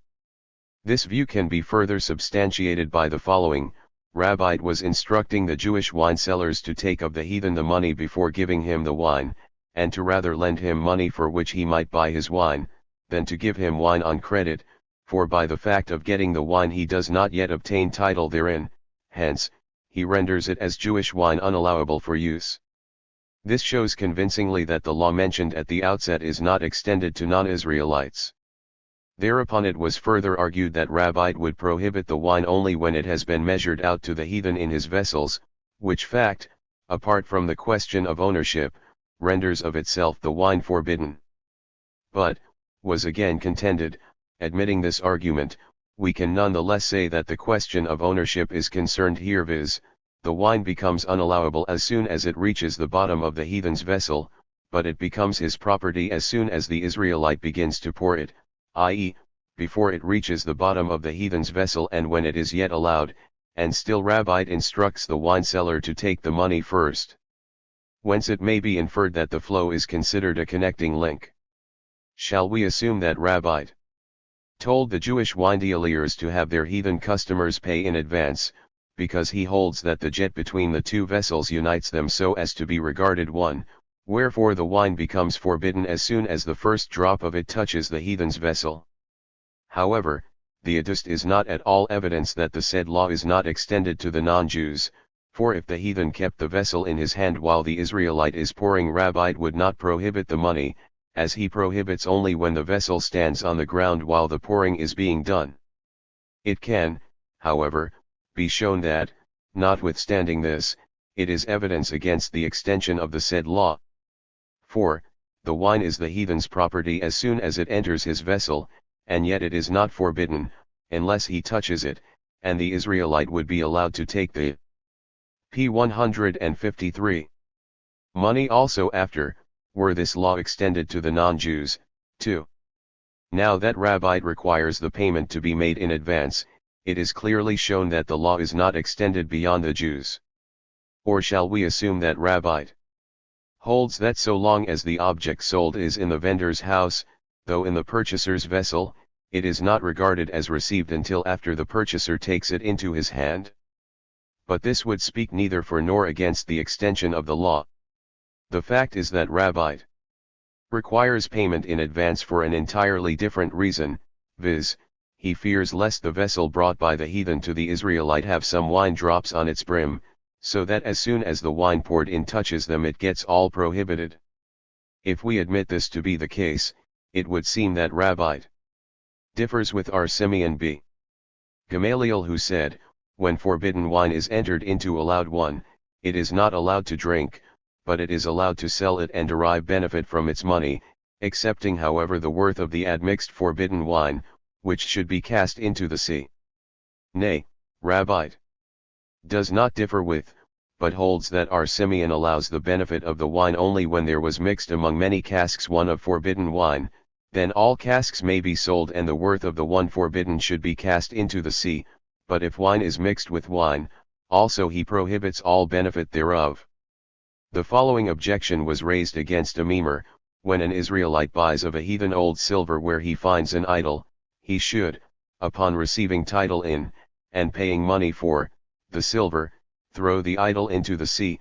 If, however, he has not yet paid the money for, though already received, the silver, he should return the same, saying, I do not buy it. Now, if the law were extended to non-Jews, how could here the Israelite return the silver already received by him? Said Abai, this is no objection, as in this case the transaction is made merely by error, the Israelite believing all the time that he receives old silver and not an idol, hence, as he had not in mind to buy an idol, he may return it. But, rejoined Rabha, if you consider this but an erroneous transaction, why should the Israelite cast the idol into the sea, once he has paid the money? Why should he not rather return it also here and disclose the error? The answer is that the Israelite may, indeed, regard the transaction erroneous, but lest it should appear as if the Israelite is getting money for an idol, the sages prohibited him to return it. Mar, the elder son of Ar Hista, said to Ar Ashi, but it is p. 154. Expressly stated in the Mishnah that if one sells his wine to a heathen and has determined the price before he measures out the wine, the money is allowed. Now, if according to your opinion the foregoing law is not extended to non-Israelites, how should we understand this Mishnah? Here of necessity the wine would have to be considered the Jew's property, until after he has received the money, but as the wine becomes prohibited when touched by the heathen, the Jew should not be allowed to take the money therefore. Hence we must say that the law is extended, and the wine is regarded property of the heathen as soon as he has received it, so that by touching it he renders prohibited his property, and therefore the Jew is allowed to take the money. Hereupon said Rashi, the Mishnah may be understood also without your explanation, viz., he had received the money before the heathen took possession of the wine. But, retorted the other, if so, how is the concluding sentence of the Mishnah to be understood, viz., if he had measured out the wine before he determined the price, the benefit of the money is forbidden?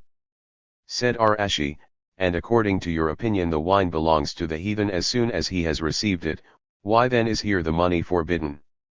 You see then that the main point here is the fixing of the price. It is namely the fixing of the price that conditions the passing of the title. If the price was fixed before the measuring, the wine is the heathen's and its money is, therefore, allowed, but if after, it is not yet the heathen's and its money is forbidden. Said Rabbina to Rashi, come and bear what are. Hiyabi. Abba said in the name of Yohanan, if a descendant of Noah steals an object worth even less than a parida, his sentence is death, and the law of returning is not applied here. Now, why is this law not applied here? Presumably because the object in question is of so little value that no one will care to require it. Assuming now that the previously discussed law is not extended to non-Israelites, why should a descendant of Noah be subject to capital punishment for stealing from a Jew, when the object is here always to be regarded as remaining the property of the Jew? Hereupon said Rashi, it is so indeed, and he is not put to death for the theft, but for his intention to kill the Jew if he attempted to resist. Retorted Rabbina, if such be the case, how do you understand the non-applicability in this case of the law of returning? And be answered, as the descendant of Noah causes by said intention a state which he p. 155 can neither annul nor reward, the said law is not applicable here. If so, how is to be understood the last part that when his comrade robs from the first thief the stolen object, he is to be put to death? Now, according to your opinion, the second robber who has nothing to do here with the Jew, should be put to death. Hence it is shown that the law regarding the passing of title in an object does extend to non-Israelites. Once an Israelite said to his neighbor, when I make up my mind to sell this field I will sell it to you. Later on he sold it to a third party. Joseph decided that the first one is entitled to the field, provided he gives the same price offered by the other purchaser. Abai, however, disputed this decision on the ground that the owner did not fix a price when making the promise to the first party, and, as it is evident from our Mishnah, a sale is determined by the fixing of the price. I should like to know if the Mishnah concerns itself only with wine because of its being very rigorous, or also with all other sales. Come and hear. 80b. Abin said, a case similar to that of the foregoing sale of the field was once brought up before Hista, and he consulted Huna about it. Huna decided it from the following Mishnah, when one brings to market fruit on animals or men, and a purchaser, asking him to convey this fruit to his house, himself leads the men or animals with the fruit to his house, the fruit is not yet thereby considered his own, and it is immaterial whether the price was determined upon before or after the measuring of the fruit. The two, purchaser and vendor, may yet withdraw. But if the fruit was unloaded and carried into the house, the following conditions are determining. If the price had been fixed before the measuring began, the sale is a sale and neither vendor nor purchaser can withdraw. If, however, the measuring takes place before the fixing of the price, either party may nullify the transaction. It is thus obvious that fixing the price is a condition precedent to a valid transaction. An Israelite once said to his neighbor, when I make up my mind to sell this field, I will sell it to you for 100 zuz. Some time later he sold it to another one for 120 zuz, and our Kahana decided the case in favor of the first party. Our Jacob from Naharpakad disputed this decision, contending that the owner, while making his promise, had no desire yet to sell the field, it was only the high p. 156. Price of 120 that induced him to the sale, while for 100 zuz he would not sell it yet. And the halakha prevails with our Jacob from Naharpakad. Example, if one offers to sell to his fellow man an article for a price estimated by 3 people, and then 2 of them find the article to be worth 100 zuz and the third estimated it at 120 zuz, the estimate of the 2 prevails. But if the condition of the offerer was that the price be determined by 3 people, all the 3 must agree in their determination of the price. However, if the offerer put up the condition that the price of the article be either estimated or determined by 4, unanimity is a requisite in both the cases. Again, if the vendor, after empowering 3 men to estimate the article, refuses afterward to abide by their estimate, requiring to choose another 3 men who, he thinks, better understand the value of such articles, our Papa says, he has the right to do so, while our Hunabi our Jehoshua denies him such right on the ground that with such a right the vendor would be enabled to drag the transaction ad infinitum. And the halakha prevails with our Hunabi our Jehoshua. Mishnah 7, if the funnel was first used to measure through it into the heathen's flask and then into that of an Israelite, the wine of the latter is forbidden when there has been left in the funnel a drop or so from the heathen's wine. Furthermore, wine left in the vessel after some of it has been poured into a heathen's vessel, is allowed, but the wine poured out is forbidden. Gemara, an objection was raised from the following Mishnah: the jet formed by the pouring, the streaming flow and the moisture form no connecting link for either defiling or purification, while a cellar does form a connection for both, and according to Arhuna the let, etc., form also such a connection with regard to wine. R. Histah once said to the Jewish wine dealers, when pouring your wine into the cask of a heathen, you either do it abruptly, bending each time your vessel backward, or do it all at p. 157. Once all this in order that the jet may not connect the 2 vessels. Rabha said to the wine pourers, do not allow a heathen to assist you in pouring, for it may happen that a heathen, supporting all alone a vessel, would empty its contents without the aid of the Israelite, and this would render the thus emptied wine forbidden. An Israelite was once emptying wine from one cask to another by means of a siphon, when a heathen came and touched the siphon. Rabha prohibited the wine in both casks. Hereupon our Papa, according to others Rada b. Mathna, or to still others, Rabbana, said to Rabha, shall we assume that the jet forms a connection, and that on this your decision is based? And the answer was, nay, this case is of a different nature, the heathen's touching the siphon is equivalent to his touching the cask itself. Marzutra Brn Haman said, an Israelite may drink with a heathen from one decanter called Kanish Canaan, provided the former is the first to stop drinking, for if the heathen were the first to stop, the wine left in the pipe would flow back into the decanter and render unallowed the whole wine therein. Rabha Arhuna, when at the house of the exilarch, said the same, and according to others, he himself drank from a Kanish Canaan. Mishnah 8, devoted wine is prohibited and renders unallowable even by a minimal quantity, the same is the case with devoted wine or water mixed with other wine or water respectively, and be it in a minimal quantity, likewise wine with water or vice versa, provided the quantity be such as to impart a flavor to other ingredients. This is the rule: when the 2 ingredients are of the same kind, a minimal quantity suffices; if, however, they are of various kinds, the imparting of flavor determines.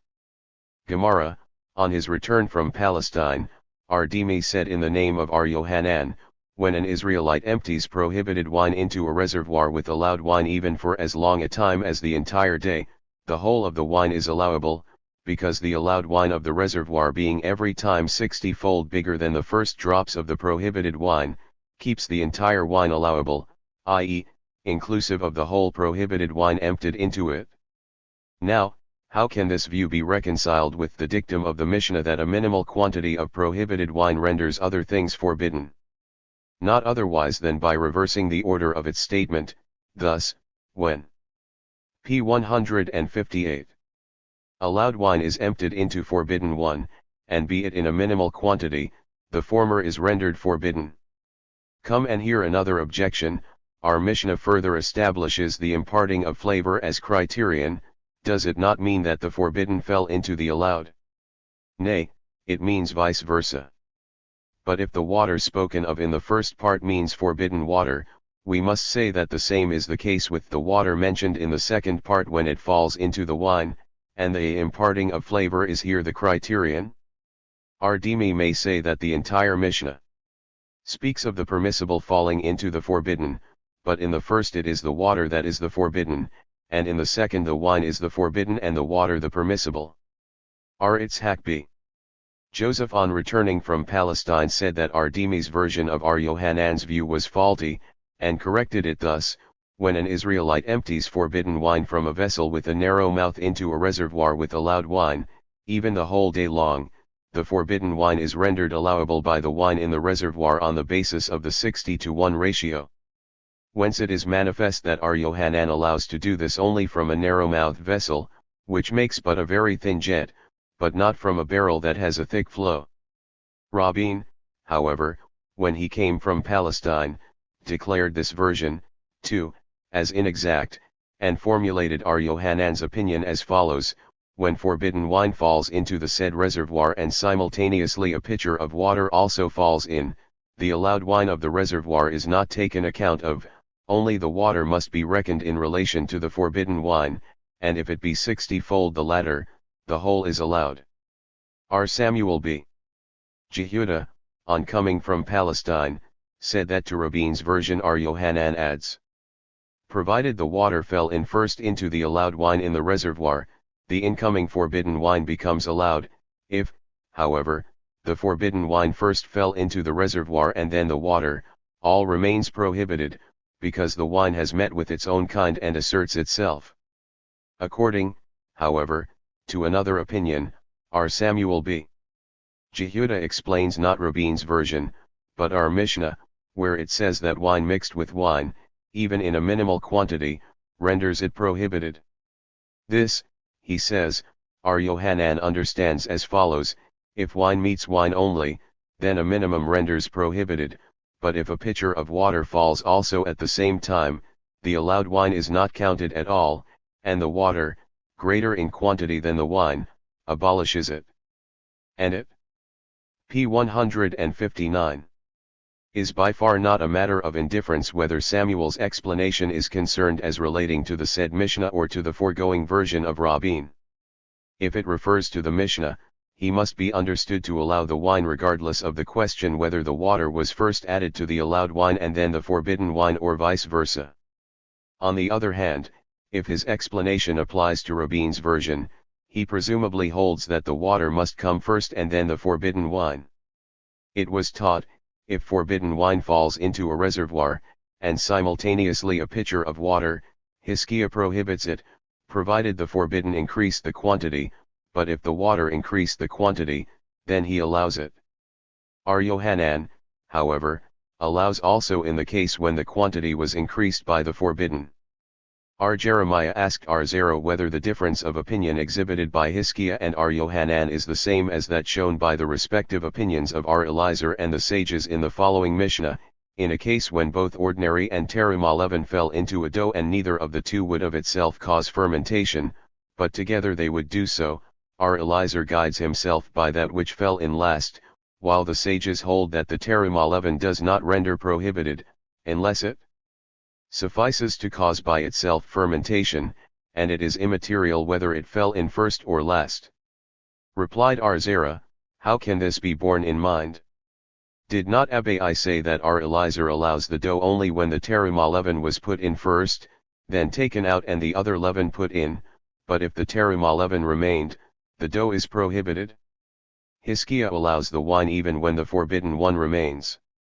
The difference in the opinions of Hiskia and R. Yohanan concerns only the consideration.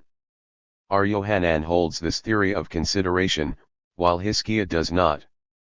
The following was taught in support of this: R. Ami, according to others RC, said in the name of Ar Yohanan, suppose 2 goblets, one containing ordinary, the other terima wine, each diluted with water.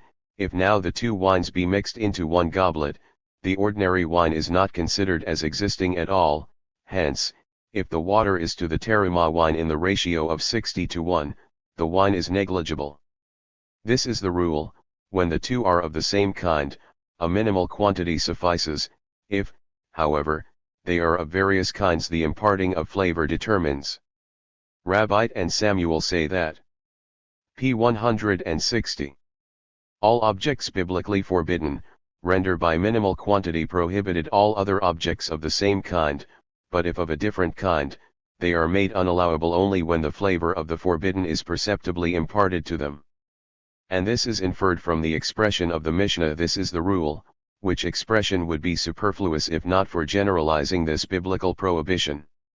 On the other hand, Ar Yohanan and Resh Lakish both decide all such cases of biblical prohibition by the rule of imparting flavor, irrespective of identity or diversity of kinds, and the expression of the Mishnah this is the rule they explain as including a mixture of grain from which it is not known whether terima and tithe were separated.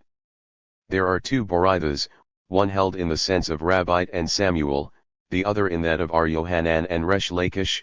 All objects biblically forbidden render objects of the same kind prohibited by minimal quantity, objects of another kind by the imparting of flavor.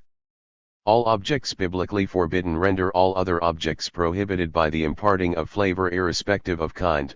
The mixture mentioned above and the wine form the only 2 exceptions.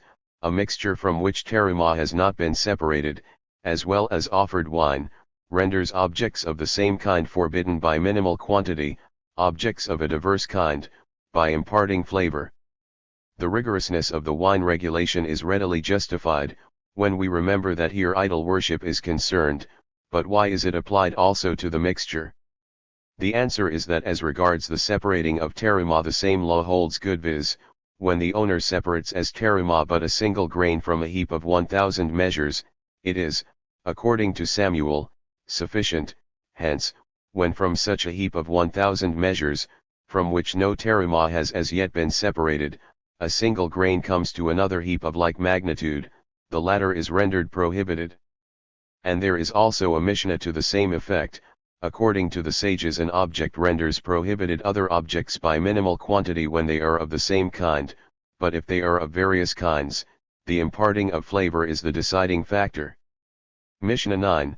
The following objects are forbidden and render prohibited by minimal quantity: offered wine, an idol image, whole hides, an ox sentenced to be stoned, the heifer destined for breaking off her neck, the fowl sacrifices of the leper, the hair of a Nazirite, the firstborn of an ass, meat cooked in milk, the kid exported on the Day of Atonement, and p. 161. Ordinary cattle slaughtered in the courtyard of the temple. All these objects are themselves forbidden and render prohibited by their minimal quantity. Gemara: if the Mishnah classifies these objects on the basis of their perceptible number, why does it not include here pieces of a carcass? Or if it enumerates only objects of which all benefit is forbidden, why does it not include leaven on Passover? Said R. Hayabi. Abba, according to others, R. Itzhak of Nafha, the Mishnah enumerates here objects that are both perceptible in number and prohibited for all benefit. All these objects. What does this expression exclude? Objects whose number is a matter of indifference, their benefit, though, being forbidden, or vice versa, objects allowed for benefit and perceptible in number. It is such objects that render prohibited not by minimal quantity, but by imparting flavor. Mishnah X: when offered wine flows down into a reservoir of wine, the benefit of the whole wine is forbidden. R. Simeon B. Gamaliel, however, says, the whole is allowed to be sold to heathens, excepting the worth of the offered wine therein. Gemara, said Rabbi, the halakha prevails with R. Simeon B. Gamaliel only in the case when a cask of devoted wine was mingled among casks of Jewish wine, but when devoted wine is mixed with other wine, the whole is forbidden. Samuel, however, says, The opinion of R. Simeon b. Gamaliel prevails as the halakha concerning wine also. With Samuel agree Rabbi b. Hannah in the name of R. Yohanan, R. Samuel b. Nathan in the name of R. Nahman in the name of Rabha b. Abohu. R. Nahman himself, however, said that for practice it should be decided thus: if it is definitely known that the admixed wine was devoted wine, Rabbi's procedure is the right one, but if the case is doubtful, Samuel's view is to be followed. Mishnah 11, a stone wine press waxed by a heathen must only be washed to remain clean, but if it is of wood, Rabbi says it must only be washed, while the sages say that the wax must be wholly removed. Finally, if it is a clay press it is forbidden even when the wax has been removed. Gemara, Rabha interprets the Mishnah thus: the washing suffices only when the heathen waxed the press, but if he pressed his own wine therein, the entire wax must be removed. Is not this self-evident from the fact that the Mishnah does not mention the pressing? Lest one say that the expression of the p. 162 Mishnah is not exclusive of the other case, hence his interpretation. Here is a case to this effect. An Israelite once appeared before R. Haya asking him thus: send a man with me to investigate whether my wine press is in legal order, so that I might press my wine therein. Hereupon R. Haya said to Rabbi, go and examine the man's press, but state your opinion in a manner as not to excite any dispute in the college. Upon examining the press, Rabbi found it smooth, and thought it need only be washed. However, further examination revealed to him a fissure in which some wine, though dried up, was noticeable. Then he decided that washing is not sufficient, but that the wax must be wholly removed, adding, I now understand the apprehension of my uncle regarding a possible dispute in the college consequent upon my decision. Indeed, had I but relied upon my first superficial examination, my decision would have been disputed. The rabbis taught, a press, a ladle, and an earthen funnel that belong to a heathen and are not waxed Rabbi allows to use, provided they have first received a washing, while the sages prohibit them. As to the use of earthen wine pitchers, Rabbi, too, forbids it, for such pitchers are used for a greater length of time, while the foregoing vessels are used but temporarily. But again, if these vessels are of wood or stone they are, after being washed, allowed if not waxed, but if waxed they are forbidden. Now, this last prohibition seems to conflict with the Mishnah which declares clean a stone press waxed by a heathen, provided it be washed before using it. The answer is that the press of the Mishnah is, though waxed, yet not used by the heathen, while the Boraitha speaks of a press where the heathen pressed wine. The Master says, a press, a ladle, and an earthen funnel that belong to a heathen, are allowed to use upon being washed first, while the Mishnah prohibits an earthen press even after the wax thereof has been removed. Said Rabha, in the Boraitha it is Rabbi that allows, while the sages forbid here as well as in the Mishnah. Rabha lectured, when an Israelite wishes to use a heathen's wine press, he must first wash it with boiling water. When Rabha once sent his wine pitchers to Harpania through a heathen, he put each pitcher mouth downward into a sack and sealed the latter, thereby effecting a double sealing, for he was of the opinion that the sages prohibit such vessels as used to preserve. P. 163. Wine for a long time, even if they have been but for a short time in the hands of a heathen. How should the washing prescribed in both Boraitha and Mishnah be done? Rabbi says, with water, while Rabbi b. Hannah says, with ashes, that is to say, the two require the washing to be done with both water and ashes, and differ only as regards the order, Rabbi requiring the water first, and Rabbi the ashes first. Not is their point of difference one of essence, as the former has in view dry vessels and the latter moist ones. The disciples of Rabbi at Suro said in his name that the washing is done as follows: to dry vessels apply first water, then ashes, and then again water; to moist vessels, first ashes, and then water. The same disciples said in the name of Samuel, to moist vessel apply in this order, ashes, water, ashes; to dry ones, in this order, water, ashes, water, ashes. The disciples of Rabbi at Pumaditha quoted him as holding the just-cited view of Samuel, and Samuel as requiring this procedure, to moist vessels, ashes, water, i.e., 4, to dry vessels, water, ashes, water, i.e., 5 processes. Hence, Rabbi and Samuel are of the same opinion, with the only difference that the former does not count the last water, which Samuel does. R.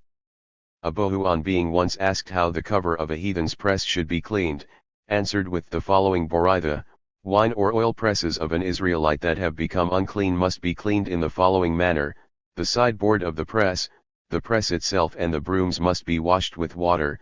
The press cover, however, if made of hemp stalks or osier, must be washed according to the directions of Rabbi and Samuel, but if it is of reed or thin wood, it must be left unused for a year. R. Simeon B. Gamaliel, however, finds the period between 2 consecutive press seasons sufficient, which period is sometimes more sometimes less than a year.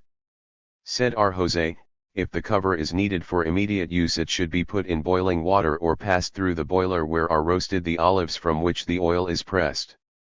R. Simeon B. Gamaliel said in his name, the cover may be put under the water of a cascade or of a spring. And for how long? For an ona. The same laws which the sages have established with regard to clean and unclean, are also concerning the question of devoted wine. How long is an ona? R. Hayabi.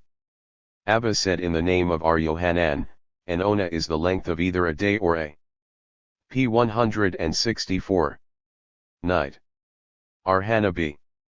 Shina, according to others, R. Hanabi. Shina, said in the name of Rabbi B. Hannah that R. Yohanan makes an ona equal to the length of a half a day and night. However, according to each version, the ona equals 12 hours, since the one refers to the equinox and the other to the solstice season. R. Jehuda says, the bags of the heathens through which the wine is filtered of its dregs, are subject to the following regulations: if they are made of human hair, they must first be washed with water before an Israelite may use them; if of wood, they must pass through water and ashes; finally, if of linen, they must be set aside for 12 months, and if they have knots they must be unraveled. Baskets and beehives used by the heathens in working the wine, are under these rules: if woven of palm twigs, they should be washed with water before the Israelite uses them; if of reed, the washing should be with water and ashes; linen sieves must be put aside for 12 months, and if they have a knot it must be opened. What must be done when an ignoramus thrust his hand into the winepress and touches the grapes and the wine? Of the 2 sages, Rabbi and R. Haya, one says only the grape touched by him and whatever is immediately adjacent thereto is unclean and must be removed from the press, but not the rest, while the other says, all that the press contains is defiled by his touch. The former opinion seems to conflict with the following Mishnah: a reptile found in an oil mill renders unclean only the place touched by it, but if there be a flowing liquid, all becomes unclean. The answer is that the grapes are on the twigs of the cluster, so that wood intervenes between the place touched and the fluid, and wood is not receptive of uncleanness. The sages taught to our Jeremiah, according to others, to his son, that the halakha prevails with him who says that only the part touched by the Amharites and its immediate environment are unclean, while all the rest in the press is clean. Mishnah 12, utensils bought of a heathen must be cleansed according to usages.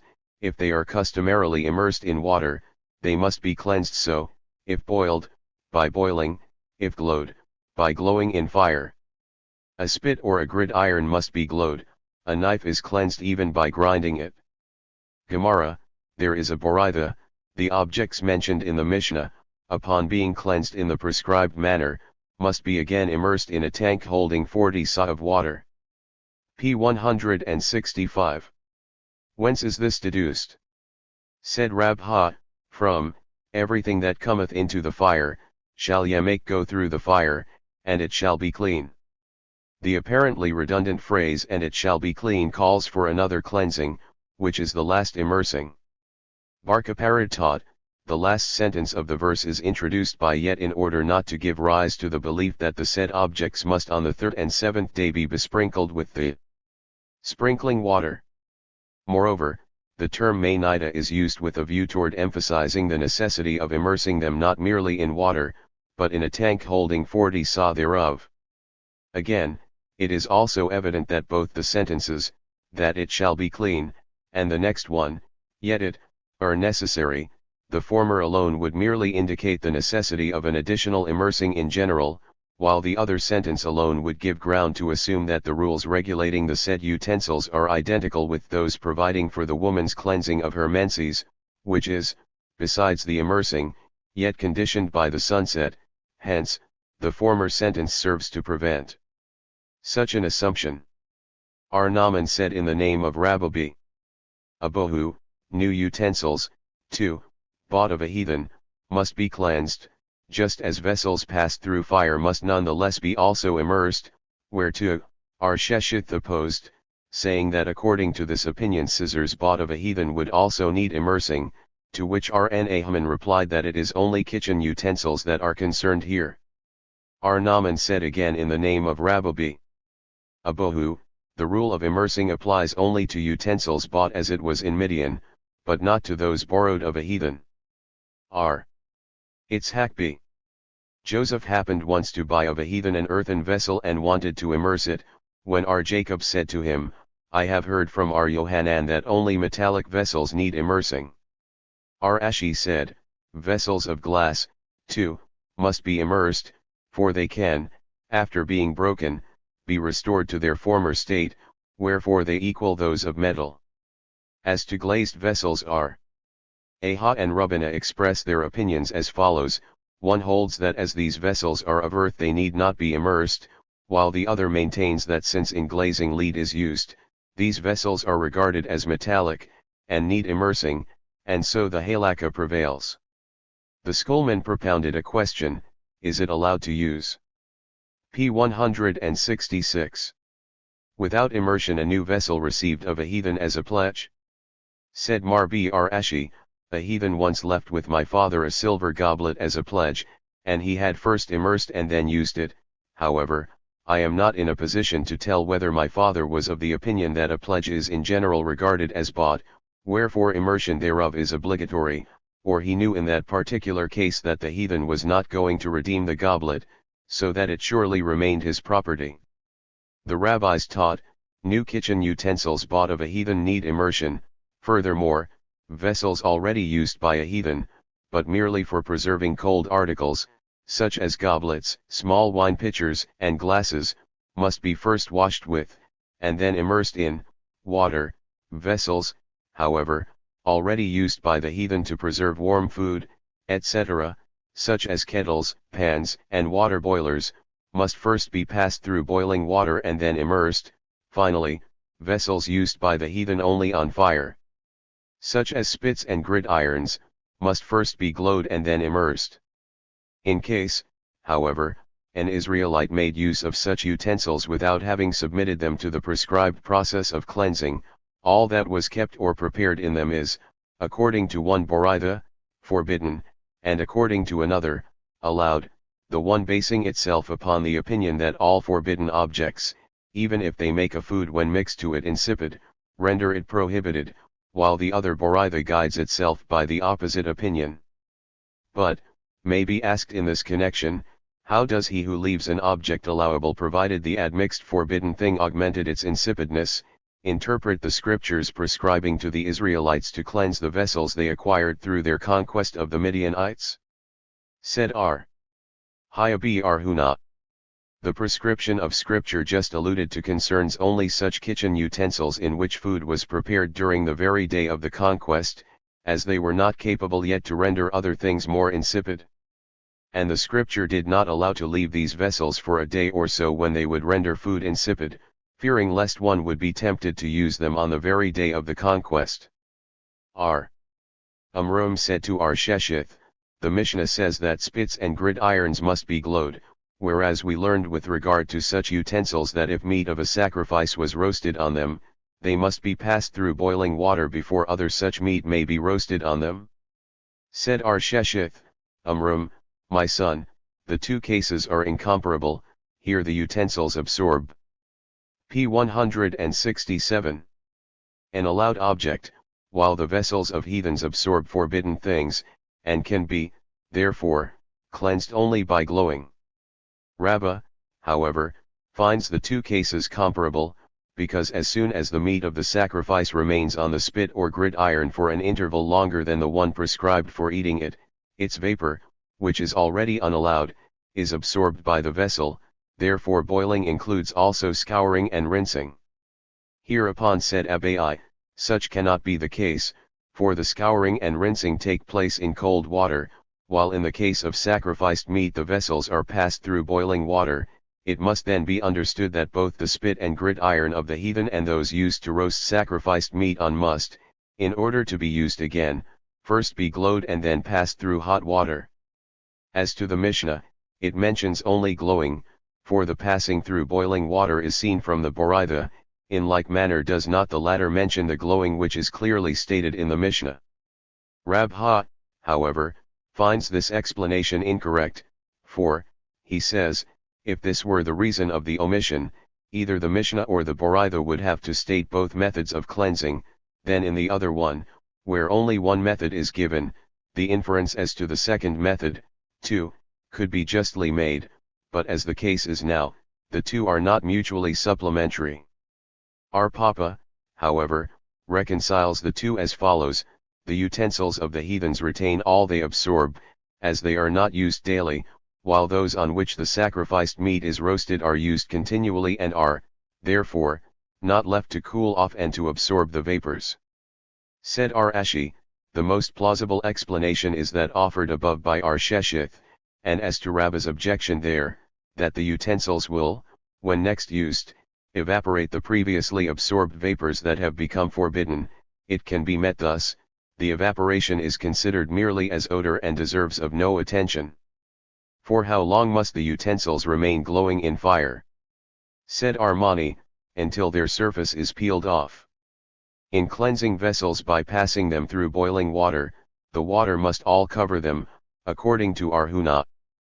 But if the vessel is very big? Come and hear. It once happened at our Acabias that a big kettle needed cleansing, and B had the kettle brimmed high with dough, so that the water poured into it reached above the kettle. This water was made to boil and the kettle was cleansed therewith. Said Rabbah, who can equal our Acabia in wisdom? P 168. So as to invent so ingenious a device? For the brim of the kettle, which was unclean only by reason of the forbidden prepared therein and the drops spouting upward, is now cleansed by the drops of the boiling water spouting upward upon the brim. A knife is cleansed even by grinding it. Ar Ukbabi. Hama said, it means the knife should be 10 times stuck into the earth in and out. Added Arhunab. Jehoshua, it must be earth that has not been yet cultivated. Ar Kahana remarked, the knife which is to be thus cleansed must have no hole on its surface. There is a Boraitha in support of this: a knife wholly smooth on its surface may be cleaned by sticking it in the ground 10 times. Said Arhunabi. Jehoshua, but then you can eat with it only cold food, and if you want to use it also for warm food, you must first pass it through boiling water. As it once happened that Mar Jehuda and Badi B. Tubi were guests at the table of King Sabur. When a citron was served, the king took a piece from it for himself and another piece he tendered to Badi B. Tubi. Then he took the knife, stuck it in the ground 10 times, cut off another piece, and gave it to Mar Jehuda. Thereupon said Badi B. Tubi, am I not an Israelite that you thus cleanse the knife for him and not for me? And the king answered, I am convinced of Mar Jehuda's profound piety, but not of yours. According to others, however, the king's answer was this: recall what you committed last night. Footnotes 136:1. The text treats here of the question as to whether the reward of a harlot is allowed in case she was paid after, which we deem not in place here and therefore omit it. 141:1. For a contradiction to this from a Boraitha, see Middlegate. Next, Appendix to page 60. Index previous. Appendix to page 60. Pieces of wine extract. The Mishnah speaks of Hadrianic potsherds. What are these potsherds? Said Arjehuda in the name of Samuel, it is meant there by the potsherds of the king Hadrianus, and Ardimi on his return from Palestine explained the nature of these potsherds as follows: the Romans were wont to find a plot of virgin soil, which they would work out and plant with grapes. The wine thus obtained they used to pour into new white earthen pitchers and leave it therein until the pitchers would absorb as much of the wine as they could. Then the Romans would empty the pitchers of the remaining wine and break them into pieces, which potsherds they used to take along with them on their military expeditions, and whenever they wanted some wine they would pour water on such. p. 169. Potsherds, and these would turn the water to wine. R. Jehoshua b. Levi added with reference to this that our best wine is not so good as the third pouring of these potsherds. It was asked whether it is allowed to fasten with such potsherds the legs of a bedstead, since here the potsherds are wanted not for the wine they contain but for another purpose. Come and hear. R. Eliezer and R. Yohanan, who were asked on this point, expressed contrary opinions, the one allowing the potsherds for this use and the other forbidding them. An objection was raised from the following: wine poured into pitchers or leather bags of a heathen is forbidden to drink. Any other benefit, however, may be derived from it. And Simeon b. Guda said to the son of Argamaliel, that even his father, Argamaliel himself, drank at Ako such wine, which story found, however, no belief. R. Simeon b. Gamaliel said in the name of R. Jehoshua b. Kopuzai, the leather bags of a heathen are absolutely prohibited, so that even a cover for an ass is not allowed to make of them. Thus you see that here the leather bags are wanted not for the wine they contain, but for making a saddle or so for an ass, and yet they are forbidden. But again, how is then the Boritha to be understood? Why then are not all vessels, earthen as well, prohibited to sell to, or buy from, a heathen? What difference is there between leather bags and earthen pitchers? Said Rabha, the following was the cause why leather bags were prohibited: it was namely feared that the Israelite might mend his own leather bag with the leather of the heathen's bag. But how can he who prohibits to derive any benefit from the heathen's leather bag, account for the fact that the selling and buying of pitchers was not forbidden?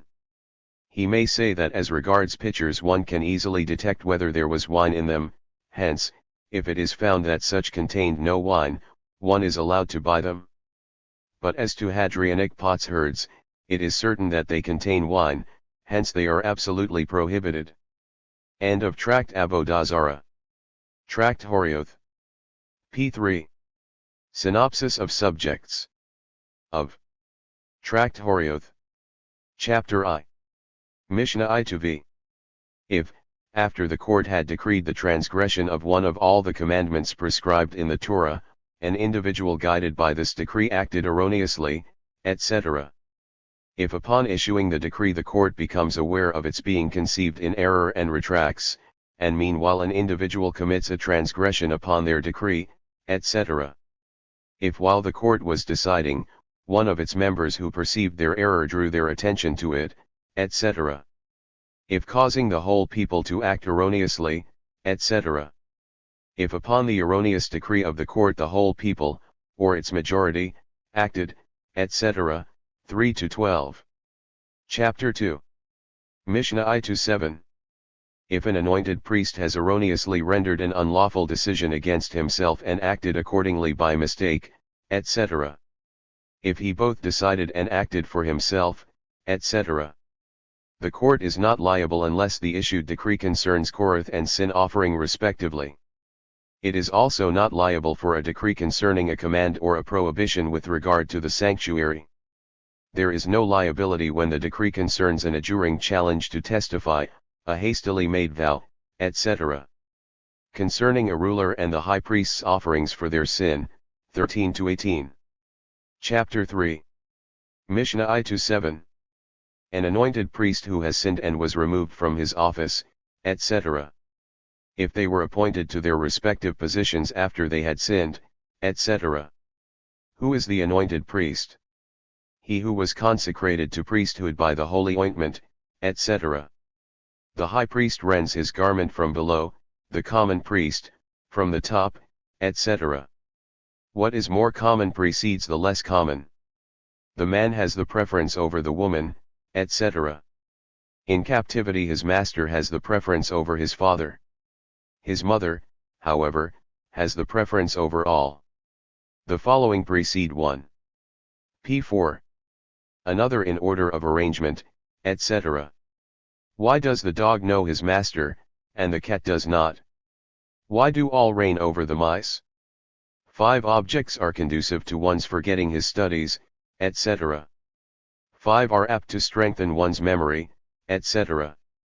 The following 10 objects are cumbrous to one's studies, etc.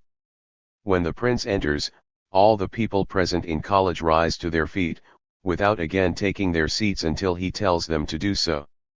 When the Chief Justice enters, the people occupying 2 rows of seats facing the entrance rise, etc.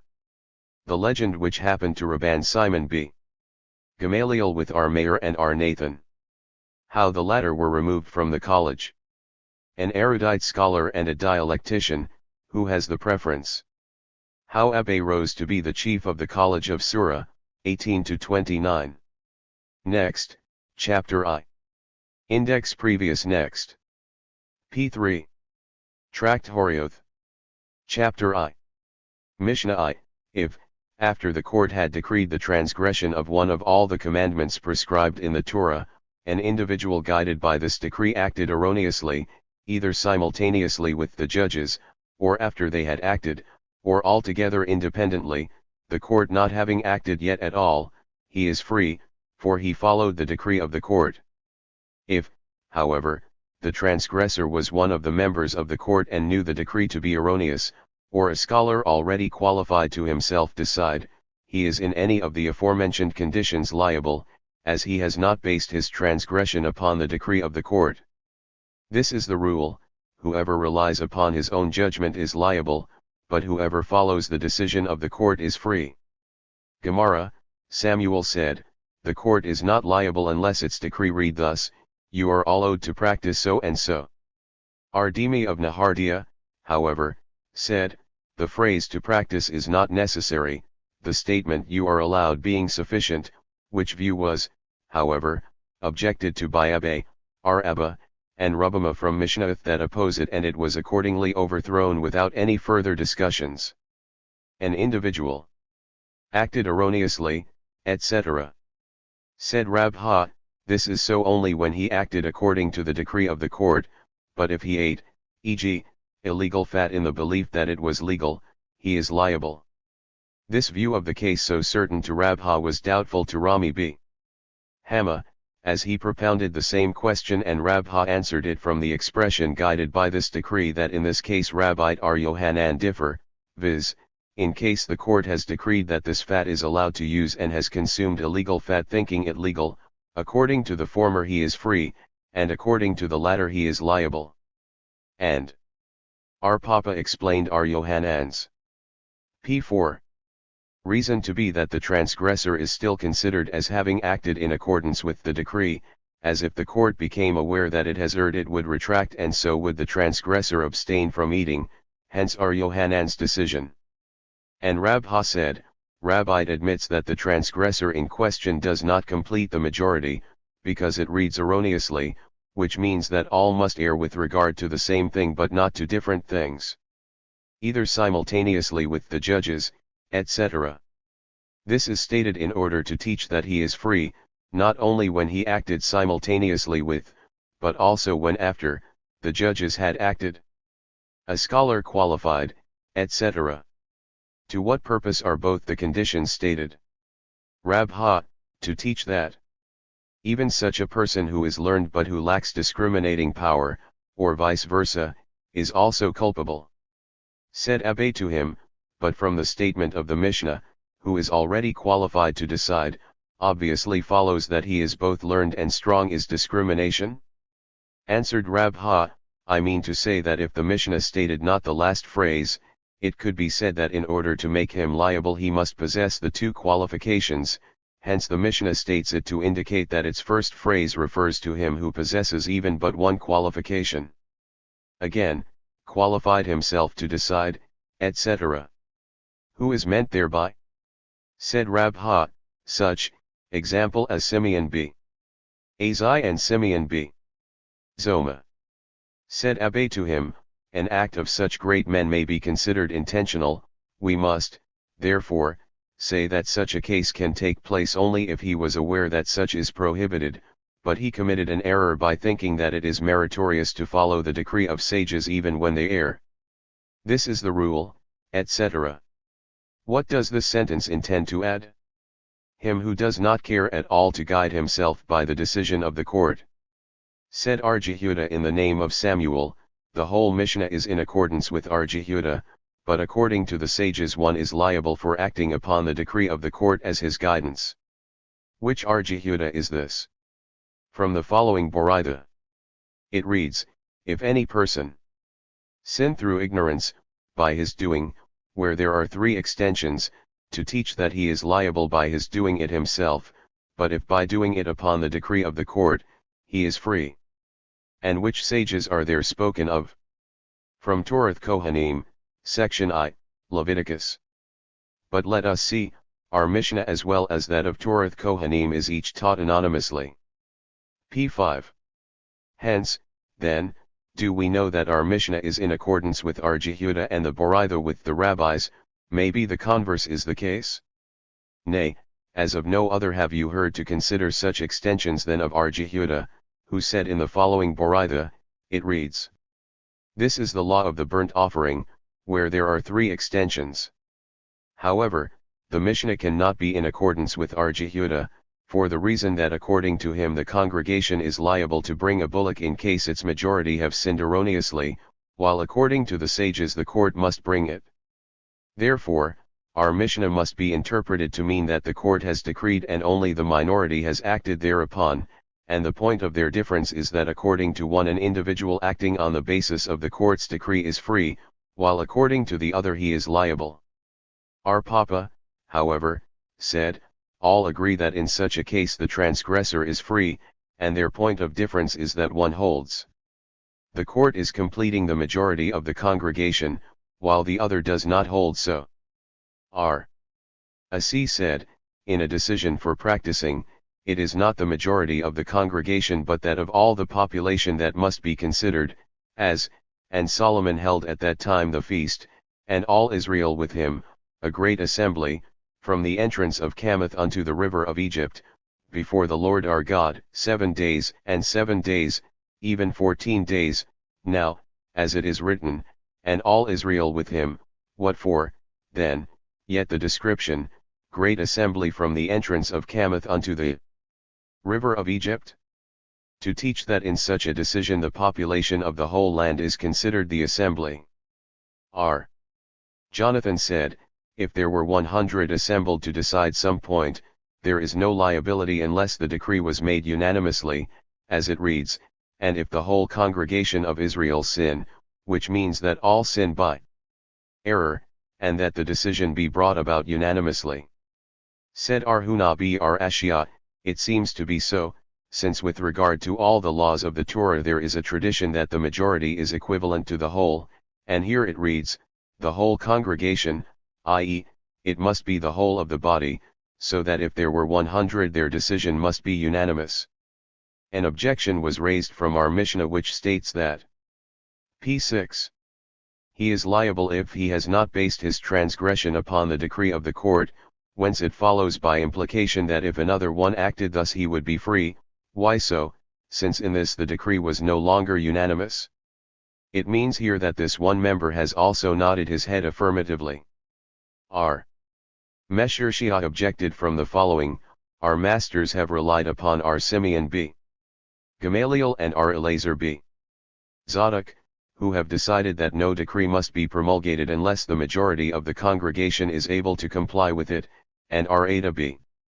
Abba said, where is there an allusion thereto in the scripture, with curse are ye cursed, and yet me do ye rob, O ye entire nation. Now, here is written the entire nation and nevertheless the majority is equivalent to the whole, Hence, our Jonathan's view is wholly overthrown, and the expression in the scripture, the whole congregation means, if the whole is able to comply with the decree it is considered, but not otherwise. Mishnah 2, if upon issuing the decree the court becomes aware of its being conceived in error and retracts, and meanwhile an individual commits a transgression upon that decree either before or after the court succeeded to bring its atoning offering, he is free according to our Simeon, while our Elazar classes it among the doubtful cases. In what sense is it doubtful? He may have stayed at his home, then he is liable, but if he was in the sea countries he is free. Said our Akiba, I agree that in the latter case he is rather free than liable. Whereupon Ben Azai asked, what difference is there between the two cases? It consists in that he who stays at home can possibly hear, while to the other one this is impossible. If the court decided to annihilate a law in its very essence, by saying, example that there is not in the Torah the law of menses, of Sabbath, of idolatry, the members of the court are free, but if it decided to abolish only one part of a law retaining in force the other part, they are liable. How so? If it decided, example that, though the law of menses is in the Torah, a man who has sexual relations with a woman in her watching days is free, or, that he who transports something from private to public grounds is free though the law of Sabbath is in the Torah, or, that the Torah truly forbids idol worship, yet he who bows to the idol is free, the court is liable, for it reads. P7. And the thing be hidden, i.e., something, but not the whole essence. Gemara, said our Jehuda in the name of Rabbite, our Simeon used to say that if one acted upon a decision issued by the majority of the congregation, he is free, because a decision discriminates between intentional and unintentional acting, and here the transgressor, guided in his act by the decision, sins unintentionally, and according to Rabbite our Simeon is consistent with his own theory elsewhere that the bullock for the forgetting by the congregation, and the he-goat for idolatry, are to be brought from the treasury of the temple. There is a Boraitha. In the case mentioned in the Mishnah, our Mayor makes him liable, and our Simeon holds him free, while our Elazar finds this case to be doubtful, and in the name of Simachos such was said to be a pending case. Said our Yohanan, they differ concerning a pending offering.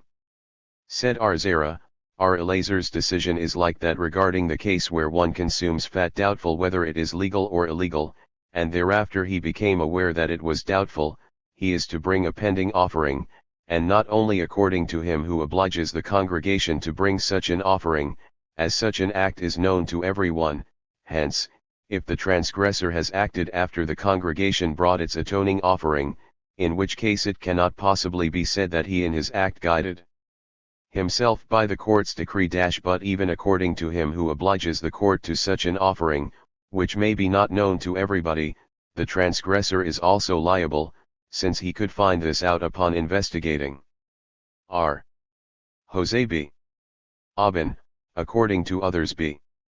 Zebeda, likens Simachos' decision to that regarding the case where one brings his atoning offering at twilight, which makes the atonement doubtful, since if it was yet day he is atoned, but if night he is not, and nonetheless he is not obliged to bring another offering.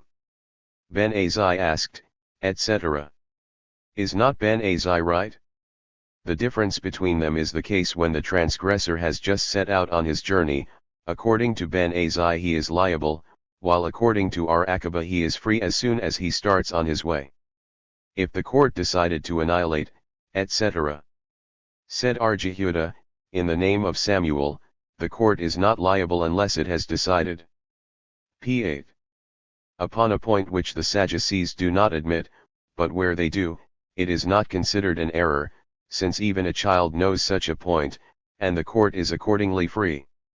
Mishnah 3, if while the court was deciding, one of its members who perceived their error drew their attention to it, or if the presiding judge was absent, or one of them was a proselyte, a bastard, a nation, or an aged man who had no children, they are free, on the ground of the following analogy, the expression congregation is used and the same expression, it is inferred thus, just as there the expression means a congregational meeting whose members are singly and severally qualified to Decide law questions, in the latter case it means the same. Gemara, the presiding judge, etc. Whence is this deduced? Said R. Shesheth, it is likewise found in a Boraitha of the disciples of R. Ismail, viz., why was it said that if the court decides on a point which the Sadducees admit, it is free? Because this is not considered an error but a fact of ignorance, as the members of the court ought to have learned.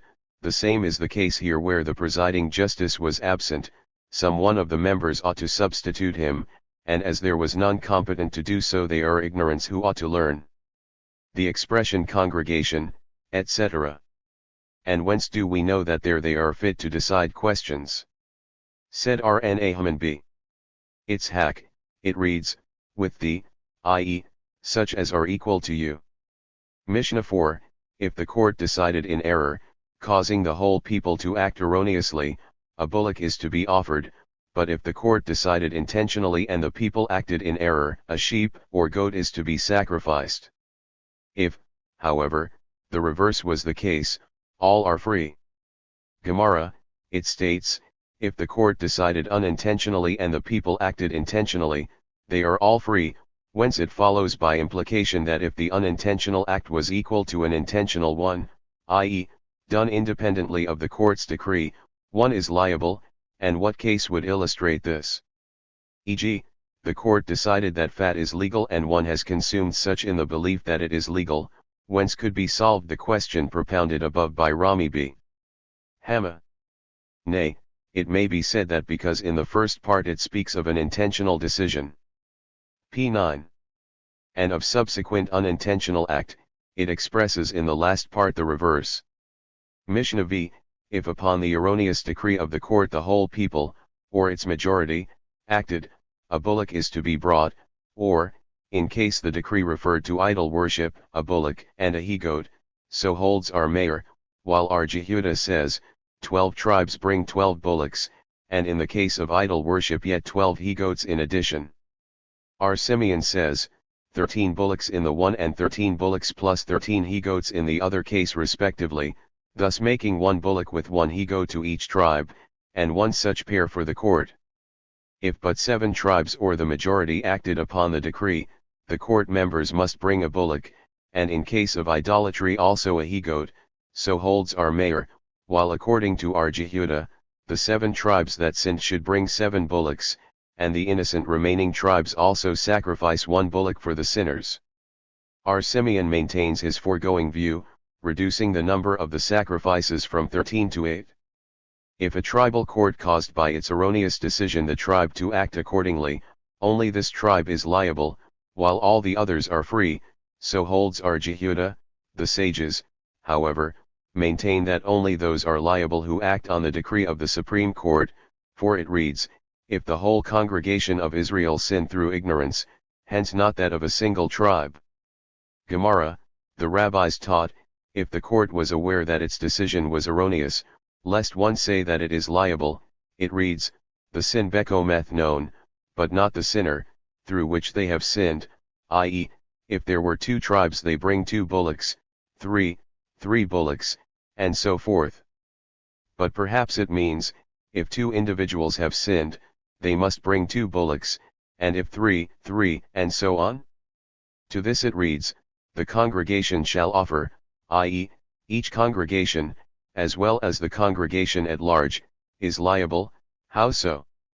If there were 2 tribes, they bring 2, and if 7 tribes, they bring 7, and all other tribes who have not sinned should also each of them bring a bullock, since, though they have not sinned, they must conjoin themselves to the sinning tribes, as for this purpose it reads the congregation, to make liable each of them. So our Jehuda. Our Simeon, however, said, the 7 tribes that have sinned bring 7, and the court brings 1 bullock in addition, for, as here congregation. P10. Is used and there the same term, hence, just as there the court with the congregation is meant, the same is the case here. Our mayor, however, said, if the 7 tribes have sinned, the court brings only 1 bullock, and all are free for the same reason, as congregation mentioned above means only the court, the same is the case here. And our Simeon b. Eleazar said, in the name of our mayor, if 6 tribes have sinned, and they formed the majority of all Israel, or 7 tribes, though not forming the majority of Israel, only 1 bullock must be brought. If a tribal court, etc. The schoolmen propounded a question: if 1 tribe has sinned, guided by the decree of the Supreme Court, may the other tribes conjoin with it to bring bullocks or not? Shall we assume that only to 7 tribes conjoining takes place, but not to 1, which does not form majority, or since it acted upon the decree of the court there is no difference whether 1 or 7? Come and hear, our Jehudah said, if 1 tribe has acted in accordance with its court, it alone is liable, but if it acted according to the decision of the Supreme Court, all the other tribes are also liable. Said our Ashi, it seems to be so also from our Mishnah, which states, only this tribe is liable, while all the others are free. To what purpose does it add, while all the others, etc., after it states only this tribe, etc.? To teach us, thus, only in the case of its own court, but if it is a case of the Supreme Court, all the others are also liable. But let us see, whence do both our Jehudah and our Simeon deduce that 1 tribe is also called Kahal, i.e., congregation? From, and Jehoshaphat stood forward in the Kahal of Judah and Jerusalem. Rahabi. Jacob opposed, perhaps there it was Kahal, because the tribe Benjamin, too, was there, hence more than 1 tribe. Therefore, says he, it is deduced from, and I will make of thee a Kahal of people. Now, at that time Benjamin was born, and you infer from here that so said the merciful one to Jacob, 1 Kahal more is born to you. Said Shpa to our Kahana, but perhaps the merciful meant, now as Benjamin is born, and you have 12 tribes you are called a Kahal? And he answered, do you mean to say that 11 tribes are not called Kahal? The rabbis taught, if 1 member of the congregation dies, the liability does not cease, but if 1 member of the court dies, it does cease. According to what Tana is this said our, Histah. P11. In the name of our Zerah, in the name of our Jeremiah, quoting Rabbite, it is in accordance with our mayor, who said that the court and not the congregation brings the offering. Hence, if a member of the court dies, it means 1 of the partners to the sin offering died, and in such a case the sign offering cannot be brought. R. Joseph opposed, why not say on the same reasoning lines that it is in accordance with our Simeon, who says that the court with the congregation must bring the offering? Said Abba to him, we have heard our Simeon saying elsewhere that a sin offering of partners is not put to death, if the bullock and he-goat of the Day of Atonement upon being lost were substituted by others, and thereafter the first were found, they all are put to death. So our Jehudah, our Eleazar and our Simeon, however, maintain that they must be kept until they become blemished, as there is a rule that a sin offering of a congregation is not put to death. Rejoined our Joseph, you speak of priests, an entirely different case, as they are themselves called Kahal, for all the priests and for all the people of the Kahal. Answered Abba, according to this they ought to bring a bullock for an erroneous decision by their own court, and should you say that such is the case, then there will be more than 12 tribes. Thereupon said R. Ahabi. Jacob that the tribe of Levi is not called Kahal at all, as from the above cited verse, it is to be understood that they who inherited landed property in Jerusalem are called a tribe, but not the Levites, who had no such inheritance. But if so there are fewer than 12 tribes.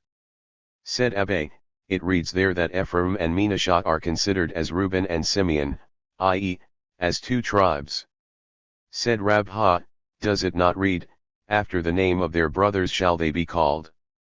The answer is, they are called after the brother's name only in respect of inheritance, but not in other respects. But are they not all divided into flag division? This was only to honor the flags, as the division of the inheritance took place in accordance with the flag divisions.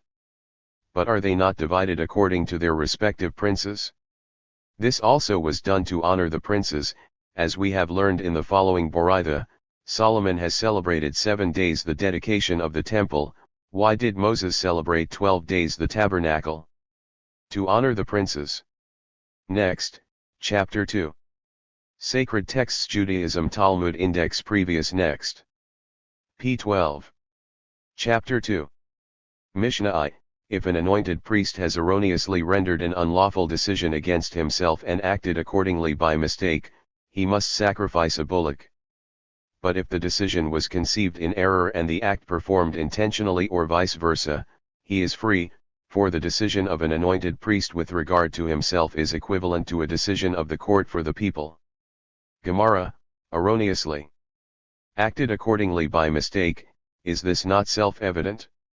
Said it speaks of a case where he forgot the reason of his decision, and when he acted he said that he acts in accordance with the decision, lest one say that in such a case it is considered an intentional act, since if he remembered the reason of the decision he would not act. It comes to teach that it is not so. But if the decision in error and the act performed intentionally, etc. Whence is this deduced? From what the rabbis taught. It reads to bring guiltiness on the people, which seems superfluous in this connection, but comes to teach that he is equal to the congregation, a fact that could be inferred without a special verse, i.e. the congregation is exempt from the laws governing the individual, and so is the anointed priest. Hence, as the congregation is liable but for forgetting and for acting erroneously, the same should be with the anointed priest, or, on the other hand, a prince is exempt from the laws of an individual, and so is an anointed priest. As the former is liable for erroneous acting without forgetting, the same should be with the latter. It thus remains to see to whom is he equal as regards his offering. The congregation brings a bullock, but not a pending trespass offering, and the same does the anointed priest bring. Hence, as the congregation is liable but for forgetting and erroneous acting, so also is the anointed priest. But why not say, as in case one acts in accordance with the congregation's decree, he is liable? The same should be if one acts according to the decision of the anointed priest. It reads, for his sin, and not for the sin of another. And whence is it deduced that the anointed priest does not bring a pending p. 13. Trespass offering? From concerning his sin of ignorance, which signifies, only for him whose sin and erroneous act are considered equal, exclude the anointed priest, who is liable but for forgetting and for erroneous acting.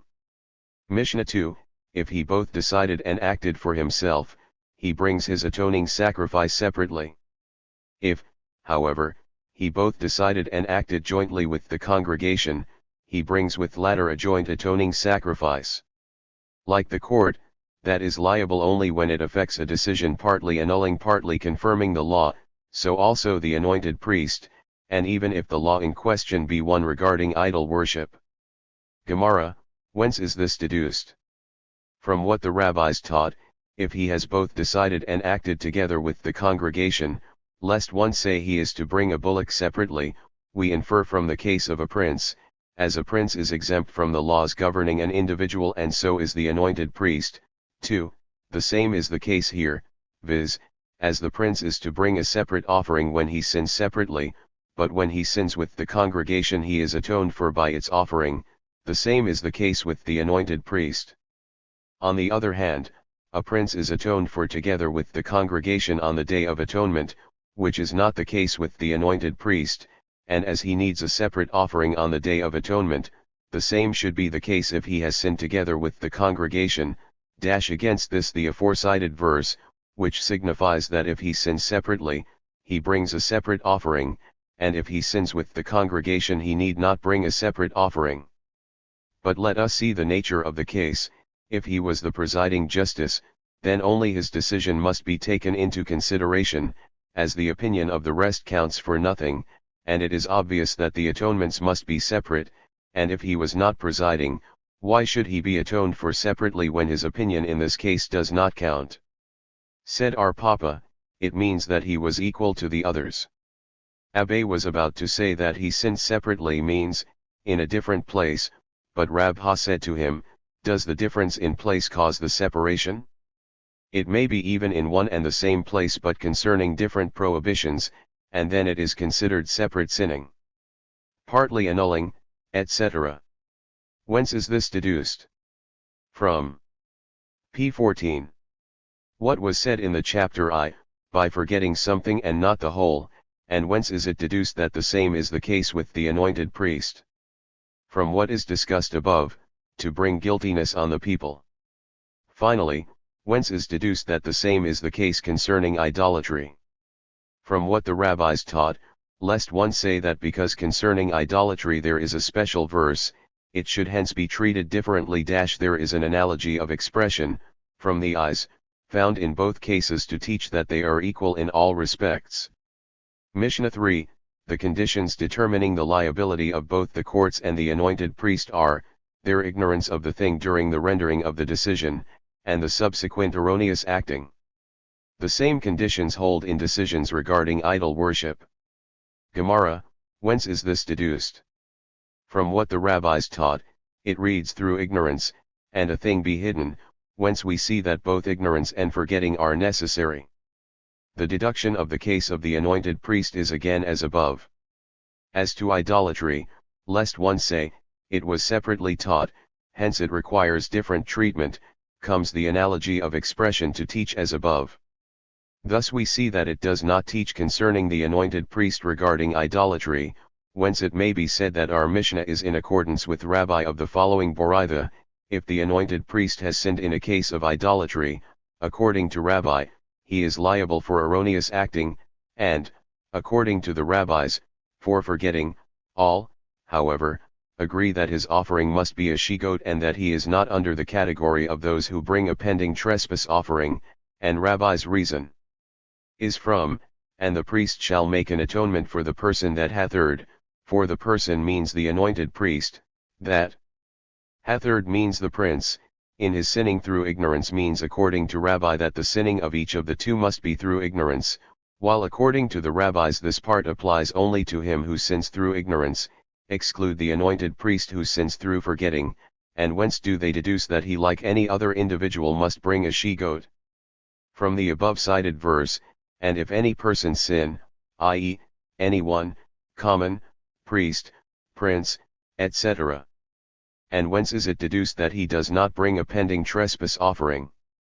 From for his ignorance, which p. 15 cannot mean the priest in question who sins by forgetting. On the other hand, according to the rabbis, it intends to exclude the anointed who sins in any case whatsoever, not by erroneous acting alone, but when such is accompanied by forgetting. Mishnah 4, the court is not liable unless the issued decree concerns a command the intentional and unintentional violation of which entail Korath and sin offering respectively. The same is the case with the anointed priest. The same refers to the case of idol worship. Gemara, whence is this deduced? As stated in the following Boraitha, Rabbi said, it reads, Elhu, Olehu, as there it is a case of Korath and a sin offering, the same is the case here. And the deduction that the same applies to the anointed priest is made as above. As to a prince, it is inferred from the analogy of expression. Prohibitions, found also concerning the congregation. Now, as the latter treats of things the transgression of which is, if intentional under Korath, and if unintentional under sin offering, the same is the case with a prince, while concerning a common individual it reads, if any person, to infer this last from the previous one. The same refers to the case of idol worship. Whence is this deduced? From what the rabbis taught, because idolatry is mentioned specially, hence it should be treated differently, so that one be culpable even when the sin is not under the category of Korath, etc. Therefore the analogy of expression from his eyes, as there it is under the category of Korath, so also here. But this is concerning the congregation. Whence do we know this with regard to the anointed priest, prince, individual? From any person, i.e., any, be he priest, prince, etc. But again, all this is correct according to him who holds the analogy of expression Olehu, but to the rabbis who do not hold so, whence is this deduced? From what are Jehoshua b. Levi taught to his son, one law shall be for you, for him that acteth through ignorance. But the person that doth aught with a high hand, etc., this compares all the laws of the Torah to idolatry, as latter is under both Korath and sin offering, so also all other cases of the same category. But from here you infer only an individual, a ruler, and an anointed priest, whence do we know that the same is the case with the congregation? Infer the first verse from the last. We thus see that according to all, the cited verses speak of idolatry. P. 16. How is it so understood? Said Rabha, according to others, are Jehoshua b. Levi, according to still others, d. It reads, and do not observe all these commandments. Now, a negative commandment that is in importance equal to all other negatives is, you must say, idolatry. The disciples of Rabbi infer this from the same verse which the Lord hath spoken unto Moses, all that the Lord hath commanded you by the hand of Moses, and a commandment said, in the words of the Holy One, blessed be he, and commanded again by the hand of Moses is of idolatry, as the disciples of our Ismael taught that the commandment I am the Lord, thou shalt have no other gods before me, we have heard from the Almighty himself, and thereafter it was commanded through Moses in many other places. Mishnah v. The court is not liable for a decree concerning a command or a prohibition with regard to the sanctuary. Nor must one bring a pending offering for a doubtful violation of the said command or prohibition. But in case of erroneous teaching and of doubt, each regarding a command or prohibition with reference to a woman in her menses, a bullock and a pending offering are required respectively. The command in the case is, keep away from a woman in her menses. The prohibition is, have no sexual intercourse with her. Gemara, whence is it deduced that the congregation is not liable to any offering, while the individual is not liable to a pending offering either? Said Itzhak br Dimi, it reads, and become guilty concerning a sin and pending offering, and also, and they become guilty, which signifies, as the guiltiness of an individual is attended with a sin offering established for all, so also the guiltiness of the congregation is attended with such an offering, and as the latter's offering is an established one, so also the pending offering must be brought only for the doubt about a transgression to which an established offering applies, but not about that of the sanctuary to which a rich and poor offering applies. Mishnah 6, there is no liability when the decree concerns an adjuring challenge to testify, a hastily made vow, the defilement of the temple and its holy objects, the same is the case with the ruler, so are Jose the Galilean. Our Akaba, however, says, the ruler is liable in all these cases but the first one, for the king can neither judge nor be judged, neither testify for others nor have others testify for him. P. 17. Gemara, said Ula, what is the reason of our Jose the Galilean?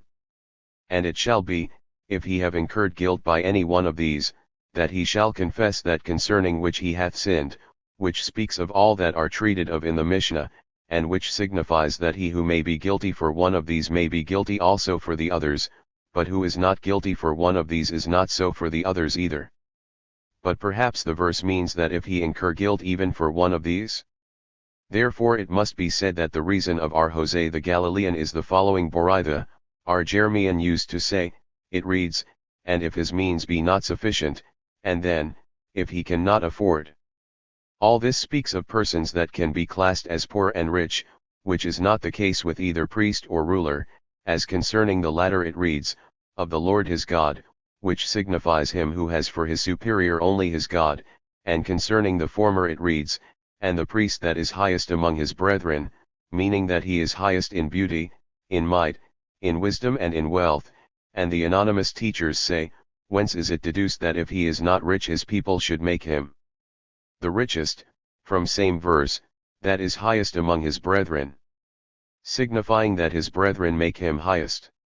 Mishnah 7, as regards all commandments of the Torah, whose intentional and unintentional violations entail respectively Korath and sin offering, a private individual offers a sheep or goat, the ruler, a he-goat, the high priest or the supreme court, a bullock. In matters of idol worship the private individual, ruler and priest bring a she-goat, while the court a bullock and a he-goat, former as burnt offering, latter as a sin offering. The pending offering is imposed upon the ruler and private persons, the anointed priest and the court are free therefrom. The trespass offering is imposed besides the first two also upon the high priest, while the court is exempt therefrom. For challenging by oath to testify, for a hastily made vow, for defiling the temple and the holy objects thereof, the erroneously decreeing court is free, while private individuals, the ruler, the high priest are liable, with the exception, however, that the last one is according to our Simeon not liable in the said case of defilement. And what is the sacrifice they bring? A poor and rich offering. Our Eliezer says, the ruler brings a hagot. P18. Gemara, there is a Boraitha, our Simeon laid down this rule, in whatever an individual is liable to a pending offering, the ruler is equal to him, while the anointed priest and the court are free. On the other hand, in whatever a trespass offering applies the ruler and the anointed priest are equal, while the court is free, viz., for a witness oath, an uttered oath and the defilement of the sanctuary and its holy objects the ruler and the anointed are liable, and the court is free.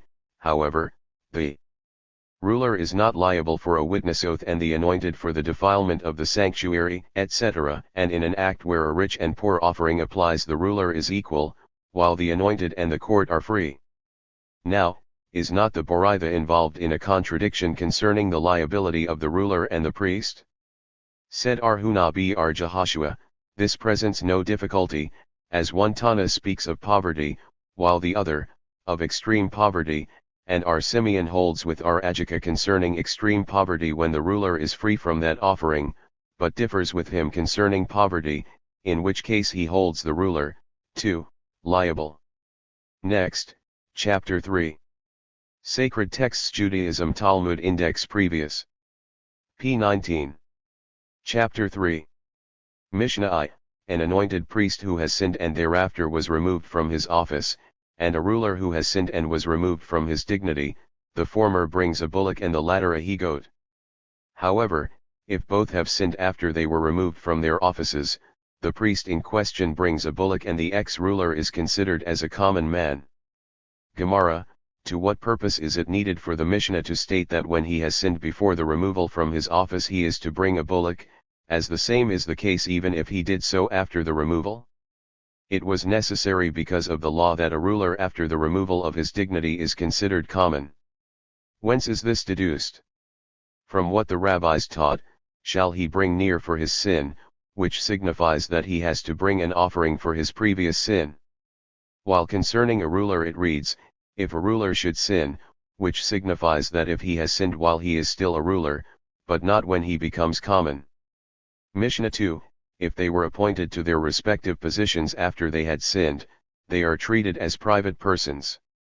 Our Simeon, however, says, if they become cognizant of their malfeasance before their appointment, they are liable, but if after, they are free. What is meant by ruler? A king, for it is stated, if a prince sins and performs one of the commandments of the Lord his God, etc., hence, a prince who has above him no one but the Lord his God. Gemara, whence is this deduced? From what the rabbis taught, if the anointed priest do sin to bring guiltiness, which excludes the transgressions he had committed before he was anointed. This could be deduced by a fortiori argument, thus, a ruler who is liable to a sin offering for an erroneous act is not liable for his acts before he became a ruler. The anointed who is liable for forgetting an erroneous act, so much the less should he be liable for his previous acts. And should you say that with the ruler it is different, as he is not liable? P20. After his removal from office, to a sin offering for his sin while he was still a ruler, which is not the case with the anointed. To this it reads in the above cited verse the anointed has sinned, which signifies only for that sin which he committed while he was already in his office. On the other hand, on a fortiori argument could be used to make a ruler liable for his sin before he ascended the throne, if not for the verse cited above concerning him. The rabbis taught, a ruler who will sin, lest one say that such is the heavenly decree that he shall sin. To this it reads, if the anointed will sin, which means if it will happen so, and the same is with the ruler. The rabbis taught, a ruler should sin to exclude him who was sick with leprosy, as it reads, and the Lord afflicted the king with leprosy, and he was a leper unto the day of his death, and he dwelt in the free house. 1 And Jotham the king's son, etc. What does it mean, free house? Was he until that time a servant or a slave? Yeah, as it happened with Rabban Gamaliel and Ar-Yahashua, who were on a boat, the former has prepared bread for food, and the latter prepared bread and fine flour for food. And when the bread of Ar-Gamaliel was consumed by him, he relied upon the fine flour of Yahashua. And to the question of the former, were you aware that there will be a delay in the journey, that you took with you so much food? He answered, there is a star which appears once in 70 years that makes the captains of the ships err, and I thought perhaps it will appear now and make us err, I therefore prepared more food. Said Gamaliel, you possess so much wisdom and still you are compelled to go on a ship to make your living. And he rejoined, you are wondering about myself, how would you be surprised if you knew about 2 disciples of yours who are on the land, viz., Ar-Elasar Chasma and Yohanan b. Gujata, who can imagine how many drops of water there are in the sea and nevertheless have no bread to eat and no garment for dress? Ar-Gamaliel then made up his mind to make them officers in the best places of the congregation, and when he returned home he sent for them, but they did not appear, be sent again for them, and when they came he said to them, do you think that the appointment to such high offices which I am about to confer on you, will make you rulers? Nay. p. 21. Slavery I give to you, as it reads, if thou wilt this day be a servant unto this people, etc. R. N. Ahman Br.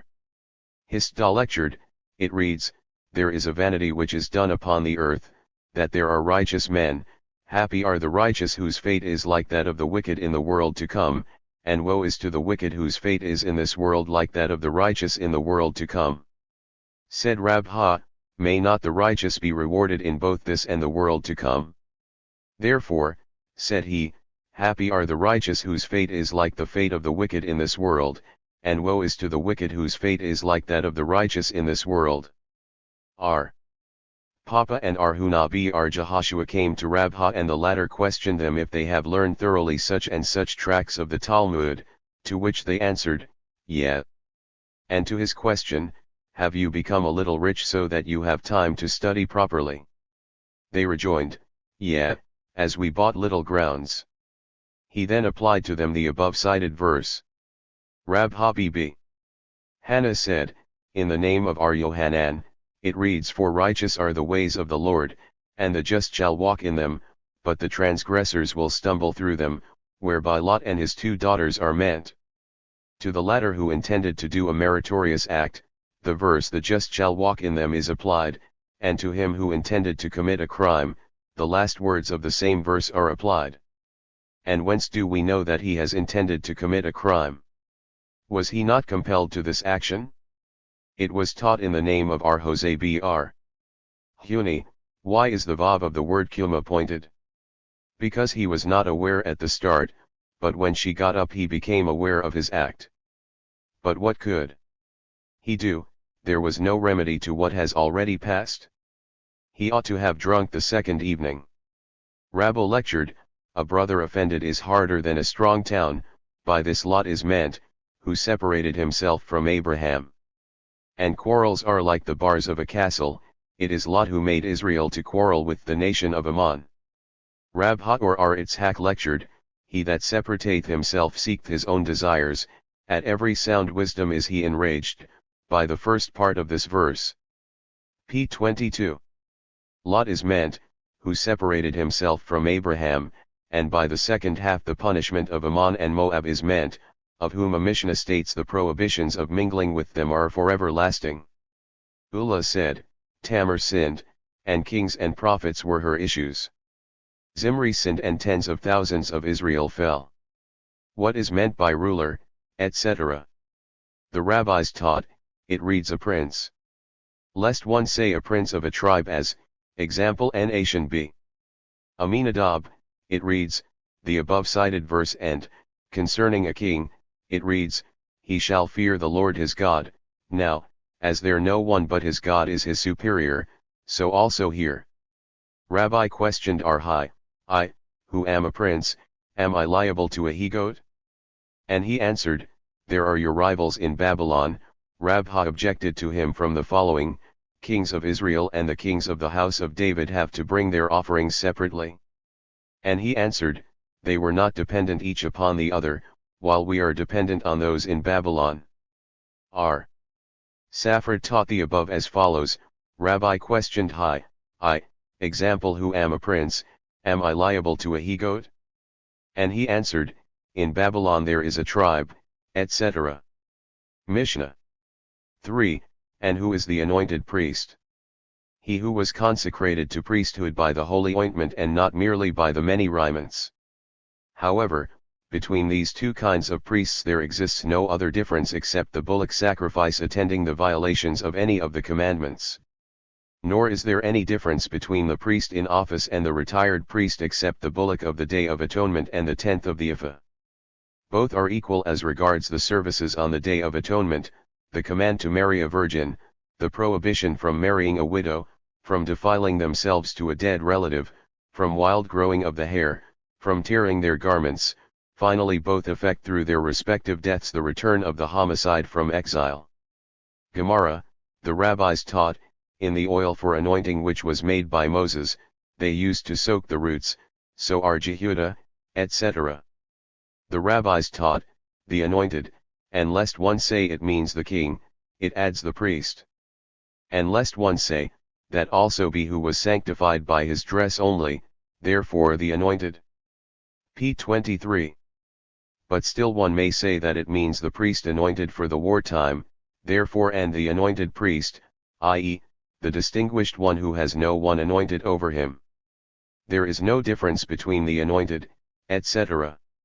Our Mishnah is not in accordance with our Nair, as he holds that he who was sanctified by the 8 dresses, has to bring a bullock for the transgression of all the negative commandments which are to be found in the scripture, while the sages did not agree with him. But how can you say that our Mishnah is in accordance with the rabbis? Does not the latter part state, there is no difference between a priest who is still in his office and one retired, but concerning the bullock of the Day of Atonement and the 10th of Ephah, all which can be only in accordance with our Nair, as we have learned in the following: if it happened to the high priest a thing which makes him temporarily unfit for service, so that he was substituted by another priest, then the former returns to his office and his substitute remains with all the obligations of a high priest. So our Nair, our Jose, however, maintains that the substitute is no more fit either as a high priest or as a simple one. And he added, it happened to Joseph b. Elim of Zipporahs that something made him temporarily unfit to serve as high priest, and another one was substituted, and his brethren the priests did not allow his substitute to be either a high priest or a common one, a high priest because of animosity, and a common one because of the rule that one may be raised in sanctification but not lowered. Hence, we see that the first part of the Mishnah is in accordance with the rabbis, and the second with our Meir. Said R. Hista, so it is. But our Jose said, it is in accordance with Rabbi, who edited the Mishnah in question in accordance with different Tannim. Rabha, however, said, it is in accordance with our Simeon, who holds with our Meir in one case, but differs with him in the other. The Mishnah states, except the 5 things which are said in the portion regarding a high priest. Whence is this deduced? From what the rabbis taught, and the priest that is highest among his brethren, means the high priest, upon whose head anointing oil hath been poured, means that who was appointed for the war, and who hath been consecrated to put on the garments, means that who was sanctified by the garments only, and to all them it says. P. 24. Shall not let the hair of his head grow long, and his garments shall he not rend. Neither shall he go into any dead body, etc. And lest one says that they all may perform the holy service in the first day in which death occurs in his family, it reads, for the crown of the anointing oil of his God is upon him, which means, upon him but not upon his appointed colleague, i.e., the appointed for the war, and as the latter was separated from the above, one might say that he is also commanded to take a virgin, therefore, and he shall take a wife in her virgin state, he and not some other one. However, in the latter case Tannim differ. Mishnah 4, the high priest rends his garment from below, the common priest, from the top. The former, while in mourning, may offer sacrifices but not eat thereof, the latter, if in mourning, must do neither the one nor the other. Said Rabbite, from below means literally he shall tear from the bottom of the garment. Samuel, however, says, from the bottom of the seam, and on top means on the top of the seam. But both must be on the bottom of the collar. Mishnah V, what is more common precedes the less common, the more holy precedes the less sanctified. If the bullock of the anointed priest and that of the congregation are simultaneously ready as sacrifices, the former precedes the latter in all respects. Gemara, whence is this deduced? Said Abba, besides the burnt offering of the morning, which is for a continual burnt offering, shall ye prepare these. Now, as it reads already the burnt offering of the morning, why was it necessary to state which is for a continual offering? To teach that what is more common precedes the less. And whence do we know that what is more sanctified precedes the less one? From what was taught by the disciples of our Ismael, thou shalt sanctify him, means to every sanctification he shall begin first, he shall make the benediction first, and he shall be the first to take the best share. The bullock of the anointed, etc. Whence is this deduced? From, and he shall burn him as he has burned the first bullock. To what purpose was the first necessary? To teach that he must make precede the bullock of the congregation in all respects. The rabbis taught, if the bullock of the anointed priest and that of the congregation were standing, the former precedes the p25. Latter in all respects, because as the anointed one atones and the congregation is atoned, it is but right that he who atones shall precede the atoned one in all respects. And so also it reads, so shall he make an atonement for himself, and for his household, and for the whole congregation of Israel. Mishnah 6, the man has the preference over the woman in respect of preservation of life and of returning a loss. The woman has the preference in respect of dressing and of being ransomed from captivity. If two persons of different sex are menaced with being disgraced, the man must be protected first. Gemara, the rabbis taught, if it happened that he, his master and his father were in captivity, he himself has the preference over the latter, and his master has the preference over his father. His mother, however, has the preference over all. A sage has the preference over a king of Israel, as if a sage dies we have no equal to him, but if a king dies all Israel are fit for the throne. A king has the preference over a high priest, as, take with you the servants of your Lord, etc. A high priest has the preference to a prophet, as, and let Tzadok the priest with Nathan the prophet, hence the priest precedes the prophet. The priest anointed with the anointed oil precedes him who was sanctified by his garments. The latter precedes the one appointed for the war, and he precedes him who was removed from office on being blemished, and he precedes Segan, and he precedes the Amarchal. The last one precedes the treasurer, and he precedes the head of the watching officer. He precedes the head of the family priest, and the latter precedes a common priest.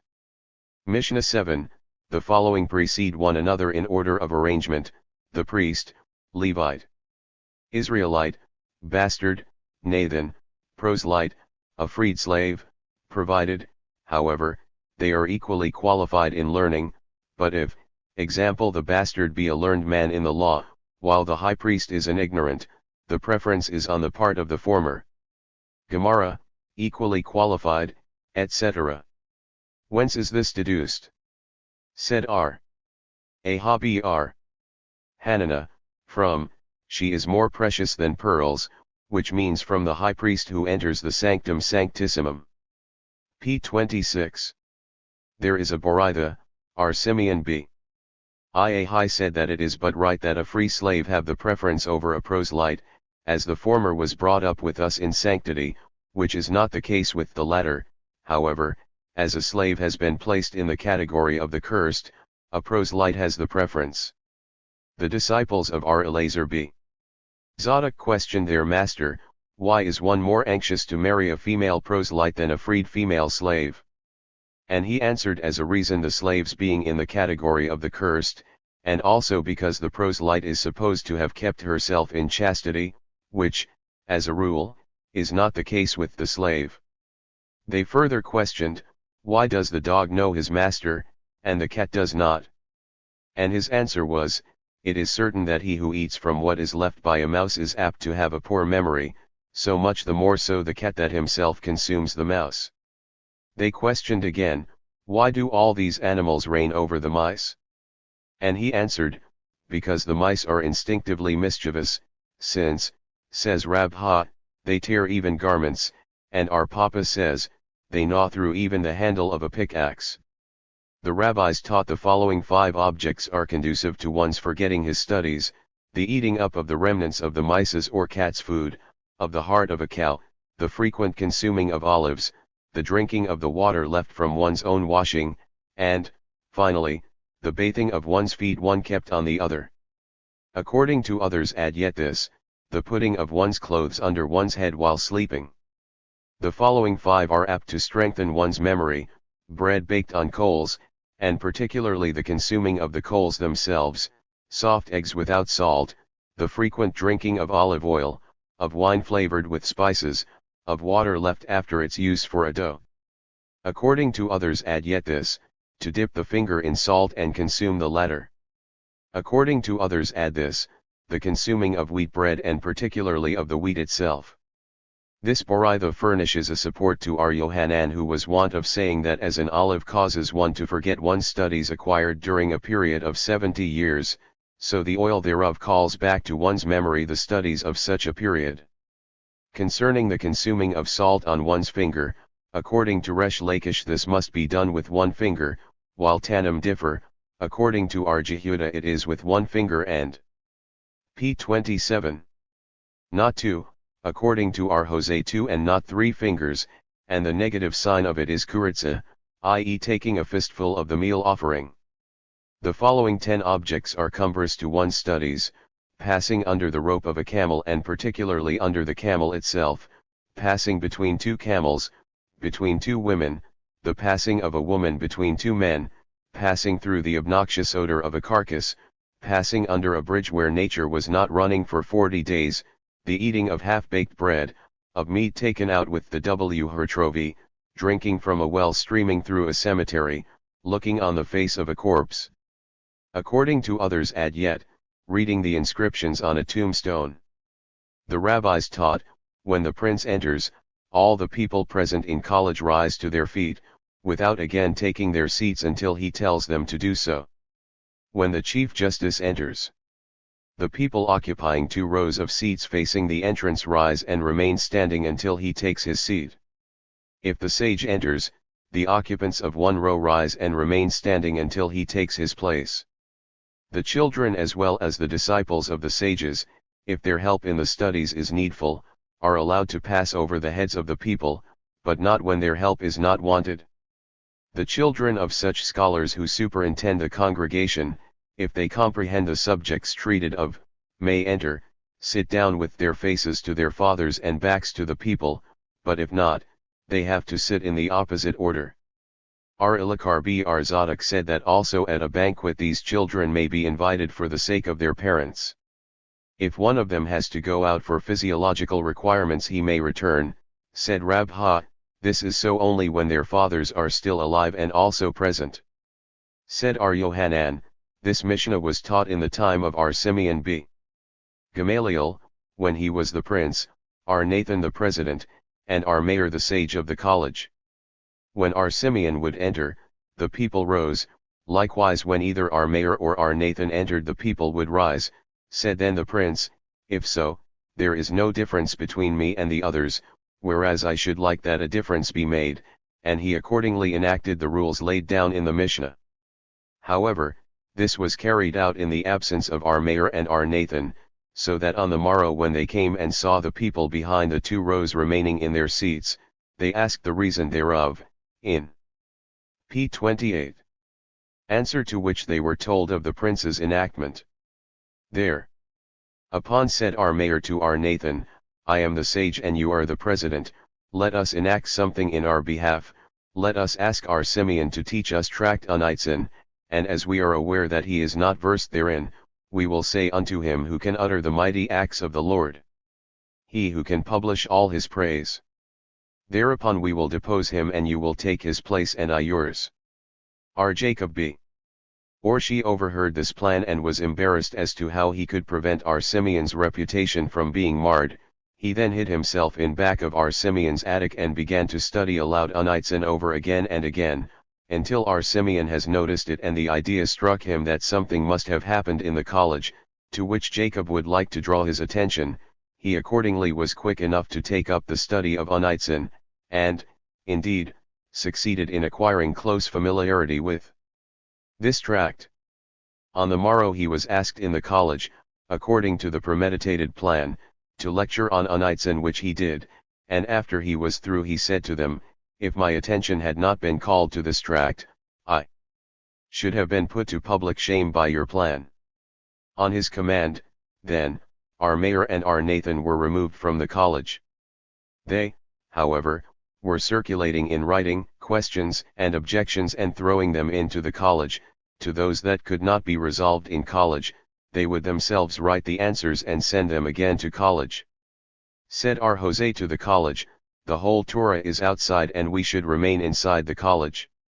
This pressure urged our Simeon to allow the relegated to return under the penalty, however, that the holocaust be not proclaimed in their names. Therefore our mayor's holocaust were henceforth classed with the anonymous teachers, and our Nathans were given as according to some.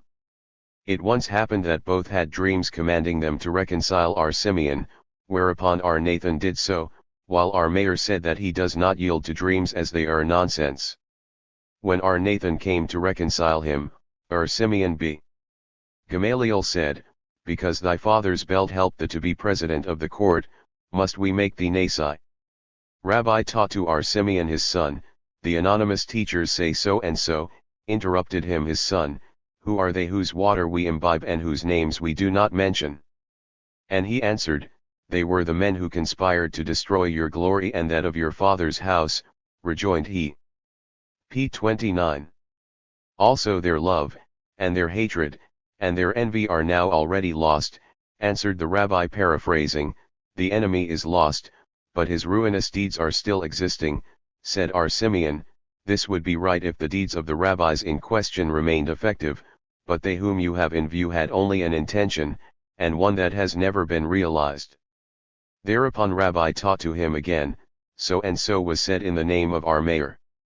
Said Rabbi, though modest in nature, yet refrained from saying it was said by our mayor, but taught it was said in the name of our mayor. Said our Yohanan, our Simeon C. Gamaliel and the rabbis differed with regard to the following, according to one the erudite scholar, while according to the other, the dialectician, has the preference. A message concerning this point was sent to the West, and the answer thereto was, the erudite has the preference, since every one is in need of the owner of the stored up wheat. R. Joseph was the erudite, and Rabha was the dialectician, and though the answer of the West was in favor of the former, he did not accept the position of head of the college for 22 years, until Rabha who accepted this position died. During all this time R. Joseph did not invite to his house even a barber, but was himself going wherever he needed. Abba and Rabha, R0 and Rabha C. Mathma were sitting together at the time when the presidency of the college was vacant, and they have decided that he who will recite a point that will meet no objection be elected to this office. The sayings of them all were objected, excepting that of Abba which was not. Thereupon Rabha, noticing that Abba was raising his head, said to him, Wa Hamini, begin your lecture. The schoolman questioned regarding Arzere, who was a genius and in the habit of raising objections, and Rabha C. Mathma, who was slow, careful, and considerate in drawing conclusions, which of the two types has the preference. This question remained undecided. End of Tract Horioth and of the Vol. 18, and also of the whole section. Jurisprudence. The Babylonian Talmud. Translated by Michael L. Rodkinson. Book 5. 1918. Tracts Aboth, Derek Eretz Rabbah, Eretz Zudah, and Baba Kama. Tract Aboth Tracts Eretz Rabbah and Eretz Zudah Tract Baba Kama. Tract Aboth. Title page. Explanatory remarks and copyright. Dedication. Introduction to Section Jurisprudence. Synopsis of Tract Aboth. Chapter I, Chapter 2. Chapter 3. Chapter 4. Chapter V. Chapter 6. Tract Derek Eretz Rabbah. Synopsis of Tract Derek Eretz Rabbah and Zudah Chapter 2. Chapter 3. Chapter 4. Chapter V. Chapter 6. Chapter 7. Chapter 8. Chapter 9. Chapter X. Chapter 11. Tract Derek Eretz Zudah. Chapter I. Chapter 2. Chapter 4. Chapter V. Chapter 6. Chapter 7. Chapter 9. The chapter on peace. Advertisement at end of volume. Tracts Baba Kama. Title page. Contents. Introduction to the Three Gates of Section Jurisprudence. Synopsis of subjects of Tract Baba Kama. Chapter I. Chapter 2. Chapter 3. Chapter 4. Chapter V. Chapter 6. Chapter 7. Chapter 8. Index. Next. New edition. Of the Babylonian Talmud. Original text, edited, corrected, formulated and translated into English. By Michael L. Rodkinson. Section Jurisprudence. Tracts Aboth, with Aboth of R. Nathan, Derek Eretz Rabbah, and Zuta. Revised by the Rev. Mr. Godfrey Tabenhaz Rabbi Kong. Beth Elohim, Brooklyn. Volume I. Boston. The Talmud Society. Scanned at sacred-texts.com, August 2002. J.B. Hare, Redactor. Next, explanatory remarks and copyright. Index previous. Next. P2. Explanatory remarks. In our translation we adopted these principles. One tenon of the original we have learned in a Mishnah, Tanya we have learned in a Boraitha, Itmarit was taught. Two questions are indicated by the interrogation point, and are immediately followed by the answers, without being so marked. 3. When in the original there occur two statements separated by the phrase, Lashna Akrina, or Webeathema or Ikadi Amri, we translate only the second. 4. As the pages of the original are indicated in our New Hebrew edition, it is not deemed necessary to mark them in the English edition, this being only a translation from the latter. 5. Words or passages enclosed in round parentheses denote the explanation rendered by Rashi to the foregoing sentence or word. Square parentheses contain commentaries by authorities of the last period of construction of the Gemara. Copyright, 1903.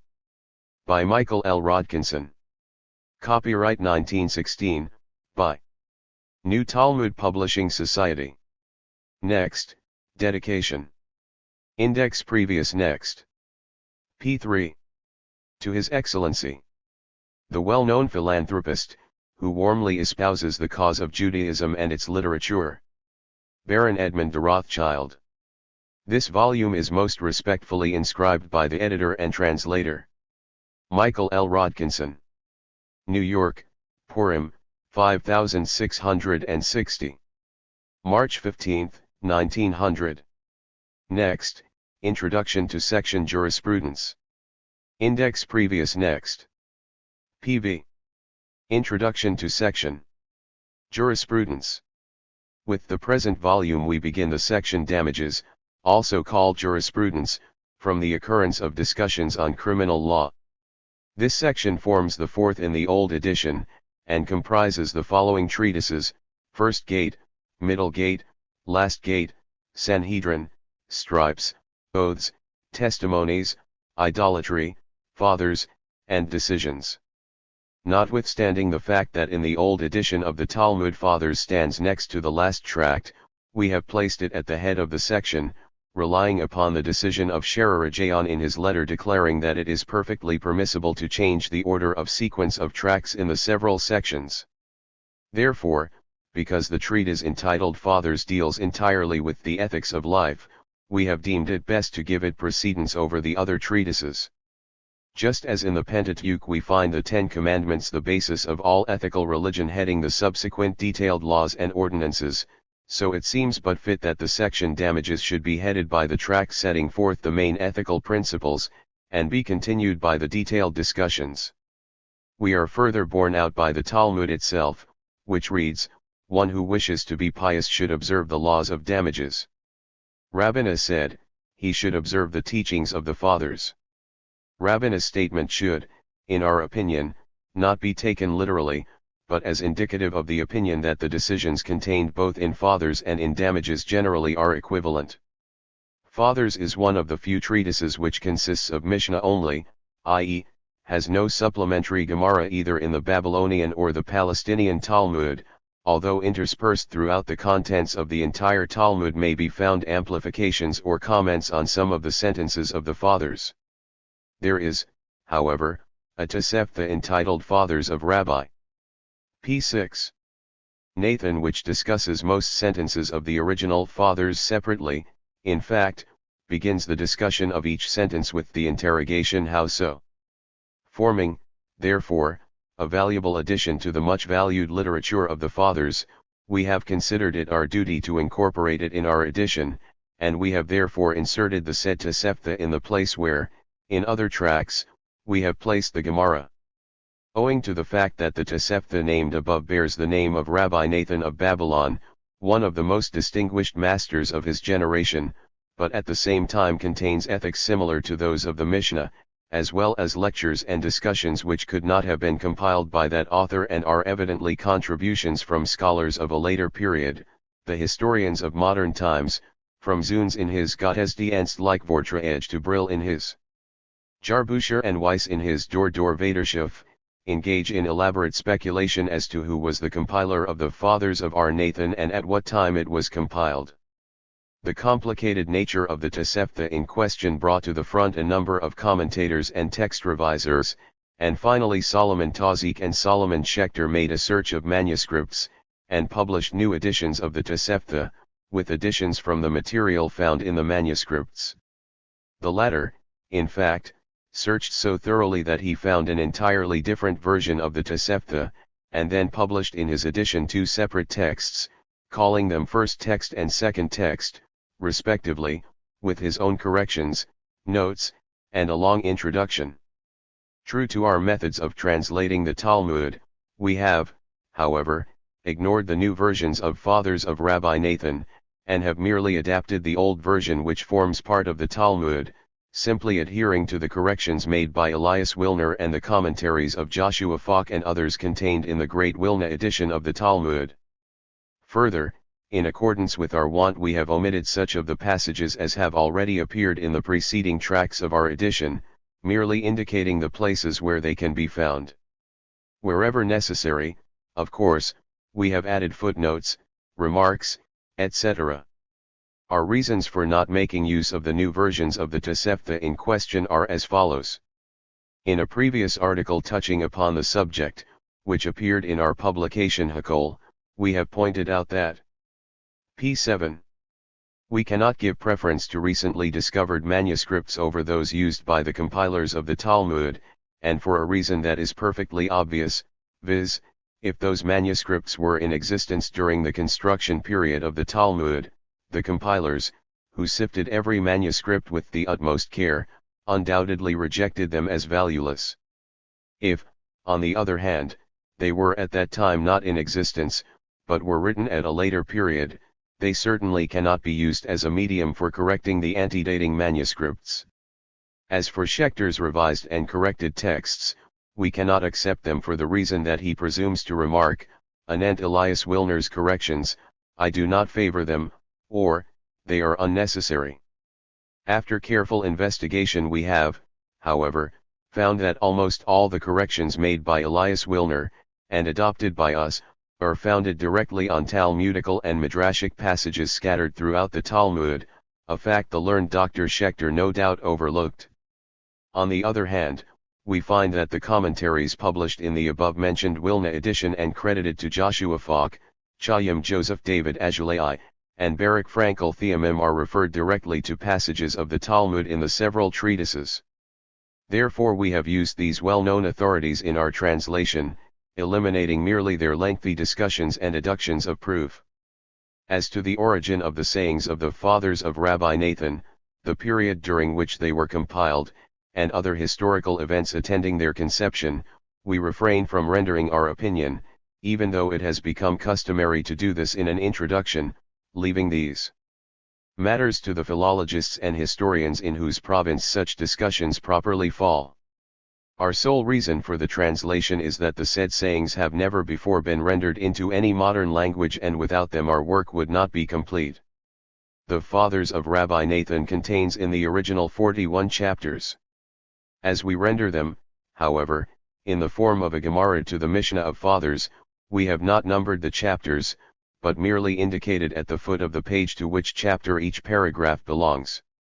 Regarding the translation of Fathers, i.e., the original Mishnah in the first 5 chapters, we have found that the translation of C. Taylor is entirely too literal and almost incomprehensible without footnotes and commentaries. P. 8. On the other hand, the partial translation contained in the Home Prayer Book, compiled in the main by Dr. G. Gottheil and Dr. F. de Sola Mendez, is lucid and in accord with the original text. We have therefore made use of the latter rendition, with slight changes. The part remaining untranslated in the prayer book we have adapted from C. Taylor's version, rendering it somewhat more comprehensively. In the rendition of the 6th chapter, which does not really form part of the Mishnah but is added by the sages in Mishnaic language, we have followed Taylor, making numerous notes and corrections, in order to make it intelligible to the lay reader. We have not deemed it necessary to add a commentary to the Fathers as we did to tracts Shek Alim and Ebel Rabbati, because the Fathers has been translated into all modern languages and because there is already considerable literature concerning the ethics of Judaism, especially the recent publication by Professor Dr. M. Lazarus entitled Ethik des Judendoms, an admirable work, issued at Leipzig, and giving a masterly exposition of the philosophical tendencies of Fathers. We have also devoted a special chapter to this subject in our forthcoming History of the Talmud.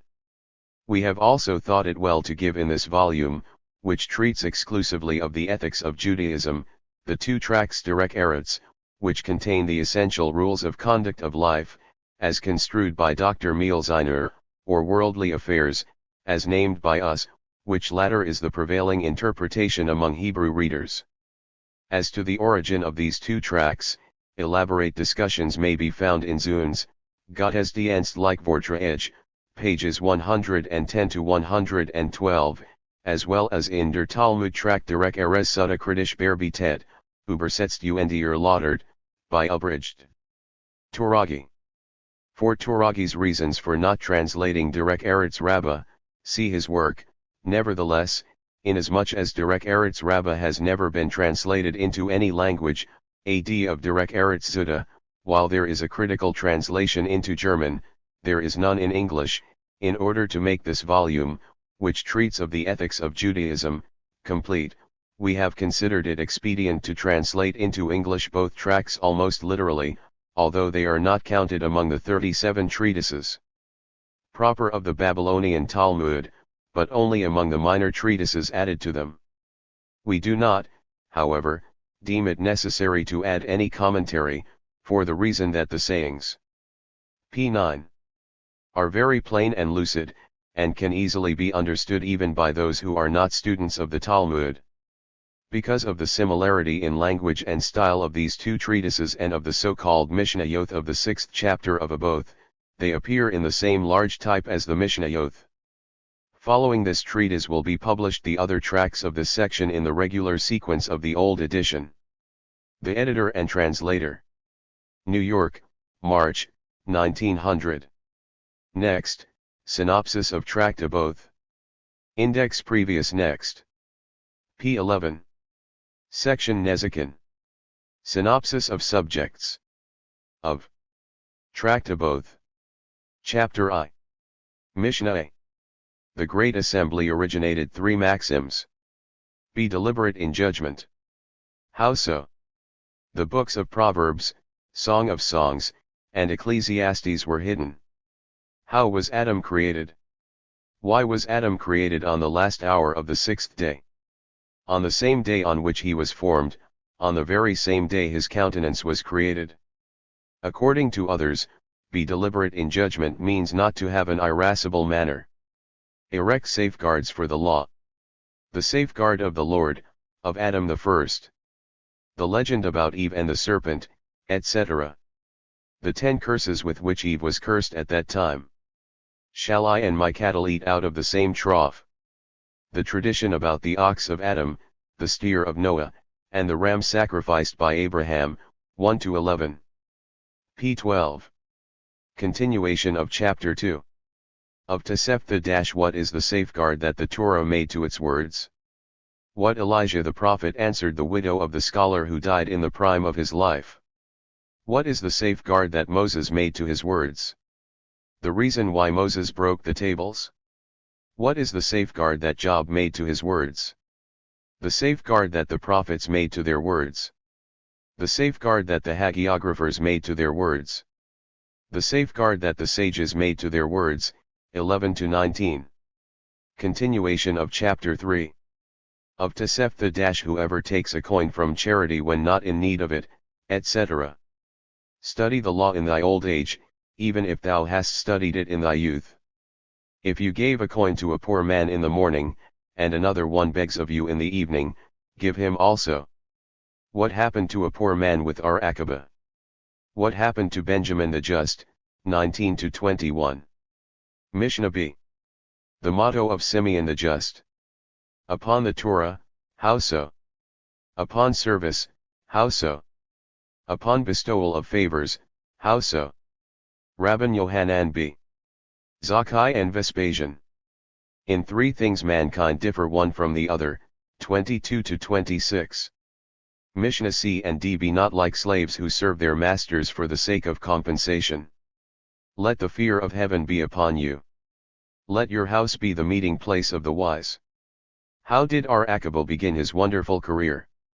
Not less astonishing was the literary career of Ar-Eliezer. How his father Hyrcanus reached the seats of Ben Tsitzis Ha Keseth, Nakdeman b. Gurion, and Kalbishavua, 26-32.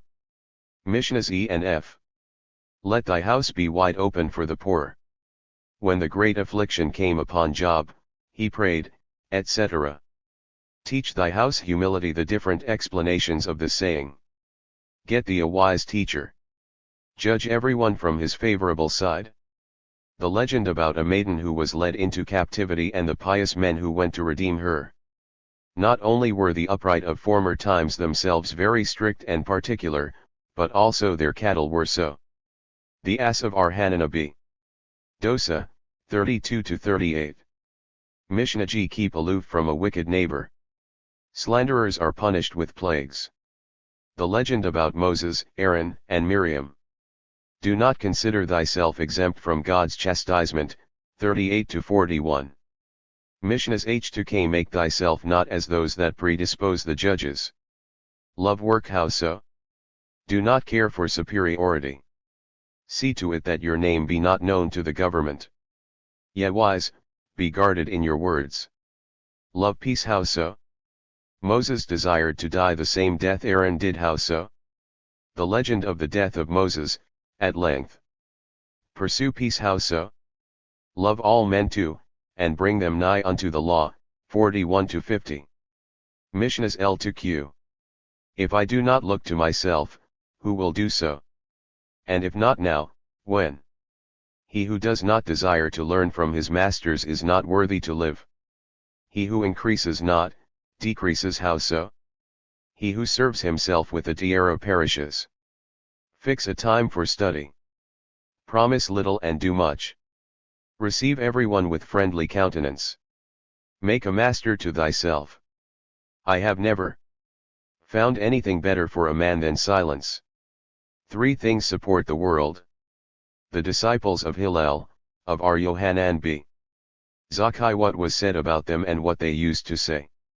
The consolation of Ar Yohanan b. Zakkai by his disciples when his son died. Thy. P. 13. Fellow's honor must be as dear to thee as thine own. Do not allow thyself to be easily angered. The two proselytes that came before Hillel and Shammai. Repent one day before thy death. 50. 58. Chapter 2. Mishnahs A to M. In choosing the right path, see that it is one which is honorable to thyself and without offense to others. All who occupy themselves with communal affairs should do it in the name of heaven. Do his will as if it were thy own, that he may do thy will as if it were his. Pass not judgment upon thy neighbor until thou hast put thyself in his place. The boor can never fear sin, and the ignorant can never be truly pious. The more feasting, the more food for worms. What is the best thing to cultivate? Which is the evil way a man should shun? Warm thyself before the light of the wise. An envious eye, evil propensities, and misanthropy drive a man out of the world. The legend about Joseph the Just, Arch-Zadok, Ar-Akabah, Ar-Eliezer the Great, etc. How difficult it is for man to avoid the evil propensities. Love everyone except the infidels, the enticers, the misleaders, and the informers. Thy neighbor's property must be as sacred as thine own. 58 to 65. Mishnah, and set thyself to learn the law. Yohanan b. Zakkai and the daughter of Nakdeman b. Gurion. Let noble purpose underlie thy every action. The sages who were recounted of are Jehuda the prince. How they were named by Isi b. Jehuda, 65 to 70. Chapter 3. Mishnahs A to V. Consider three things, and you will not fall into transgression. Pray always for the welfare of the government. Whoever takes the words of the Torah to his heart. Render unto God what belongs to him, for thou and all thou hast are his. Whomsoever fear of sin precedes, his wisdom prevails. He whose works are in excess of his wisdom will endure. Be pliant with thy chief. Receive every man with cheerfulness. Mockery and frivolity are the forerunners of immorality. Everything is foreseen and free will is given. The world is judged by grace. All that we possess is merely a trust. Without knowledge of religion there can be no true culture, and without true culture there is no knowledge of religion. Canons, astronomy, and geometry are after courses of wisdom. 70 to 81. Chapter 4. Mishnahs A to P. Who is a wise man? He who learns from everybody. Despise no man, and consider nothing as too far removed to come to pass. Be exceedingly lowly of spirit. Wear not the law of God as a crown to exalt thyself withal. Judge not alone, for none may judge alone save one. Whatsoever congregation is for the sake of heaven will in the end succeed. Let the honor of thy disciple be as dear unto thee as the honor of thine associate. P. 14. Be careful in thy study, for error in study counts for an intentional sin. 81 to 86. Mishnah Q. Neither the security of the wicked nor the afflictions of the righteous are within the grasp of our understanding. Be beforehand in saluting every man. Be the lion's tail rather than the fox's head. Do not seek to appease thy friend in the hour of his passion. Look not upon the pitcher, but upon what it contains. Envy, sensuality, and ambition destroy life. Accept not the assurance of thy passions, that the grave will be a place of refuge for thee. Without thy consent wert thou created, born into the world without thy choice. Thou art living without thine own volition, without thine approval thou wilt have to die. About the death of Eliezer the Great. Set something apart for charity, before you are compelled to do so by others. Lower thy seat 2 or 3 rows from the place you intend to occupy. There are 3 persons whose life is not worth living. The safeguard for honor is refraining from laughter. The safeguard for wisdom is silence. Whoever marries a woman not suitable to him transgresses 5 negative commandments. Do not be as the lintel, which no hand can reach, etc. 86-95. Mishnah Q. Those that despise me shall be lightly esteemed. The support of the wise, etc. Do not keep away from a precept which has no limit. Let the honor of thy disciple, etc. There is grain in Judea, straw in Galilee, and chaff on the other side of the Jordan. There is no love such as the love of the Torah. There is no wisdom such as the wisdom of manners. Whoever maintains peace in his own household, etc. The words of the Torah are as difficult to acquire as silken garments and are lost as easily as, etc. All those things which are done in private shall be done as if they were done publicly. Do not isolate thyself from the community. The disciples are divided into 3 classes, etc. Whoever constitutes the Torah as the chief good, and considers worldly affairs as a secondary thing, etc. Conciliate not thy friend in the hour of his anger. The scholars are divided into 4 classes. One studies but does not teach others, etc. If one honor his friend for pecuniary considerations, he will in the end be dismissed in disgrace, etc. On account of the 4 different means of forgiveness, etc. Repentance must be to every one of them. However, one who has profaned the name of heaven has not the power to repent. Wherefore do scholars die before their time? Be careful in greeting thy neighbor, he who neglects the words of the law on account of his riches. There is a case where one transgresses ignorantly, etc.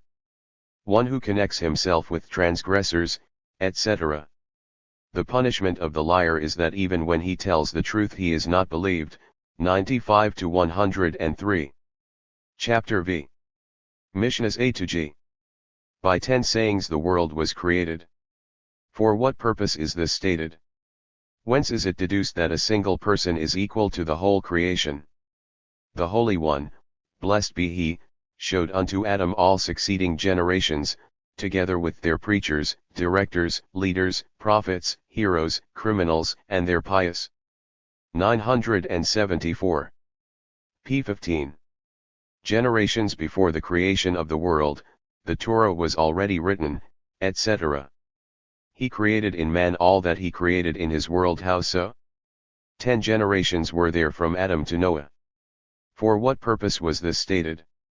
The Lord said, I will not equal the evil thoughts to the good thoughts so long as their fate has not yet been sealed. 10 generations were there from Noah to Abraham. For what purpose was it necessary to state this? With 10 temptations was Abraham our father tempted. They are as follows, etc. In contrast with these 10 temptations, the Lord performed 10 miracles for his descendants in Egypt. When our fathers stood by the sea, etc. Arise, and pass through it, etc. With 10 temptations did our ancestors tempt God in the wilderness. By means of 10 trials the Holy One, blessed be He, tested our forefathers. This sin with which the Israelites were afflicted is enough for that time, etc. 10 names of praise are applied to the Holy One, blessed be He. 10 ignominious names are applied to the idols. There are 2 sons of the clear oil. This refers to Aaron and Messiah. In the Torah there is written 11 times the word she when it ought to be he. 10 times did the Shekinah descend upon the earth. 10 degrees the Shekinah removed itself from one place to another. A prophet is called by 10 different names. There are 10 names for the Holy Spirit. 10 are called living. 10 miracles were wrought for our fathers in Egypt, 103-115. Mishnahs H2O 10 miracles were performed for our forefathers in Jerusalem. Jerusalem never was defiled by leprosy. How Kimchith, the mother of our Ishmael, saw her 2 sons as high priests on the same day. The men of Sodom have no share in the world to come. About Korah and his company. The Lord killeth, and maketh alive, he bringeth down to the grave, and bringeth up, has reference to them. The generation of the desert. Gather together unto me my pious servants, who make a covenant with me by sacrifice, has reference to them. The 10 tribes have no share in the world to come. Our Aqaba, however, said, as the day is first dark and then lightens up, so also their darkness will be followed by light. The following 7 have no share in the world to come, etc. There are 3 kings and 4 commoners who have no share in the world to come. Absalom has no share in the world to come. 7 things mark the clod, and 7 there are for the sage. There are 7 creations of as many grades of importance. Man possesses 6 qualifications, 3 of which belong also to the beast, and 3 to the angels. The evil spirits possess 6 qualifications, 3 of which belong to man. There are 7 sorts of hypocrites. That which is hidden is only so from human beings, but not from heaven. There are 7 things which, if used moderately, are wholesome to the body, and if in excess are the reverse. With 7 things God created the world. 7 attributes are serving before the throne of grace. There are 7 dwelling places. A wise man does not speak before those who surpass him in wisdom and years, and does not interrupt another in his speech, admits the truth, etc. 7 kinds of punishments come on account of 7 cardinal transgressions. About the execution of our Simeon b. Gamaliel and our Ishmael b. Elisha the high priest. Captivity comes upon the world, etc. 5 are not to be forgiven. 4 kinds of views are held by men concerning property, 115 to 131. P16. Mishnahs P to GG. There are 4 kinds of dispositions among men. There are 4 kinds of pupils. There are 4 kinds of charity givers. There are 4 kinds of visitors of the house of learning. There are 4 kinds of the disciples of the wise. Love inspired by ulterior motives, etc. Whatsoever gainsaying is for the sake of heaven will have good results. Whosoever causes many to be righteous, sin prevails not over him. In whomsoever are the following 3 things, he is a disciple of Abraham, etc. Be courageous as the panther, light-winged as the eagle, swift as the deer, and strong as the lion. 5 years old should study scripture, etc. Turn it and turn it again, for everything can be found therein. 131 to 133. Chapter 6. Mishnahs A to R. Whosoever is busied in Torah for the love thereof merits many things. Every day a heavenly voice goes forth from Mount Horeb and proclaims as follows, etc. He who learns from his companion 1 chapter, etc., is bound to do him honor. The path of Torah, etc. Seek not greatness for thyself, and desire not honor. Greater is Torah than the priesthood, and than the kingdom. There are 4 things which bear good fruit in this world. A meritorious act has both principle and benefit. One who causes many to be righteous, no sin prevails upon him. Regarding dreams, there are 4 sages, 3 scholars, 3 books of the prophets, and 3 books of the hagiographa. Every assembly that is for the sake of performing a religious duty remains everlasting. Comeliness, strength, wealth, honor, wisdom, age, hoariness, and sons are becoming to the righteous, etc. If thou shouldst give me all the silver, gold, and goodly stones and pearls that are in the world, I would not dwell but in a place of Torah. 5 possessions had the Holy One in this world. Whatsoever the Lord created in this world he created only for his glory. There are 3 crowns, the crown of Torah, priesthood, and kingdom. 3 things were said of charitable men. There are 3 different kinds among scholars. There are 3 different kinds of sweat that are beneficial to the body. There are 6 kinds of tears. There are 3 advantages in an earthen vessel. There are 3 advantages in a glass vessel. The money that the Israelites carried away from Egypt returned to Egypt. If you do the least wrong to your companion, it shall be considered by you the greatest wrong, etc. The following articles were hidden, etc., 133 to 143. Next, Chapter I. Index previous next. P1. Tractaboth. Chapter I.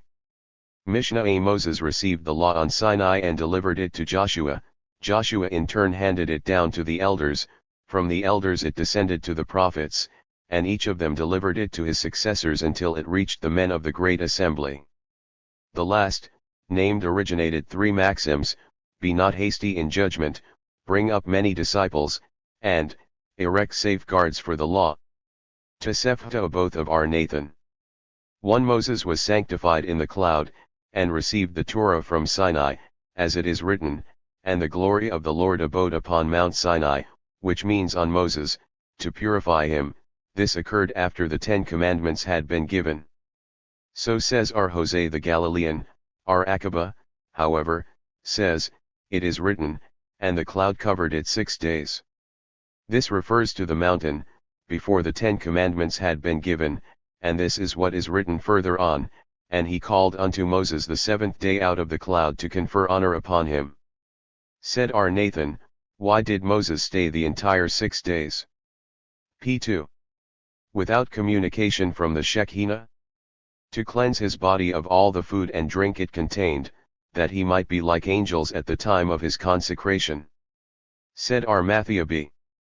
Harish to him, Rabbi, all this stated above was done only to overawe him, that he might receive the words of the Torah with awe, terror, fear, and trembling, as it is written, and he wrote them on 2 tables of stone, and he gave them unto me.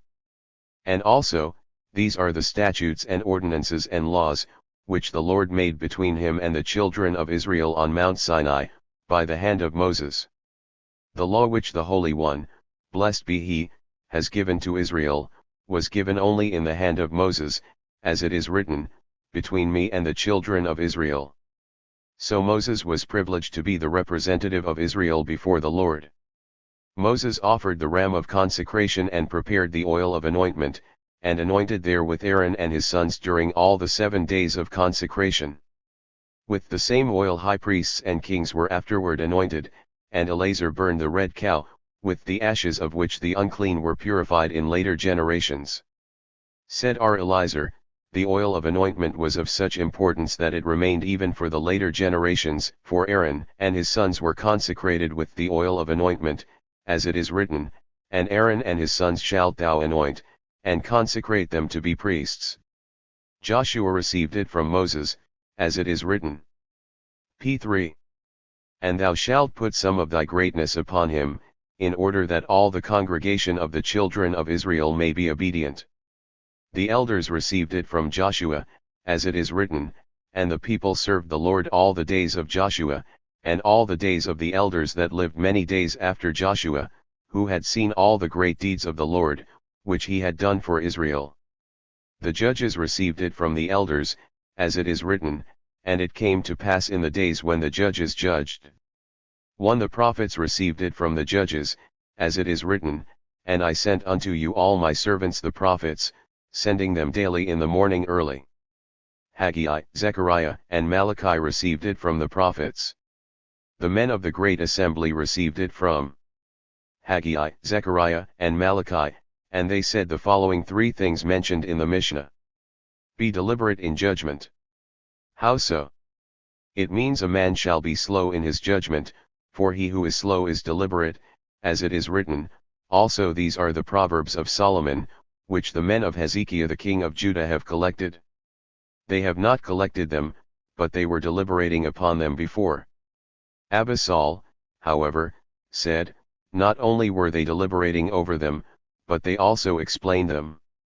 Formerly it was said, the books of Proverbs, Song of Songs, and Ecclesiastes were hidden, because they are only parables, and do not belong to the hagiographa.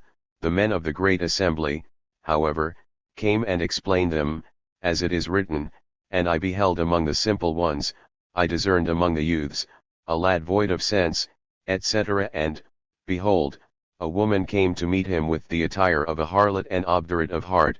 She is noisy and ungovernable, in her house her feet never rest, at one time she is in the street, at another in the open places, and near every corner doth she lurk. And she caught hold of him, and kissed him, and with an impudent face she said to him, I had bound myself to bring peace offerings, this day have I paid my vows, Therefore I am come forth to meet thee, to seek thy presence diligently, and I have found. P4. The. With tapestry coverings have I decked my bed, with embroidered coverlids of the fine linen of Egypt. I have sprinkled my couch with myrrh, aloes, and cinnamon.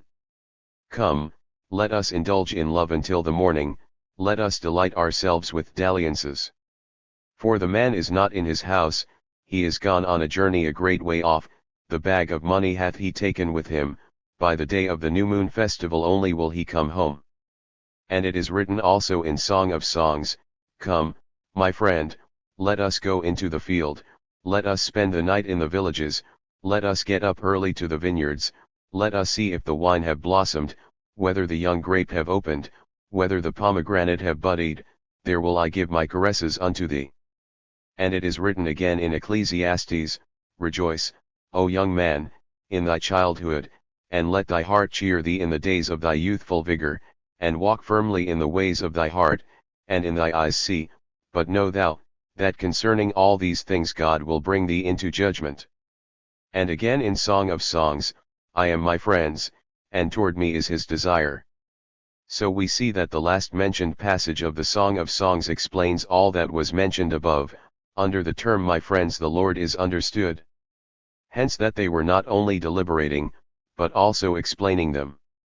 According to others the statement be deliberate in judgment means to teach that one shall be careful with his words, and also not to have an irascible manner against those who have received his words, for one who is easily provoked by those who have received his words often forgets his words, for so we find with Moses, our master, who had forgotten his words.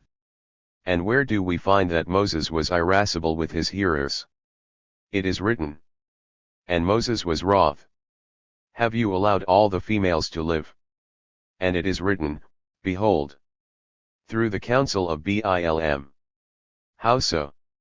Infer from this that this was the advice of Bilm given to Balak, these people, your enemies, are hungry for food and are thirsty for drink, as they have nothing but manna. Go and put up tents for them, place in them food and drink, and seat in them beautiful women, daughters of nobles, so that the people may turn to Baal Peor. Now from this we may draw an a fortiori conclusion. If P5. Moses our master, the wisest of the wise and the father of the prophets, at the time he became angry at his listeners forgot his original words, so much the more would we commoners. From this we should learn how necessary it is to be careful and not irascible. Ben Azai says, Be careful in thy words, that thy hearers shall not err through them. And erect safeguards for the law. That means that one shall make a safeguard to his words as the Holy One, blessed be he, has done.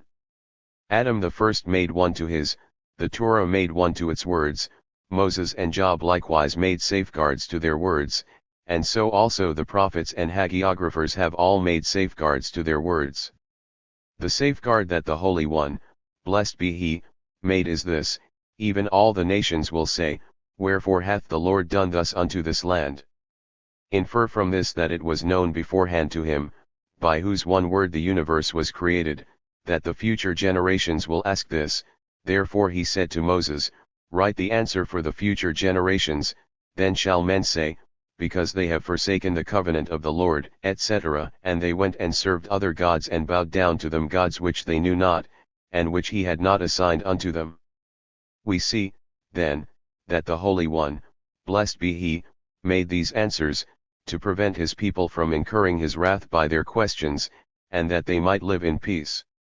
Adam the first safeguard to his words was thus, And the Lord God commanded the man, saying, Of every tree of the garden thou mayest freely eat, but of the tree of the knowledge of good and evil, thou shalt not eat of it, for on the day that thou eatest thereof thou shalt surely die.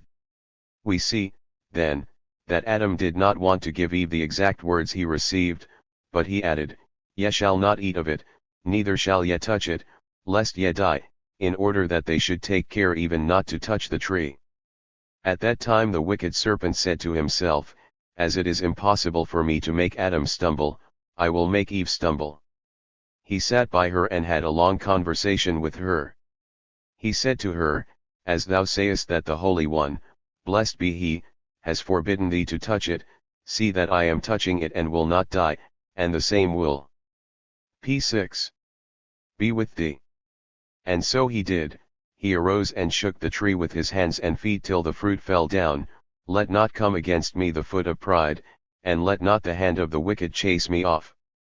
Another explanation of the above passage is, that it has referred to Titus, who beckoned with his hand, and struck the altar, saying, Lacovi, Lacovi, thou art a king, and I am a king, come and engage with me in battle.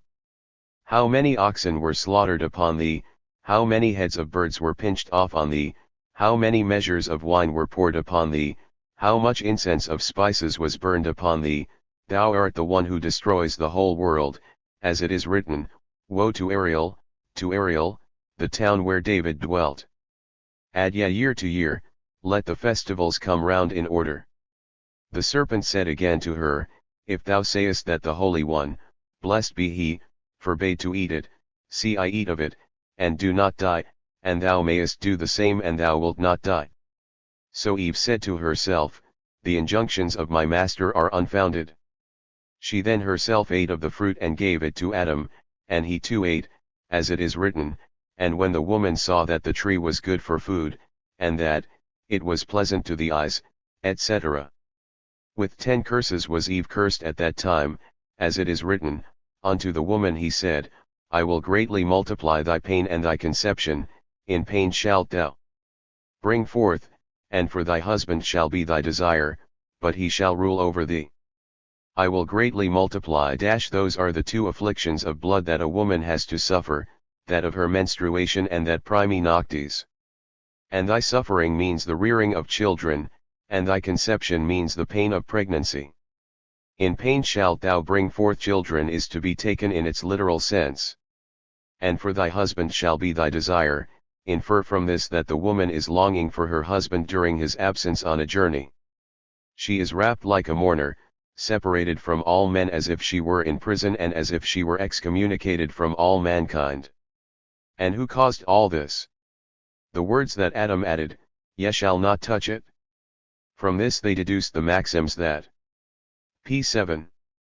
If one makes a safeguard to his words he cannot stand by it. Consequently they said that one must not add to what he has heard. Said R. Jose, it is better to have a wall of 10 spans which is solid, than one of 100 ells which is tottering. What were the thoughts of the wicked serpent at that time?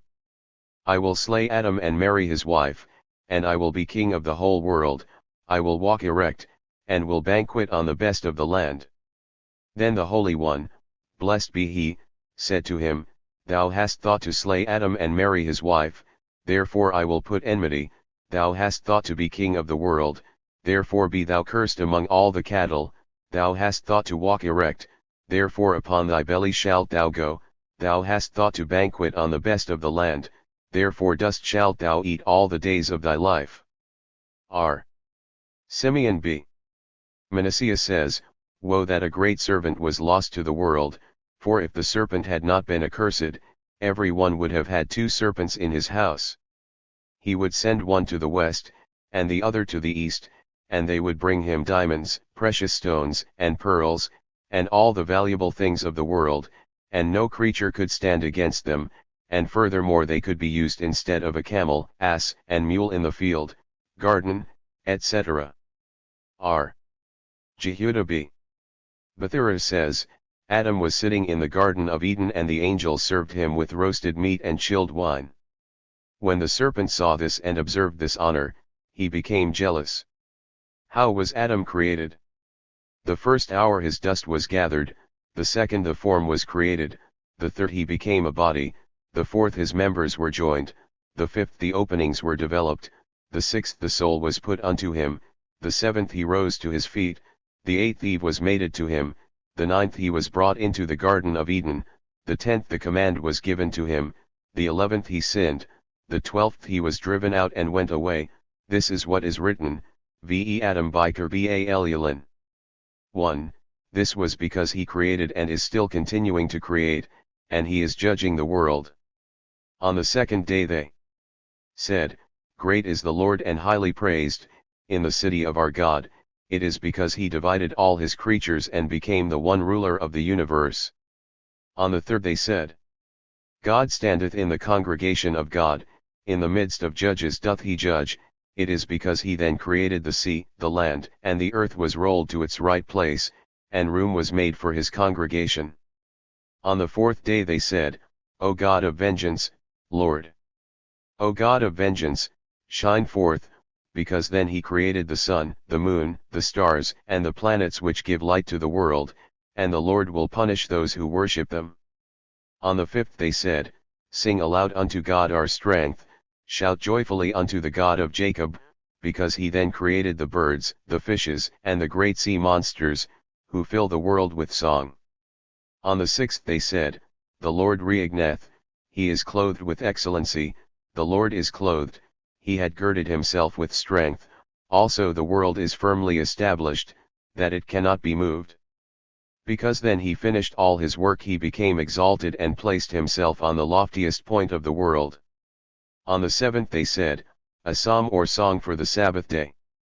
A day of entire rest, when there is no eating nor no drinking and no traffic, but the upright sit with their crowns on their heads and are nourished from the glory of the Shekinah, as it is written, And they saw God, and did eat and drink, just like the angels. Why was Adam created on the last hour of the sixth day? In order that he might immediately partake of the sabbatical meal. R. Simeon B. Eleazar said, Adam can be likened to an Israelite who married a proselyte woman, and he constantly sought to impress upon her mind the following regulations, My daughter, eat not bread when thy hands are unclean, eat not of fruits which were not tithed, do not violate the Sabbath, do not get into the habit of making vows, and walk not with another man. If thou shouldst violate any of the commands, thou wilt die. Another one, who wished to mislead her, did those very things before her that she had been told were sinful, he ate. P9. Bread when his hands were unclean, partook of fruits which were not tithed, violated the Sabbath, etc., and thereby caused this proselyte to think that everything that her husband told her was entirely false, so she violated all his commandments. R. Simeon B. Yohei said, The case of Adam can be likened to one who, when intending to leave his house, took a barrel and put therein a certain number of dates and nuts, then he caught a scorpion and put it in the top of the barrel, covered it well and put it in a corner, and said to his wife, My daughter, everything I have in this house is placed at thy disposal, except this barrel, which thou must touch not at all. As soon as her husband went away, she, however, opened the barrel, put her hand into it, and the scorpion bit her. She took sick and went to her bed. When her husband returned, he asked her what the trouble was.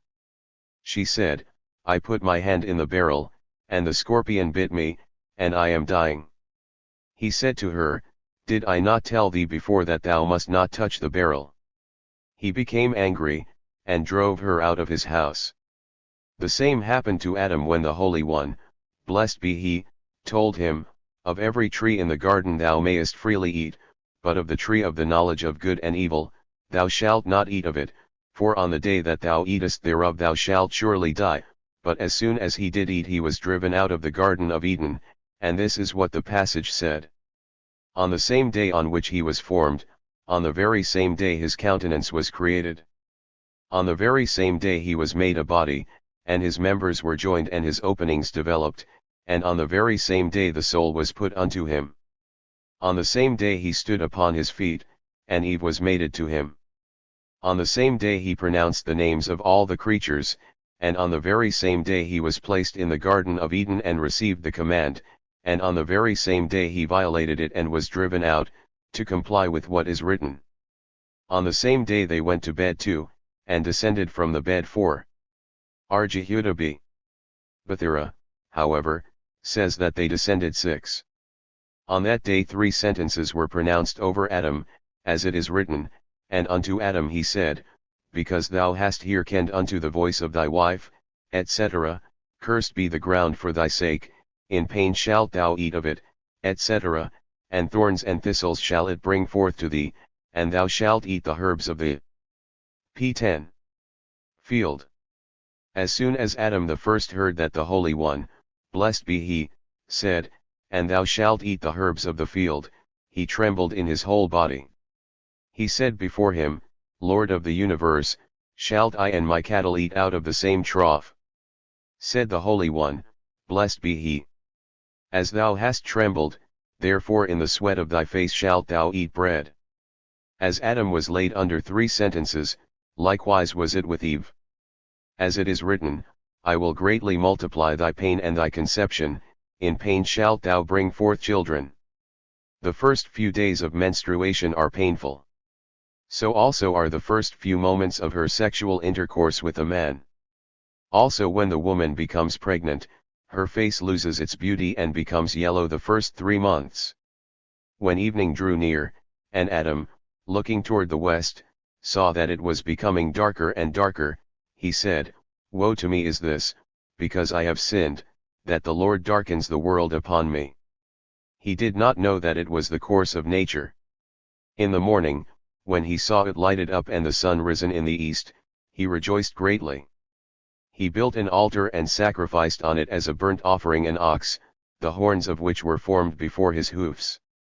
As it is written, and this will please the Lord better than an ox or bullock having horns and cloven hoofs. That the ox of Adam, the steer of Noah, the ram sacrificed by Abraham in place of his son, were all of the first creation, as it is written, and Abraham lifted up his eyes and saw, and behold, there was a ram achar. At that time 3 divisions of angels came down with harps, and psalteries, and all musical instruments, and they sang with Adam, as it is written, a psalm song for the Sabbath day. It is a good thing to give thanks to the Lord, etc. To tell in the morning of thy kindness, and of thy faithfulness in the nights. To tell in the p11. Morning of thy kindness, this means the world to come, which is likened to the morning, as it is written, they are new every morning, great is thy faithfulness, and of thy faithfulness in the night means this world, which is likened to night, as it is written, the doom of Duma. Unto me one calleth out of Seir, Watchman, what of the night? Watchman, what of the night? The Holy One, blessed be he, said then, if I will not punish the serpent, that would be as if I myself were destroying the world, because it would be said that the one that I set up as king over the entire world has disobeyed my command and ate of the forbidden fruit. Therefore immediately he turned to the serpent and cursed him, as it is written, and the Lord God said unto the serpent, etc. R. Jose said, if the serpent had not been cursed, the world would have been destroyed immediately afterward. When God created Adam, he formed him with 2 countenances, front and back, as it is written, behind and before hast thou hedged me in, and thou placest upon me thy hand. And the angels came down to serve him, and the Holy One, blessed be he, took him under his wings, as it is written, and thou placest upon me thy hand. According to others, from this passage is to be inferred that Adam and the temple were both created with both hands. This view is supported by the following passages, thy hands have made me and established me, and it is also written about the temple. The sanctuary, O Lord, which thy hands have established. Tosefta both of R. Nathan. 1. What is the safeguard that the Torah made to its words? It is written, and a woman in the separation of her uncleanness shalt thou not approach. One might say it is allowed to embrace and kiss her, and converse with her, therefore it is written, shalt thou not approach. Test 1 say it is allowed to sleep with her on one bed when they are both dressed, therefore it is written, and of her that is suffering in her separation, that means during all the p12 days of her separation she shall be as if under a ban. 1 From this it may be said that a woman who makes herself homely during her separation does it in accordance with the will of the sages, and one that adorns herself during that time incurs the dissatisfaction of the sages. It happened that a man, although faithfully studying, learning, and serving of the sages, died in the prime of life. His wife used to take his phylacteries too and go around and visit all the synagogues and colleges, weeping and crying, my masters, in the law it is written, for he is thy life and the length of thy days. Now there is my husband, who read and learned much and served the sages, why did he die in the prime of life? And there was no one that gave her a satisfactory answer. Once she met Elijah the prophet, of blessed memory, and he said to her, My daughter, wherefore criest thou? And she made to him the same complaint. He then said to her, What was his wont with thee in the first days of thy separation? She answered, Rabbi, he did not even touch me with his little finger. Furthermore, he told me, Do not touch anything, that thou mayest not bring it into suspicion. And what was his habit with thee in the last days of thy separation? He said again. She answered, Rabbi, I used to eat and drink with him, and to sleep with him fully, dressed on the bed, and his body touched mine, but with no intention of anything else. Elijah then said, Blessed be the Omnipotent that killed him, because it is written, Shalt thou not approach? It is written, None of you shall approach to any that are near of kin to him. From this it was said one must not stay in a separate room with any woman in a hostelry, though she be his sister or daughter, because of public opinion. For the same reason one must not converse with a woman in the market, not even with his wife. For the same reason a man shall not walk behind a woman, even though she be his wife. This was deduced from the following analogy of expression. It is written in the passage of illegal unions, Ye shall not approach. p. 13. And here is also written, Thou shalt not approach, from which it is to be inferred that one shall not approach such things as can cause him to sin. There is an ancient saying, Keep thyself apart from the abominable, and from things which are equal to it, and the sages explained it thus, Keep thyself from trivial sin, that it may not lead thee to a grave one. Run to perform a slight meritorious deed, for it will lead thee to the performance of a great one. It is written, Thy body is like a heap of wheat fenced about with lilies.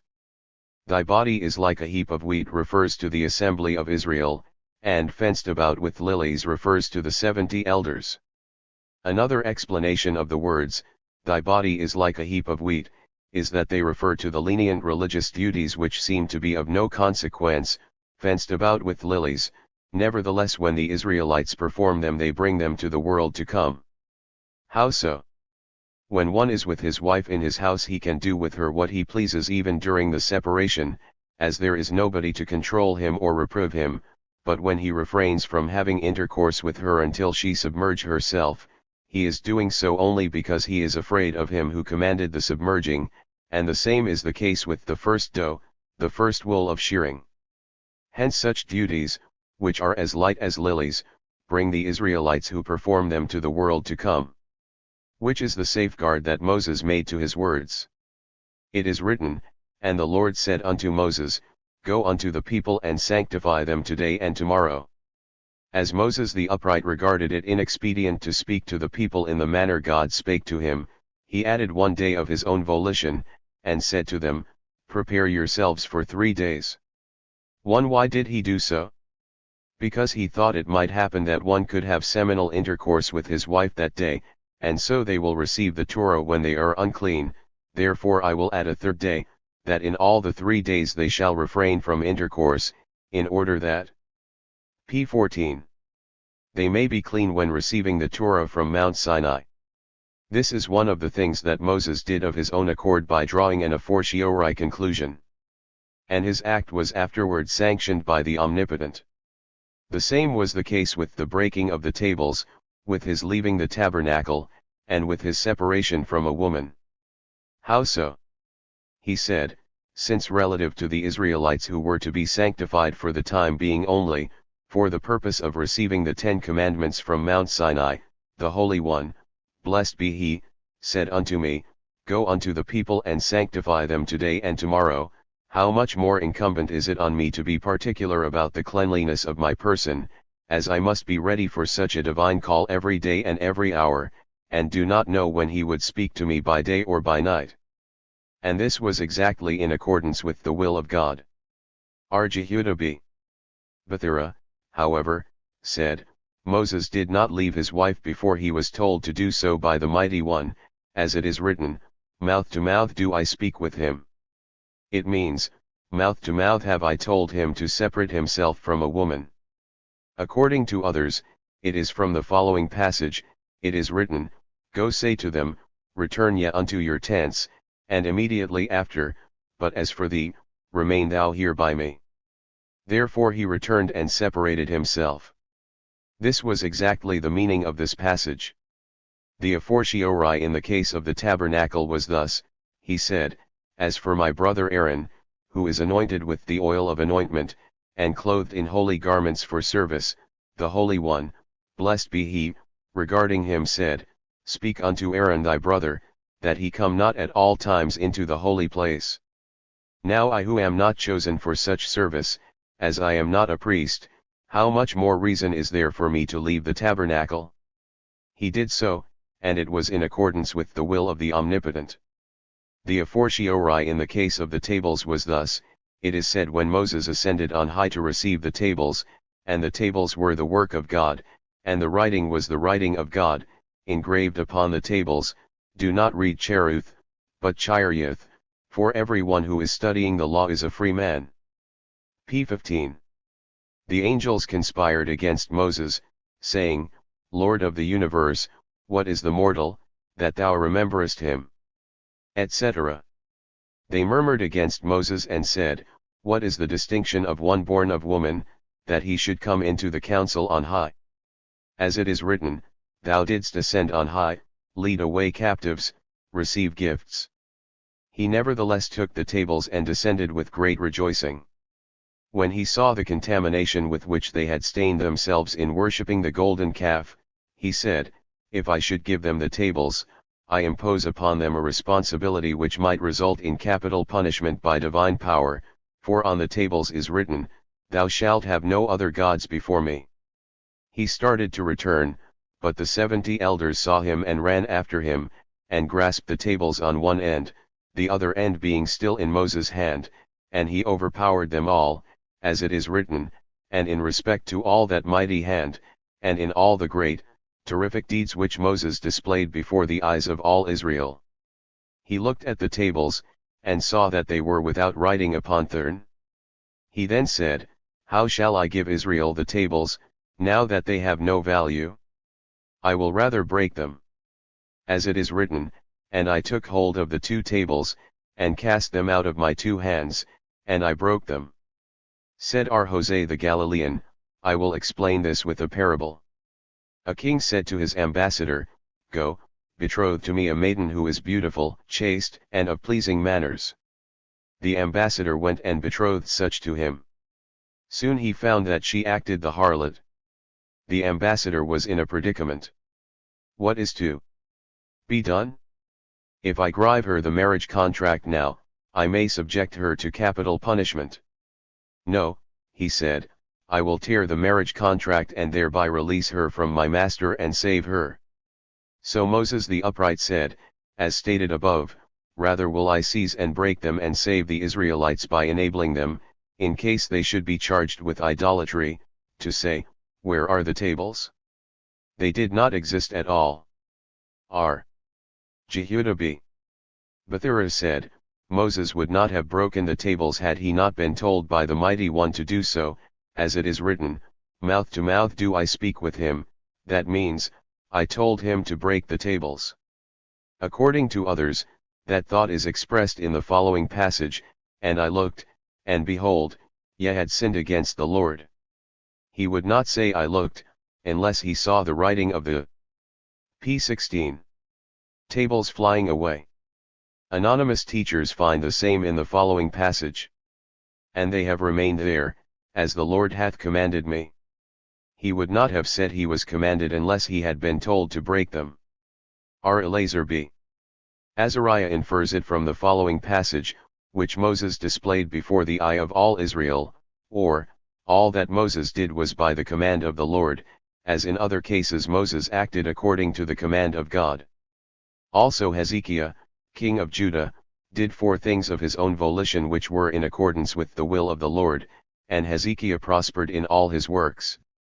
What is the safeguard that Job made to his words? It is written, And this man was perfect and upright, and fearing God, and eschewing evil. We learn therefrom that Job kept aloof from anything that led to sin, from abomination, and from what is equal to it. It may be asked, and God created man in his image. Also Seth was so born, as it is written, and begot a son in his likeness, after his image. Noah, too, was born circumcised, as the term perfect was used in reference to Noah. Shem was also so born, as it is written, and Melchizedek, king of Salem. 1 Jacob the patriarch was also so born, as the appellation perfect was also applied to him. And Joseph was also so born, as it is written, these are the generations of Jacob, Joseph. It ought to be the generation of Jacob, Reuben. p. 17. Why is it Joseph? Infer from this, that as Jacob was born circumcised, so also was Joseph. And Moses was born circumcised, as it is written, and when she saw him, that he was a goodly child. What good could his mother see in him? Was he then more beautiful than all mankind? Say, then, he was born circumcised.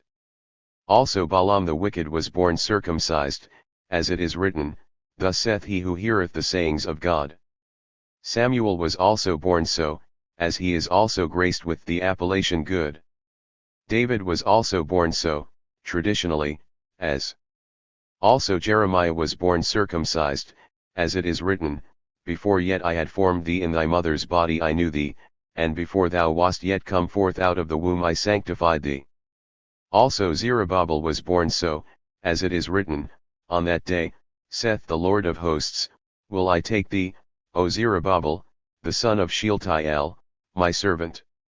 And he said, a covenant have I made with my eyes, how then should I fix my looks on a virgin? Infer from this that Job was so scrupulous with himself that he did not even look at a virgin.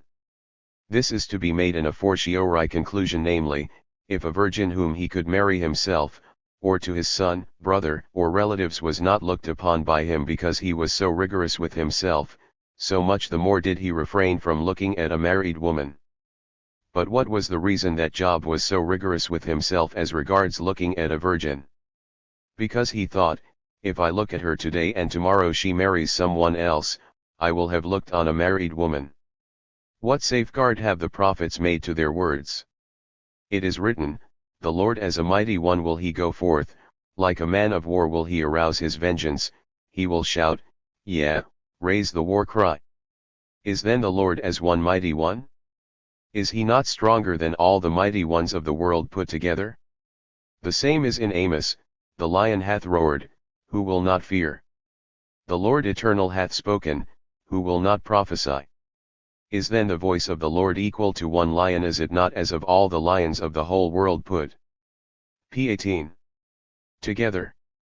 The same meaning is conveyed by the following passage, behold, the glory of the God of Israel came from the way of the east, and his voice was like a noise of many waters, and the earth gave light from his glory.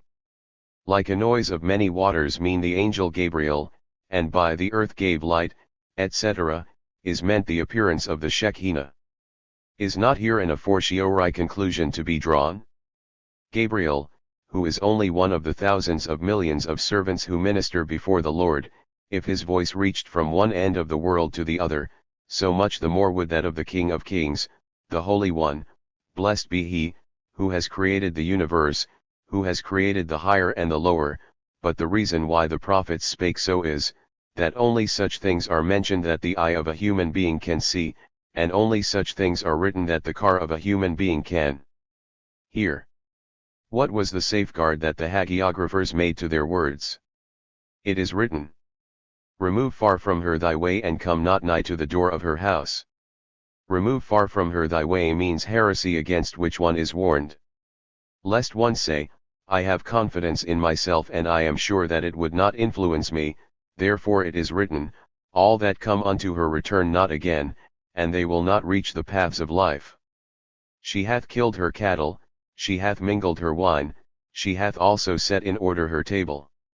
This refers to the wicked.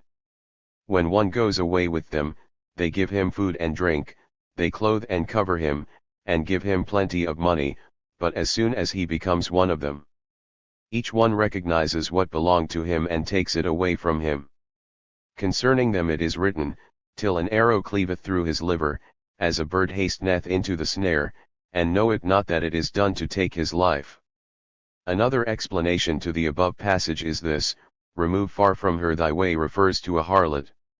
When one is warned not to go in this market, and not to enter into that alley, as there is a celebrated and much spoken of harlot, and he says, I have confidence in myself, even though I go there I would not be seduced by her, nevertheless they must say to him, go not, for after all thou canst be seduced by her.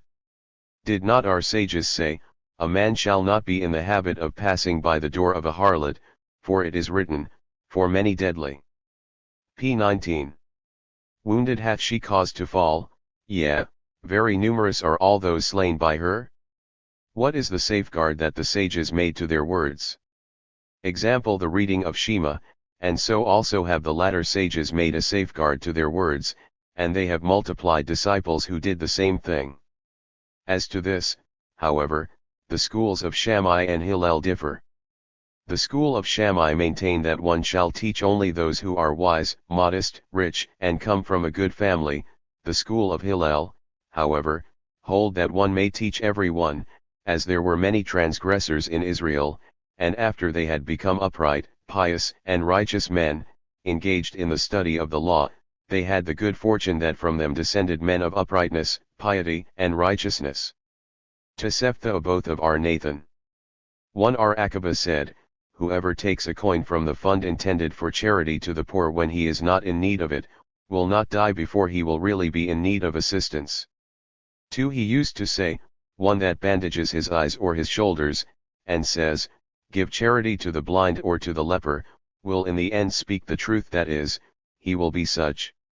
He also said, one that throws his bread on the ground, or scatters his money in his anger, will not die before he will be in actual need of assistance. He said again, one that tears his garments or breaks his vessels in his wrath, will eventually worship idols, for this is the way of the evil thoughts. Today they urge him to tear his garments, and tomorrow they will advise him to worship idols. And again, one that is desirous that his wife shall die in order to inherit her property, or to marry her sister, or one who is desirous that his brother shall die in order to marry his wife, in the end will be buried by them. Regarding such it is written, he that diggeth a pit will fall into it, and him who breaketh down a fence, a serpent will bite him. P. 20. R. Dust I.B. Janna said, though thou hast chosen and sown in the first quarter, so also in the second, perhaps a hail might destroy the first, but the second will be preserved, for thou knowest not which will succeed, whether this or that, or both may be preserved, and both of them will be alike good, as it is written, in the morning sow thy seed, and in the evening let not thy hand rest. And even though thou hast sown in the first and second quarters, do not neglect to do so also in the third, as it may happen that a blast might destroy the first, but the latter will be preserved, as is said in the passage just mentioned. R. Ishmael Br. Jose said, the above passage refers to study, thus, study the law in thy old age, even if thou hast studied it in thy youth. Do not say, I do not want to study when I am aged, but study it always, because thou knowest not which will succeed. If thou hast studied the law in years of plenty, do not count it for the years of famine. The study during times of ease does not count for those of distress, because one thing done in distress is better than 100 in ease, as it is written, in the morning sow thy seed, and in the evening let not thy hand rest. R. Akiba also said the same. R. Meir said, when thou hast studied under one master, say not, it is enough, but go and study under another, yet do not go to all of them, but only to those who were near to the law from the start, as it is written, drink water out of thy own cistern, and running water out of thy own well. It is a duty to study under 3 masters, such as are Eliezer, are Joshua, and are Akiba, as it is written, happy is the man that hearkeneth unto me, waiting day by day at my gates, waiting at the posts of my doors. 1. Because thou canst not know which master's teaching will remain with thee, or perhaps all are good, as may be learned from the above-mentioned passage. R.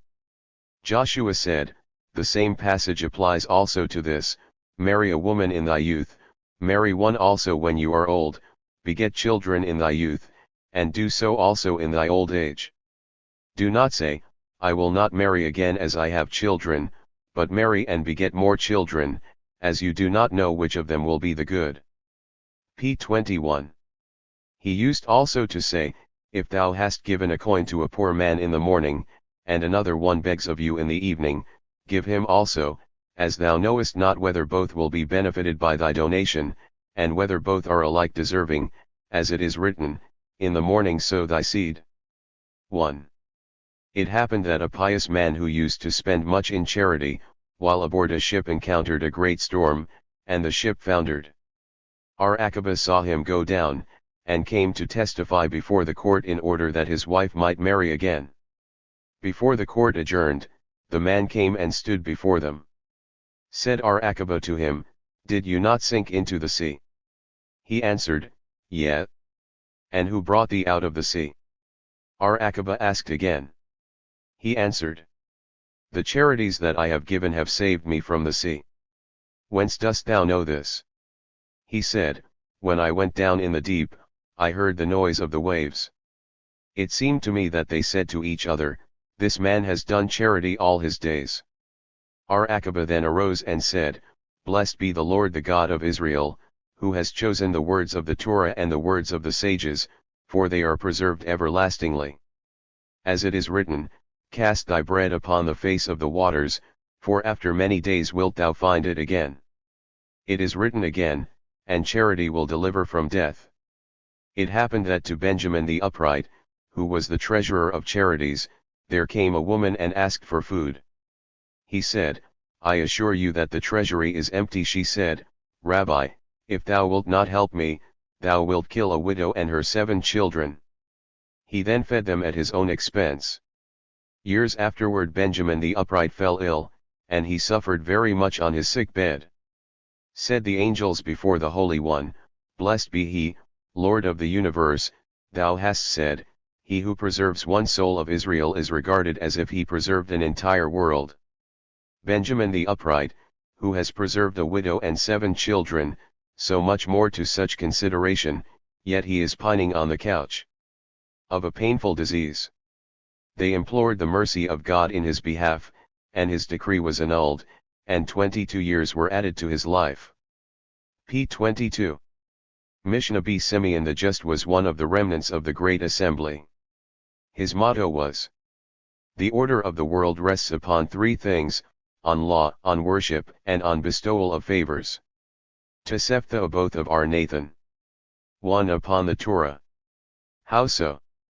It is written, for piety I desired, and not sacrifice, and the knowledge of God more than burnt offerings.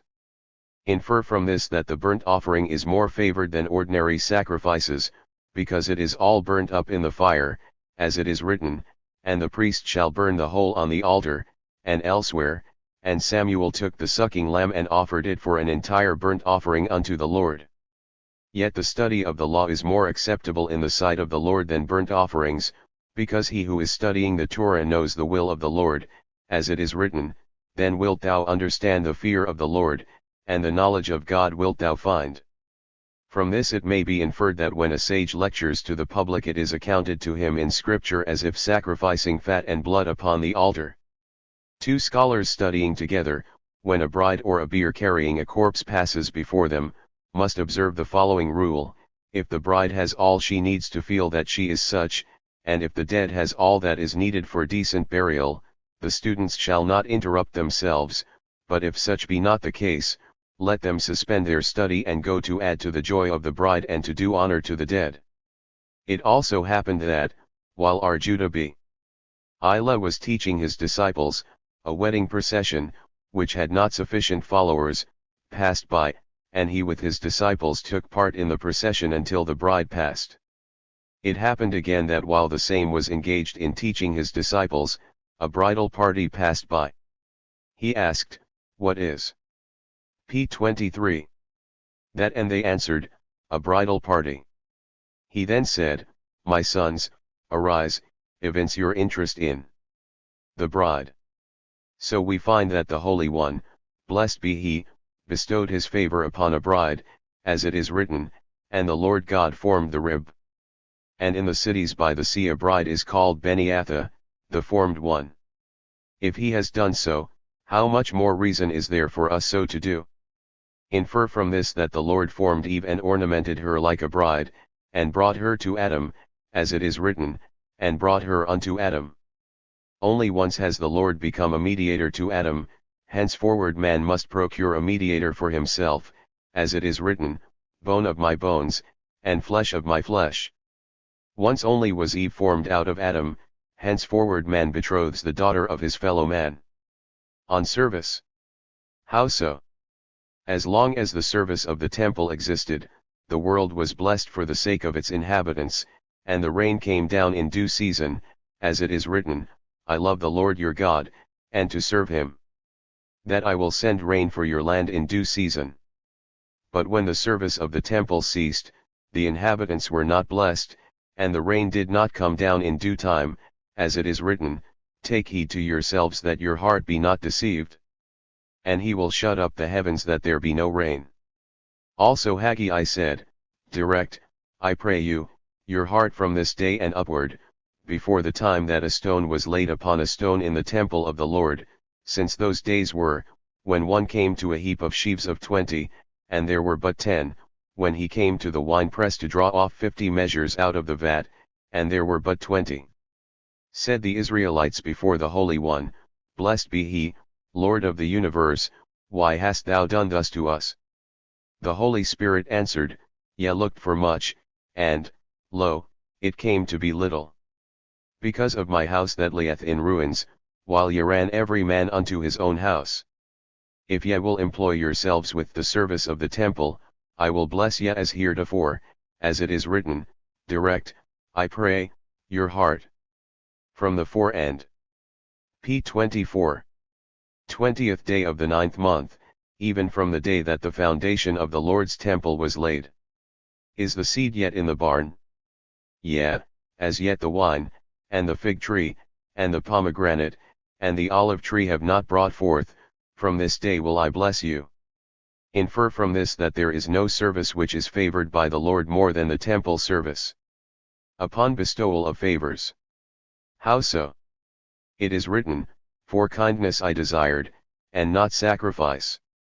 Moreover, at the beginning the world was created with kindness, as it is written, to eternity will kindness be built up, the heavens yea, in these wilt thou establish thy faithfulness. R. Yohanan b.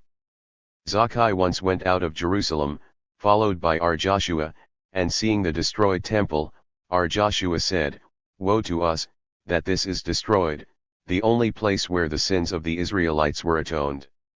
R. Yohanan corrected him, saying, my son, do not grieve over it. We have other means of atonement as effective, namely, bestowal of favors, as it is written, for kindness I desired, and not sacrifice. As we find with Daniel, who was occupied in doing good. And what good did he do? He certainly did not sacrifice burnt offerings and voluntary offerings, as he was in Babylon, and with regard to the place of sacrifice, it is written, take heed to thyself that thou offer not thy burnt offering in every place which thou mayest see, but in the place which the Lord will choose in one of thy tribes, there shalt thou offer thy burnt offerings. What good, then, did he do? He rejoiced with people in their joy, he wept with them in their sorrow, he helped and cheered poor brides, he honored the dead by following them to the last resting place, he gave material aid to the needy, and prayed 3 times every day, and his prayers were received with favor, as it is written, and 3 times every day he kneeled upon his knees, and prayed, and offered thanks before his God, etc. When Vespasian came to destroy Jerusalem, he said to the inhabitants, fools, wherefore do ye seek to destroy the city and to burn the temple? All I want of you is to send me a bow or an arrow to acknowledge my dominion over you. I will leave you in peace. They, however, said, just as we killed the two who came before thee, so will it be with thee. When Yohanan b. Zakkai heard this, he invited the leaders of p. 25 Jerusalem to a conference, and said unto them, My sons, why should you occasion the destruction of the city and insist upon it, as it were, that the temple be burnt? All the enemy wants is that you send to him a bow or an arrow, and is willing on that condition to depart. But they answered him in the manner they answered Vespasian. The latter had spies within the walls of Jerusalem, and whatever they heard they wrote upon an arrow and threw it outside the wall. In this manner Vespasian learned that Yohanan b. Zakkai was friendly to Caesar. When Yohanan b. Zakkai saw that his efforts during several days in succession to win the leaders for peace proved futile, for the leaders did not listen to him, he sent for his disciples, Eliezer and Joshua, and said, My sons, try to take me out of here. Make me a coffin, and I will sleep in it. They did so, and Eliezer held the coffin by one end, and Joshua held it by the other, and thus carried him at sunset to the gates of Jerusalem. When the gatekeepers asked them whom they had there, they answered, A corpse, and you know that a corpse cannot remain in Jerusalem overnight. They were allowed to go, and they carried him till they came to Vespasian. There they opened the coffin, and he arose and introduced himself to Vespasian, who said, Since thou art the Rabban Yohanan b. Zakkai, I give thee the privilege to ask a favor of me. He answered, I request nothing but that the city of Jamnia shall be free to me to instruct there my disciples. I will build there a prayer house, and will perform all the commandments of the Lord. Hereupon Vespasian said, It is well. Thou mayest go thither, and undisturbed carry out the object of thy desire. Yohanan b. Zakkai then asked permission to say something to Vespasian. This having been granted, he said, I can assure you that you will become a king. How dost thou know it? He answered, We have a tradition that the temple will not be delivered to a common man, but to the king himself.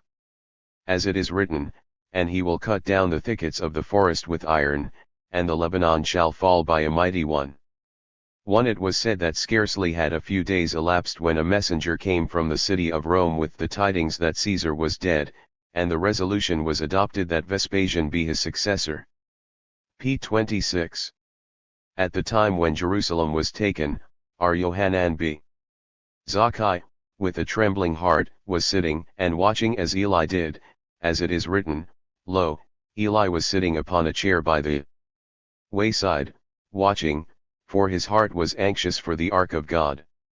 When he heard that Jerusalem was destroyed and the temple burnt, he and his disciples tore their garments, wept, cried, lamented, and said, Open thy doors, O Lebanon. That is, the temple, and the fire shall eat on thy cedars. That is, the priests of the temple, who took the keys and threw them up high and said, Before the Holy One, blessed be he, Lord of the universe, here are the keys which thou hast entrusted us with, as we were no faithful treasurers and we are no longer worthy to do the work of the king and to eat at his table. Abraham, Isaac, and Jacob, and the 12 tribes all wept, cried, lamented, and said, Wail, fir tree, for fallen is the cedar, those that were mighty are despoiled, etc. Wail, fir tree, for fallen is the cedar. That is, the temple, those that were mighty are despoiled, applies to Abraham, Isaac, Jacob, and his 12 sons. Wail, O ye oaks of Bashan. That is, Moses, Aaron, and Miriam, for the impervious forest is come down. That is, the Holy of Holies, the noise of the wailing of the shepherds, for wasted is their glory. That is, David and Solomon his son, the noise of the roaring of young lions, for wasted is the pride of the Jordan. That is, Elijah and Elisha. In 3 things has the Holy One, blessed be he, made mankind differ one from the other, in voice, behavior, and features. In voice, for what purpose, the Holy One, blessed be he, has varied the voices of mankind one from the other, to prevent the generations from adultery, because if it would not be so, when a man would leave his house, someone else might come in and do violence to his wife, but as the voices are different, she could recognize that of her husband. In behavior, for what purpose? The Holy One, blessed be He, has varied the behavior of mankind one from another, to prevent jealousy. If not so, mankind would be jealous of each other, therefore the behavior of one is different from that of another. In features, for what purpose? The Holy One, blessed be He, has varied the features of mankind that the women might recognize their husbands, and the men their wives, otherwise all would be mixed up. p. 27. Mishnah C. Antigonus of Saco, who received it from Simeon the Just, was in the habit of saying, "Be not like slaves who serve their master for the sake of the compensation, be like such servants as labor for their master without reward, and let the fear of heaven be upon you." Tosefta both of R. Nathan. 1. The fear of God shall be upon you, that your reward may be double in the world to come. Antigonus from Saco had 2 disciples, who were studying his words. They communicated them to their disciples, and they in turn to theirs, who sought the reason which prompted the sage to make such an utterance. Wherefore, they asked, have our ancestors said such a thing? Is it possible that a laborer will work all day, and not expect to be rewarded in the evening? What if they had known that there is a hereafter, and that there will be a resurrection? They would in that case not have expressed themselves in that manner. The result was, that these disciples deviated from the path of the Torah, and formed 2 new schools with exclusively worldly tendencies, that of the Sadducees and that of the Beit Yusas, Sadducees because the name of the founder of their school was Zadok, and Beituses because the name of the founder of their school was Beitus. They surrounded themselves with pomp and the brilliancy of shining metals, gold and silver, not so much for the delight and pleasure which they derived from those things as to spite the Pharisees, who deprived themselves of enjoyment here, in order to inherit the world to come, which in their opinion was a mere delusion. Mishnah D. Hosea b. Joser of Zirda and Hosea b.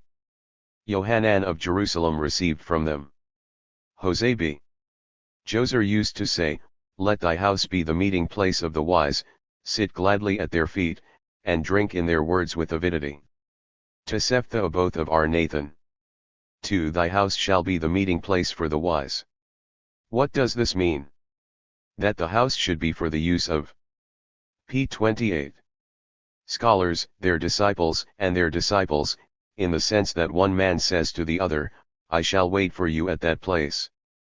Another explanation of that phrase is this: if a scholar comes to thee for the purpose of being instructed by thee, and thou art able to comply with his wish, do so; if thou art not able to teach him, dismiss him at once. Neither shall he sit before thee on the bed, chair, or bench, but on the floor, and every word that thou utterest he shall receive with awe, terror, fear, and trembling. Sit gladly at their feet. It means that when a renowned scholar comes to the city you shall not say, "I need him not," but go to him, and do not sit before him on the bed, chair, or bench, but on the floor, and every word that comes from his lips, receive with awe, terror, fear, and trembling, for so our ancestors received the Torah from Mount Sinai. According to another explanation, the words, "sit gladly at their feet," are referred to Rabbi Eliezer, and the words, "drink their words as a thirsty man drinks water," are referred to Rabbi Akiba. For how did our Akiba begin his wonderful career? It has been said that when he was 40 years old he had not learned yet anything.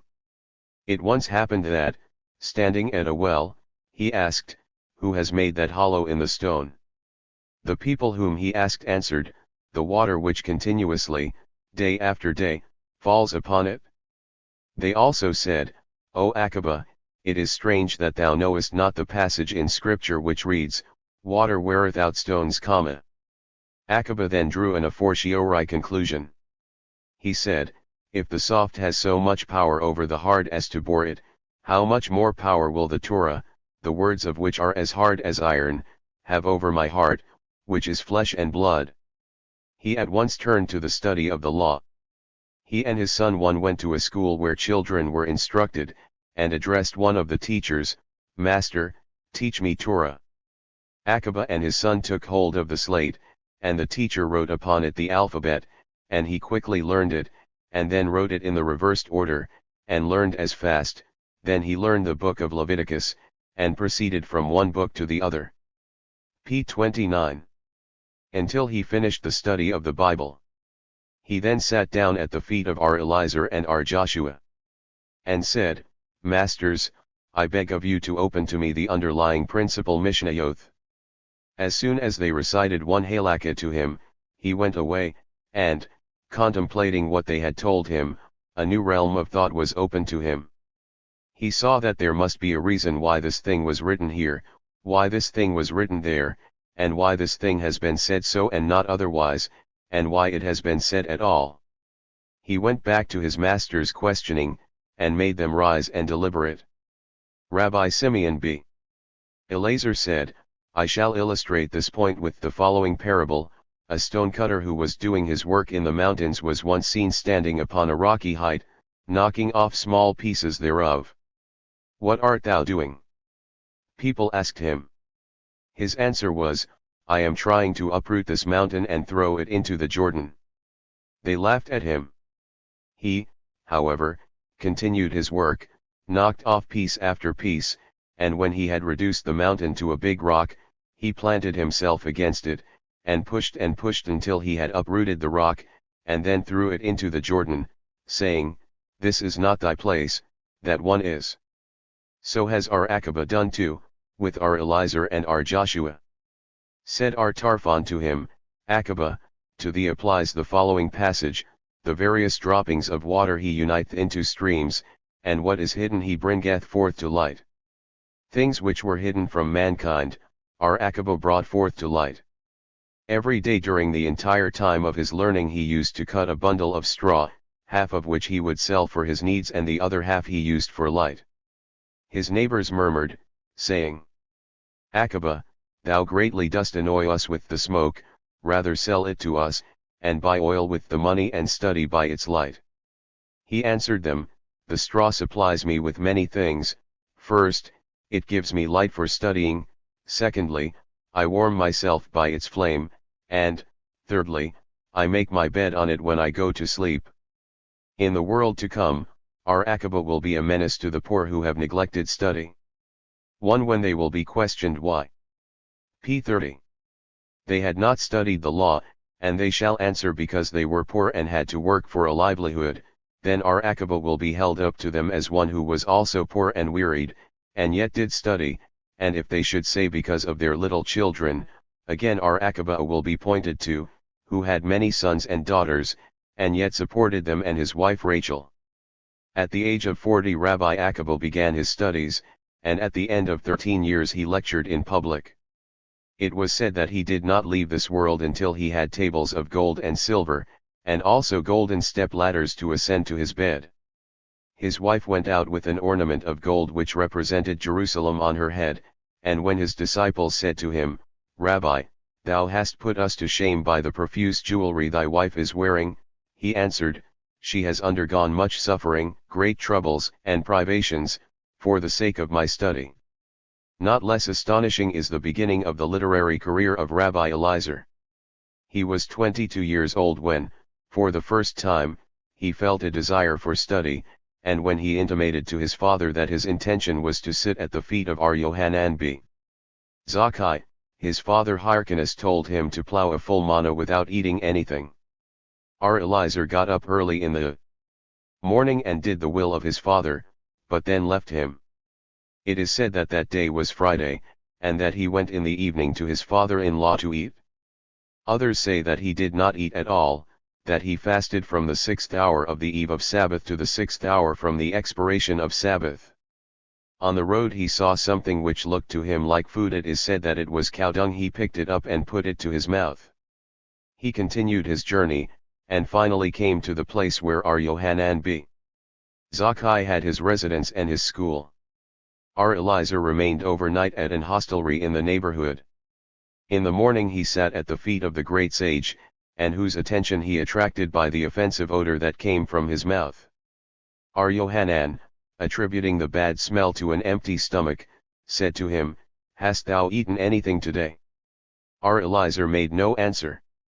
Again the master put the same question to him, and again he was silent. His host was sent for, of whom the sage inquired whether Rabbi Eliezer partook of any food at his place.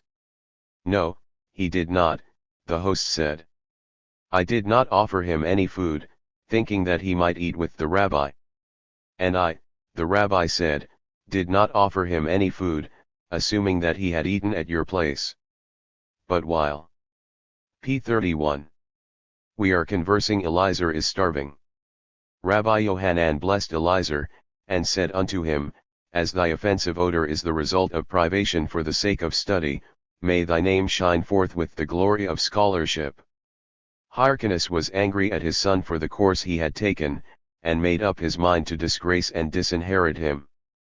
But it came to the ears of our Yohanan what Hyrcanus resolved upon to do. It was the day when our Yohanan was lecturing to the great men in Israel that Hyrcanus meant to punish his disobedient son. And the rabbi appointed watchmen, and advised them, should Hyrcanus come, do not allow him to enter the auditorium. They tried to carry out his instruction. But Hyrcanus managed to push himself through and to reach the seats of Ben Tsitzis Ha-Keseth, Nakdeman B.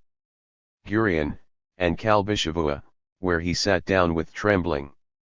It is said that on that occasion our Yohanan threw glances of affection at Eliezer, and requested him to open an argument.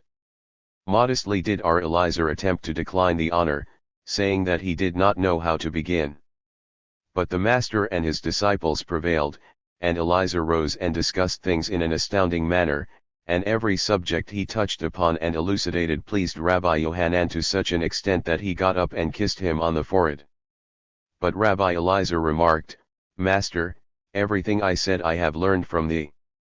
Before adjournment Hyrcanus, Eliezer's father, got up and said, Masters, I had come here with the intention to disgrace my son Eliezer by disinheriting him, but now, however, I say that all my properties shall be given to him, and his brother shall get none of them. Concerning Nakdeman B. Gurion, it was said that the bedding of his daughter was of the value of 12,000 golden dinars from the city of Tyre, and a golden dinar of Tyre she used to spend for spicing the cookery for every week. She was a childless widow, and was waiting for her brother-in-law to marry her. And why was he named Nakdeman? Because the son hastened for his sake. p. 32. Why was he called Kalbishavua? Because whoever entered his house hungry as a dog, left satiated. When Vespasian came to destroy Jerusalem, the zealous fanatics were going to burn all his wealth. Said he to them, Wherefore are ye destroying this city, and are going to burn my wealth? Wait until I find out what I have in my house. He found that he had food for 22 years, of which at least one meal a day could be had by each inhabitant of Jerusalem. He at once gave orders to thresh, to sift, and to grind, to knead and to bake, and prepared food for 22 years for every one in Jerusalem, but they paid no attention to him. What did the Jerusalemites do? They brought the wagons, sawed them, and smeared them with clay. They also did more than this, they boiled straw and ate it, and every Israelite who took part in the war was placed on the city walls. Said one, If any one give me 5 dates, I will go down and bring back 5 heads of the enemy. He received 5 dates, and he went down and took 5 heads of Vespasian's men. When Vespasian observed their excrement, and found there was nothing cereal in it, he said to his army, If those who eat nothing but straw are still slaughtering so many of you, if they would eat and drink as you do, how many more of you would they have killed? Mishnah Hosea B. Yohanan of Jerusalem was in the habit of saying, Let thy house be so wide open that the poor may enter it as were they inmates there, and do not hold too much discourse with woman. The sages have cautioned against talking too much with one's own wife. An inference can then be made with regard to talking with the wife of a neighbor. Hence the wise man said the man who does talk over much with woman causes evil unto himself, makes himself insusceptive of the words of the Torah, and in the end will be an heir to Gehenna. Tosefta both of our Nathan. 2. Thy house should be wide open. This means that one's house should be wide open south, east, west, and north, as was. P. 33. The house of Job, which had 4 entrances made, so that the poor should not have the trouble of walking around the house looking for the entrance, but should find it whichever way they came without any difficulty. As were they inmates there. It is not meant that the people of thy house shall be poor, but that the poor shall speak of what they ate and what they drank in thy house, as they used to tell what they ate and drank in the house of Job. And when they met one another on the road, and asked, Whence do you come? The answer was, From the house of Job. Whereto are you going? To the house of Job. Job's house was in a measure the house of the poor. When the great afflictions came upon Job, he prayed before the Holy One, Blessed be he, Lord of the universe, have I not fed the hungry and have I not given drink to the thirsty? As it is written, Or if ever I ate my bread alone and the fatherless did not eat thereof? And have I not clothed the naked? As it is written, And if we have not been warmed with the fleece of my sheep? The Holy One, blessed be he, answered him, Job, as yet thou hast not reached 1/2 of the performances of Abraham. Thou sittest and waitest in thy house, and wayfarers enter. The one who is used to wheat bread gets wheat bread, one who is used to meat gets meat, one who is used to drink wine gets wine. Not so Abraham. He was in the habit of going out of his house to hunt up wayfarers, whom he brought under his roof, and entertained them in a better manner than they had been accustomed to. He offered wheat bread, meat, and wine to those who at home lived on coarser food. Moreover, he built booths on the road and supplied them with refreshments, and those who entered ate and drank, and blessed God for it. He was favored by heaven, and all that the heart desired and the mouth asked for was to be found in Abraham's house, as it is written, And Abraham planted an inn in Beersheba. Teach thy household humility. For if he is humble, the members of his household are also humble, and the consequence then is that if a poor man comes to the door and asks, Is your P. 34 father at home? They answer, Yes, sir.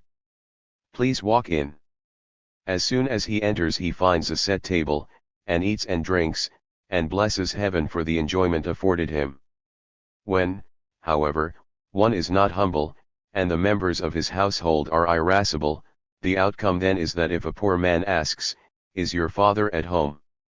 They answer harshly, No, and assail the poor man with angry and menacing words. Others take the words, Teach the members of thy household humility, to mean this: when a man is humble and the members of his household are also so, the result is that when he has to go away to countries on the other side of the sea, he says, I thank thee, Lord my God, that my wife is at peace with her neighbors, and so his mind is tranquil when he is away from home. But when one is not humble and the members of his household are irascible, it follows that when he has to go away to countries on the other side of the sea he has to pray, May it be thy will, Lord my God, that my wife shall not quarrel with her neighbors, and my children shall not quarrel among themselves. His heart is always trembling and his mind is restless until he returns. It has been said, and prolong not converse with a woman. It means not even with his own wife, much less with the wife of his neighbor, for he who holds much discourse with a woman causes evil to himself, neglects the teaching of the law, and finally he is doomed to Gehenna.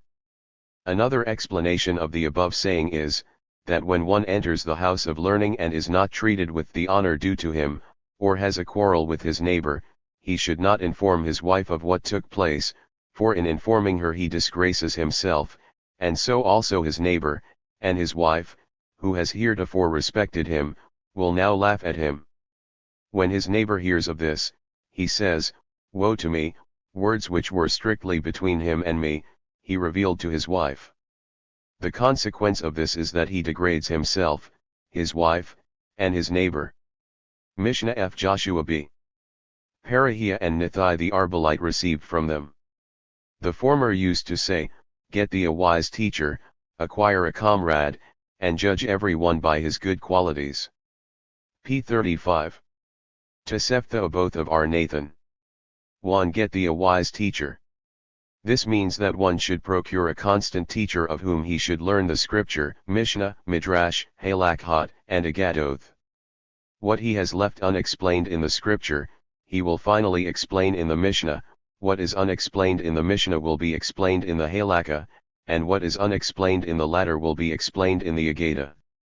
The consequence of all this is, that one acquires all he desires in his own place and is full of blessings.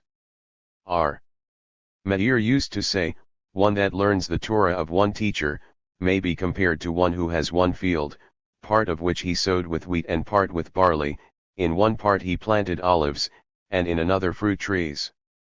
And so this man acquires wealth and blessings. The one, however, who studies under 2 or 3 masters is to be compared to one who has many fields, in one he sows wheat, in another barley, in one he plants olives, and in the other fruit trees. And so this man has to go from place to place in many countries, and has no enjoyment of his wealth. It is said, win a friend. How is a friend won? This is to teach us that a man has to acquire an associate with whom he should eat, drink, read, learn, and sleep, to whom he should reveal his secrets, the secrets of the Torah, and the secrets of everyday life. The good to accrue from such an intimacy is that, if one of them should blunder in the recital of a traditional law or in the division of chapters, or one should declare anything which is unclean as clean, and vice versa, and anything which is prohibited as permissible, and vice versa, his associate will correct him. How do we know that, if the associate really turns his attention to the mistake and sets him right, both will be rewarded greatly for their good endeavor? We learn it from the biblical passage which reads, 2 are better than 1, that is to say, the efforts of both will be crowned with success. When 3 are sitting and studying the law together, the Holy One, blessed be his name, accounts it to them as if they had formed a league for his praise, as it is written, he that buildeth in the heavens his palace and established on earth his. P. 36. Tabernacle. From this passage thou art to learn that if 3 sit and study together it is accounted to them as if they constituted a league to glorify the Holy One, blessed be he. When 2 persons are studying the law together their reward will be received above, as it is written, then conversed they that fear the Lord one with the other, and the Lord listened and heard it, etc. But what is meant by the words, they that fear the Lord? That when they have made up their mind to redeem the captives and release the prisoners, and the Holy One, blessed be he, has given them the opportunity to do so, they embrace it at once. What is meant by the words, and for those who think after his name? 1. They whose thought of doing the above-mentioned great things never ripens into firm resolution, but are doubtful in the Lord whether they will succeed, and therefore the Lord gives them not the opportunity, and they are lost before doing anything they thought of doing. Also an individual who engages in the study of the law, his reward is marked in heaven, as it is written, that he sit in solitude because he hath laid it upon him. This is illustrated by the following anecdote. A man had a little son whom he left alone when he went to attend to some business. The boy, instead of spending his time in play, took a scroll and spread it upon his knees, and thus he sat and studied. When his father returned and found his son in that commendable position, he joyfully said, "See what my little son has done." Left alone, he took to study of his own accord. Even so the Almighty regards an individual who is absorbed in holy thought. His reward is marked in heaven. Judge everyone from his favorable side. It happened that a girl was led in captivity, and 2 pious men went to redeem her. One of them entered into a house of harlots. When he came out again, he said to his companion, "What were thy suspicions of me?" He said, "I thought you went to investigate what sum her ransom would be." He answered, "I assure you that so it was. As thou hast judged me from my favorable side, so may the Lord judge thee in the same manner." It happened, again, that a maiden was led into captivity, and 2 pious men went to redeem her. One of them was suspected. P. 37. As a robber, and was confined in prison, and his wife brought him food and water every day. One day he asked her, Go to my companion and tell him that I am in prison because I went to redeem the maiden in question, and he who intended to take part in it is doing nothing and pays no attention to her." She rejoined, "Thou art in prison, and thou think about foolish things." She therefore did not listen to him. He again requested her to go and to notify his companion, and finally she did so. What did this man do? He took gold and silver, and, accompanied by other people, came and released them both. When he was released he said, "Let this maiden sleep with me one in bed with her clothes on." In the morning he said, "Let me go and dip, and let her do the same." They did so. He then said to them, "Of what did ye suspect me when I went to dip myself?" They answered, "We thought that in all the days thou wast in prison thou wert hungry and thirsty, and now, when thou hast seen fresh air, thou hast grown hot and perhaps thou hast become carry. And what did ye suspect when she was dipped?" They answered, "We thought that in all the time that she was in prison among the idolaters, she was compelled to eat and drink with them, and you therefore ordered her to dip for the purpose of purification." He then rejoined, "I assure you such was the case, and as you have judged me favorably, so may the Lord judge you." Not only were the upright people of former times themselves very strict and particular, but also their cattle were so. There is a tradition that the camels of Abraham our father never entered a place where there were idols, as it is written, "While I have cleaned the house, and room for the camels." The first part of this passage relates that he cleared the house from teraphim, but what is meant by the second part, which seems to be superfluous? Infer from this, that the camels did not enter the abode of Laban the Aramite until all the idols were cleared away. It happened that the ass of Arhananabi Dosa was stolen by robbers. They tied him in the yard, and put straw, barley, and water before him, but he neither ate nor drank. They said then, "If we leave him here, he will die and infect the yard." Therefore they opened the gate and let him out, and he went on rejoicing until he reached the place of Arhananabi Dosa. P. 38. When the latter's son heard his voice, he said to his father, "Is not the voice of this ass similar to that of ours?" He rejoined, "My son, hasten to open the gate for him, or else he will die of hunger." He did so, he put food and water before him, and he fed and drank. Hence the above saying, "In former times the upright men were pious, so were their cattle." Mishnah G. Nathai the Arbalite was accustomed to say, "Keep aloof from a wicked neighbor, associate not with a sinner, and never consider thyself exempt from God's chastisement." Tosefta both of R. Nathan. 1. Keep aloof from a wicked neighbor. This means any bad neighbor in the house, or outside, or in the field. In the house, because plagues come only in the house of the wicked, as it is written, "His own iniquities will truly catch the wicked." Infer from this, that the plagues come only for the sins of the wicked. The sins of the wicked have caused the demolition of the wall of the upright. For instance, if leprosy breaks out on the wall of the house of the wicked, which is also the wall of the adjoining house of the upright, the entire wall must be demolished. Hence the wall of the upright is demolished for the sins of the wicked. That is what R. Ishmael, son of R. Yohanan b. Broca, said, "Woe to the wicked, and woe to his neighbors." With 10 trials have our ancestors tried the Holy One, blessed be he, but they were punished only for one of them, which is calumny. They are as follows: 1 at the sea, 1 at the beginning of the manna period, and 1 at the termination of it, 1 at the first and last appearance of quails, and at Marah, at Rephidim, 1 at Horeb, 1 on the occasion of the golden calf, and 1 when they sent spies. That of the spies was the hardest of all, as it is written, "And have tempted me these 10 times, and have not hearkened to my voice." It is also written, "Even those men that had brought up the evil report of the land died by the plague before the Lord." From this is drawn an a fortiori conclusion. P. 39. If on account of the land, which has no mouth to talk with, no countenance and no shame, the Holy One, blessed be he, punished the spies who made it suffer, how much the more reason is there for the Holy One, blessed be he, to avenge the suffering of one who has been slandered and put to shame by his neighbor. R. Simeon said, slanderers are punished with plagues, for we find that Aaron and Miriam, who slandered Moses, were stricken with plagues, as it is written, and Miriam and Aaron spoke against Moses. Why is Miriam mentioned before Aaron? Infer from this, that Miriam made the beginning.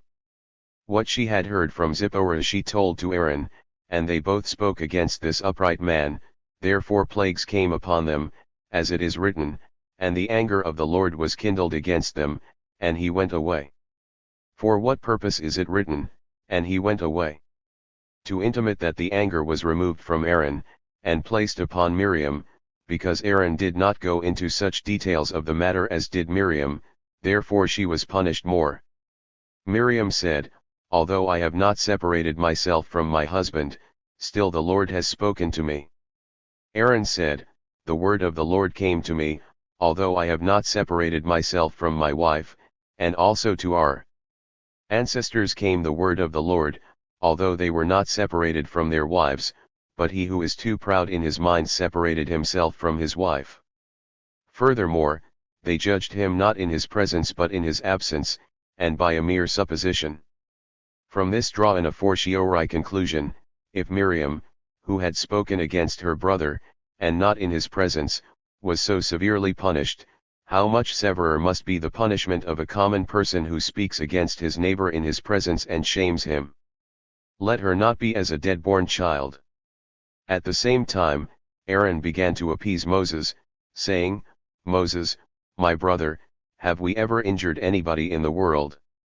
He p. 40 said, no, you have not. Now then, he said, if we have not injured anybody else, how could we intend to do an injury to our own brother? But what can we do? Shall, through this error, our brotherly covenant be abolished, and our own sister be lost? Then Moses made a circle, entered in it, and prayed for his sister and said, I will not stir from here till she be healed, as it is written, O God, do thou heal her, I beseech thee. The Holy One, blessed be he, then said to Moses, if a human king would rebuke her, or her own father would do this to her, would she not be ashamed 7 days? Now if I, who am the King of the kings of kings, rebuke her, were it not proper that she should be ashamed 14 days?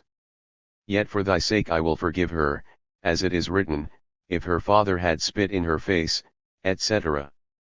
But the man Moses was very meek. Shall we assume that he was meek, but not beautiful and praised?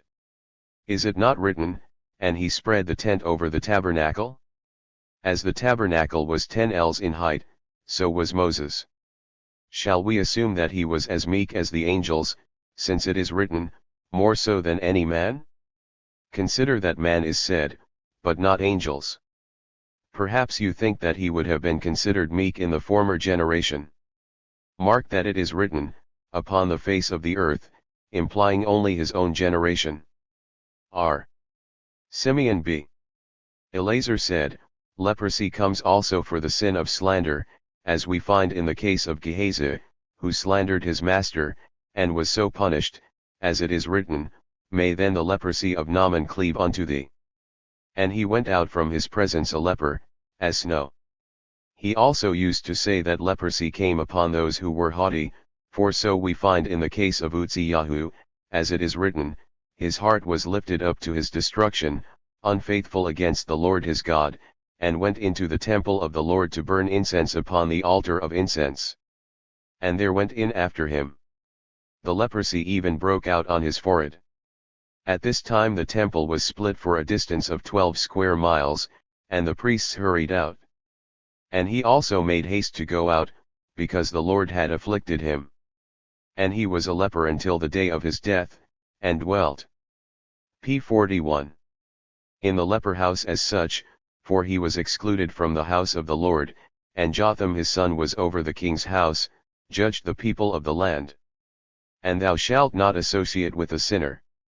By this is meant, that one should not attach himself to a bad or wicked man, as we find with King Jehoshaphat, who became attached to Ahab and went up with him to Ramoth-Gilead, and there was a wrath over him from before the Lord. The same was the case when B became a party to King Ahaziah, with whom he made ships in Ezion-Geber, which the Lord broke down, as it is written, because thou hast connected thyself with Ahaziah, the Lord hath broken down thy work. And the ships were wrecked. And so we find with Amnon, who associated with Jonadab, and received from him wicked advice, as it is written, but Amnon had a friend whose name was Jonadab, the son of Shimea, David's brother, and Jonadab was a very sensible man, sensible in wickedness, as it is written, wise are they to do evil. According to others, it is meant that one shall not associate with the wicked, even to study the Torah. Do not consider thyself exempt from God's chastisement. How so? One should always fear in his heart every day lest affliction come on him today or tomorrow, for thus it is written about Job, what I greatly dreaded, etc. Another explanation of it is, if one sees that he is successful in all that he undertakes, he should not say, I deserve it all, the Lord gives me food and drink, and the principle remains for the world to come, but he shall be afraid and think, perhaps I possess but one desert and all the reward for it is given to me in this world, so that I have no claim in the world to come. Mishnah H. Jehudah b. Tobai and Simeon b. Shitah H. received from them. The former was wont to say, make not thyself as those that predispose the judges, one and while the litigants stand before thee let them be in thine eyes as guilty, and when dismissed from before thee let them p. 42. Be in thine eyes as righteous, because that they have received the verdict upon them. Simeon b. Shitah H. used to say, interrogate the witnesses very closely, and be careful with thy words, lest they be put by them on the track of falsehood. Tosefta both of our Nathan. 1. Make thyself not as those that predispose the judges. Learn from this, that when entering a college and hearing there a saying or a halakha, thou shalt not be hasty in answering, but sit and think over the reason why they have said so.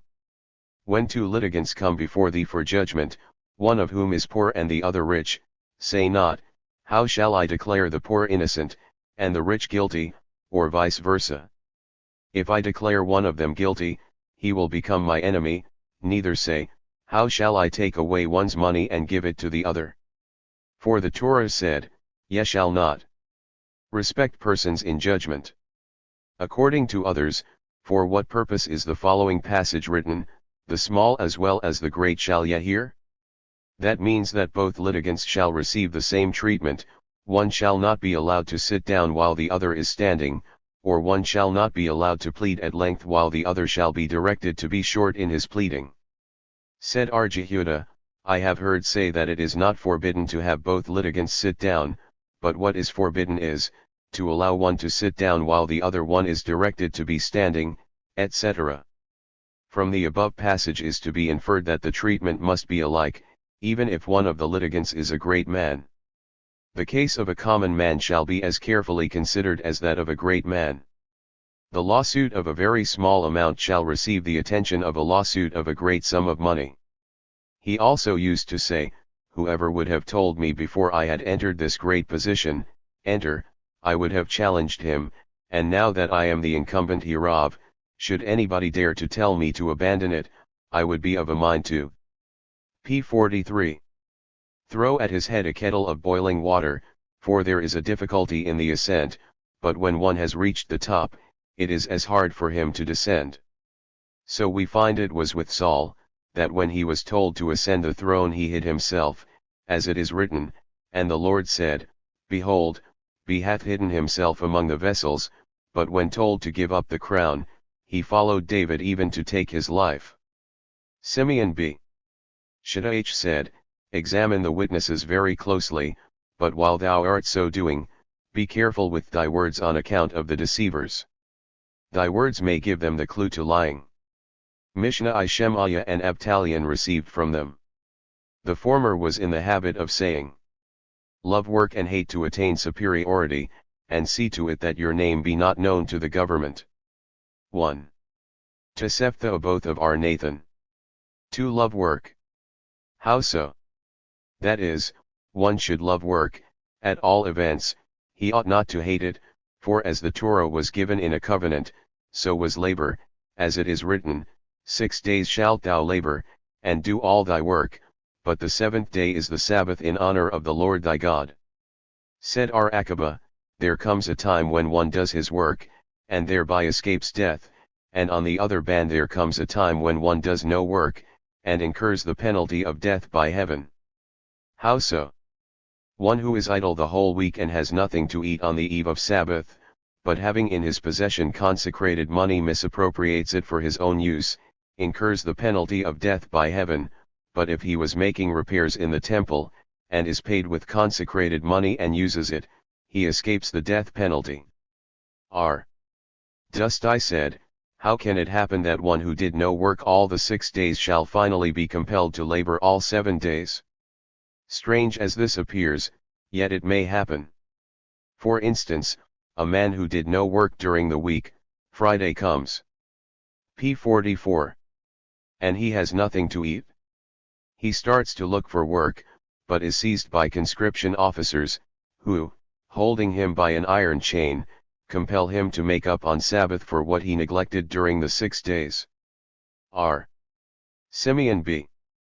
Eleazar said, even Adam the first tasted nothing before he performed some work, as it is written, and put him into the Garden of Eden, to till it and to keep it, and afterward he was commanded, of every tree in the garden thou mayest freely eat.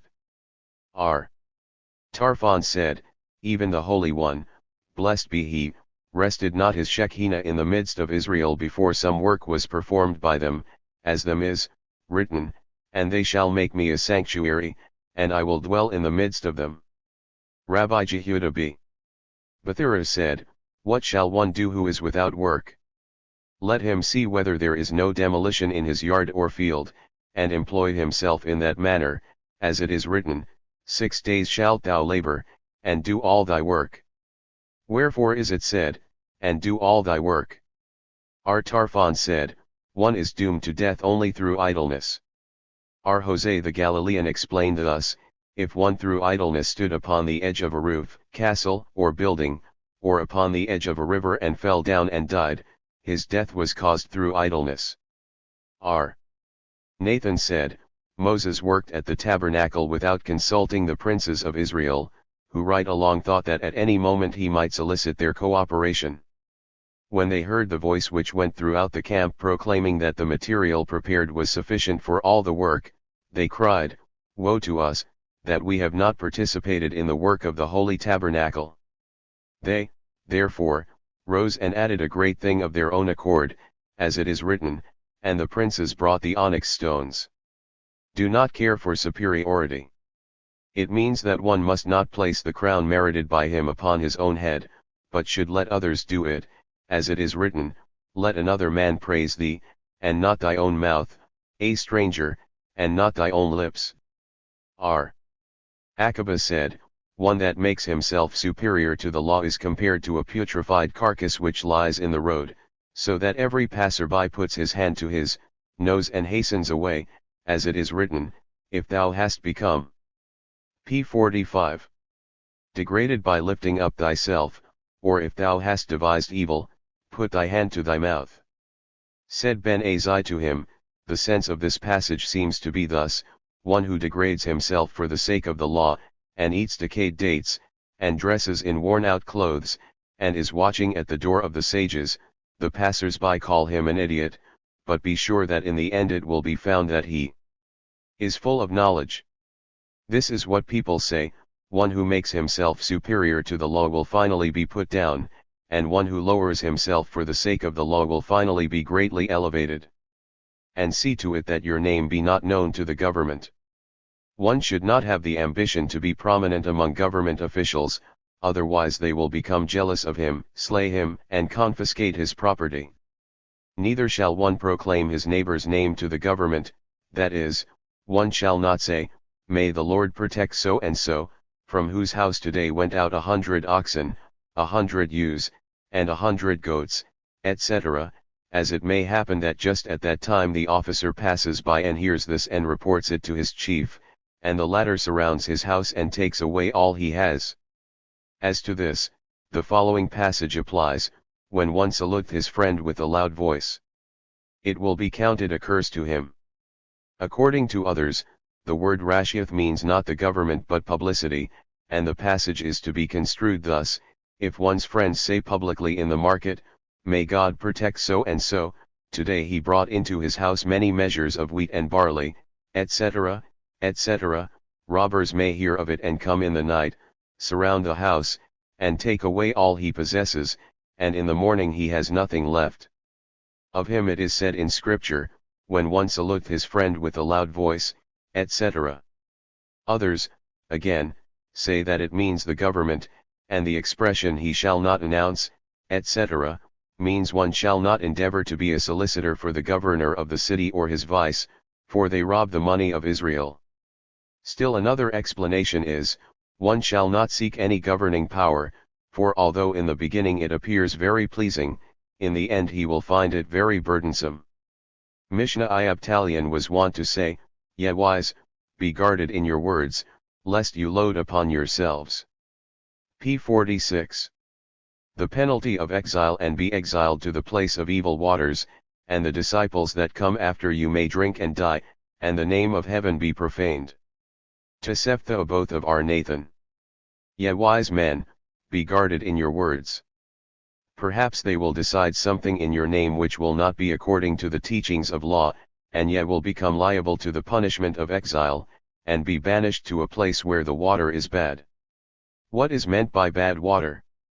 It is permissible to say that it has reference to the vices of that place, as it is written, "And they will mingle with the nations and will learn their doings." Some think that it is to be taken literally. Others, however, think that it refers to hard labor. Mishnah K. Hillel and Shammai received from them. Hillel said, "Be a disciple of Aaron, love peace, pursue peace, love all men too, and bring them nigh unto the law." Tosefta both of our Nathan. 1. Love peace. How so? One should love to see peace in Israel and peace everywhere, as Aaron loved peace, about whom it is written, "The love of truth was in his mouth, and falsehood was not found on his lips, in peace and equity he walked with me, and many did he turn away from iniquity." When Aaron went on the highway and met a wicked man, he bade him peace in the customary form of salutation. The result was that that man reformed. For when he was about to commit a sin, he remembered that Aaron the high priest saluted him, and would say, "Woe, if I sin, how will I dare to raise my eyes and look Aaron in the face, who was so friendly to me?" And thus he is prevented from sin. Likewise, when two men quarreled with each other, he went to one of them and said, "My son, see what thy neighbor does. He beats his breast, tears his clothes and cries, saying, Woe is me! How will I dare to lift up my eyes to look my neighbor in the face? I am p. 47. Ashamed of myself, for it is I who wronged him." Thus Aaron allayed the bitterness of that man's feeling.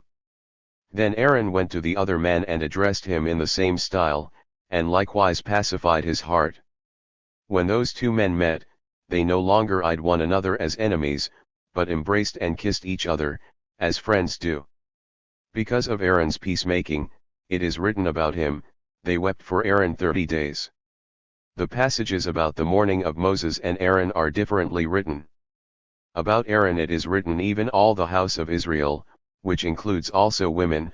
About Moses, however, it is written only, "And the children of Israel," which excludes women. To explain this, there are different opinions.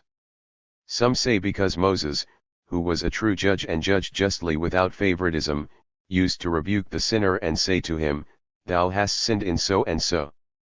Aaron, however, when judging them, judged them truly, but at the same time he did not rebuke them, even when the sinners were males, much less when they were females. And, secondly, many thousands were named Aaron.